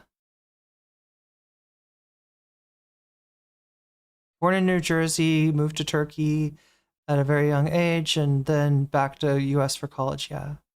Okay, grew up in Turkey until 18. Well, he was born in the US though, right? That's why when people say they want Trump to, you know, deport him and shit, I mean, it's like he literally is a American citizen. Unless Trump overturns birthright citizenship, that is not gonna happen.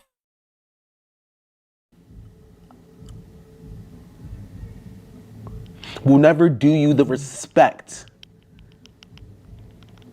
of taking 2 seconds to see what you have to say for yourself.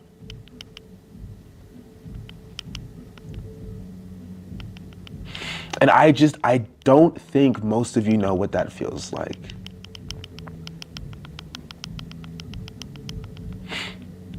Some of you do. Some of you do.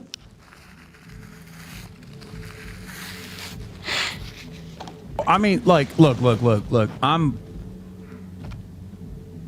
not trying to do an Ethan Klein sound drop there. But I know I'm just looking for the Hasan. I'm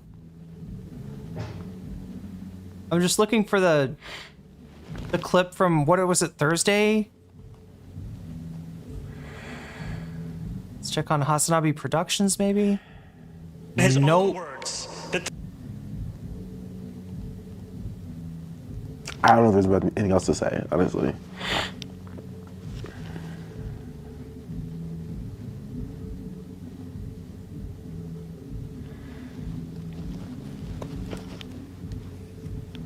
I just don't.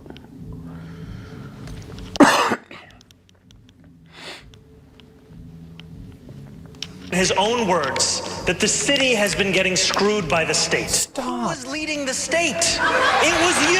Governor Hochul. You were leading the state Ooh! for 10 years. Screwing That was the your state. lieutenant governor! You cut homelessness legislator.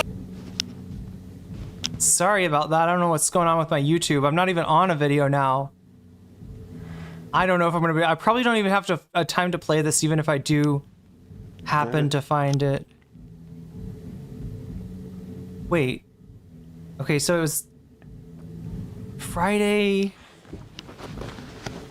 which was yesterday.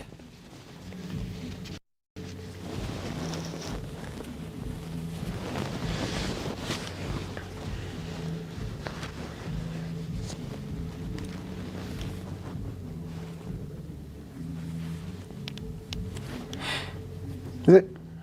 There's no conclusion. There's no follow-up. There's no next steps. There's no, here's what you can do.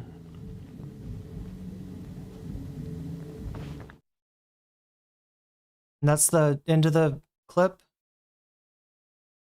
Stream ended. Goddamn. I don't know if he his internet went out or if he just couldn't really say more, but yeah, God.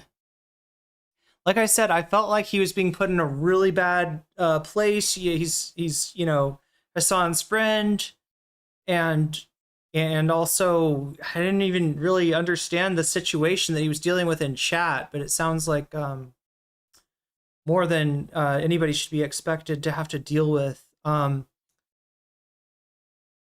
Yeah, powerful clip. He needs a break. Yeah, I think he took a few days off after this, right? if I'm missing the context, why is he tearing up? Oh God, Hunt, Stunta, that's, he was, do you remember, I don't know if you're a Hasan viewer, but sometime, and I can't find this video, I was looking for it, but sometime last week, Hasan made a video kind of castigating his chat about, I think, being more welcoming, not threatening, not giving people the feeling that they're going to come in here and they're going to get canceled. So not yelling at people, you know, in the chat for minor infractions or what he thinks are minor infractions anyway. So Hasan's giving this, you know, kind of spiel, and somebody in Hasan's chat at Sean and says, listen, capital letters, right? You know, tags him, right? At SeanDaBlack, listen, you know, as in you need to listen good and take this in. Like, you're the one who's making this an unsafe space for edgy white boys or whatever. So yeah, he's dealing with, you know, just kind of an impossible situation in Hasan's chat. He's friends with Hasan. He's, you know, done streams with Hasan, and then I think it was after that the clip of Hasan, you know, blowing up at a couple of black chatters kind of goes viral on TikTok. And I don't know if people were coming in expecting Sean to, you know, defend him there, but he's being put in. There's a really, you know, if you know, you know, this is a really tough spot. I'm understating, actually. Like, what kind of tough spot this is to be put in.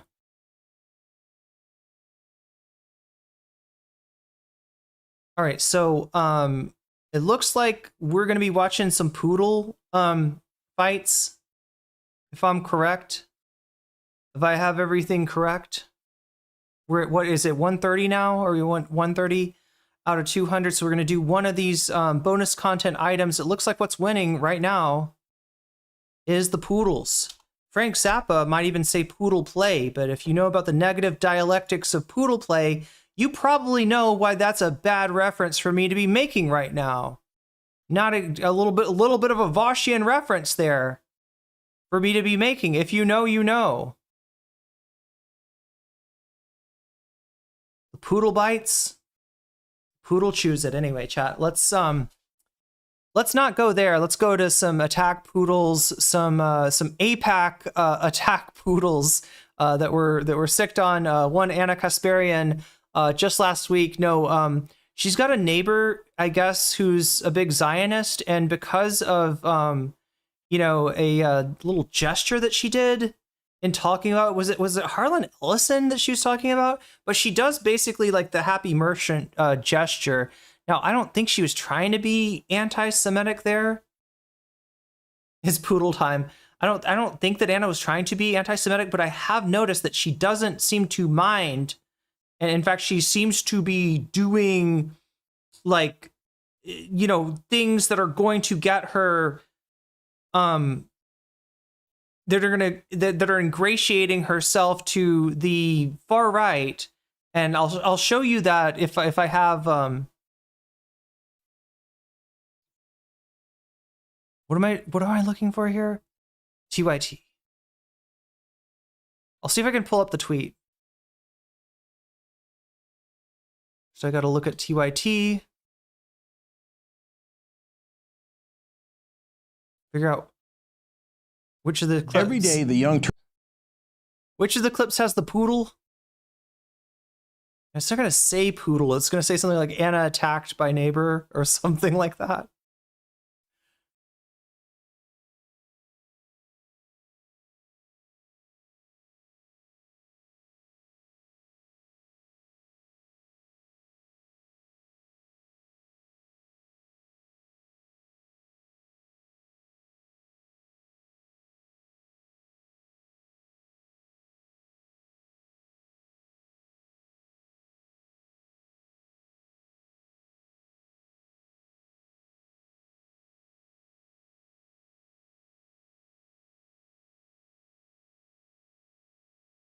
few days ago. Yeah, that's about 3 days ago or so, I think.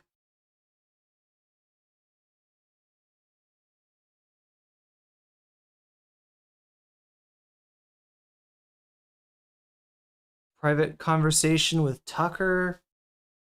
Kushner's Gaza plan. Mamdani in hot water. Over photo. What, over? Is this a Hasan Piker photo?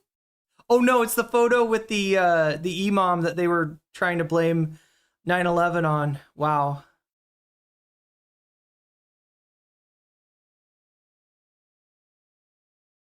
It's got to be somewhere here. You can see a lot of their stuff is paywalled. A lot of their stuff. Oh, here we go. Here we go. And TYT's Anna Kasparian targeted while walking her dog. Here we go. Karen this morning versus Karen, right? And again, just let me, because I feel like I haven't done this, the Anna Kasparian anti-Semitism story justice. I thought Jillian Michaels' accusations of Anna being, anti-Semitic, I think calling like the whole, basically implying the whole podcast was anti-Semitic. I think that's pretty disingenuous. I don't think that's real. But I haven't actually watched the segment where she does this thing, right? That being said, I wouldn't put it past Anna to do something like that it didn't occur to her that the person she's talking about was Jewish. And then that's kind of the happy merchant meme there. That being said, I do want to point out that Anna has cultivated quite the Nazi fan base. Sorry, yeah. Quite the Nazi fandom.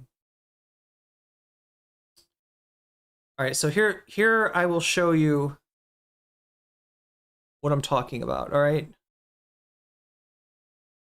It's an account called H-Man Quotes. H-Man Quotes 1945. Jesus, I wonder who the H-Man is, chat. Anybody want to guess? Who's the H-Man from 1945? When did he kill himself? Wait, maybe it's not. Maybe it's not. When did Hitler off himself? I can't believe I'm going to search Adolf Hitler in Wikipedia just to get the Adolf Hitler. When did he die? 45. Okay, I guess, 45 is the year of his death. April 1945. In a sad, dark bunker with his dog, Blondie, who I think he also shot or poisoned, and his long-term girlfriend that he had just married, Ava Braun, who I think offed herself by cyanide tablet, based on reports that her corpse smelled of almonds when they found it. When the Nazis came back into the room to see that Adolf and his wife had done the deed, and I think killed Blondie as well, his dog. So yeah, H-Man tweets. Oh my god, what the fuck is this? Oh my god, I'm scared already. Okay, so that's the music. Is this Mr. Kid? Is this Mr. Kid? What's the Mr. Kitten? Is that who this is? It sounds familiar. All right, so they're playing the music and they got the lyrics. I love the way you kiss me. And then we got Anna Kasparian. What is this, like what do you call this, chat? Like a fan cam? Oh no, he even had Anna doing the happy merchant. He even had Anna doing the happy merchant. So yeah, I mean, is Anna herself anti-Semitic? I haven't seen any evidence to that effect, but I do see her do things that she doesn't seem to mind the fact that she's gathering this thirst following from Nazis. And I mean, she does like right after Jillian Michaels left the set, right? The one Jewish co-host they have, they cut right to a Nick Fuentes video. Maybe that was a coincidence, maybe not, but either way, it's going to be read as like she's a fellow traveler by the myriad of Nazi fans that are now watching her. All right, so yeah, this guy makes this weird parasocial fan cam. God, that's thirsty as fuck. Thirsty as fuck. Anyway, so the first comment, I'm sorry, uncensored bro. He goes by uncensored. H-Man Quotes 1945. But the edit is fucking ass. The queen deserves better. So he's not a fan of the edit. Uncensored replies, it's still a woman who's not my wife or Ava Braun or the Holy Mother of God. Outside those three women, only low effort. Fair enough. Okay. Happy merchant impression live on air won me over. Shut it down, Goyim. Ooh. She has got a fucking Nazi thirst thread, chat. Anna Kasparian has a Nazi thirst thread. I thought there was one more comment in here. I mean, that's pretty telling right there, you know. Like, why didn't you do a better, thirstier edit? Oh, well, you know, she's not my wife, and she's not Ava Braun, and she's not Mother Mary. You would make a thirsty edit for Mother Mary? Okay, I don't know if that's, that sounds a bit sacrilegious to me. But yeah, there we go, Anna Kasparian. So whether she means to or not, she has captured the hearts of Nazis everywhere. With that, chat, I give you Karen versus Karen. Dog battle 2025. Who will prevail? The APAC poodle or Anna's. What, somebody told me what her dog was. It's like a small dog, but it's not like a tiny dog. It's not like a purse dog. Probably not a dog that could. You're gonna see the poodle. Like, we're dealing with a pretty large poodle here. This morning, as I was walking my dog, as I always do early in the morning, all of a sudden I was confronted by someone, a woman who I've seen in the neighborhood before, never had any issues with her. And since I've seen her in the neighborhood before and I never had any issues with her, I didn't think much of what was going to happen as I was approaching her. So I'm walking my dog. She's standing in the middle of the sidewalk with her dog, and her dog's going nuts, like unruly. And I'm thinking to myself, oh, she's trying to train her dog. Her dog, you know, looks like it might be a younger dog, whatever. And as I'm approaching, she's looking at me in a menacing way. Like, she has a weird wide stance, and I'm like, a wide stance? I'm not thinking much of it. I'm just thinking, okay, she's probably irritated with her dog acting like this. So let me just go around her. So I literally walk into the street in order to go around her and her dog. As I do that, she's. Wait, I'm sorry. I don't think I saw this. I don't know why it didn't make a noise, but. Sean's speech reminds me of a great video Zoran just put up that's profoundly relatable. It's very depressing to see Hasan using his white passing privilege to be hypocritical like that. Yeah, I mean, it's not great. Hopefully he's got people in his community that will, I don't know, like hopefully he's responsive enough to, you know, because it feels like people in his community are definitely throwing him a bone.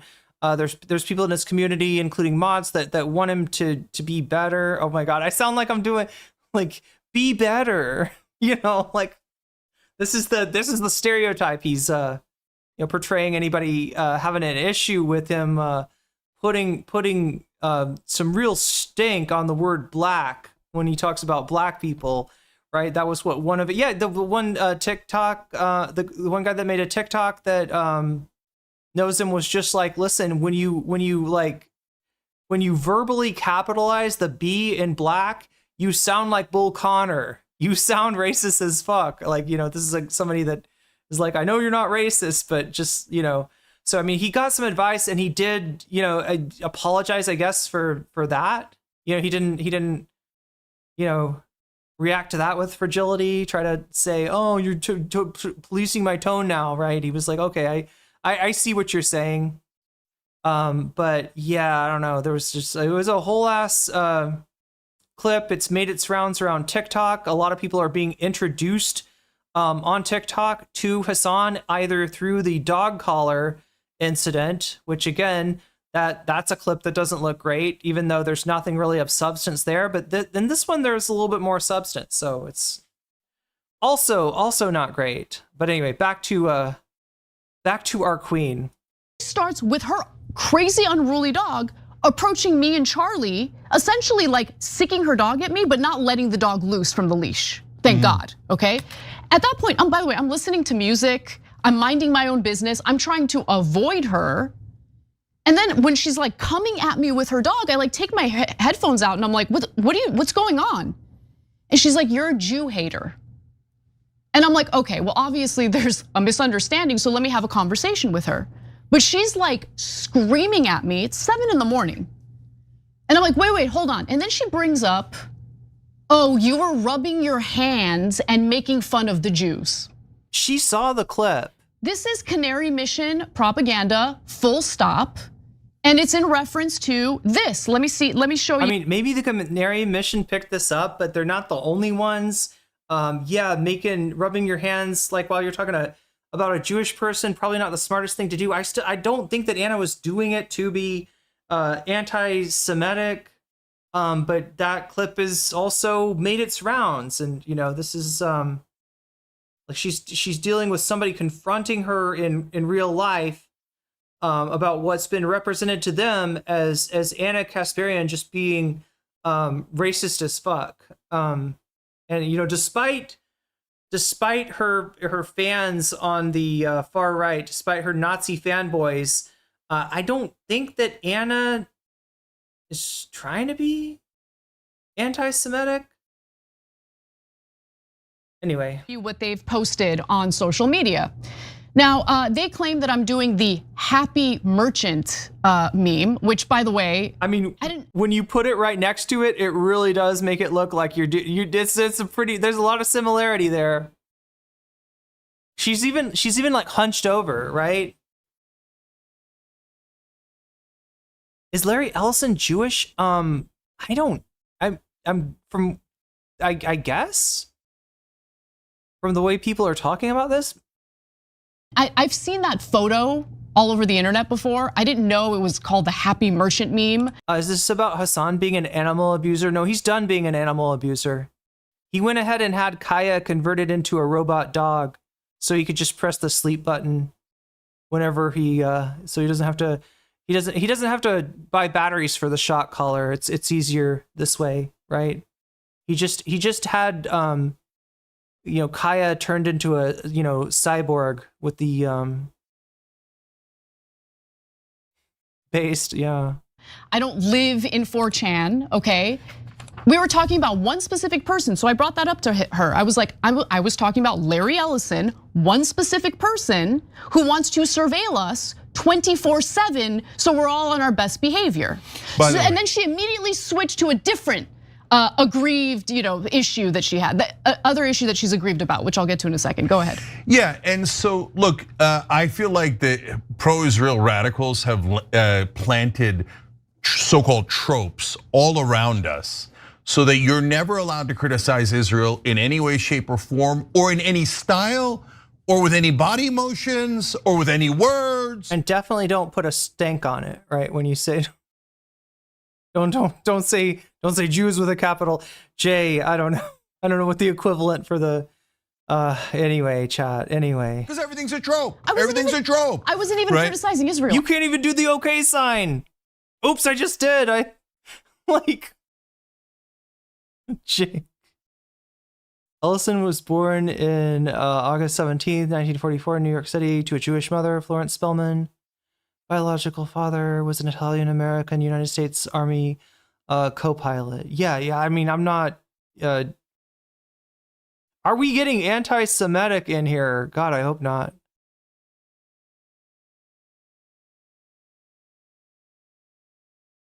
No, we're just referring back to the earlier Hasan controversy. I was criticizing one specific person. We're gonna show you the video in a second. Hold on, go ahead. And then Larry Ellison's later in this program, we're gonna show you a story about how he's trying to build these giant things in Gaza. AI centers. AI centers, which meaning like, oh yeah, obviously Israel's gonna take Gaza. Obviously we're gonna ethnically cleanse them. We might or might not use them for forced labor. But other than that, we're taking. Yeah, if there's any stink of anti-Semitism, it's probably coming from Anna's fan base at this point. She's really made an impression. She's really made an impression on the Nick Fuentes right. Wait, was there somebody that was shipping her with Nick Fuentes? Am I completely misremembering? I think somebody was like literally fucking shipping them. Gaza. So yes, and Larry Ellison, who bought CBS, which, as we know, chat from GQ, apparently liberal women very attracted to Nick Fuentes. Where the fuck did they come up with that? Where did they come up with the idea that anyone, chat, you know, Timu Catboys, famously not that attracted to Nick Fuentes. I don't think Anna Kasparian is. She's got her MAGA guy, remember? I think his name was Jeff. Yes, Paramount and TikTok, and expressly for the purpose of Jenkins Hassan's uncle. I think you're wrong, Adam. That you're thinking of Shaky Gurga. Shaky Gurga is Hassan's uncle. Doing propaganda for Israel. They're not even hiding it. Can we get some Shaky Gurgas in chat? They say they paid more for Barry Weiss's site, way more. I'm in the business, I know. They paid an outrageous sum, and then they bragged to the press about, well, that's because she's pro-Israel. Then Netanyahu comes and says, we're taking over TikTok, and we're thinking about X, etc. And then they say, and by the way, they committed a genocide. They murder over 70,000 people. The Israelis do, not Jewish people. The only people saying Jewish people, Shaky Gurga, pro-Israel zealots. Yeah. No one else says Jews. No one that's in the legitimate space that isn't Fuentes or whoever, right? But they constantly are like, you said Jews, but we didn't say Jews. I literally never. No one ever said Jews other than them. Okay. Yeah. Oh, I'm sorry. Can I do this? Can I talk? Can I say anything? Your existence is so no. But Larry Ellison is an evil guy. Like, chat, I was joking before, but he is really, putting some stank. But now there are freaking communists invading. He is really putting some stank on the way he enunciates Jews. Who is taking over all of this media for propaganda? Like they might just pretend to be anti-Semitic for the fucking clout at this point. And for Israel, but you're not allowed to rub your hands about it. You're not allowed to talk about it. Okay. They say we're taking over media, but you're not allowed to say they're taking over media. So they are taking over the media? What's next? He starts accusing people of selling out for shekels? They're allowed to do it, but you're not allowed to say it. No, I don't listen to any. Oh, you're in trouble for noticing. God damn, he's running down the fucking list of dog whistles. He's literally running down he did the noticing meme. Somebody get card posting in here. I think he's trying to work himself up into some kind of a faux anti-Semitic tirade in order to capitalize on the fucking shit that's popping off on Twitter right now. How long until Nick Fuentes is a guest on the Young Turks? Stupid rules or tropes. All right, anyway, back to your story. So before we get to Canary Mission and the propaganda they put out there in order to get people to target me like this, after she attempts to attack me, stop saying they, with her dog. The only thing I have on, like, just please, in a moment like this, if you don't want to get more anti-Semitic fans, if you, like, Anna, let me put it this way. If you don't want more anti-Semites doing cum tributes to your picture, literally jorking it on a printed out picture of you, then specify exactly who you're talking about. The Canary Mission. Yeah, not just leave that pronoun, leave it be for now. Do not say they. You like, whether or not you mean it, you've got, like, these anti-Semites, their noses are bleeding, chat. They're spurting blood out of their nose and they're spurting something else out of their dicks. Top of my mind is I need to get my dog to safety because I have a small dog. Okay, he's 20. Okay, it is a small dog. Okay. So as I'm walking away, she says to me, "Good luck to your husband dealing with you." Davy Cliff super chatted $9.99. Okay, but this is why TYT will never be the real news. This is far more Buckley-esque of complaining about your conflict about your neighbor. I don't think Cronkite had a segment about their neighbor. No, I don't think that Cronkite was known for the neighbor discourse. Like, if we've not lost oh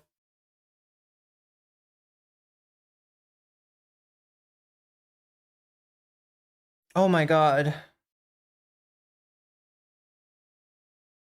The Buckley thing sounds familiar though. Like, are we talking about like a National Review article about his neighbors, complaining about his neighbors? I thought he just complained about like kids at Yale. And I say, my husband loves me. And she responds with, that's why we're trying to get him fired. To me, that was the sign that this isn't some lone wolf situation. She's part of an organized group that's not just attempting to destroy me, but destroy my husband's livelihood when my husband has nothing to do with my career, nothing to do with, guy doesn't even like politics, okay? He works in athletics. Yeah, Jeff's the politics guy. Jeff Buckley. Wait, where did I say Jeff Buckley? He works at a school, he loves his students love him, but they want to destroy him because he refused to put out a statement condemning his wife. Incessantly they demand that he put out a statement condemning his wife. He's not gonna do that, okay? You're not gonna get in between a marriage because your feelings are hurt over my criticism of a foreign government.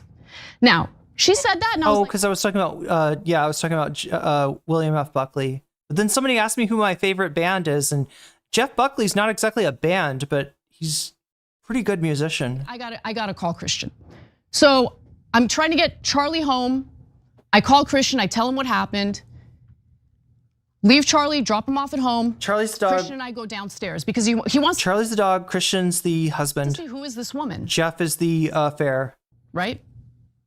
So at that point, we approach her and I decide I'm gonna file a police report and I don't know this woman's name. I wanna have an image of her, I wanna have a video of her. What do you call a male mistress, chat? Is it a mister? I never hear that. I always hear about a guy having a mistress. I never hear about a woman having a mister. What would be a mister, right? I wanna have a video of her dog. And so get a load of her behavior here where all of a sudden, now that I'm recording. Wait, did she, okay, so she drops off Buckley's not her dog. What am I thinking, Chad? I think Buckley is like Javier Milei's, one of Javier Milei's dog clones named after William F. Buckley. So she calls Christian, she drops, what's the dog's name again? I go downstairs because he wants to see who is this woman, right? I call Christian, I tell him what happened. Leave Charlie, drop him off. Charlie, okay. Off at home. Christian and I go downstairs because he wants to see who is this woman, right?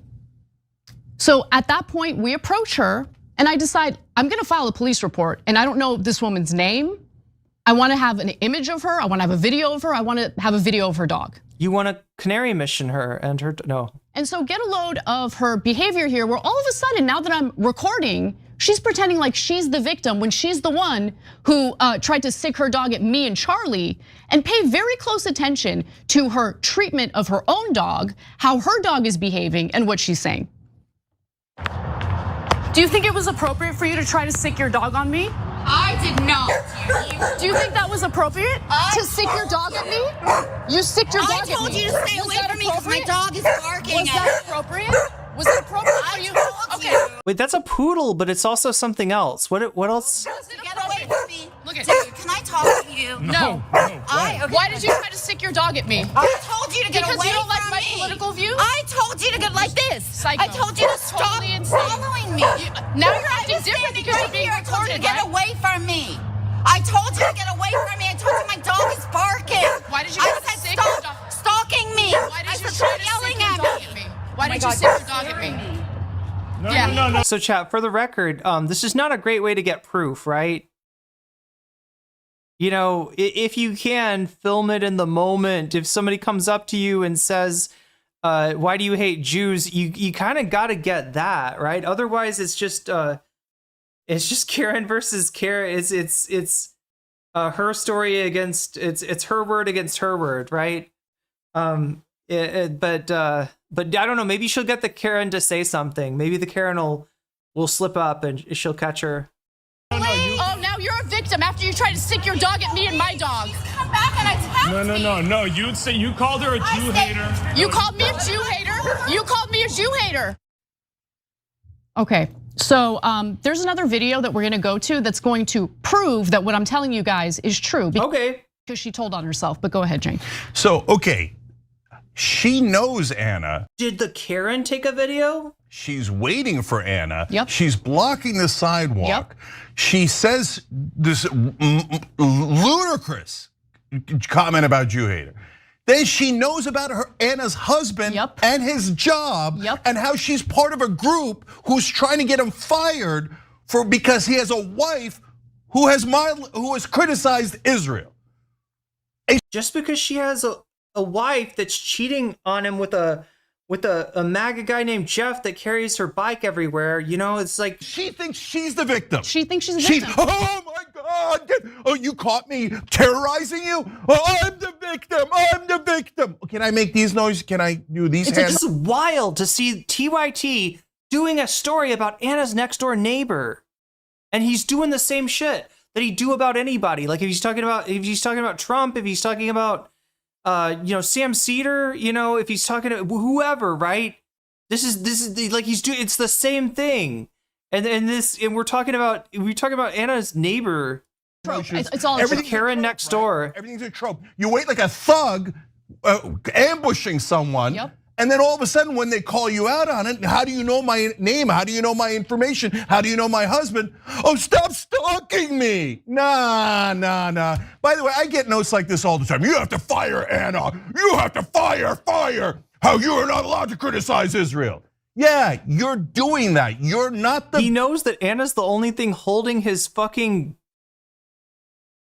show up still. Victim. You are the aggressor. I'm not talking about Jewish people at all. I just literally had both Robert Greenwald, Ben Cohen, two of the greatest people in this country, fighting like hell to stop the genocide in Palestine, let alone everybody who works here, let alone literal family I have.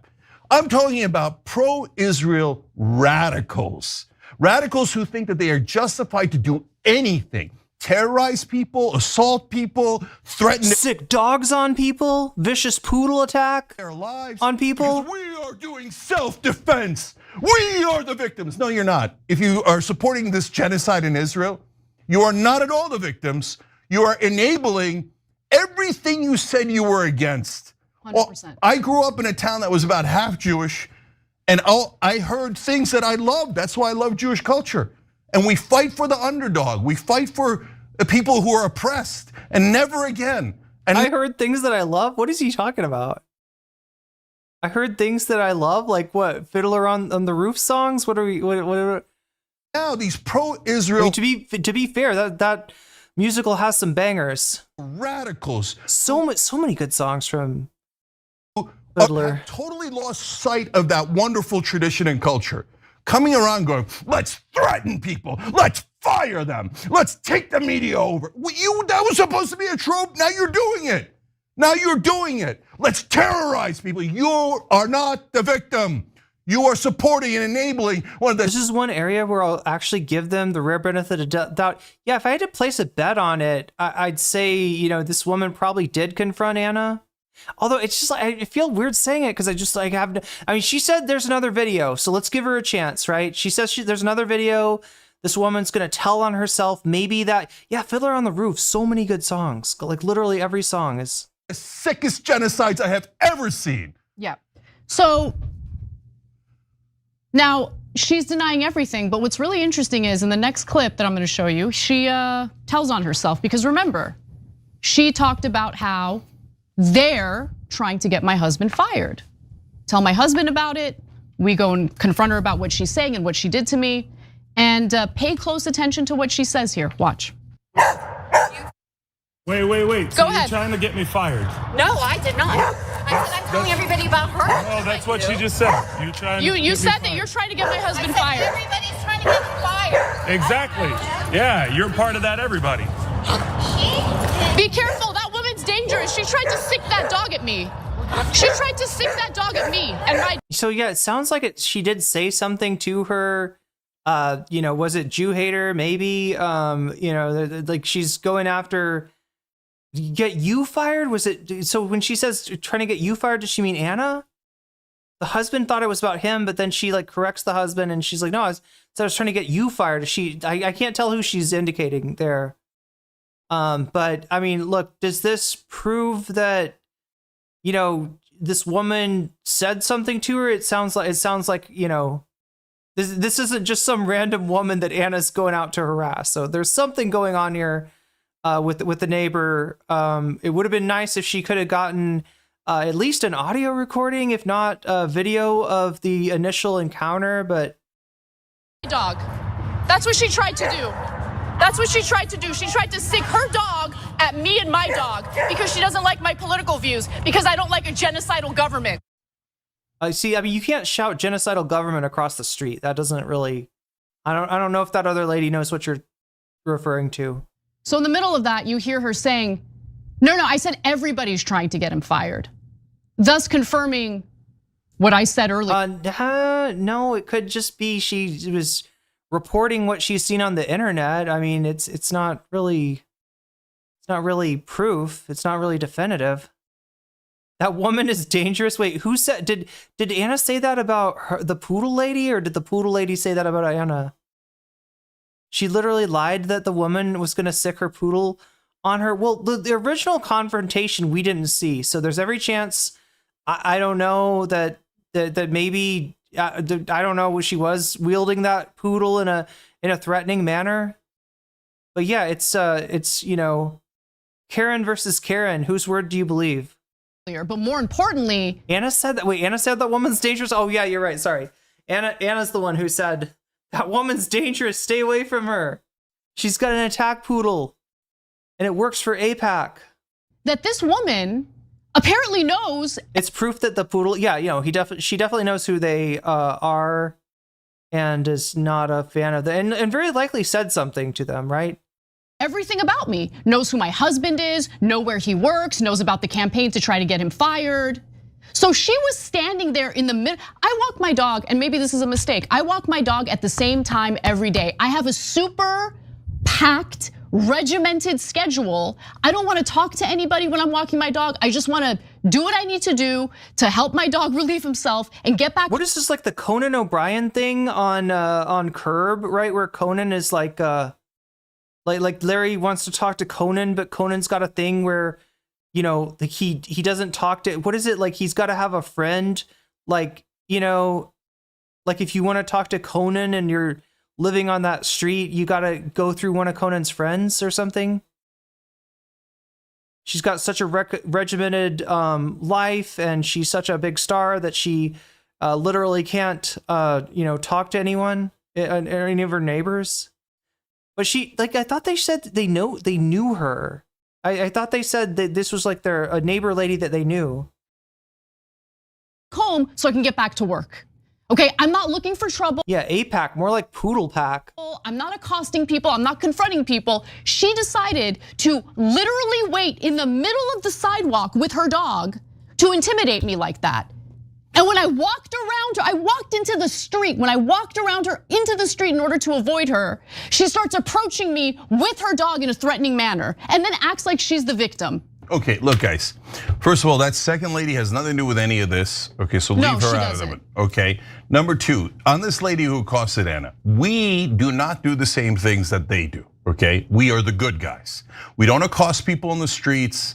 We don't go stalk them. We don't terrorize them. We're always for nonviolence. I'm super proud that TYT is now known throughout the internet as the show that is always for nonviolence, always for peace, okay? So nobody go bother anybody here, because I know what they're gonna do next.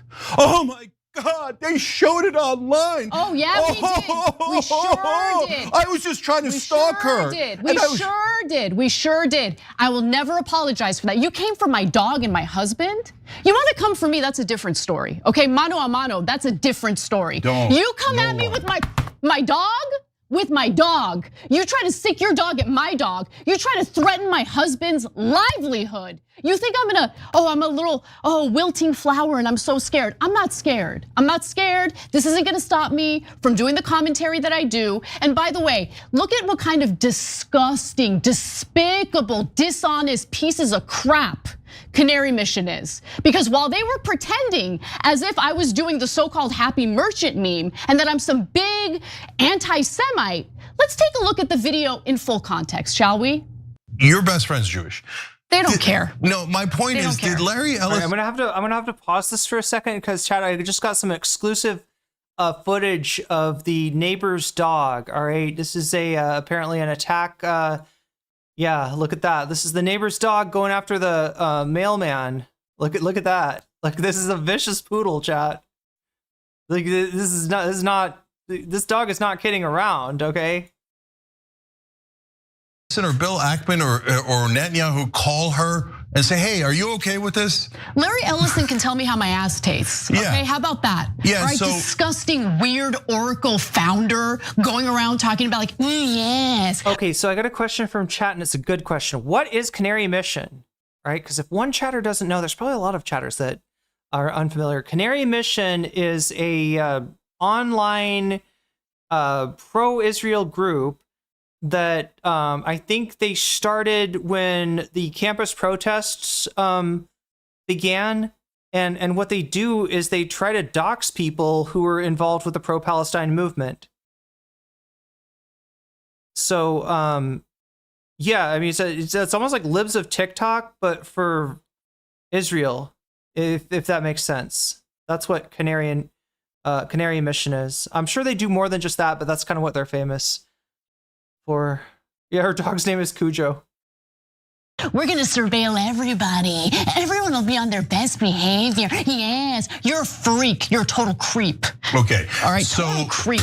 So my point is, do not put Larry Ellis's actions on our friends. No, I don't. I don't, because I'm not an idiot. Okay, I don't conflate a nation state with an entire group of. Okay, so now in Anna's defense, look at that. She's has a thing when she gets upset where her shoulders kind of roll up, right?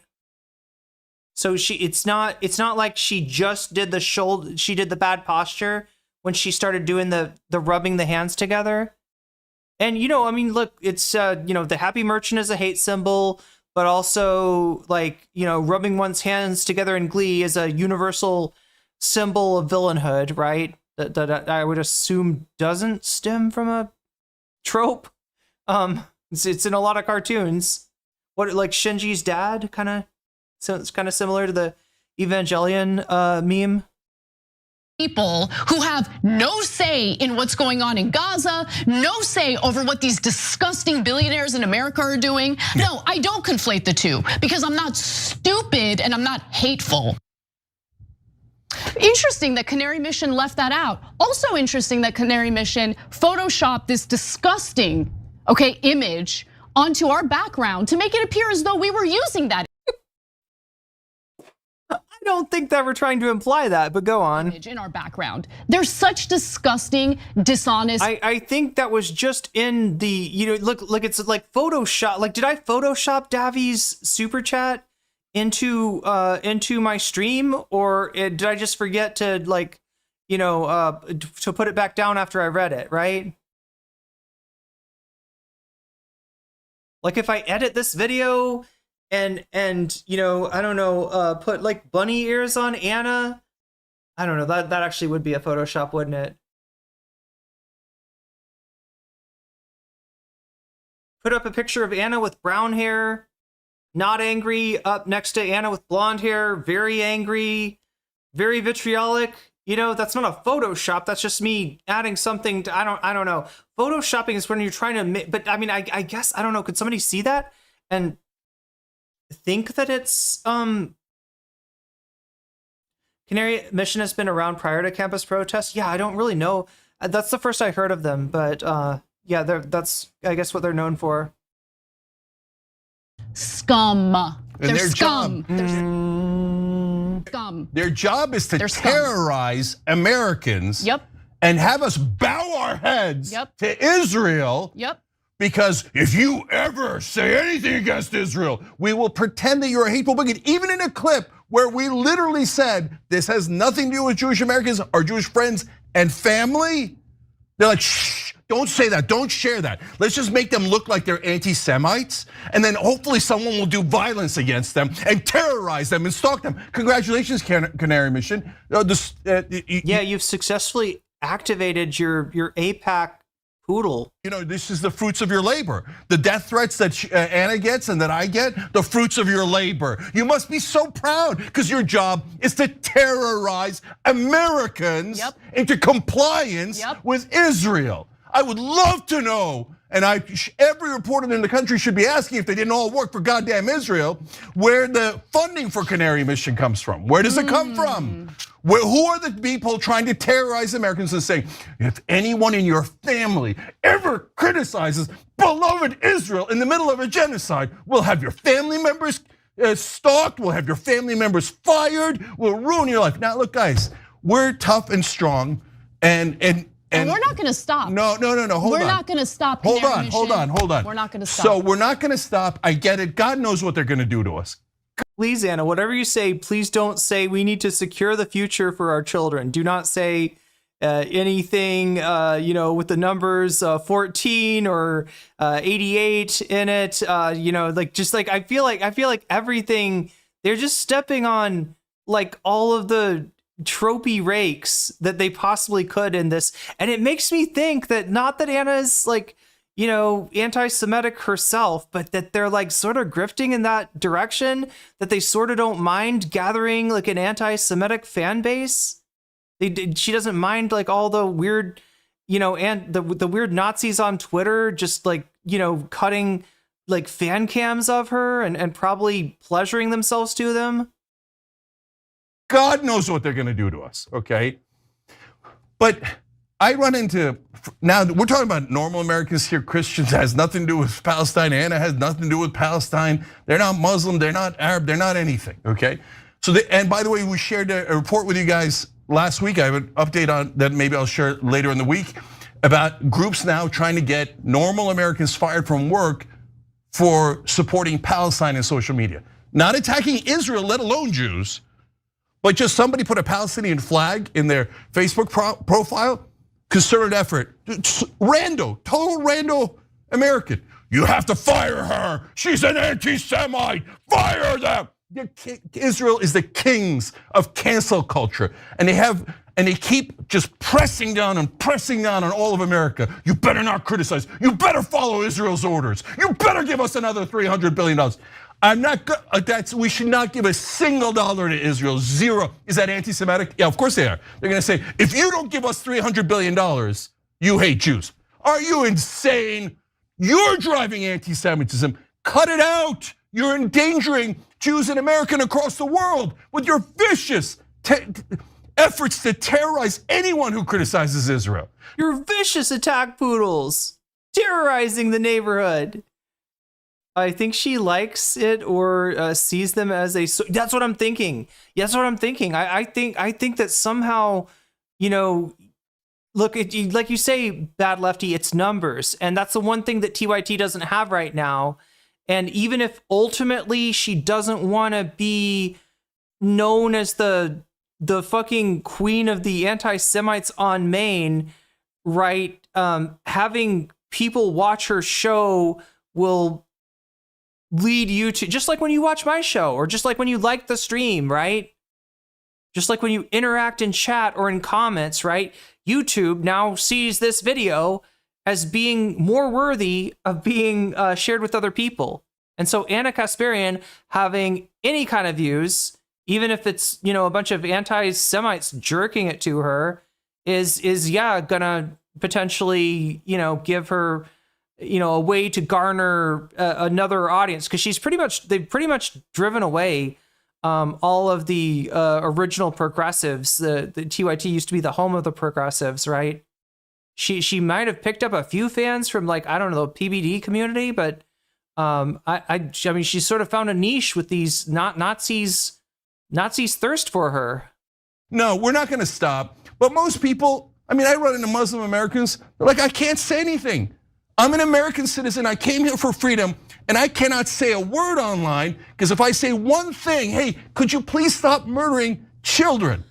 No, way too much. Could you please stop, Jen? Stop. No, I'm sick of them having that special treatment. I'm sick of them having that special level of entitlement where our Constitution somehow doesn't apply to us when it comes to critique of Israel. No, I'm not gonna give them that pleasure. They don't deserve it. And if you have if you have a problem with America, can you say them without the parentheses, Anna? That's all I'm asking. Critical of Israel because Israel is the most important thing in the world to you. Please, by all means, go live in Israel. Go live in Israel. Leave this country to the warm-blooded Americans who actually believe in our constitutional rights. And by the way, that includes Jewish Americans, Muslim Americans, Christian Americans, every kind of American. But if you're like, no, I worship Israel, there's a great way to worship Israel, by going to Israel, okay? So look, if you're wondering why I'm so animated, other than the obvious, they've also threatened my family. And the other day I got an email saying, you're already dead, you just don't know it. So these are the terrorists that work inside. Wait, I'm sorry. You're already dead, you just don't know. Are you sure it didn't say like you are already dead and then like Nani? I don't know, it sounds like, what is that? What is that anime, chat? Fist of the North Star, right?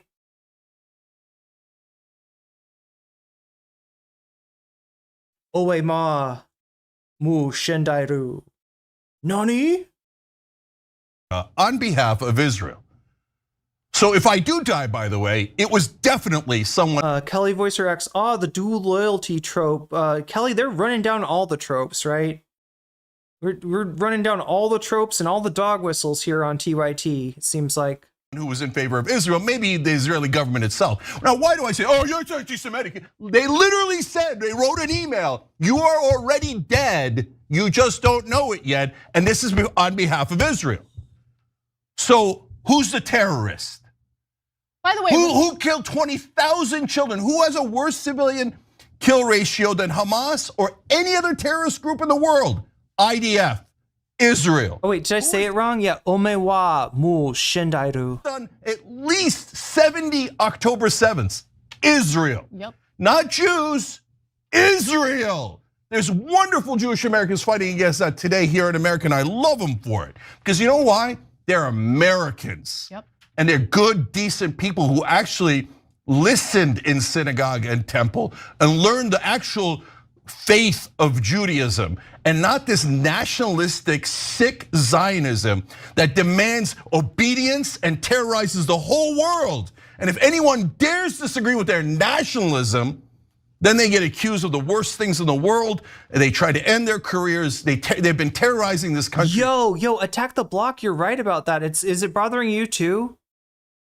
They are just, they're yelling, and I think their volume is like, yeah, to be fair, like there's worse channels for audio productions out there. Like I always get annoyed by breaking points. They just like their dynamic, their compression and their compressor and limiter are just like maladjusted.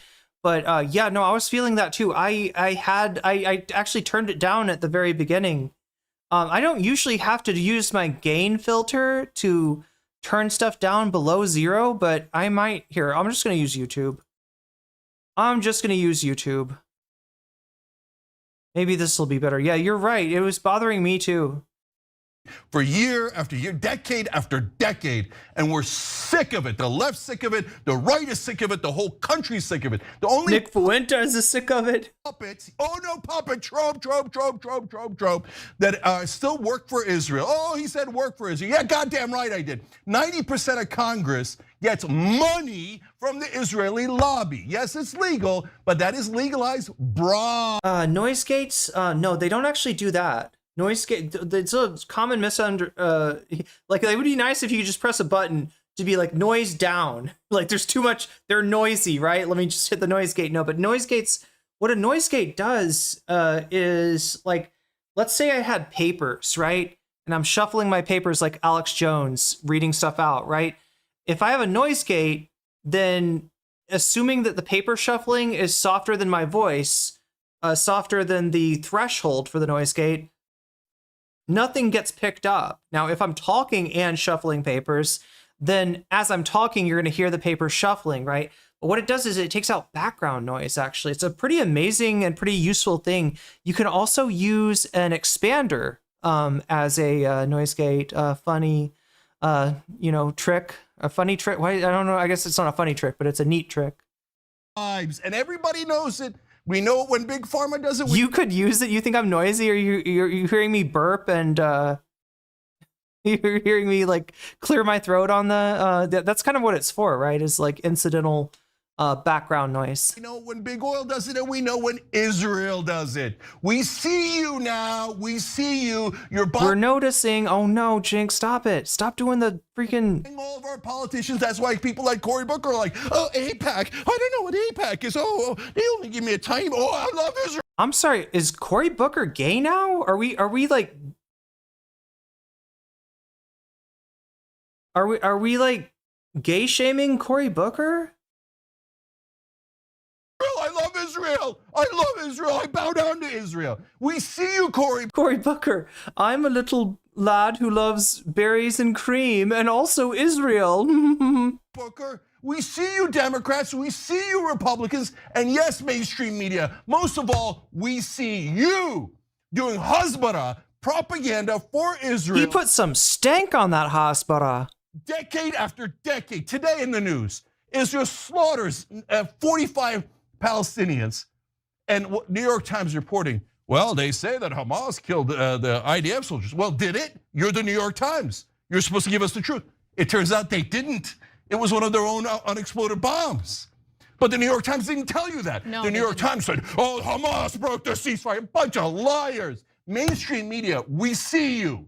We see that you're working for Israel. You're the most biased people in America. And you know what? I didn't know the happy merchant meme either, okay? So now I know it. Thank you. I appreciate it. You know what?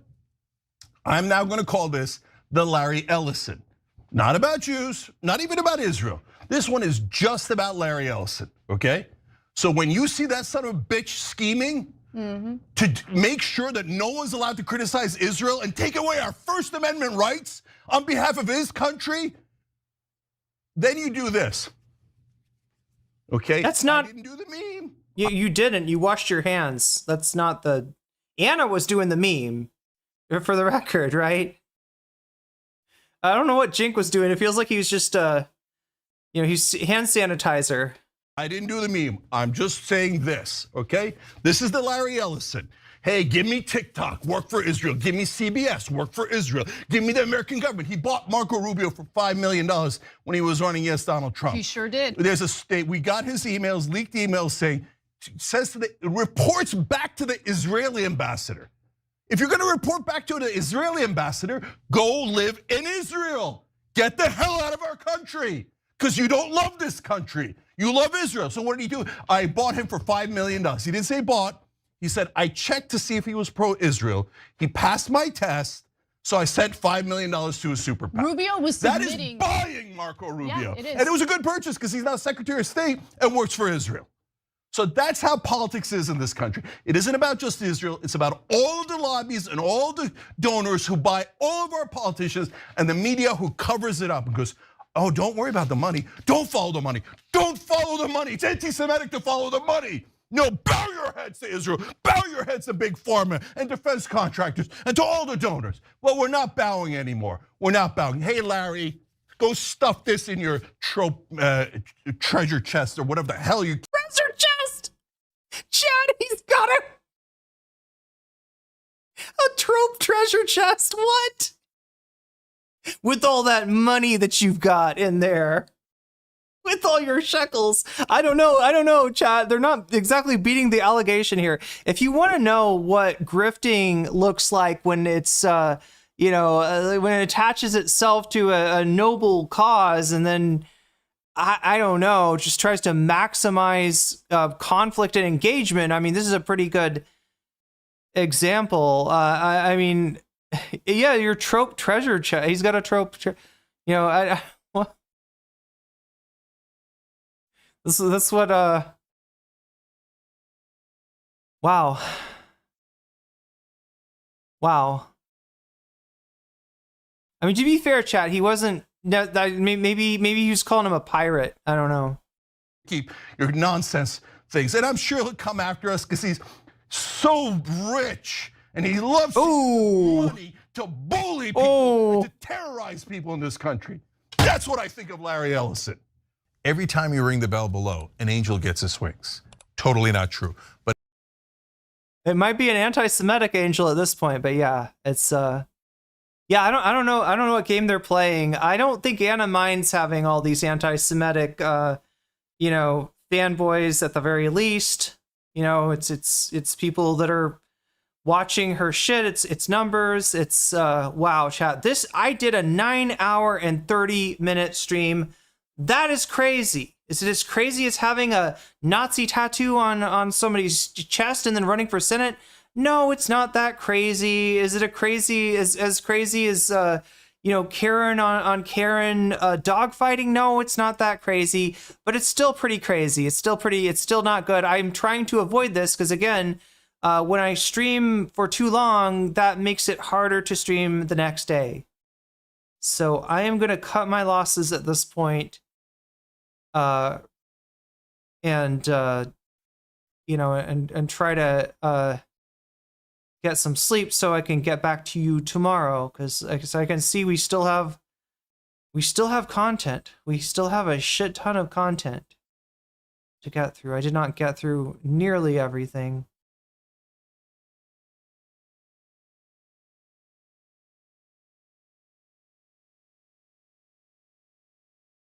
And of course, like, I end my stream at the moment where, you know,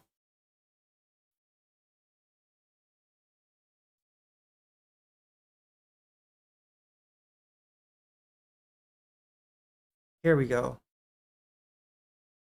Wait, no, channel is offline? Oh, wrong. Okay, it's a little error. Stick tight, chat. I'm gonna give you somebody good to go. I'm gonna try to give you something good to go watch. Very close to Karen on Karen dogfight. I know, that's what they're gonna. There's gonna be a Karen on Karen dogfighting league, and it's gonna be brought to you by Polymarket, right? With the Polymarket dog arena, the Polymarket dogfighting arena. That's what we're dealing with at this point.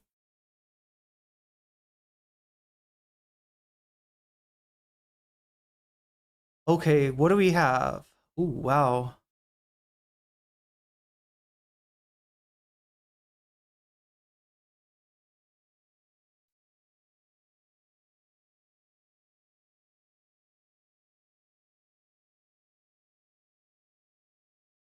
Yeah, let's go ahead. People say good things about Struggle 4. Let's raid into Struggle 4. How does that sound? Raiding into Struggle 4. While I raid into Struggle 4, let me go ahead and read off my Patreons again. If you support me on Patreon at the $5 level or above, you get a fancy shout out at the beginning and end of each stream. I'm going to go ahead and do those now. Shouts out to User. Shouts out to JMB. Shouts out to Brian. Shouts out to Emily French. Shouts out to Big L of the Cake Mix and the Cake Remix. Shout outs to Direful. Shouts out to Sarah. Shouts out to Izzy Mandia. Shouts out to Steven Sayers. Shouts out to Animus. Shouts out to Oros Ellipsis. Shouts out to Nadia Yvette. Shouts out to Choki. Shouts out to Moinoip. Shouts out to Funky Monkey. Shouts out to Temporal Insanity. Shouts out to Good for Gabby. Shouts out to Jules K. Shouts out to Buffy Geek. And a fancy shout out to Rachel K, to Omega Star, and to Zerazerix. Remember, if you want to get your name read out at the beginning and end of each stream, all you got to do is support me on Patreon. Patreon.com/nocommentchick at the $5 level or above. With that being done, chat, we're going to raid into Struggle 4. Go give them my best and tell them to have a good stream. I'm going to try to get some rest now. This is ridiculous. I can't believe this takes me 9 hours. I don't know. It's just compelling content, right? I don't want to cut it off. You know what I'm saying? Like if I stopped the stream early, it would have been just getting good. So I don't know. But yeah, realistically speaking, I gotta somehow, I don't know, do better on that. Anyway, much love, everybody. Thank you, mods, for keeping us safe. Thank you, Thumb Gang, for liking the stream and helping get it out to more people. And I'm gonna see you tomorrow if I possibly can, if I have not, like, you know, fucked myself up by streaming for way too long. Anyway, I gotta get off and get to sleep and take care of myself. But until then, bye.